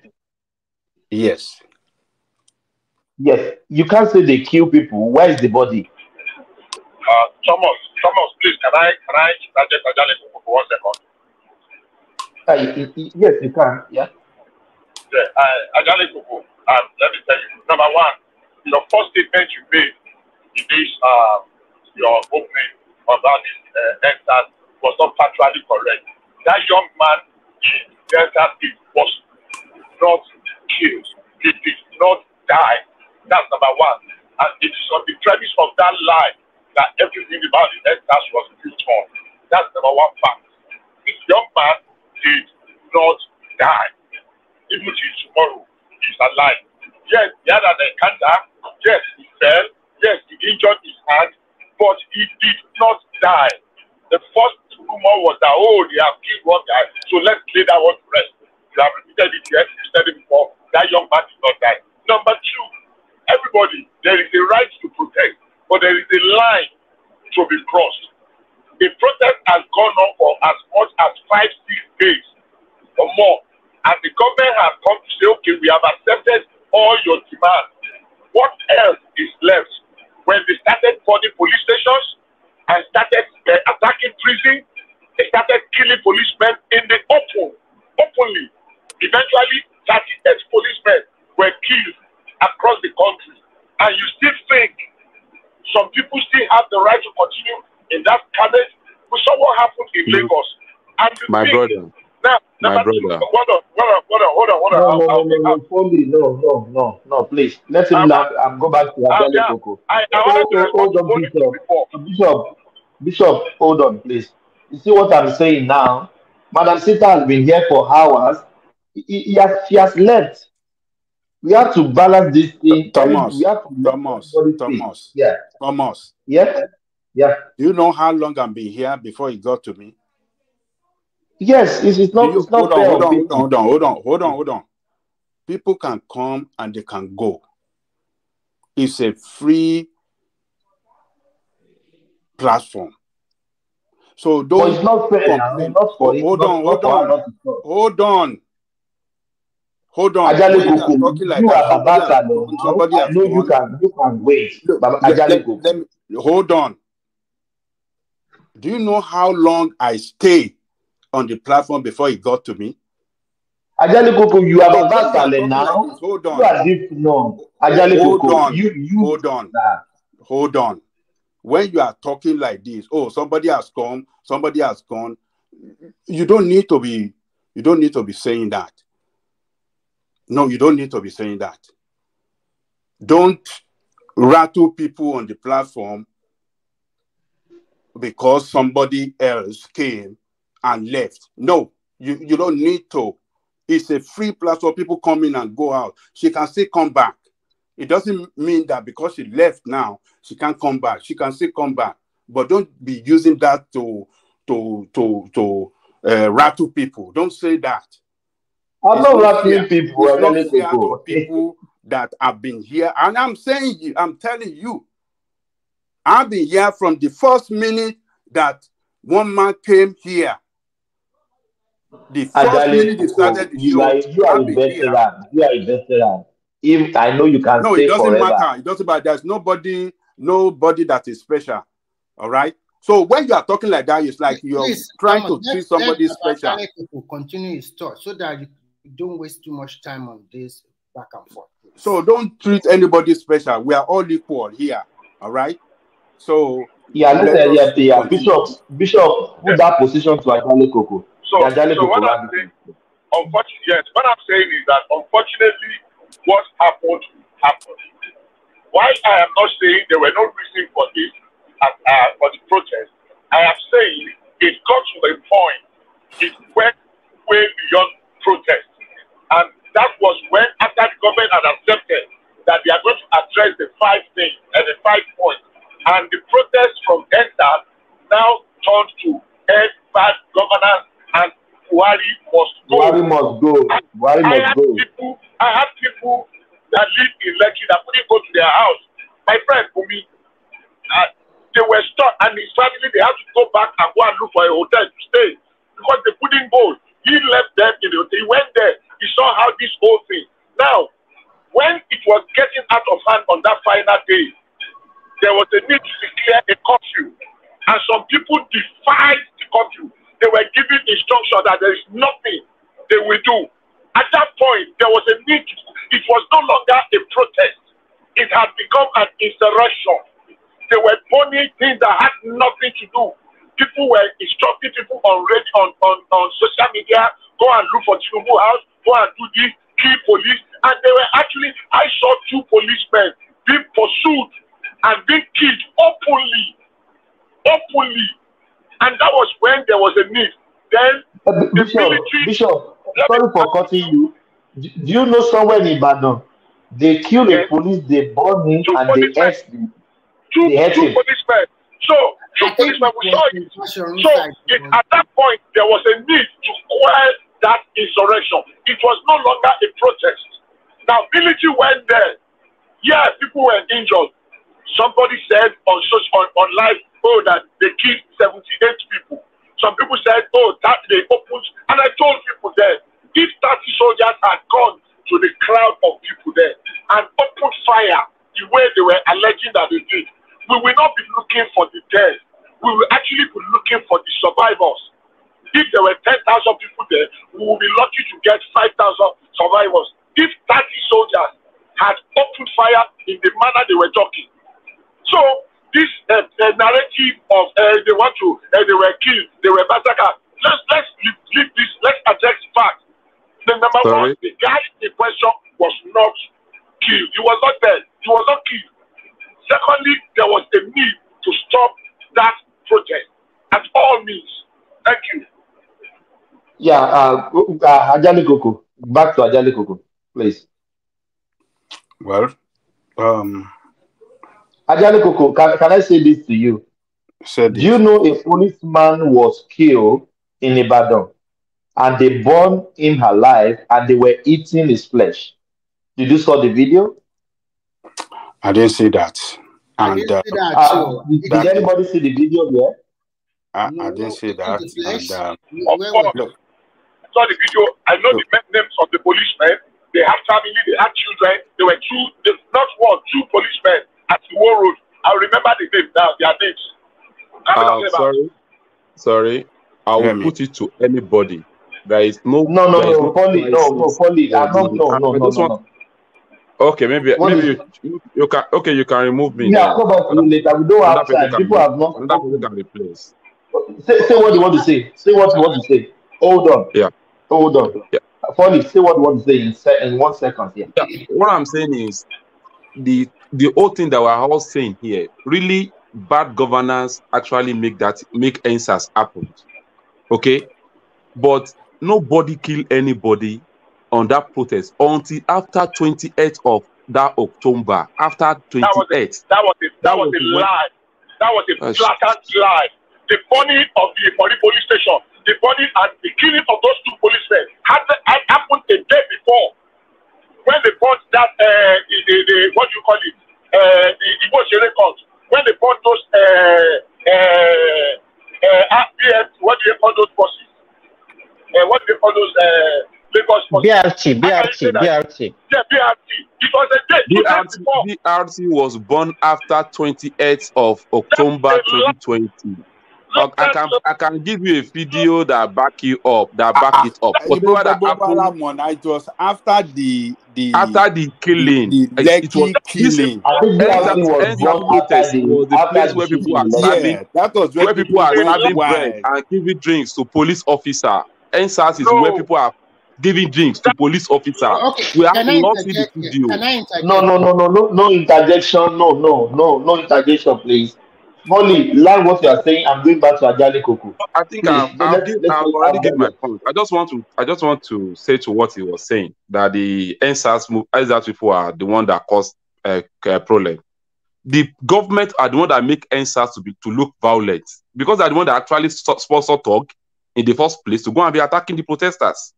They make it happen. Those guys that came out to protest, they have a genuine mind to protest, and it's their right. We are born to protest. The day I was born, if I didn't cry, my mom would not carry me from that blood. We were born to protest. When I was young, before I started speaking out, if I don't cry, my mom will not give me breast. So why are you now thinking that protest is forbidden? What really transpires is that these people went on protest, and the protest is going like they have been there for hours and hours. Let's say the truth. They were at that toll gate, and traffic was disturbed. People were unable to cross to the island, and they have been there for hours and hours and hours. And when they're there, the governor of the state went there and appealed to them, asking them, what do they want? And they told him, these are the points we want. And from there on, Sanwo-Olu went to Abuja Street to present to, to the president. And after that, he asked for who are the leaders of these people. I think Paz and the rest, they went to go and meet Inspector General of Police in Abuja or something like that. And they were like, okay, we're seeing your demand, we accept your demand. But what really transpires is that they kept on protesting. And remember, traffic was disturbed. People were unable to go home. People were unable to go to their place of work. And then it continued to degenerate to a lot. I've seen a lot of video. In this same protest, we have a lot of Nigerian youth. They were smoking weed. Some of them were doing rubbish in that place. That it continued to degenerate. I'll put it to you. Let me finish, please. Let me finish. All right. So I will just 1 minute and I'll be done. And then, of course, when it continued to go out of hand, and people were now saying that this didn't have a political undertone. Because you cannot continue to protest every day, every hour. It's not done that way. People, normalcy must be returned. We have able to see your leaders, and your leaders have been to meet Inspector General of Police telling this is what we want, and the government has already accepted. It is at that particular way that people decided that there's a political undertone, and then the talk started disturbing them. And before we can open and close our eyes, they started burning things down all over the place. So it's after the protest they started burning a lot of things down. So what we are trying let me finish just 1 minute. Yes. What we are trying to say here is this: it's as simple as CBC. Maybe initially they just want to protest. That okay, there's police brutality. We want to protest. That is exactly their major. Right. Okay, I'll put it to you through this way. After some time, it has a political undertone. They were telling them, go and burn TVC, and they burn a lot of places in Lagos. They burn a lot of places. And I'll put it to you this way. I'll put it to you this way. We should not celebrate governments actually promised them that they are going to reform police. Okay? And the reason why those guys did not leave streets is because they did not believe in government doing that. Until today, we are talking. Sorry, as we were talking now, police is not yet reformed. Do you know that? As we were talking now. So that there is no trust. When you know what? When there is no trust between the government and the citizens. But it doesn't mean that then you take laws into your hands. As we are talking now, there is not yet any reform in police. Whatever they promised that period, they've not done anything about it. Well, the reform is not going to happen in 1 day, overnight. Yes. The fellow that was alleged to have been killed was killed in Asaba. Why don't you people take the protest to Asaba and burn down Asaba? Why is it that it is Lagos that Nnamdi Kanu was telling people to burn down and they were burning down? Nigerian people react. Nigeria people react to bad governance during ENSAS. It's not only police brutality. They react to bad governance. That's all. The question so Foley, so you agree that it was politicized? It's not politicized. Let me tell you. Let me tell you. Let me tell you. What is happening now? What is happening now? With what is happening now? I pray Nigeria. Sorry, let me tell you what happened in 2020. Is kind of a sign for Nigerian government to do the needful before it's too late, because the anger and the hunger in the mind of Nigerians, by the time you can think you are covering them, you can think you are conquered them. By the time that anger actually spread out, Oga, I'm pity, Oga, forget about these things. You cannot. Let me tell you. In all these countries that have been doing fine, you are projecting a country whereby the leaders don't do nothing anymore. Now, let's just suppose today. Today we are talking now. Let's take today. Today, they are talking about giving some workers 6-month pay. They have done palliative. They are also going to give another 50 million Nigerian money. That is a government that is listening. But you guys, you continue to, in your mind, that the country... What do you call palliative? A bag of... 10 mudu of rice for your street. You call it palliative. What you have in your mind is that a country that will never change and things will continue to deteriorate. No. That is when if you allow these people, they will ruin the country. They will ruin the country. Your mind is that country will continue to deteriorate, and when it deteriorates, no. If you allow these people continue what they were doing without what were they doing? Nigeria is not the only country in the world. And we just at least in the country waiting now, a country where citizens are not fed well. And the people in government were buying Prado Jeep for themselves. We are talking about all this youth. As I'm talking to you, I'm just let's say 5 seconds trekking to one of governor's house here, former governors. In the front of his house, he has almost 6. I can go and do video for you now. He has almost 6 Prado Jeep. Bulletproof in front of his house. I'm just 6 minutes drive, just 6 seconds trekking to his house as I'm talking to you. Those things are the things we are talking about.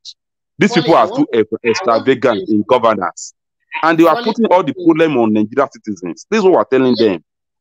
Okay, Foley, sorry to cut you short. I want to tell you something today, and you can put it in your left hand. Leaders, they always use people for whatever they want. Whether you are a dictator, whether you are, you are fighting for the right of people, whether you are just in the middle, whether your mindset is that when you get that, you are going to siphon the money, they will use people. Everybody, because it's all about interest. Now, what I think... Sorry, Remy, is Thomas there?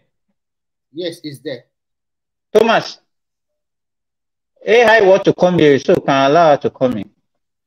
Yeah, okay. So as I was saying, so people will use people to get to whatever they want to get.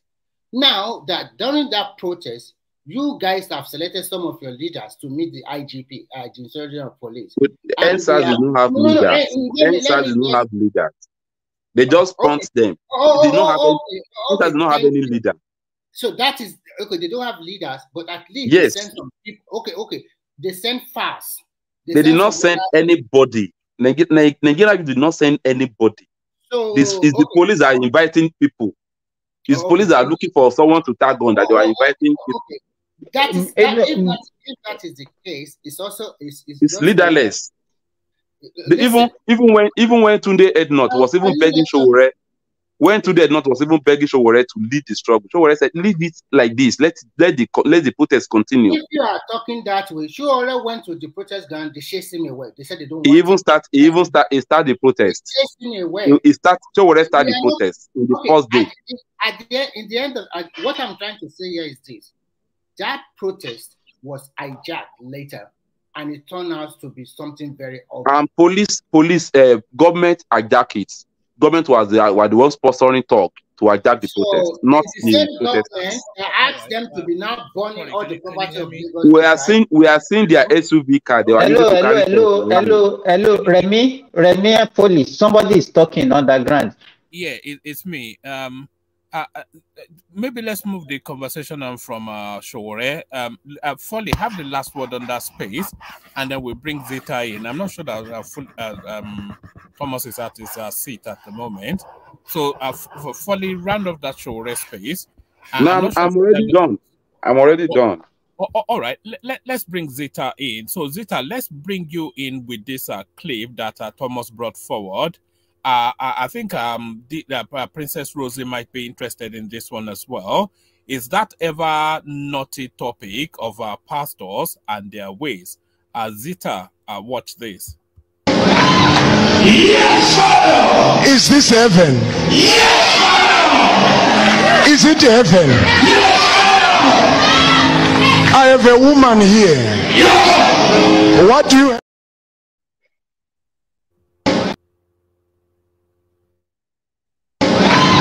Yes, Father. Is this heaven? Yes, Father. Is it heaven? Yes, Father. I have a woman here. Yes. What do you have to say about her?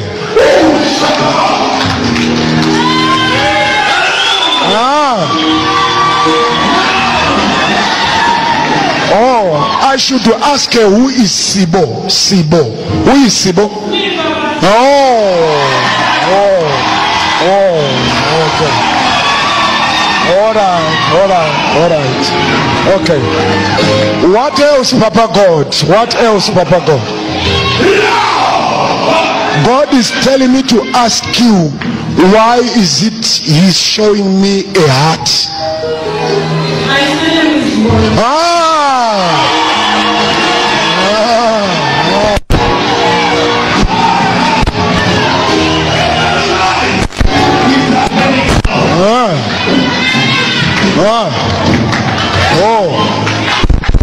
He says we should pray for your children. 2 of them. Okay, so it goes on for another minute, but I think you get the gist of it. Modern solutions for modern times. You don't need the Bible. Sorry. Is he making phone call to God? Yeah, there it is. So you don't need the Bible anymore. Now. All you need is your iPhone 12. That is the pathway to God now. So, and did he share the phone number? Did he share the phone number with his call? He's the only one that has the number. How can you have it? It's MTN. It's MTN. It's MTN. God is using. You know, emancipate yourself from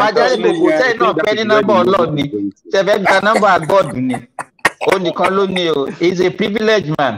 That is all right. Maybe Zita Africa has so gullible. No, Polly, let's Zita speak about it. Let's see. Yeah. So Zita, come in. One man. What do you want me to say about this now? I just wondered if you only need you have to have iPhone 12 before you're able to. No, Pro Max. So it's only Pro Max. So one man, if you don't have Pro Max, you cannot get it. The line will not go. Yeah. You see, one man. One thing I have to tell people is that the human existence is a mystery. One man, I'm kicking you out. Yeah. Yeah, go on. Human existence is a mystery. And when something is a mystery, there is always a narrative to it. And in that narrative, humans will like to believe the ones that suit them. So that is what I am seeing in the world today. That when you want to think about the human existence, it's a total mystery. How did we come about? Who created the world? The world was without form and void, the Bible says. And then you begin to wonder, then who created, who created, who created? By the time you think deep, you begin to wonder, how did all these things come about? So everybody started forming their own narrative, and they're taking it to the level now that they have the phone number of the person. But Madam Sister, the people in that gathering, are they that daft, dumb, stupid, ridiculous human being that they can't even think? You see, Thomas, I listened since morning. I doze off. I listen, I doze off. One thing I will tell you is that once in a while, calm down a little and listen to human beings. We are in one-man platform. Bring a topic, and you see how everybody is reasoning on the same topic. You will not call them daft. You will not call them smart. It's just the reasoning. Something that somebody will tell you, and you tell the person, are you kidding me? You look at me and you are telling me this. You tell another person, the person is excited. He believes you. I heard somebody just a few minutes ago before I doze off and wake up, talking about the election, who believed who was there for who. And I was like, yeah, same thing in the church. Same thing about human existence. People come up with something and tell you and you believe it.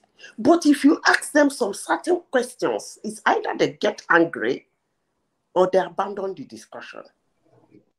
Because that simple question you will ask them, we show them that they are sure you don't want to buy that their narrative. So I wouldn't call them really daft. I call them, although some people say those pastors use things, and I don't really believe that they use anything. The power was taken away from man. And since then, man has been going about looking for power. That's just it. If you gather people in a place and you just pray and worship without putting up one or two narratives, I don't think you will have them come again the next day. They won't come. So that's life. That's the way it is. People believe what they want to believe. They follow what they want to follow. Sometimes before now, I used to get mad when I see people believing some certain things. I'm like, what? You mean somebody told you this, you believe it? Look at the Bible. Look at the story of the Bible. Then remove the Bible. Go from time into history and look at it. Go back to what happened in Germany. Go back to how those people came back. But still, you will see people carrying the propaganda that the people there are not the main people. And they will tell you that the original is scattered all over the world. And those original never speak. And when those people were being handled in Germany, they were called a name. And everybody believed that was their name. And nobody came up to say, no, don't call them that name. They are not the original. These are the things people put out. That's why I told you, Thomas, that in 2023, I never knew that it was that bad in my country until 2023 election. Because I believe people carrying their phone in their hands will be a little bit close to information. But a lot was thrown out in 2023 and people bought it with excitement. They were actually rude about it and arrogant with the opinion they bought. Aggressive. So it is what it is, Thomas. It's not. It's just it. If it's not in religion, it's in some other thing. People believe a lot of things. So I wonder, hello? Hello? We are listening to you. We are listening to you. I wonder if I am a member of that church, I would have asked for the phone number. You get the point? So that when I get to my house, I can call God too. He wouldn't be the only one having the phone number. Or don't you think so? Well, you think, Madam Zita, you think the man... Hello? Madam Zita, do you think that pastor will release? He's a liar now. No. There's no number now. He just lied to the congregation. No, you don't, Simba, you don't seem to understand me. What I'm saying is that pastors do sell a lot of things. You see, I have had a lot of encounter with pastors and people. Madam Sita, what I want to ask you before Simba kick me out with his network, why is it that why is it that it's only Africa we see such? No. I don't think let me land, please. I don't think in that country you are living, in this Australia I'm living, somebody can tell me in a church that people gathered that is calling God on the phone and people will believe. They will believe, but the thing is I doubt it. No, they will. They will. Let me tell you why. As I said before, human existence is a mystery, and there are a lot of narratives when there is a mystery. So they will believe, but in that place you are, I can promise you that somebody might ask for the number. And if he doesn't give it, it might become a court case. Because where you are, where I am, they cannot separate the court from them. Somebody's going to sue somebody anyway. But coming to what Simba said, that you think the number is said, no, pastors, they sell a lot of things. So if I am a member of that church, I would have asked him how much is he going to sell the number. Yeah, because Madam Zita, let me put this into you. You know why people will not be able to challenge them? Because people cannot challenge them in Africa, and that is why they can peddle such a lie.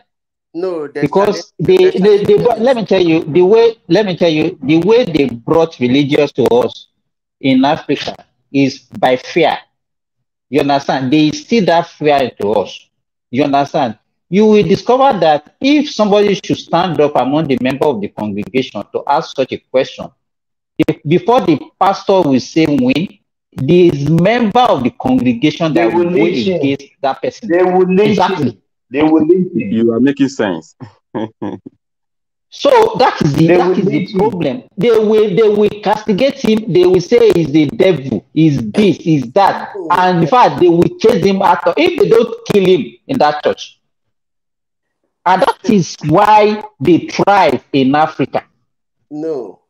Simba, let me tell you something. You see, I have learned not to restrict things that are happening around me to an institution, to a nation, to a race, or to a tribe. I begin to use touch to browse through, and I find out that the happenings on planet Earth today, I don't really think is attached to a race, a tribe, an institution, a people, an ethnic group, or even elite or non-elite. It's just the generation that we are in. You know, Simba, life happens. It's either it is happening or it isn't happening. It takes time and chance for it to happen. The time we are in now is the time these things are happening. For every time a source is make gains, it make weight, it make name, it exists. After that time, it's like a test run. It's going to give way. Sometimes when that chance comes, a lot of people don't buy it. That's why I always tell people, if you start blaming it on somebody or something or a race, or you say this is a particular group, you are not making sense. Because if you use torchlight, you will find out there are some areas people are still doing the same thing. And you wonder why. It's because of the time and chance. You see, you are talking about this way because we are discussing religion. Why not see this thing happening in politics? Why not see it in our education? See it in our health, in our tradition, in our culture. You will find out that somebody somewhere is using somebody's brain, such as this pastor is doing. You will find out. Look around you, outside of the religion. People are being used every day. People's brain are being scoped every day for gain, for whatever. But one thing I have to say, the so-called Gen Z and Gen X, I hope they change. I hope they learn.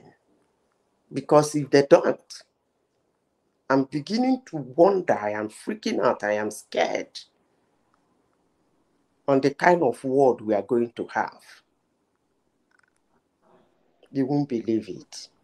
Madam Zita, the so-called Gen Z or Gen Z or whatever you mentioned now, let me tell you, their own generation will be the least that will forget. Believe me, and then we will not have. Let me tell you, you know, it's like this.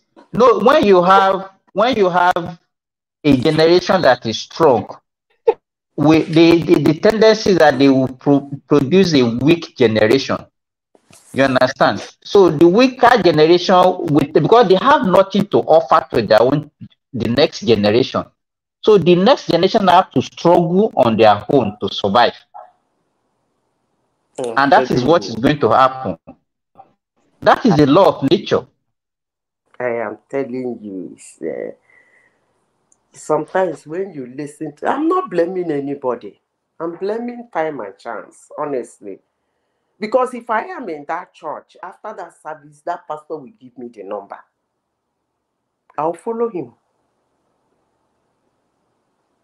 If he's not giving me, I'm going to table out my problem. I say, okay, pastor, call him for this.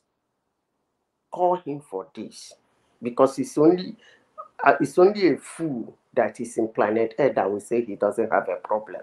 We all have one problem or the other. So you follow the pastor. When you go, say, pastor, say, can I help you? Say, no, you can't help me this time around. Because you got JC's number. So let's call JC. Tell him that I have this problem. So JC got smartphone now. I never knew. Oh my God. And he has MTN network. No. Which subscriber is he using, if I may ask? MTN. Is that a Nigerian pastor? I think that video is old, though. It's old. It's likely to be one of these southern African countries. Yeah. No, I'm not sure he's in Nigeria. I think they are more notorious. They are more notorious when it comes to that than even with the West African counterparts.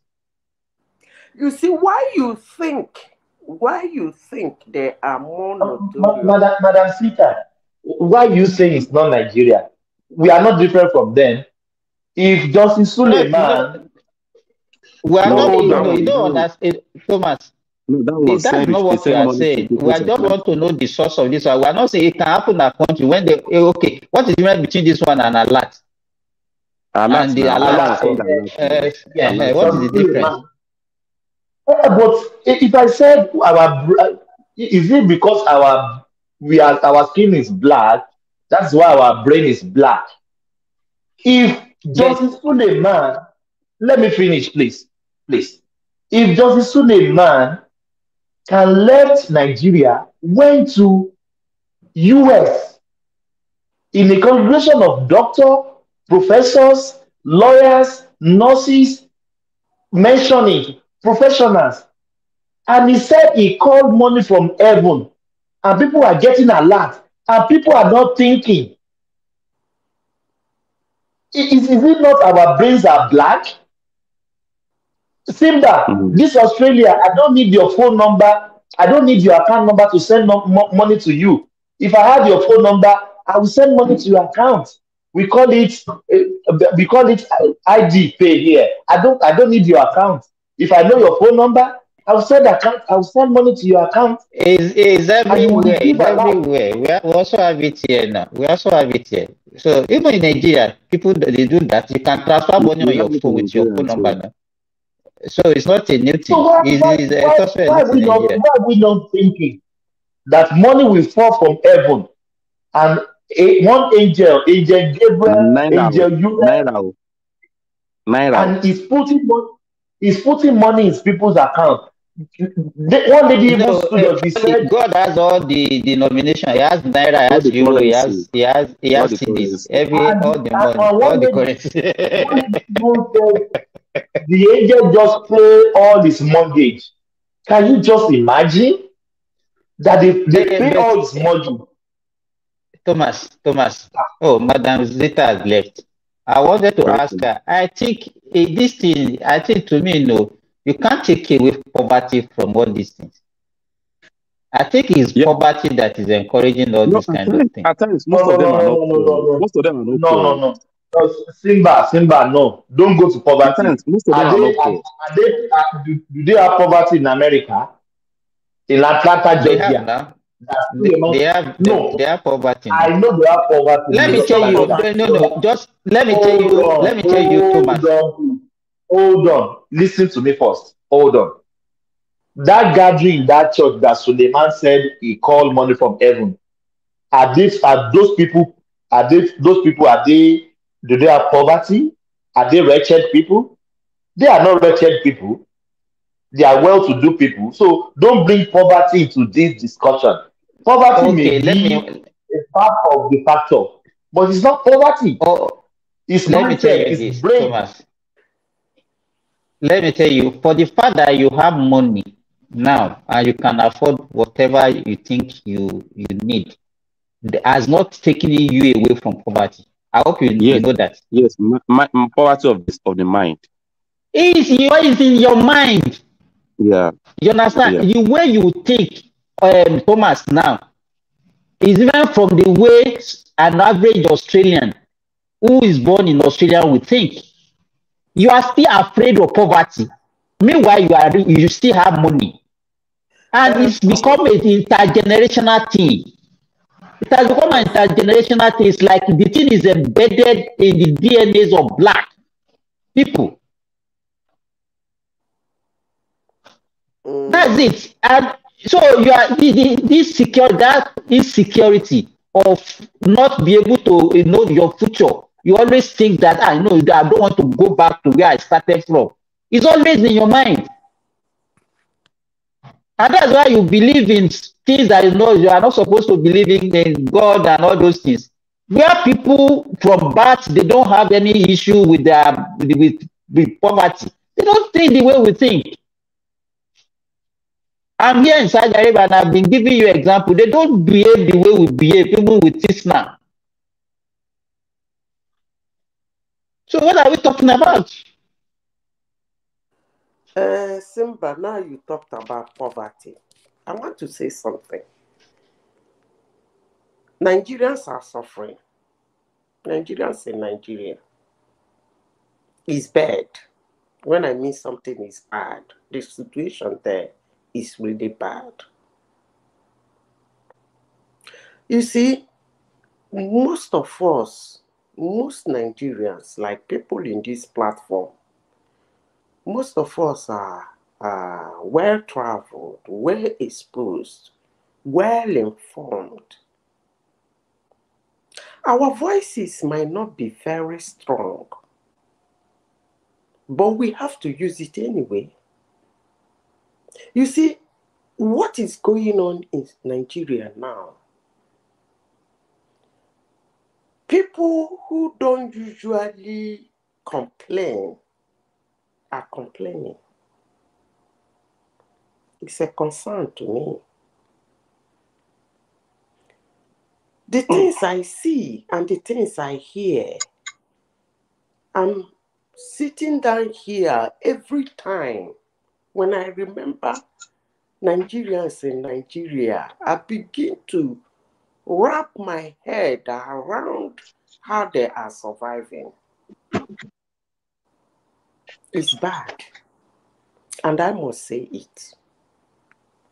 Yeah, I'm not going to blame it on the present administration. They just came. That's what everybody will say. But one thing Tinubu should understand is that the market reacts to policies.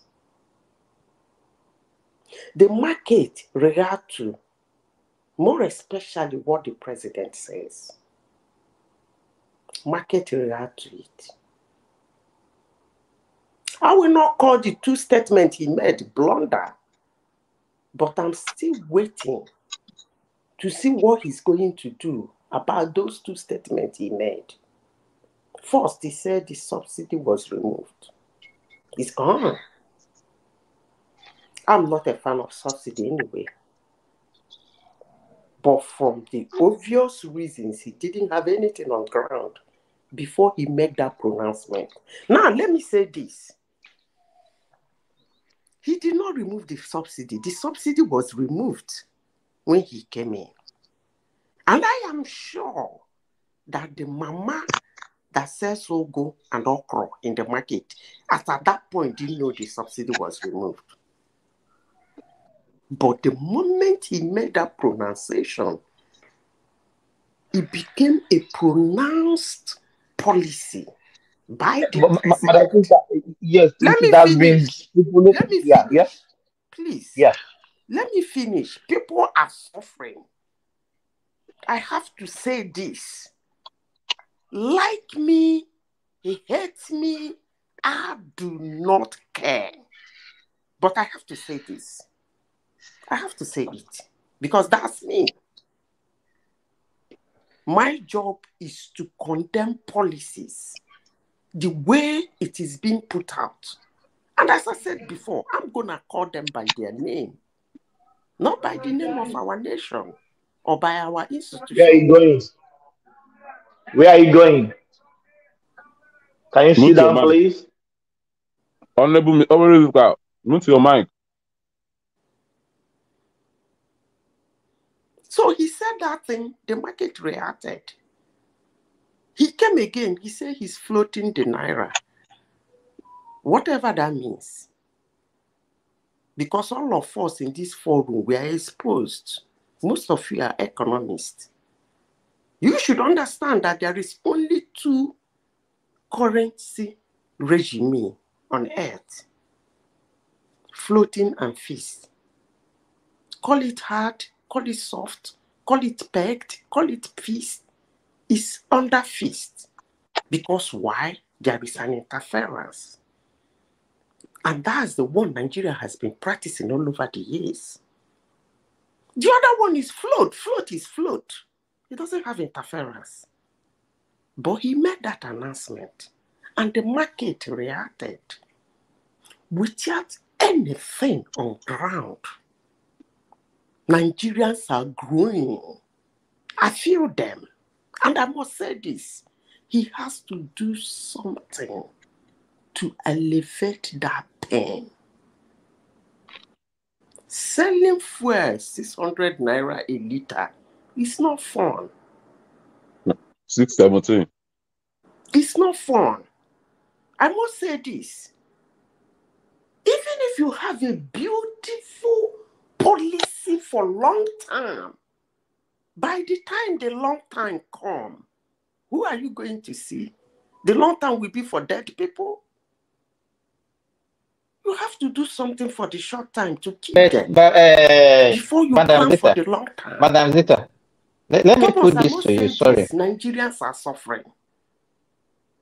Nigerians Can you hear me, Madam Zita? Yeah, he made it bad. I agree. But these two things he has said did not help matters at all. We told them. Did not help matters. It wasn't the Can you hear me? Sorry, Madam Zita, can you hear me? Yes, I can hear you. Okay, but you know, if I put it to you now that currently the normal price of petrol now is around 1,200, will you believe me? I heard because of the exchange rate now. Forget about whatever. Forget about whether exchange rate, whether increase in price of crude or not. But the current price supposed to be around 1,200. It's exchange rate that caused it now.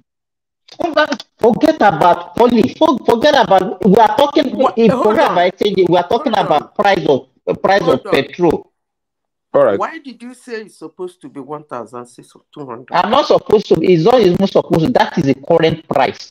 Why? It's not supposed to be. I'm not saying. Eh? Why? Why?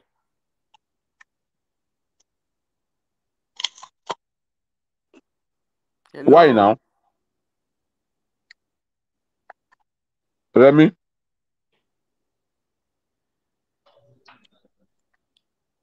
Can anyone hear me? We can hear you. Go on. Go on. Madam, continue, ma. I said why? He said the current price is 1,200. So, in essence, the message he's trying to send to me, you know, I'm daft.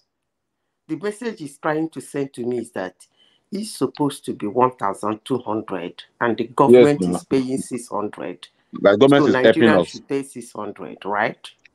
Government is helping us.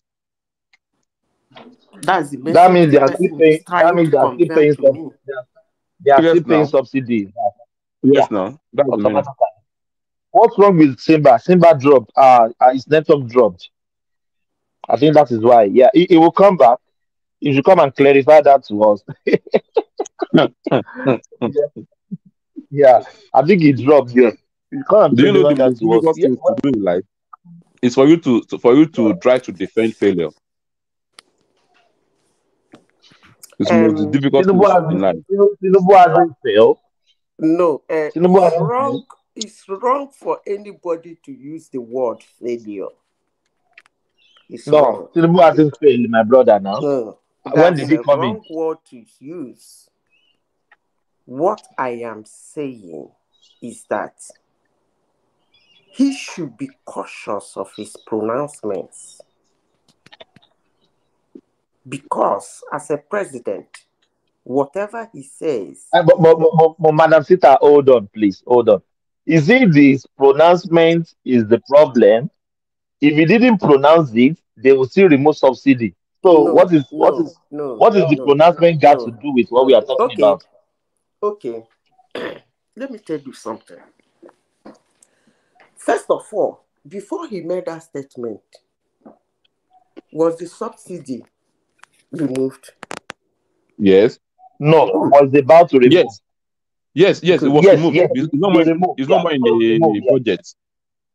yeah. Good. How many people in Nigeria do you think that knew that that subsidy was removed as at that point? Few. Thank you. Now, I'm not Tinubu, and I will never be Tinubu. I don't. Sorry, sister, I don't understand you. What do you mean by so? You think Nigeria don't know when they remove the subsidy, or what? What They question? didn't What know. do you? What do you? Few of us know, but many people don't know. They didn't know that you and I know. How would they? No, let me tell you. No, it's not true. I don't agree. You think that Nigerians don't know when immediately, even before he made that pronouncement, they were already queuing in the filling station and they've already increased the price. So what are we saying that Nigerians don't know? At what Can we just listen to ourselves? At least we need to be listening to ourselves. He said the Nigerian knew that the subsidy has been removed before Tinubu make that pronouncement. And we said no. No, okay. I now understand. Okay. Yes. You see, I was thinking that there are things he put in place, or he has to put in place before he made that pronouncement. Because there are several ways of removing pain. Several ways. See, this fuel can be 1,200. People will still buy it Madam without Sita, suffering. Madam Sita, let Simba told us what he meant the other time. I don't still understand. I'm curious. What do Simba, are you there? you mean? Yes, I'm there. Talk I'm about here. 1,002. That I don't understand. What are you trying to say? I'm talking about the landing cost of petrol, of a liter of petrol. Yeah. So that is the landing We are cost. all here. Yes, we have discussed it on this platform before now. That subsidy has been reintroduced. Simba. And why did they remove it initially from the beginning and make us suffer like that? No, just hold on. Just hold on. You know, my own thing is that I like discussing problem and solutions. Do you understand what I'm saying? We have discussed this. So we have discussed extensively You are not like the problem of this. only discuss the problem. So we have discussed extensively before several times about the problem. And I wish we can. Why can't we just say, okay? Can I finish now? Okay, madam. Simba. Okay, you can go ahead. Simba, I really don't feel comfortable when Nigerians, you see, when I said when there is a mystery or a confusion around something, there is a lot of narratives. You see this word, the landing price. Only God in heaven knows where marketers in Nigeria brought that word from. The landing cost. By the way, for everyone's information, crude prices is one of the commodities that are being, the pricing is done on, what is it called again? What is this called in economics? Exchange rate.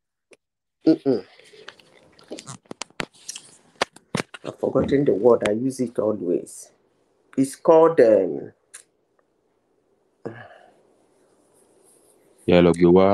when you put a price according to the demand. If the demand is high, the price goes low. The law of demand and supply. The law of demand and supply. No, it's called economics of scale. Okay. That's how prices of that commodity is being placed. So when I hear Nigerian marketers lying to Nigerians and they buy it at the landing price, what do they even mean by the landing price? is 1,200 or 1,300. Landing price, are you going to start pricing the commodity from the exploration? Or you think that it will cost $90 to explore 1 barrel of crude? Really? I don't get this. Madam Zita, let me tell you this. The cost of producing 1 barrel of crude, it varies from country to country and the terrain. And it's $90. In the just hold on, No, hold on. I'm just asking. Hold on. Let me finish now. I've not finished. The average is about $50 worldwide. Average of producing. Yes. Go and check. Average of producing and it can be as low as 1 barrel of crude is about $46. So I just round it up to 50. Don't laugh. The labor. Just hold on. Let me finish. It can be as low as $10 in the Middle East, and it can be as high as $90 in some offshore. Oh my God! I don't so go and check into this kind of argument because no, it's not an argument. It's a discussion. Wait, I don't even know whether the $10 is for the labor or for the cost of the machinery, for the drilling, for the exploration, for the geologist, for the survey. I don't even know where you got the $10 for. That's why I said. So you think that it doesn't now? You just wondered. That's why I said that such commodities, their prices are based on the economics of scale. You can't put the price on the cost of the actual production, because if you do, nobody can afford it. You are still saying what I said, but you are saying it in a different way. They can put any amount, even a penny on it. That doesn't necessarily mean that is the cost of production. They are based on what they call economics of scale. There are products like that. And they make huge gains, even at putting it at $10, even putting at $5. So that's what I'm saying. And then take it from that your $10 and go back to the propaganda of landing costs. Is the propaganda of landing costs true now? That's a lie. Because up to that point too, the economics of scale still exists. Otherwise, nobody will be able to buy it. So for anybody to come and tell you the landing cost is 1 million naira and therefore we are even selling it cheap. You see, this yo should just stop. I know our voices are not strong, but we just have to use it. This deceit is getting out of hand. What is all this? These people keep running our country, putting our money into their pocket and keep telling us stories that we can believe. What is all this? Landing costs 1,200. And now you are telling me that the government is paying 600, right? And the Nigerians should pay 600. Simba Haba now. Which kind of thing is this? So from your own analysis, so you think that even at that 600 is still higher than the cost of buying that petrol, 1 liter of petrol? Is that what you are saying? Maybe, Simba, maybe you have to go back. Maybe. Remember in the days when you were in the university or in high school, when they taught you economics of scale. When you go back to it and understand it very well, you'll understand what I'm talking about. These lies should just stop. People cannot be suffering and you are putting out lies to make them feel comfortable with their suffer. Really? I don't know, but what I have to tell anybody who cares to hear this morning is that Nigerians are suffering. It's bad. Nobody should come and tell me how wish is this person you voted or this person? Those are all craps. That's not what I'm talking about. Somebody is there now. He should get that thing sorted out. There are a lot of ways to alleviate people. The data, the phone prices, the phone time, airtime, all those things. He's supposed to put policies to make it look a little bit little. What am I saying in essence? Naira is difficult to get now. And when you even get it, it burn off easily. That's what I'm talking about. It's difficult. Madam Sister, you have given us a problem now. So from your own side now, so what are the solutions? I just said the answer. That we should use our brain. Okay, let me use one thing to give you a typical example. You see, in Nigeria, they don't use Wi-Fi, right? We use. No, wait. But individual. That's what I'm talking about. Even organization use Wi-Fi. What it means, what he's saying is, as in a country using Wi-Fi, general Wi-Fi. No, that's not what I'm talking about. Okay, to produce like a free Wi-Fi for people. In individual homes. In individual homes. Yeah, we use. He said when you say what you are saying is the cable. There's a kind of wait. Let me finish. Okay. He said when you say you use, I seem to remove you from the people I'm talking about. Okay. Okay, you are talking about common people. Common people in the street of Nigeria. No, Polly is not in that class. There are what do you mean? What do you mean? You are not a common man in Nigeria now. I'm a common man, no. Leave all this thing, though. No, but Azita said she has removed you just now. No, she didn't know me now. She's just saying things generally. Because you use Wi-Fi, you are not a common man. I think what she's trying to say, they call it like the Chinese model. They call it ADSL. You have a kind of a satellite box in your house, but the problem with Nigeria is that we have to construct a lot of cable underground to connect to individual house. That's not what I'm talking about. Okay. What I'm talking about is the subscribers that are already in Nigeria. You are saying I should give ways of alleviating poverty. The government, if you watch the way those subscribers break down their usage, you will know that they are robbing Nigerians dry. Yeah, of course I agree. So, why didn't the government put up a policy to remove that robbery? Because government is taking it away now. But the issue with this one is that the government cannot provide their own network provider. No, you don't need to. Even in capitalist economy, government does not provide anything, but they put policy. So everything relied on leadership. Everything relied on leadership. It's still about leadership. Madam Zita, where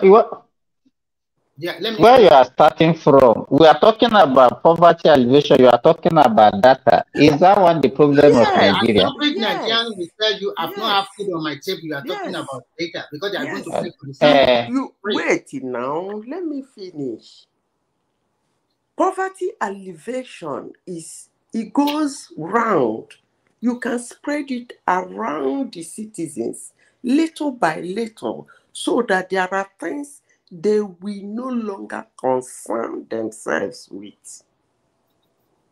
There are things you shouldn't concern yourself with as a citizen of the country. Somehow, you don't concern yourself with sorry for interjecting you. You start by talking about common people in Nigeria. That's what I'm saying. How many common people in Nigeria uses data? If you want to go by that. Wait now. I am coming. I'm not saying data like data. They must have data. They shouldn't pay for data. That's not what I'm saying. I first of all said, if you look at the services these subscribers provide, look at it critically. They are robbing Nigerians dry. Definitely. And I said, there are things they are supposed to remove. Can you, no, Madam Lisa, don't let us just put us ahead and let us analyze it and explain why you think that they are raping Nigerians. Let me be specific. If you think I don't know what I'm saying, I will be specific. They are selling buys, they are not selling time. Does that make sense to you? Yes. Did you hear what I said? Yeah, I heard. It really makes sense. I know they are changing the system, because I would have proposed a method that MTN and this network provider say, okay, you pay 20,000 naira for a month unlimited data. So that one, everybody knows that if you pay 20,000 naira, you can go online for that 1 month. But the way they are doing it now is like they're not selling the airtime, they're selling just byte by byte. And at the end of the day, people will pay more. So all those ones are available also now. They are unlimited. No. You can pay for unlimited data. No, how much is unlimited? Wait.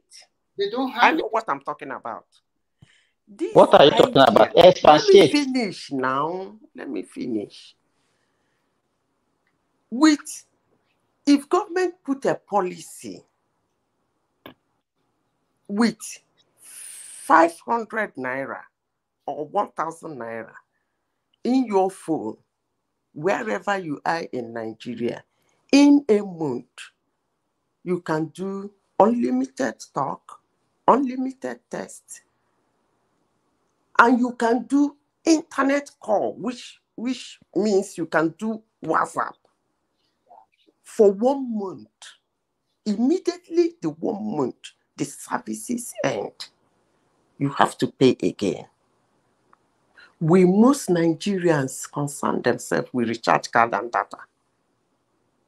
Because you can say that services is there. But I know that there are some Nigerians that have to buy a recharge card, and then the service provider will give them 5 bits for 200 naira recharge card. They can't use it to make a WhatsApp call. The moment they do hello, the thing vanishes. Yes. I hope I'm making sense, because I have families in Nigeria. So, Madam, I understand we are saying the same thing. Go ahead. I am giving you example of the things government. Madam Zita, I don't understand what you are saying, though. And if I'm finding it difficult, I think most of the listeners also find it difficult. Let me break it down what she's trying to say. What she's trying to say is a form of government-induced subsidy for an average Nigeria to have unlimited data for WhatsApp call, for internet, and for everything. Unlimited, you can call, you can send. So government to subsidize data and call. Is that what you are saying? If she's spending 1,000 just to put a policy in place. It's for them to put a policy in place that will make it easy for the both subscribers and the citizens. Let me hold on. I'm coming. Simba asked me a question. He says he wants solution. I will do the job for free. Do you know why I'm going to do the job for free? I'm going to put the job in the table for free. If they like, let them do it. If they don't like, let them do it. Why am I saying this? I'm saying this because, first of all, I said that most of us as Nigerians, we are well-traveled, well-informed, well-exposed. And most of us has been lucky enough to be opportuned to see how these things run in other places outside Nigeria. Most of us have been privy to touch the documents in our hands, to be curious, to look at it and say, how does this function? I will do the job. Now, do you know that you can make Nigerians pay little for their health without them knowing? Let me explain again. Do you know that government can make Nigerians pay little every day for their health, little by little, so that they can walk into the hospital? At least the first necessary things can be done before the doctor will say, this is how far your medical can take you. Now you have to pay. How can the government do that? Okay, let me not use the word. 80% or 90% of Nigerians use this phone. That's why I keep telling people, it will be nice if Nigerians are identified. They are getting the identity little by little. We are not there yet.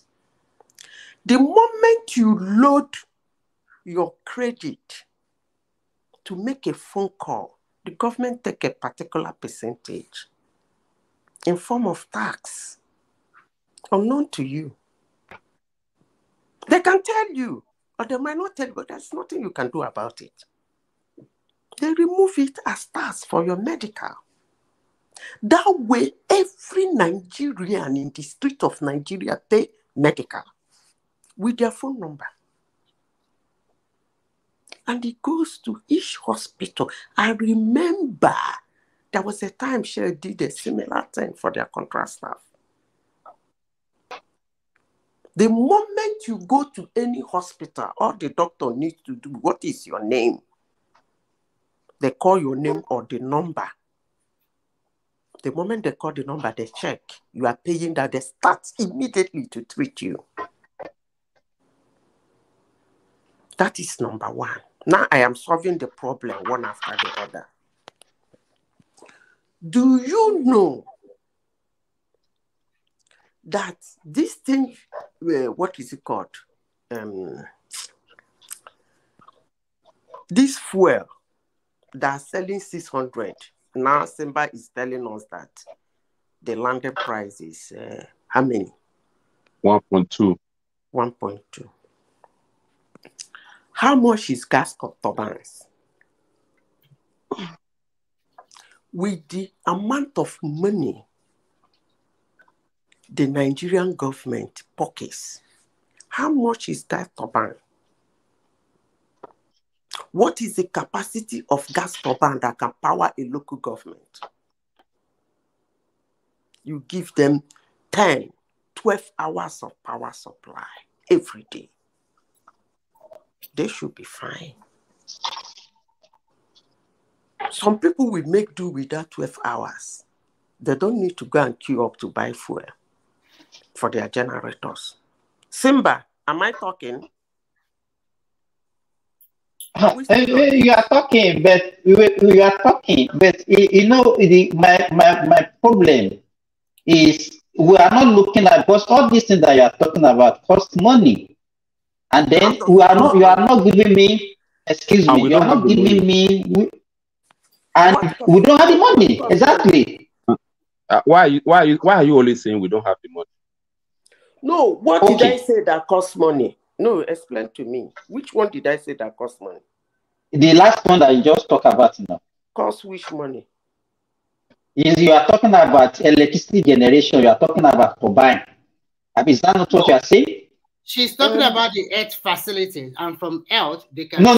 She has finished Earth. Maybe you are not listening. She's talking about. Why do the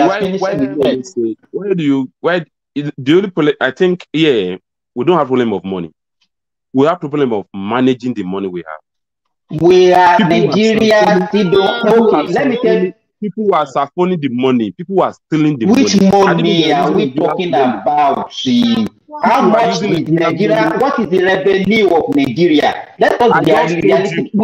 Hey, sir, What is Chairman, I just told you now that from where I'm staying to one of the governor's house is just, no, forget about that. let me We are say, talking 1 minute about corruption. trekking. Let us.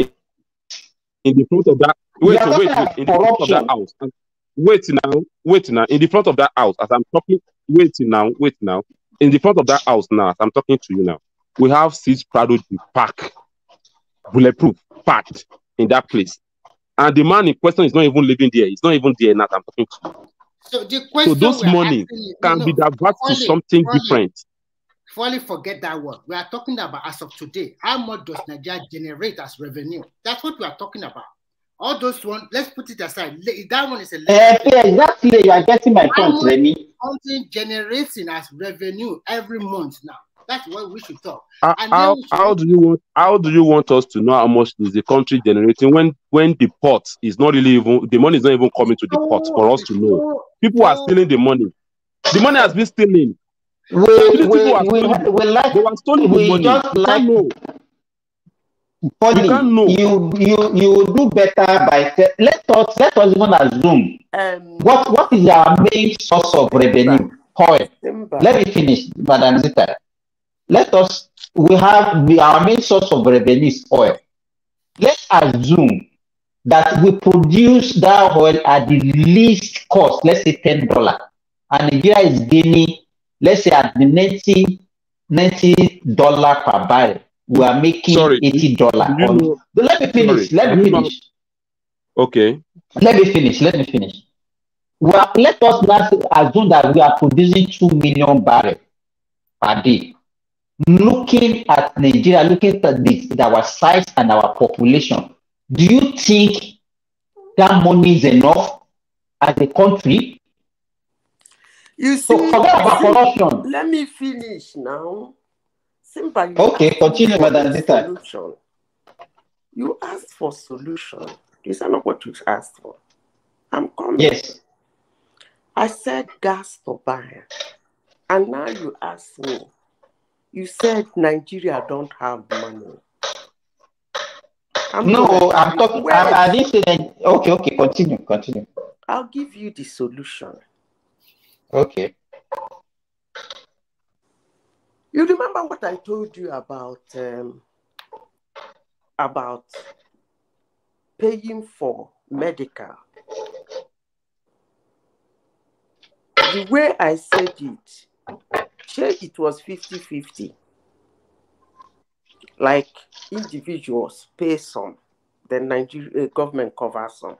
Or what you are saying is that insurance. You understand that one? Sure, you understand that solution. Okay, fine. Let me go to the one you said they don't have money to put gas turbines in local government.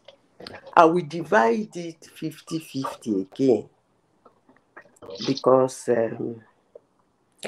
if you go to River State and some part of Imo State, it's not the government that gives them that 12 hours of power supply or 13 hours of power supply a day. Most companies in most areas in Nigeria. I am aware of that. Let me finish. Because we are looking for solution. And I want to tell you that the solution is in Nigeria. Just as somebody said, management. It's not difficult. It's somebody to put the right policies, make the right negotiations, and get people out of this pain. That's what I'm talking about. That's exactly what I'm talking about. Most of those companies have turbines that the capacity is more than what they are using. They can power their environment. Cut it out. 12 hours a day, 10 hours a day, those people living around there will enjoy it. Some of those energies are being wasted. They need to be consumed. Now I ask, what is the job of a governor, the commissioners, the local government chairman. Is it that they don't want to talk to those companies, or that the companies are saying no, or they just enjoy seeing Nigeria suffer? I don't know if Okay, Madam Lita, how many of those companies do you think we have in Nigeria that can do what you are saying? I'm coming to that. Let the companies take charge of where they are. The rest, Nigerian government, I believe, will have money to handle. Let me repeat that again. But presently, some of the companies are doing what you are saying now. Okay. See, Simba, one thing you will understand is that for every problem, there is a solution. Nigerian case will not be different. No matter how you want to look at it, for every problem, there is a solution. It seems as if there is no solution when there is no brain to think about the solution. And there is nobody to take action in solving the problem. It seems as if you are eluded. That's why most people don't like calling it a problem. They call it a challenge. Because they're being challenged to act. When you call it a problem, it seems as if you're eluded with it. Don't give me that thing that Nigerian solution does not have a problem. And therefore, Nigerians should be wallowing in this pain than wallowing. If you say that, you are trying to, I don't know how to say it. Will I say irritate my veins or excite my veins? No, Madam, you remember that I'm the one that asked you the question. I know there will be solution, and several times on this platform, I've made my own stand known that we don't have to be crying about problem every time. We should be providing the solution. We don't even know whether they are listening to us. Let those companies, let them take charge of their environment, negotiate with the government, cut their taxes. There are several ways of alleviating poverty. Cut their taxes. Let the people living around them have a switch over. Hey, this is, I remember in those days they used to call it share light in my town. When it comes, you remove the changeover, put in share light is here. Which one are we using now? Is government light. Let the people around those places enjoy it. Then the rest of the places, since the government said they don't want to let go, they should handle those places.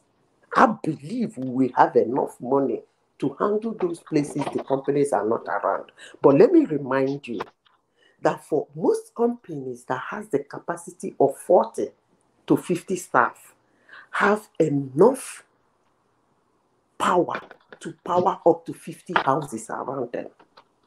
I know that for sure. So can we start with that? So that people should stop hurting? Because I know that an average Nigerian gets 10 hours of power supply every day.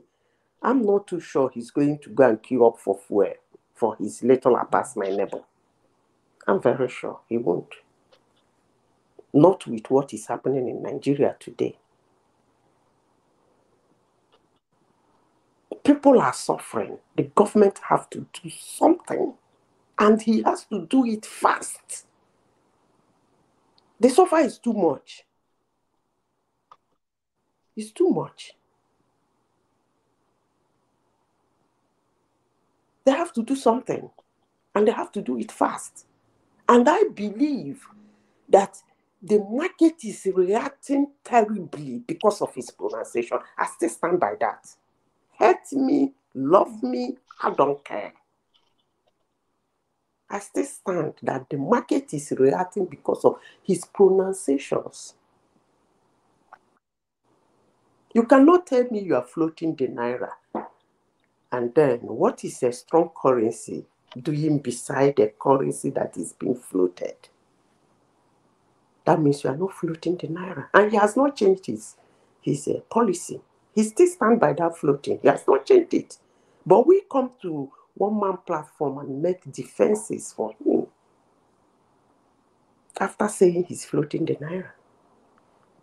One day I will tell Nigerians, young Nigerians, what floating means. I will explain to them so that they won't be confused. And I will let them know that there is only 2 currency regime on earth so far: floating and fixed. Under fixed, they call it all manner of names because they are recent. Okay. What will you? Which one will you advocate for Nigeria? Which of the 2 regimens will you advocate for Nigeria? The one I will allocate for Nigeria. In a country that does not have strong monetary policies, pegged that is the fixed one, works better for them because they don't have strong monetary policies. And under that peg, that fix, some call it peg, some call it hard floating, some call it soft floating, some call it soft pegged, some all manner of names, but they are all fixed. Okay, you know why I ask you, Madam Zita? Because I have seen countries that did that, but even with that, they are not better off for it. Is that what? I said I've seen countries who did a fixed regimen for their currency, but still they are not better off for it. Most countries in the world do fix. Most countries, because there is interference. It's only very few currencies on earth that are floating. Most countries in the world do fix. Like some call it soft peg, some call it soft float, some call it hard float, some call it pegged, some call it fixed. But in all of it, one way or the other, there is an interference. So that's what Nigeria has been doing over the years. And it brings about economic growth. But Nigeria is not seeing that because it's heavily manipulated without result. They do soft, they do hard, they do pegged, they do this, they do that. They've been doing all manner of that over the years. It's not. But if I may remember, the during Babangida regime, that was when they start. They abandoned the fixed regimen and they started the structural adjustment program, and that was when Naira began to depreciate. Which one is structural adjustment program and fixed regimen? What is? No, what I'm saying, that was when they started floating Naira. That was when we know that okay, that is what they call exchange rate. Start 1985 during Babangida regime, because I could remember that time it was even like they started with maybe around 1.5 to $1, 1.5 Naira to $1. And every day we'll be seeing it on the television, the way it will start depreciating and gradually till we get to where we are today.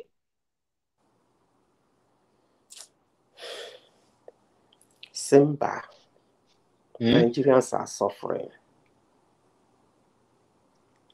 I feel that. We all know that, and that is why I suggested that instead of crying with the problem, we should be providing the solutions, and that is what we're supposed to be discussing more on this platform. No problems.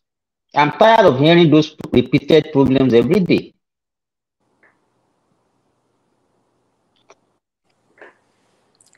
Simba, do you think that those people who are in the helm of affairs today do not have the brain to think out the problem? Do you think so? I know they have the brain. I know they have the brain, But I don't Why are know they not what is doing it? actually what exactly. I don't know that why. That reason is what I don't understand.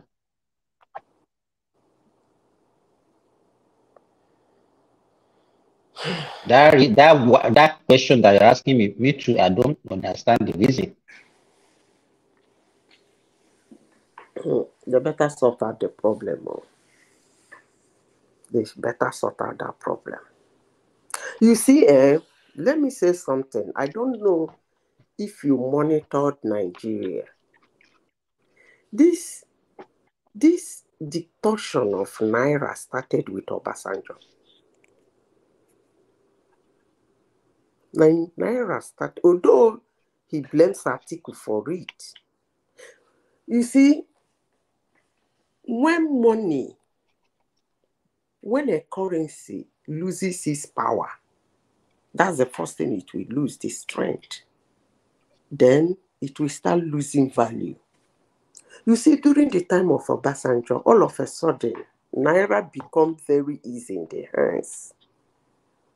And then it takes a little while to burn out. He blamed Atiku. He said Atiku started bribing the Senate. They started carrying Ghana must go of Naira publicly without fear or favor. I remember Peter Odili in those days. He used to say, PDP share the money fast. Government money is for government house. Those are the slogans in those days. And it made Naira easy in the hands of Nigerians. That time it was losing its strength. But the value was still there. You can still buy more with it. Then came the ridiculous Jonathan. Jonathan made Naira easy come, easy go. Somebody can give you 5 million. You spend 5 million. You know, they spent such money in the beer parlor during the time of Jonathan. It was terrible. Then Buhari came. Instead of him to work on the value, he started working on the strength. He made the Naira difficult. Difficult to get, easy to burn. That was a disaster. And that's what Nigerians are facing now. For you to get 10,000 Naira is difficult. Even when you get it, it doesn't buy anything. That's disastrous. It doesn't solve any problem. It doesn't solve any problem. You don't see the money. And when you see it lost value, I mean, Madam Minister, let me give you continue like just this July. I went to a pharmacy store in Ilorin. I needed. Do you know this drug called Augmentin? I needed it, so I went to the pharmacy. They said I cannot get Augmentin in Nigeria again. That the company GSK has moved out of Nigeria. But they now told me that they have another brand which is equally good. Just 20 tablets. And I asked how much. They said 56,000. If you see the way I screamed, I said 56,000 for a drug that I just want to use for ordinary upper respiratory tract infection. I'm telling you. I said now, if somebody just day before yesterday, I was speaking with one of my colleagues who's still working in Nigeria as a doctor, and she told me that just within 1 week they brought 8 children dead to the hospital. Dead, BID. What does that one mean to you, Madam Zita? It means that the parent kept them at home because they don't have money to treat them, and they just brought them to the hospital to home and sacrifice them dead. 8 within a week. We rarely see such things. Maybe you see once, maybe in 6 months or 1 year. But that is the regular occurrence now.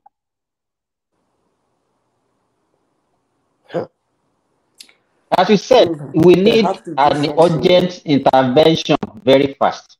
They have very to do fast. something. Very they fast. have to do something. They have to do something.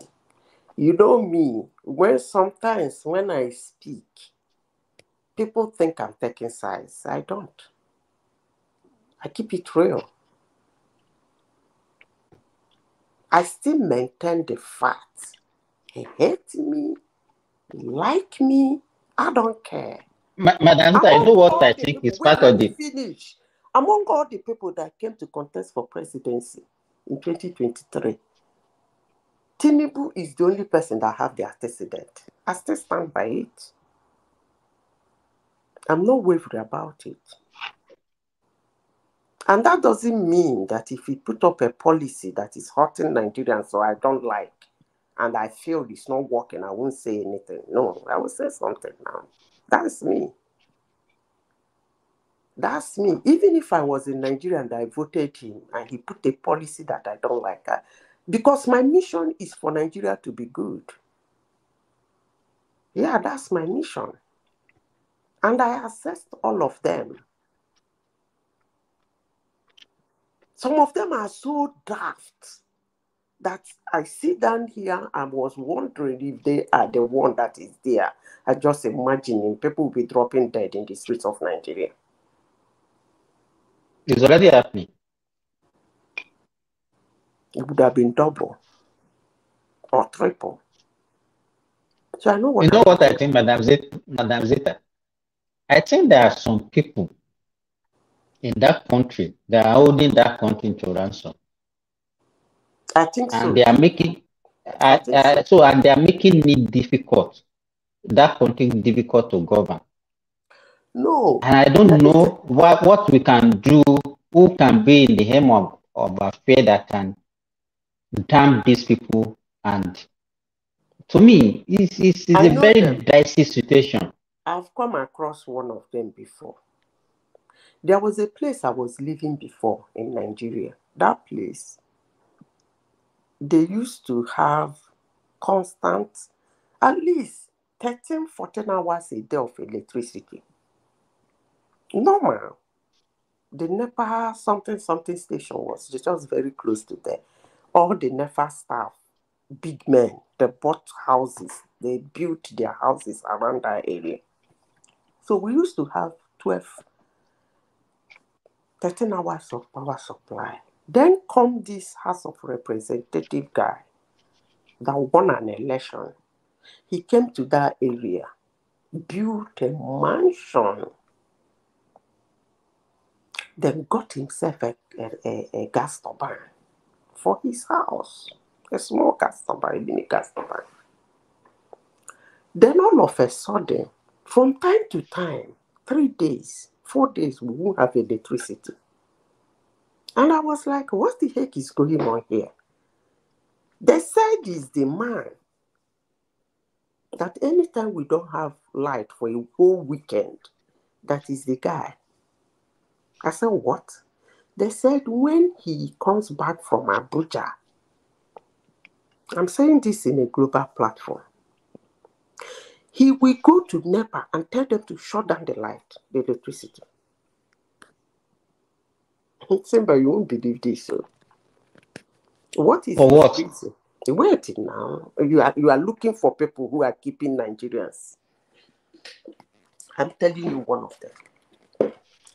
He said that if there is light everywhere, that his community will not know that he's back. So what a myopic. That's the kind of people who are in power. The whole community has to go into darkness, and only his house and that street, because he put. So that is the way he announced his presence. Thank you. So the street and the street light, beautiful street light, he built corner like this into that his mansion. Everywhere will be so bright. And you will see his community people going in and out of that compound to go and see him. Honorable is back. And therefore, I will be in darkness. The day he had an encounter with me, that I didn't go to jail that day, hey, God of mercy. If you see what I did to this guy. Anyway, that is the way it is.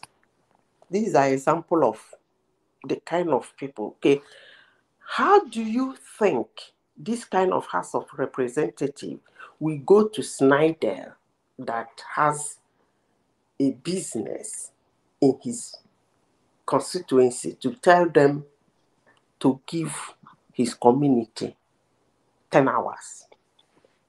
Will such a man do that? I'm just asking, because I asked you a question before.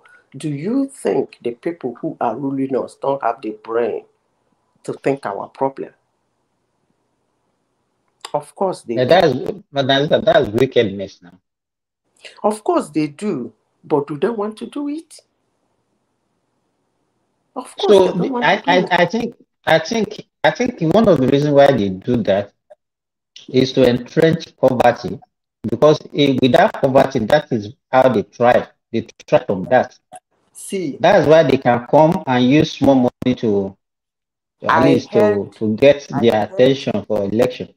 I heard Tinubu increased salary to 35 naira a month. No, increase it by 35,000 naira for every civil servant. So it's 65 now, right? That's not minimum wage. They added, we had 35,000 naira to whatever salary that you're earning before. That is what I'm saying. Now, minimum wage is 30, right? So if you add 35, that's 65. That's what it means. Okay. I am not a fan of raising pay. I used to say that. You know me, I don't know much. But from the little economics I know, you don't raise pay. You raise pay, everybody raises everything.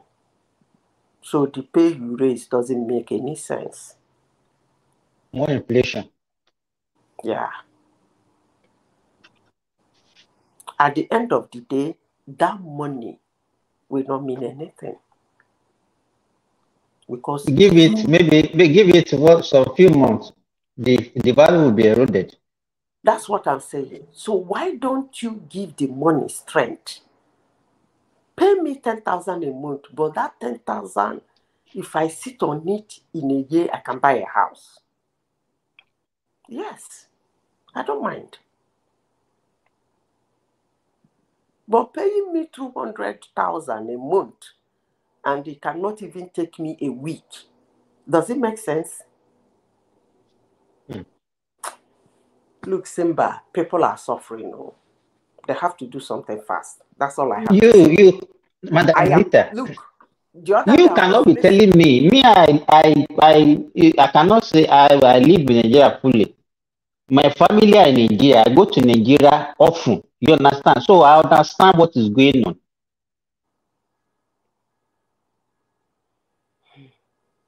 It's the situation is terrible. It's terrible. It's really, really terrible. It's terrible. Look, I am actually getting.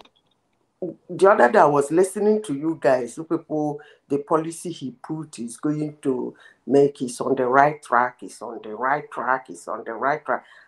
Look, he just have to do something on the short run. You know, Nigeria economy, Madam Zita, seem to defy all logic, all economic measure. And it's because, let me tell you, let me give you this. Let me tell you this. Another problem that I've seen in that country is the kind of politics we practice in Nigeria. The opposition that's supposed to be criticizing, they don't criticize objectively. And what they also do is that they also sabotage the effort of the ruling government to portray them in a bad manner. They always think that if the economic situation of Nigerians worsen, that's the only way they can use it against the ruling government to get them in power. Up to me, it's not a good thing. Exactly. But that's the way opposition work in Nigeria. It doesn't work that way. Buhari didn't win second time. And Obasanjo didn't win second time. If not for people like Tinubu and Buhari, Jonathan would have still come there second time. By now, Nigeria wouldn't have been in the world map anyway. It doesn't work that way. It doesn't work that way. It doesn't work that way. There have come a time that all hands must be on deck. Madam Zita, you know what I was talking about earlier on? About our revenue. You understand? Mm. Yes, we have corruption. The little money that we are getting is also not getting to the poor. It's only few people that are stealing it. Fine. Because my own belief is that there is no country in the world that is no corruption. But the money that Nigerian generates is too little to make any meaningful impact. Madam Zita, I'm telling you, Saudi Arabia, with a population of 35 million people, including foreigners, produces 11 million barrels of crude per day. That is about a barrel to 3 people. Nigeria will produce maybe around 1.5 presently. Before, we are even producing less than 1 million to over 200 million people. Does that one make sense? Simba, see, it's not that the money cannot reach the common people. It's simply because they don't want it to reach the common people. I've given you an example. If you are practicing democracy, what is democracy? Government of the people, by the people, for the people. So it should be what they call abateke in Igbo. Whatever we get, we share together. Is it not how it works? We do the business together. We share the profit together. Is it not how it's supposed to be? That's why I talked about the phone. Use their phone as identification. Before you know it, somebody walks into the hospital and gets treated. At least for minor things like cold, malaria, influenza, skin disease, all those manner of little things that can, with 10,000 naira, the person will be well treated. Nobody should walk into hospital in Nigeria and say, you did not. The moment you walk in, they ask you, what's your name? You say your name, they pull out a card and write your name, register you, and you'll be surprised. They just registered me. You didn't know that you were paying it when you were recharging your phone. There are several ways of getting this money from Nigerians, getting your own, putting it together to get the country work. I don't know. But it is what it is. There are several ways of taxing Nigerians.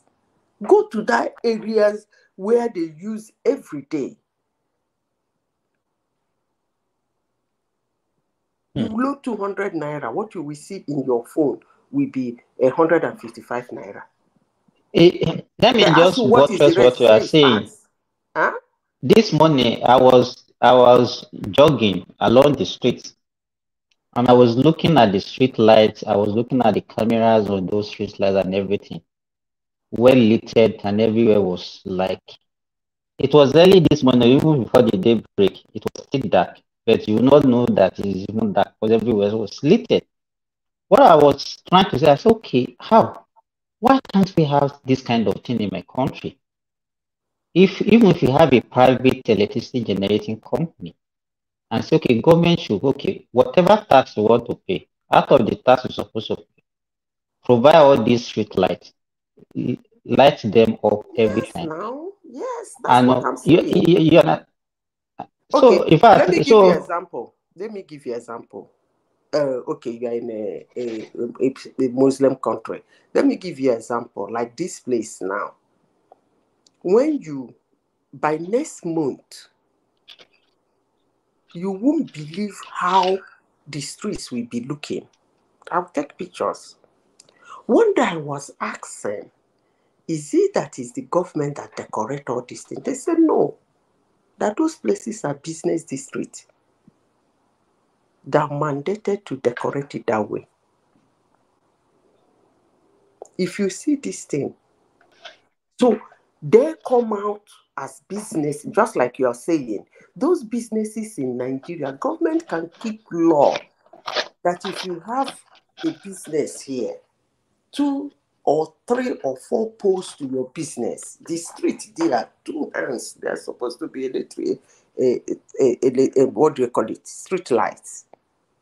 Yes, like that's what they call the private public responsibility. Yeah, or maybe they will say the street your business is must have street light. That way we remove all this government stuff. Yes, government has to do, but government has to help us to get some few things done by individuals. Look, Simba, to be honest with you, I am not really liking this situation in Nigeria. I must say, I am not. You don't fear the situation. Let me tell you, you don't fear the situation more than me.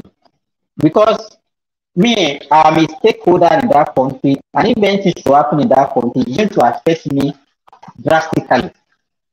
That's why I don't really support all these calls for protests, because I know that kind of thing you can't control it in Nigeria. We politicize everything. If it is possible for people to protest peacefully, and some people will not be able to use it for their own political goals. No. They're fine. not protesting for the right thing. Exactly. You got my point. The guy, his name is M. He came here and was talking about how they're supposed to protest for what was he talking about? Protest for people that died, Lekki, wherever. Is that the problem of Nigeria now? Thomas, are you still there? Hello? Hello? We are here. We are here. We are here. I'm asking, the things that are supposed to do a peaceful demonstration for, they are not doing it. Because they felt guys felt conquered already. But they are not conquered to demonstrate for answers, right? How many people do you see coming out for it? No, they are not. They are few, and those few that you see, even if listen, let me tell you, there is a day here, one hospital demonstrated a demonstration that changed all the hospital in this area. Okay. Just one hospital. Okay. Something happened in that hospital. It was very peaceful. They came out. And this demonstration was not the kind of demonstration you usually see normally. People running around the streets like hell. All they did was they came out in front of that hospital. Because this place is relatively very peaceful. They were from 6 o'clock in the morning. They were in front of that hospital chanting till 6 p.m. in the evening. Beg them up, beg them down, they no agree. They were there holding hands, shouting, screaming for 12 good hours. The hospital was shut down. I know what happened. By the time they finished sorting the problem, the other hospitals didn't even want such a thing to ever happen with them. So these are what I am talking about. You don't need to go to the streets of Nigeria and begin to break down people's. I know what the government is trying to avoid. Because you let people out now, they're going to people's houses. There is hunger in the town. Exactly, exactly. They go to people's shops and Is start looting yes, their property. Madam Zita, it is the common man that will suffer for it. They will go and loot people's property. The common man is already suffer here. So no, just hold on. Just get what you are saying for Libby. I get what you are saying. You should understand the terrain, Nigerian terrain. Protest now, right? That the reason why Nigerian government are trying to make sure that nothing like that happen in Nigeria is because of the reaction of the street. It can be hijacked. It can be hijacked.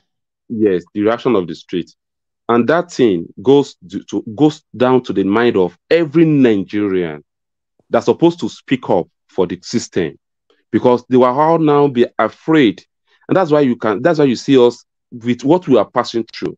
Nobody have in what's mind. Your name? What's your name? My Folly. Folly. Yeah. The way, okay, let me tell you, demonstration and rejection of policies is not only done in the street. Let me explain, and let me repeat myself again. Demonstration and rejection, showing your grievances to your government, is not only done by coming out in the street to run helter-skelter, throw stones at the police. Actually, those ones are not demonstration, they're not protest, they're rioters. Riots. Those are not riots. Okay, let me give you an example of demonstration.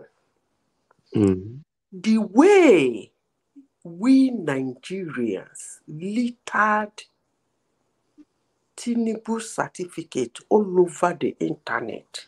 Yes. And some of us went to some places to speak on it. Why can't we do same in the suffering of Nigerians? Is that same people, they still have their phone, they still have their TV channels, they still have their YouTube channels, they still have their X, their Twitter, and their Facebook. Or you think if Nigerians run helter-skelter the way they run with Tinubu'S certificate, something will not happen? Is that what you think? Definitely. Something will happen. You see, in as much as Nigerians are suffering, they are channeling their energy to something that will not produce anything. By now, I think they're tired with Tinubu'S certificate, right? The guy That is still Nigerian sitting for there. you. Nigeria they just move with emotions, and that way the emotions goes, and they forget about it. Our problem is not like people actually trying to react to the system, but the system as in I can't really tell. This system has been made the way it is. Now, if you are saying, okay, look at just honoring, not honoring, look at Mohbad. Look at Mohbad now. Hold on. Yeah. Accept it. They are not reacting to the system. They are reacting to their emotions. Yes. The day Nigerians will react to the system, they don't really need to go to the street. They don't. You see what happened with Tinubu'S? By the way, let me not even go to... You see what happened during the election? What happened with what they did in the internet? They were even making threats like, if you try us, NSAS will be a tip of the iceberg. After the election, policies have been put, pronouncement has been made. I'm looking at, sometimes I ask myself, is it that Nigerians don't understand the policy, or they are not interested in the policy, or they are not interested in what their government is doing, they're more interested in their emotions? Because this tweeting and untweeting, if you do it with the problems going on in Nigeria now, government, their share will be shaking. But you people decide to check what is not checked. Madam Dita, the funny thing, the Nigerians now, those people who are part of the people that are running the country, now because they are in opposition and they hate the present government now, they are the one that will now be controlling the protest. How can somebody, Nigerians, be following somebody like the PDP people, the OBs and the rest, and say they are the one that are now the people that can change the country? That's our problem. That's why I'm saying that they're not protesting against the policies, and guess what is happening? They're protesting against their emotions. The emotions are just running wild. Exactly. Some will protest in the name of tribalism, some will protest in the name of religion, things that are not, you know. Because but you see, let me say this. Okay. Madam Sita, it Madam doesn't Sita, really. that would be the last comment. We have to shut down. It's 10 hours, yeah. So make that comment, yeah. Let Solid me say here. this. Yeah. You don't, if you believe that the problem is what you want to be solved, you force whosoever is there. It doesn't matter whether it's your candidate or not. He should get it done. That should be the main thing. You shouldn't be fighting your emotion. Fight the person sitting down there. As long as he has entered there, he should solve the problem. Thank you. Yeah, thank you. We just have two people just joining. I have to shut down now, but let's just let them Don't be shut down. our Put us final. at the background. Put us at the background. If you want to go, you Are you can going go. to pay for? Are you going to pay for my internet? Okay. Oh, seriously, Thomas, you follow the Yeah. Madam Sita. Put us at the background now. Yeah, Solly, make the last comment, and Sadiq too make a remark. Then we call it a day. Solly, how are you? Fine, thank you. Hello, everybody. I just wanted to reply, Madam Zita. They are doing it Madam because Zita, she ran away. okay. I'm running away too. Okay. Yeah. All right. Yeah, thank you, Solly. No, you can make it. Sorry, make it. She is listening now. No, She's listening now. Madam I Zita, think she's all listening. of us here in general know the reason why they are doing all those things. They are just ignorant. They are uneducated. They don't have work to do. That's why they are online all the time doing all these things. You know, and they like to deny it though, but they are very, very tribal. And the reason why I know that they are very, very tribal is when you bring logic to somebody, right? And you try to explain something to them with facts.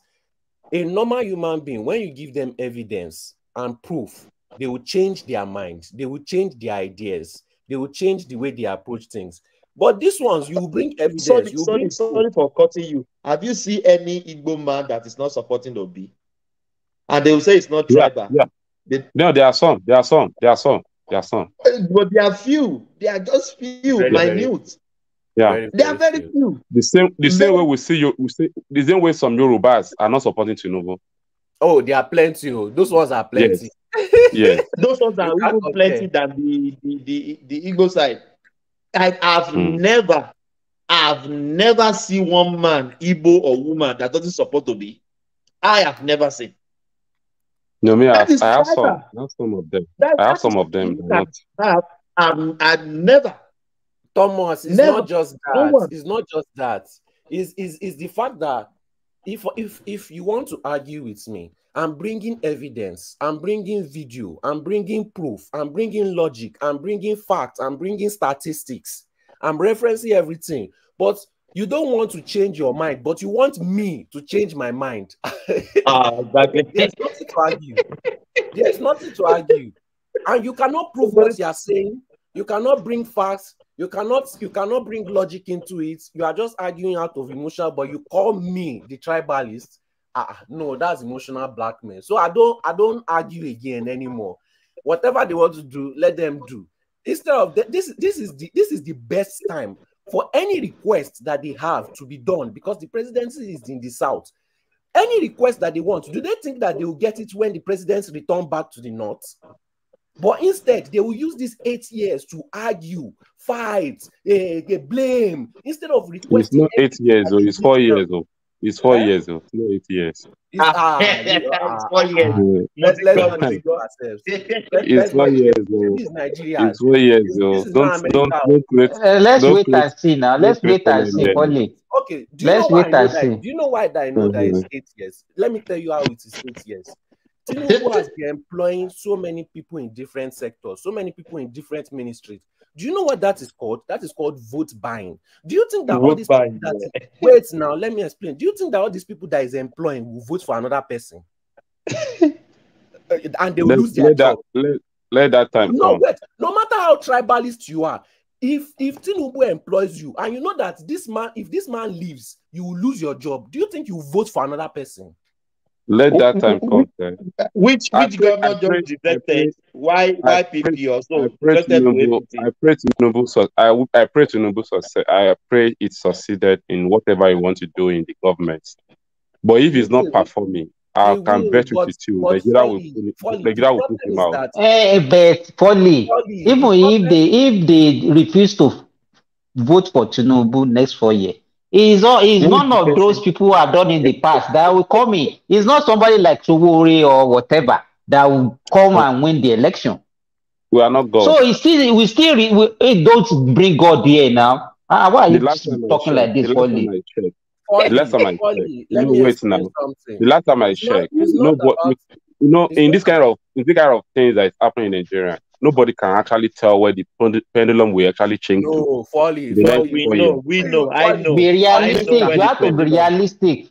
Things can happen. Things can happen. I can tell you, things can happen. Nothing can happen. Forget it. Let me tell you something here. 1 year before the election, we already knew where the pendulum would be swinging. Don't worry. Don't worry. Yeah, so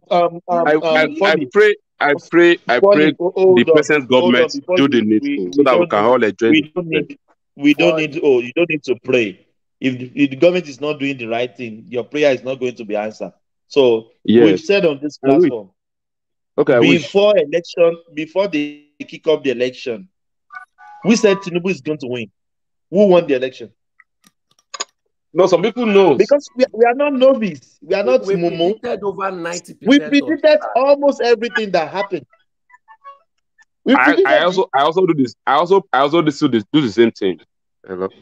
Yeah. Hello, sir.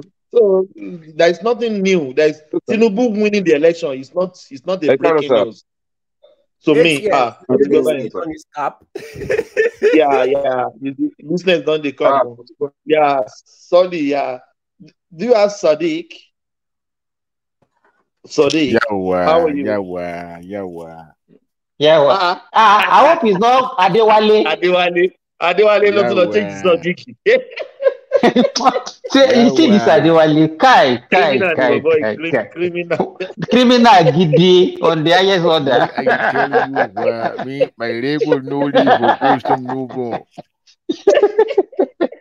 I made no let me be my president for Nigeria. Sonu Megida. Sonu Megida. Thank you. How not day? How we do body day inside cloth, so we thank God.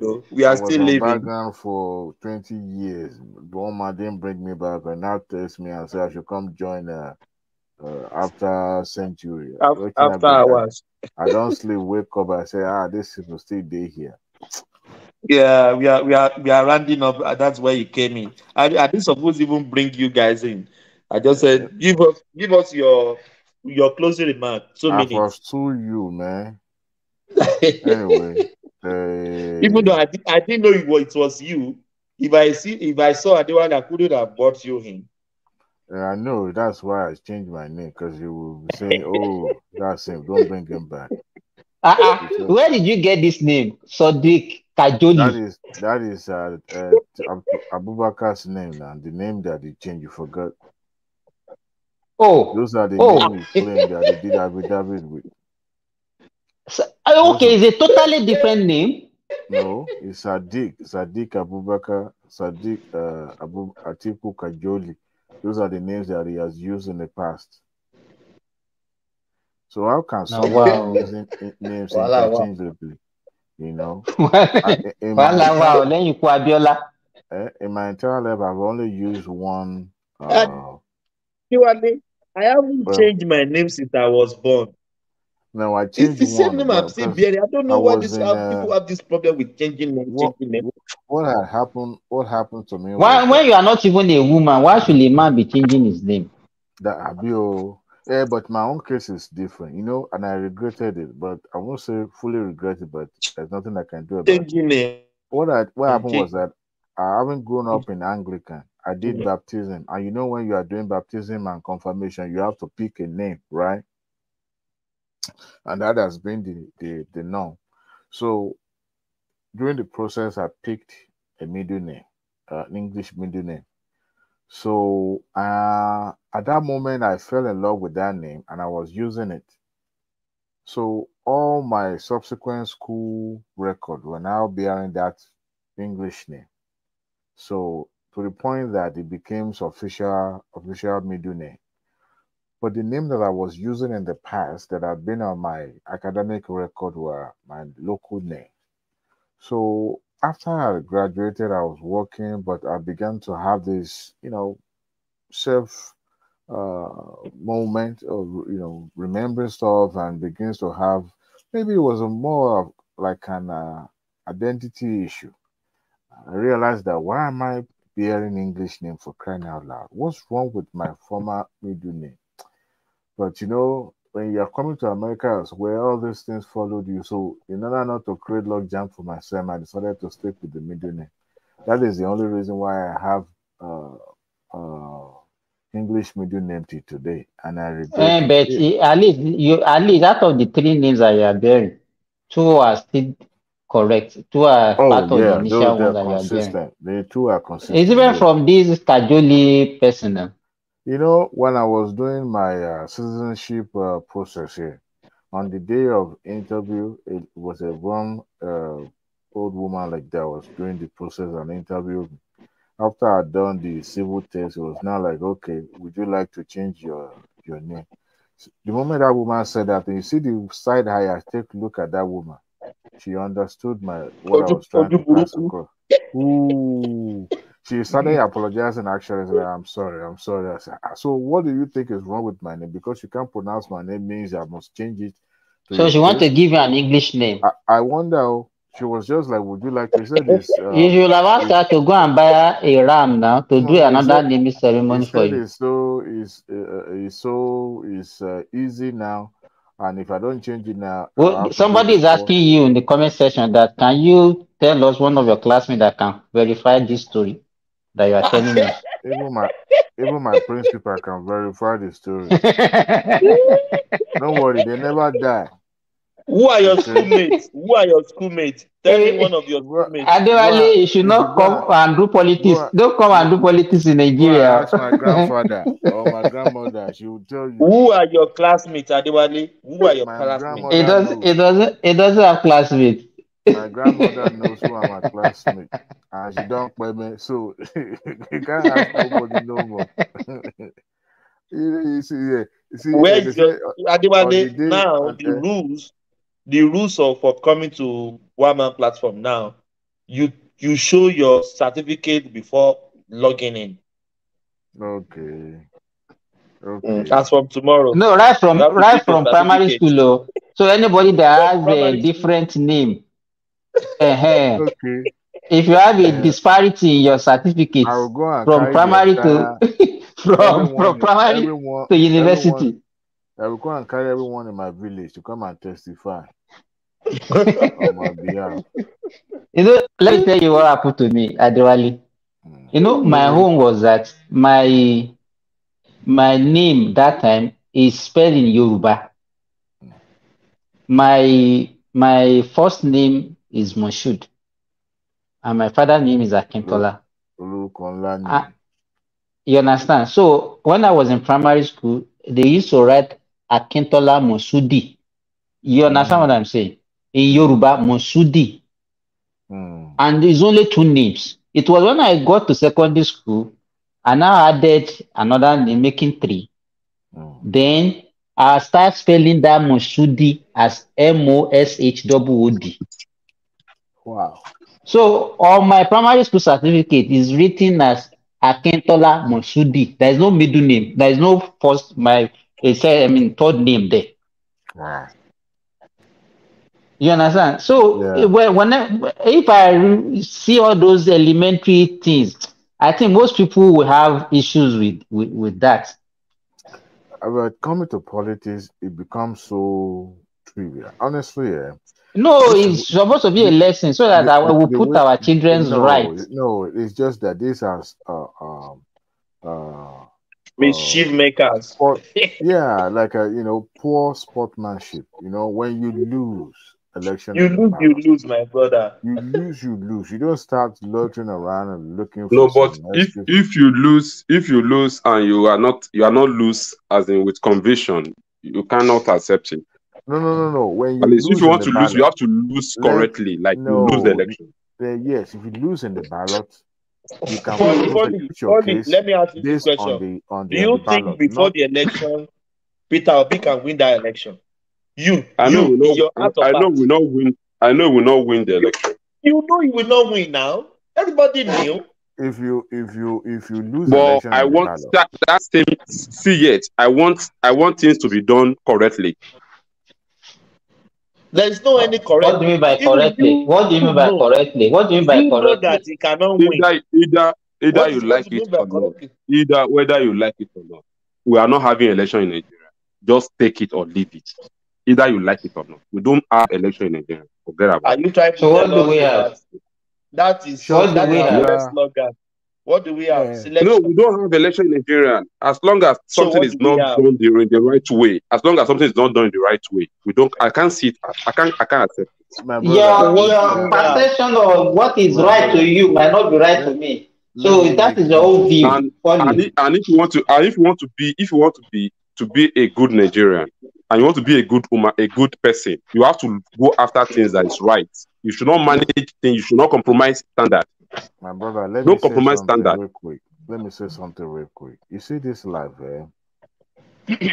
everything in this life is not fair. When a child is born, that child will be having a good time inside the belly of his or her mother, right? The moment he or she breathes the air that we breathe here, he started crying. Why? Because that hair itself is not even fair to that baby. It's either it makes that baby cold or make that baby hot, right? So here we are as an adult. Nothing is going to be handed over to us free of charge.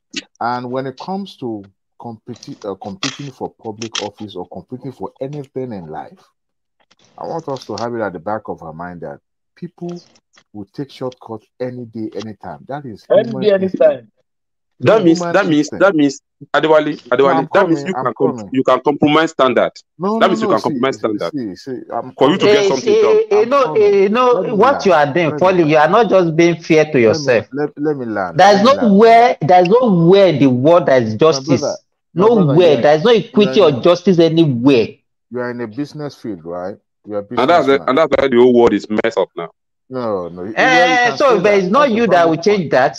But you see, no, you're in a business my own is to stand for something that is right all the time. You're in a business if you want to stand, you stand for something that is possible. You can't just be standing for the sake of standing alone. Thank you, Simba. You can stand alone if you know you are doing the right thing. Forget about realistic. What is not what you feel it be. What is? It is an illusion that this world can be fair to everyone.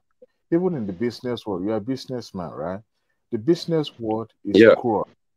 Very, very cruel. And why do I say this? For you to make profit, is either somebody lose or you gain. There's no 50-50 in business. Okay? Because you are looking to have the upper hand where the other person is trying to find a way to make sure that he or she take the upper hand. It depends on the contract that you both sign. And when you just oppose that to the life that we all live, you either grab what you want to grab. You know, when it comes to the election or selection of who governs, even in the modern democracy, the one that we celebrate today here in America, don't let us get carried away by the facade that, America, We all know what happened for Adewale during Bush and Gore now. What happened to Agor? Apart from that, Trump opened yash of this so-called modern democracy. Open the yash of this modern day democracy. Why do I say this? Some of the things that are shrouded in secrecy that we believe that, okay, people, people get elected or elected. And let me tell you something. There are some people that determine. It started from, what I realized is that even in America, the voting pattern is that there's a way they define, they call it redistrict. Don't let me bite my tongue, but the way they redesign the district on how voting is going to be conducted. Like, for example, you, Simba, might be representing the district now, but because of the influence of people, right, and you have more population, and there's a way they will now define that district that you'll be representing that will be skewed to favor you. I don't know if you understand what I'm saying. For example, you are already a Democrat. You are representing Democrats, right? They will now redesign in such a way that, and your most of your voters are Republican. So they will redesign that district in such a way that will favor you so that you'll be able to represent. That is the way they do it. And this is a modern democracy we are talking about.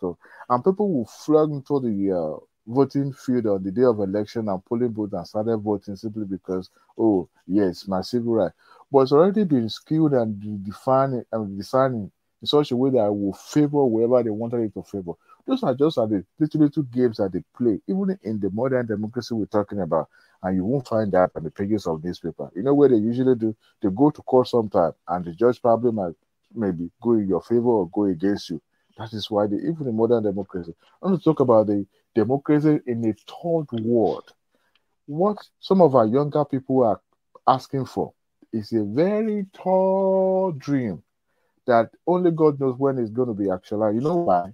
And if you look around all our neighboring African countries, tell me which one of them have a perfect electionary process. None. Zero. Because every now and then it's always skewed to favor certain group of people. And for what we are, I would even say that we've taken one step giant, forward. The reason being is that we've departed slightly from what we used to do to select our leader. Who would have thought that we will have a system that will scheme out some of those numbers that have been attributed to certain region in the past? Look at the state in the north, Kanos and Co. That will be voting in millions under age. The KKK state now. The KKK state. That is the one giant step we've taken, but people will not realize that benefit now. It's not only in the north. Anambra used to turn out Imo. They used to turn out more than 1 million votes. What is the average? So when people are saying, "Oh, it's not being fair," nobody is fair to nobody. Never. Yeah. Even the life is not even fair. Adewale, the life is not even fair. You see, what I expect. Even within your nucleus family, is it fair between you and your wife? They say, "Oh, it has to be credible election. Election has to be this. Election has to be that." Well, nobody said election cannot be credible. Nobody said election cannot be transparent. But you see, in your koro eye, they will change your destiny from your hand, and you will thinking, "Oh yes, you are doing." You know how America will arrest you as a police officer, and they will be saying, "You okay, sir? No problem. It's all right. It's all right. It's all right. It's all right. You are going to jail. It's all right. It's all right. You will be sentenced to jail." You see what I'm talking about? And they will be respecting you and making you feel important. So life itself is not fair. Life is not fair, Adewale. It makes me kind of like a little bit. Repulsive when I hear people. The law, let me tell you, Adewale, is the law of life is for the rich or the big to oppress the small, or the rich to oppress the poor. That is it, and there's nothing anybody can do about it. It's even in the Bible. If God can favor the Israelis above other people, then what are we talking about? So all this illusion that we used to have that that is not perfect, this is just an illusion that is supposed to walk away from that. So Dick Kajoli should have been a good sportsman. But just go to his farm in Adamawa or go to Dubai and relax. You see all this mago join going around. I win an election, I can prove it, and I see. It speaks to their own personality as human being. You cannot win in the ballot, but you are now seeking to disqualify. But Adewale, answer this question in 1 second, then we shut it down. These politicians, do they have kids? Is their children doesn't normally speak to them? It puzzles me. That I will have a father.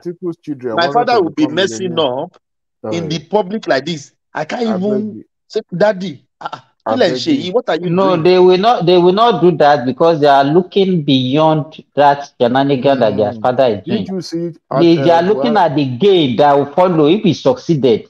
And that's why they will keep quiet. Tinubu'S son going up and down, even flying official presidential jet. Yeah, you see, that tells you about how corrupt this life is. Okay, Thomas, let me put it this way. What do you want the children to do when that's where their money is coming from? Even Oshiba just 1 minute. At 23 or so, got married while her father was in just 1 minute. Just 1 minute. Let me finish what I was saying. And then again, let's say they actually tell their father this. Can you just look at your 12-year-old or 15-year-old talking to you about your business and you listen to him? He won't even dare saying it. No, even if he says it, you will never take him serious. Never. So, that is so Obi too. Obi is what is even his prayer in the court? I don't even know. Getting good. Obi importer and exporter. Baba is crazy. Obi Damian. Criminal Tinubu, importer and exporter. You know the kind of statistics we win. The statistics we go shop. The statistics we go chop.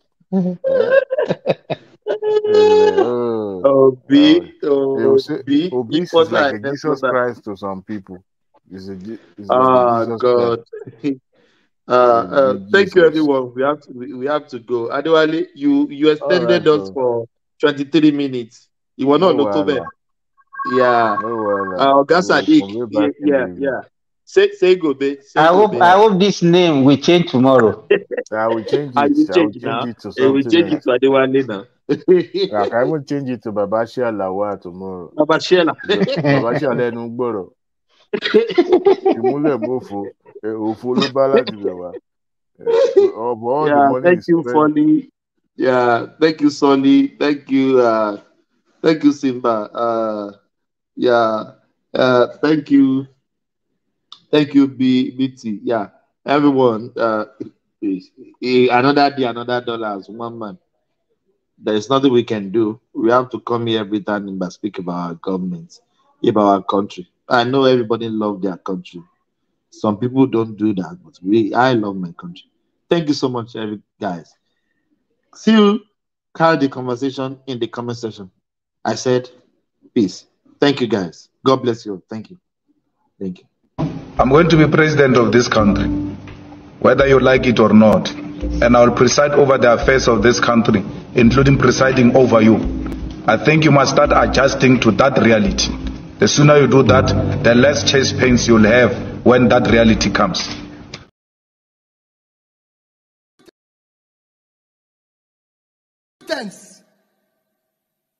It must be by capacity and commitment.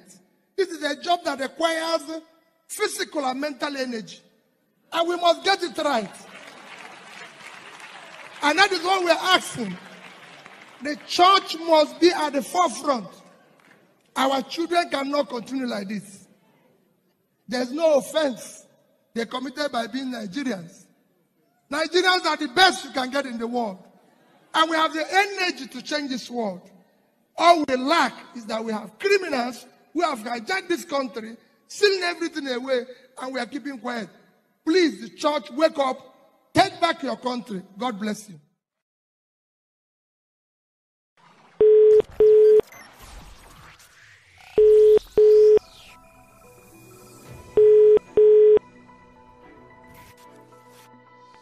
Good morning, Daddy.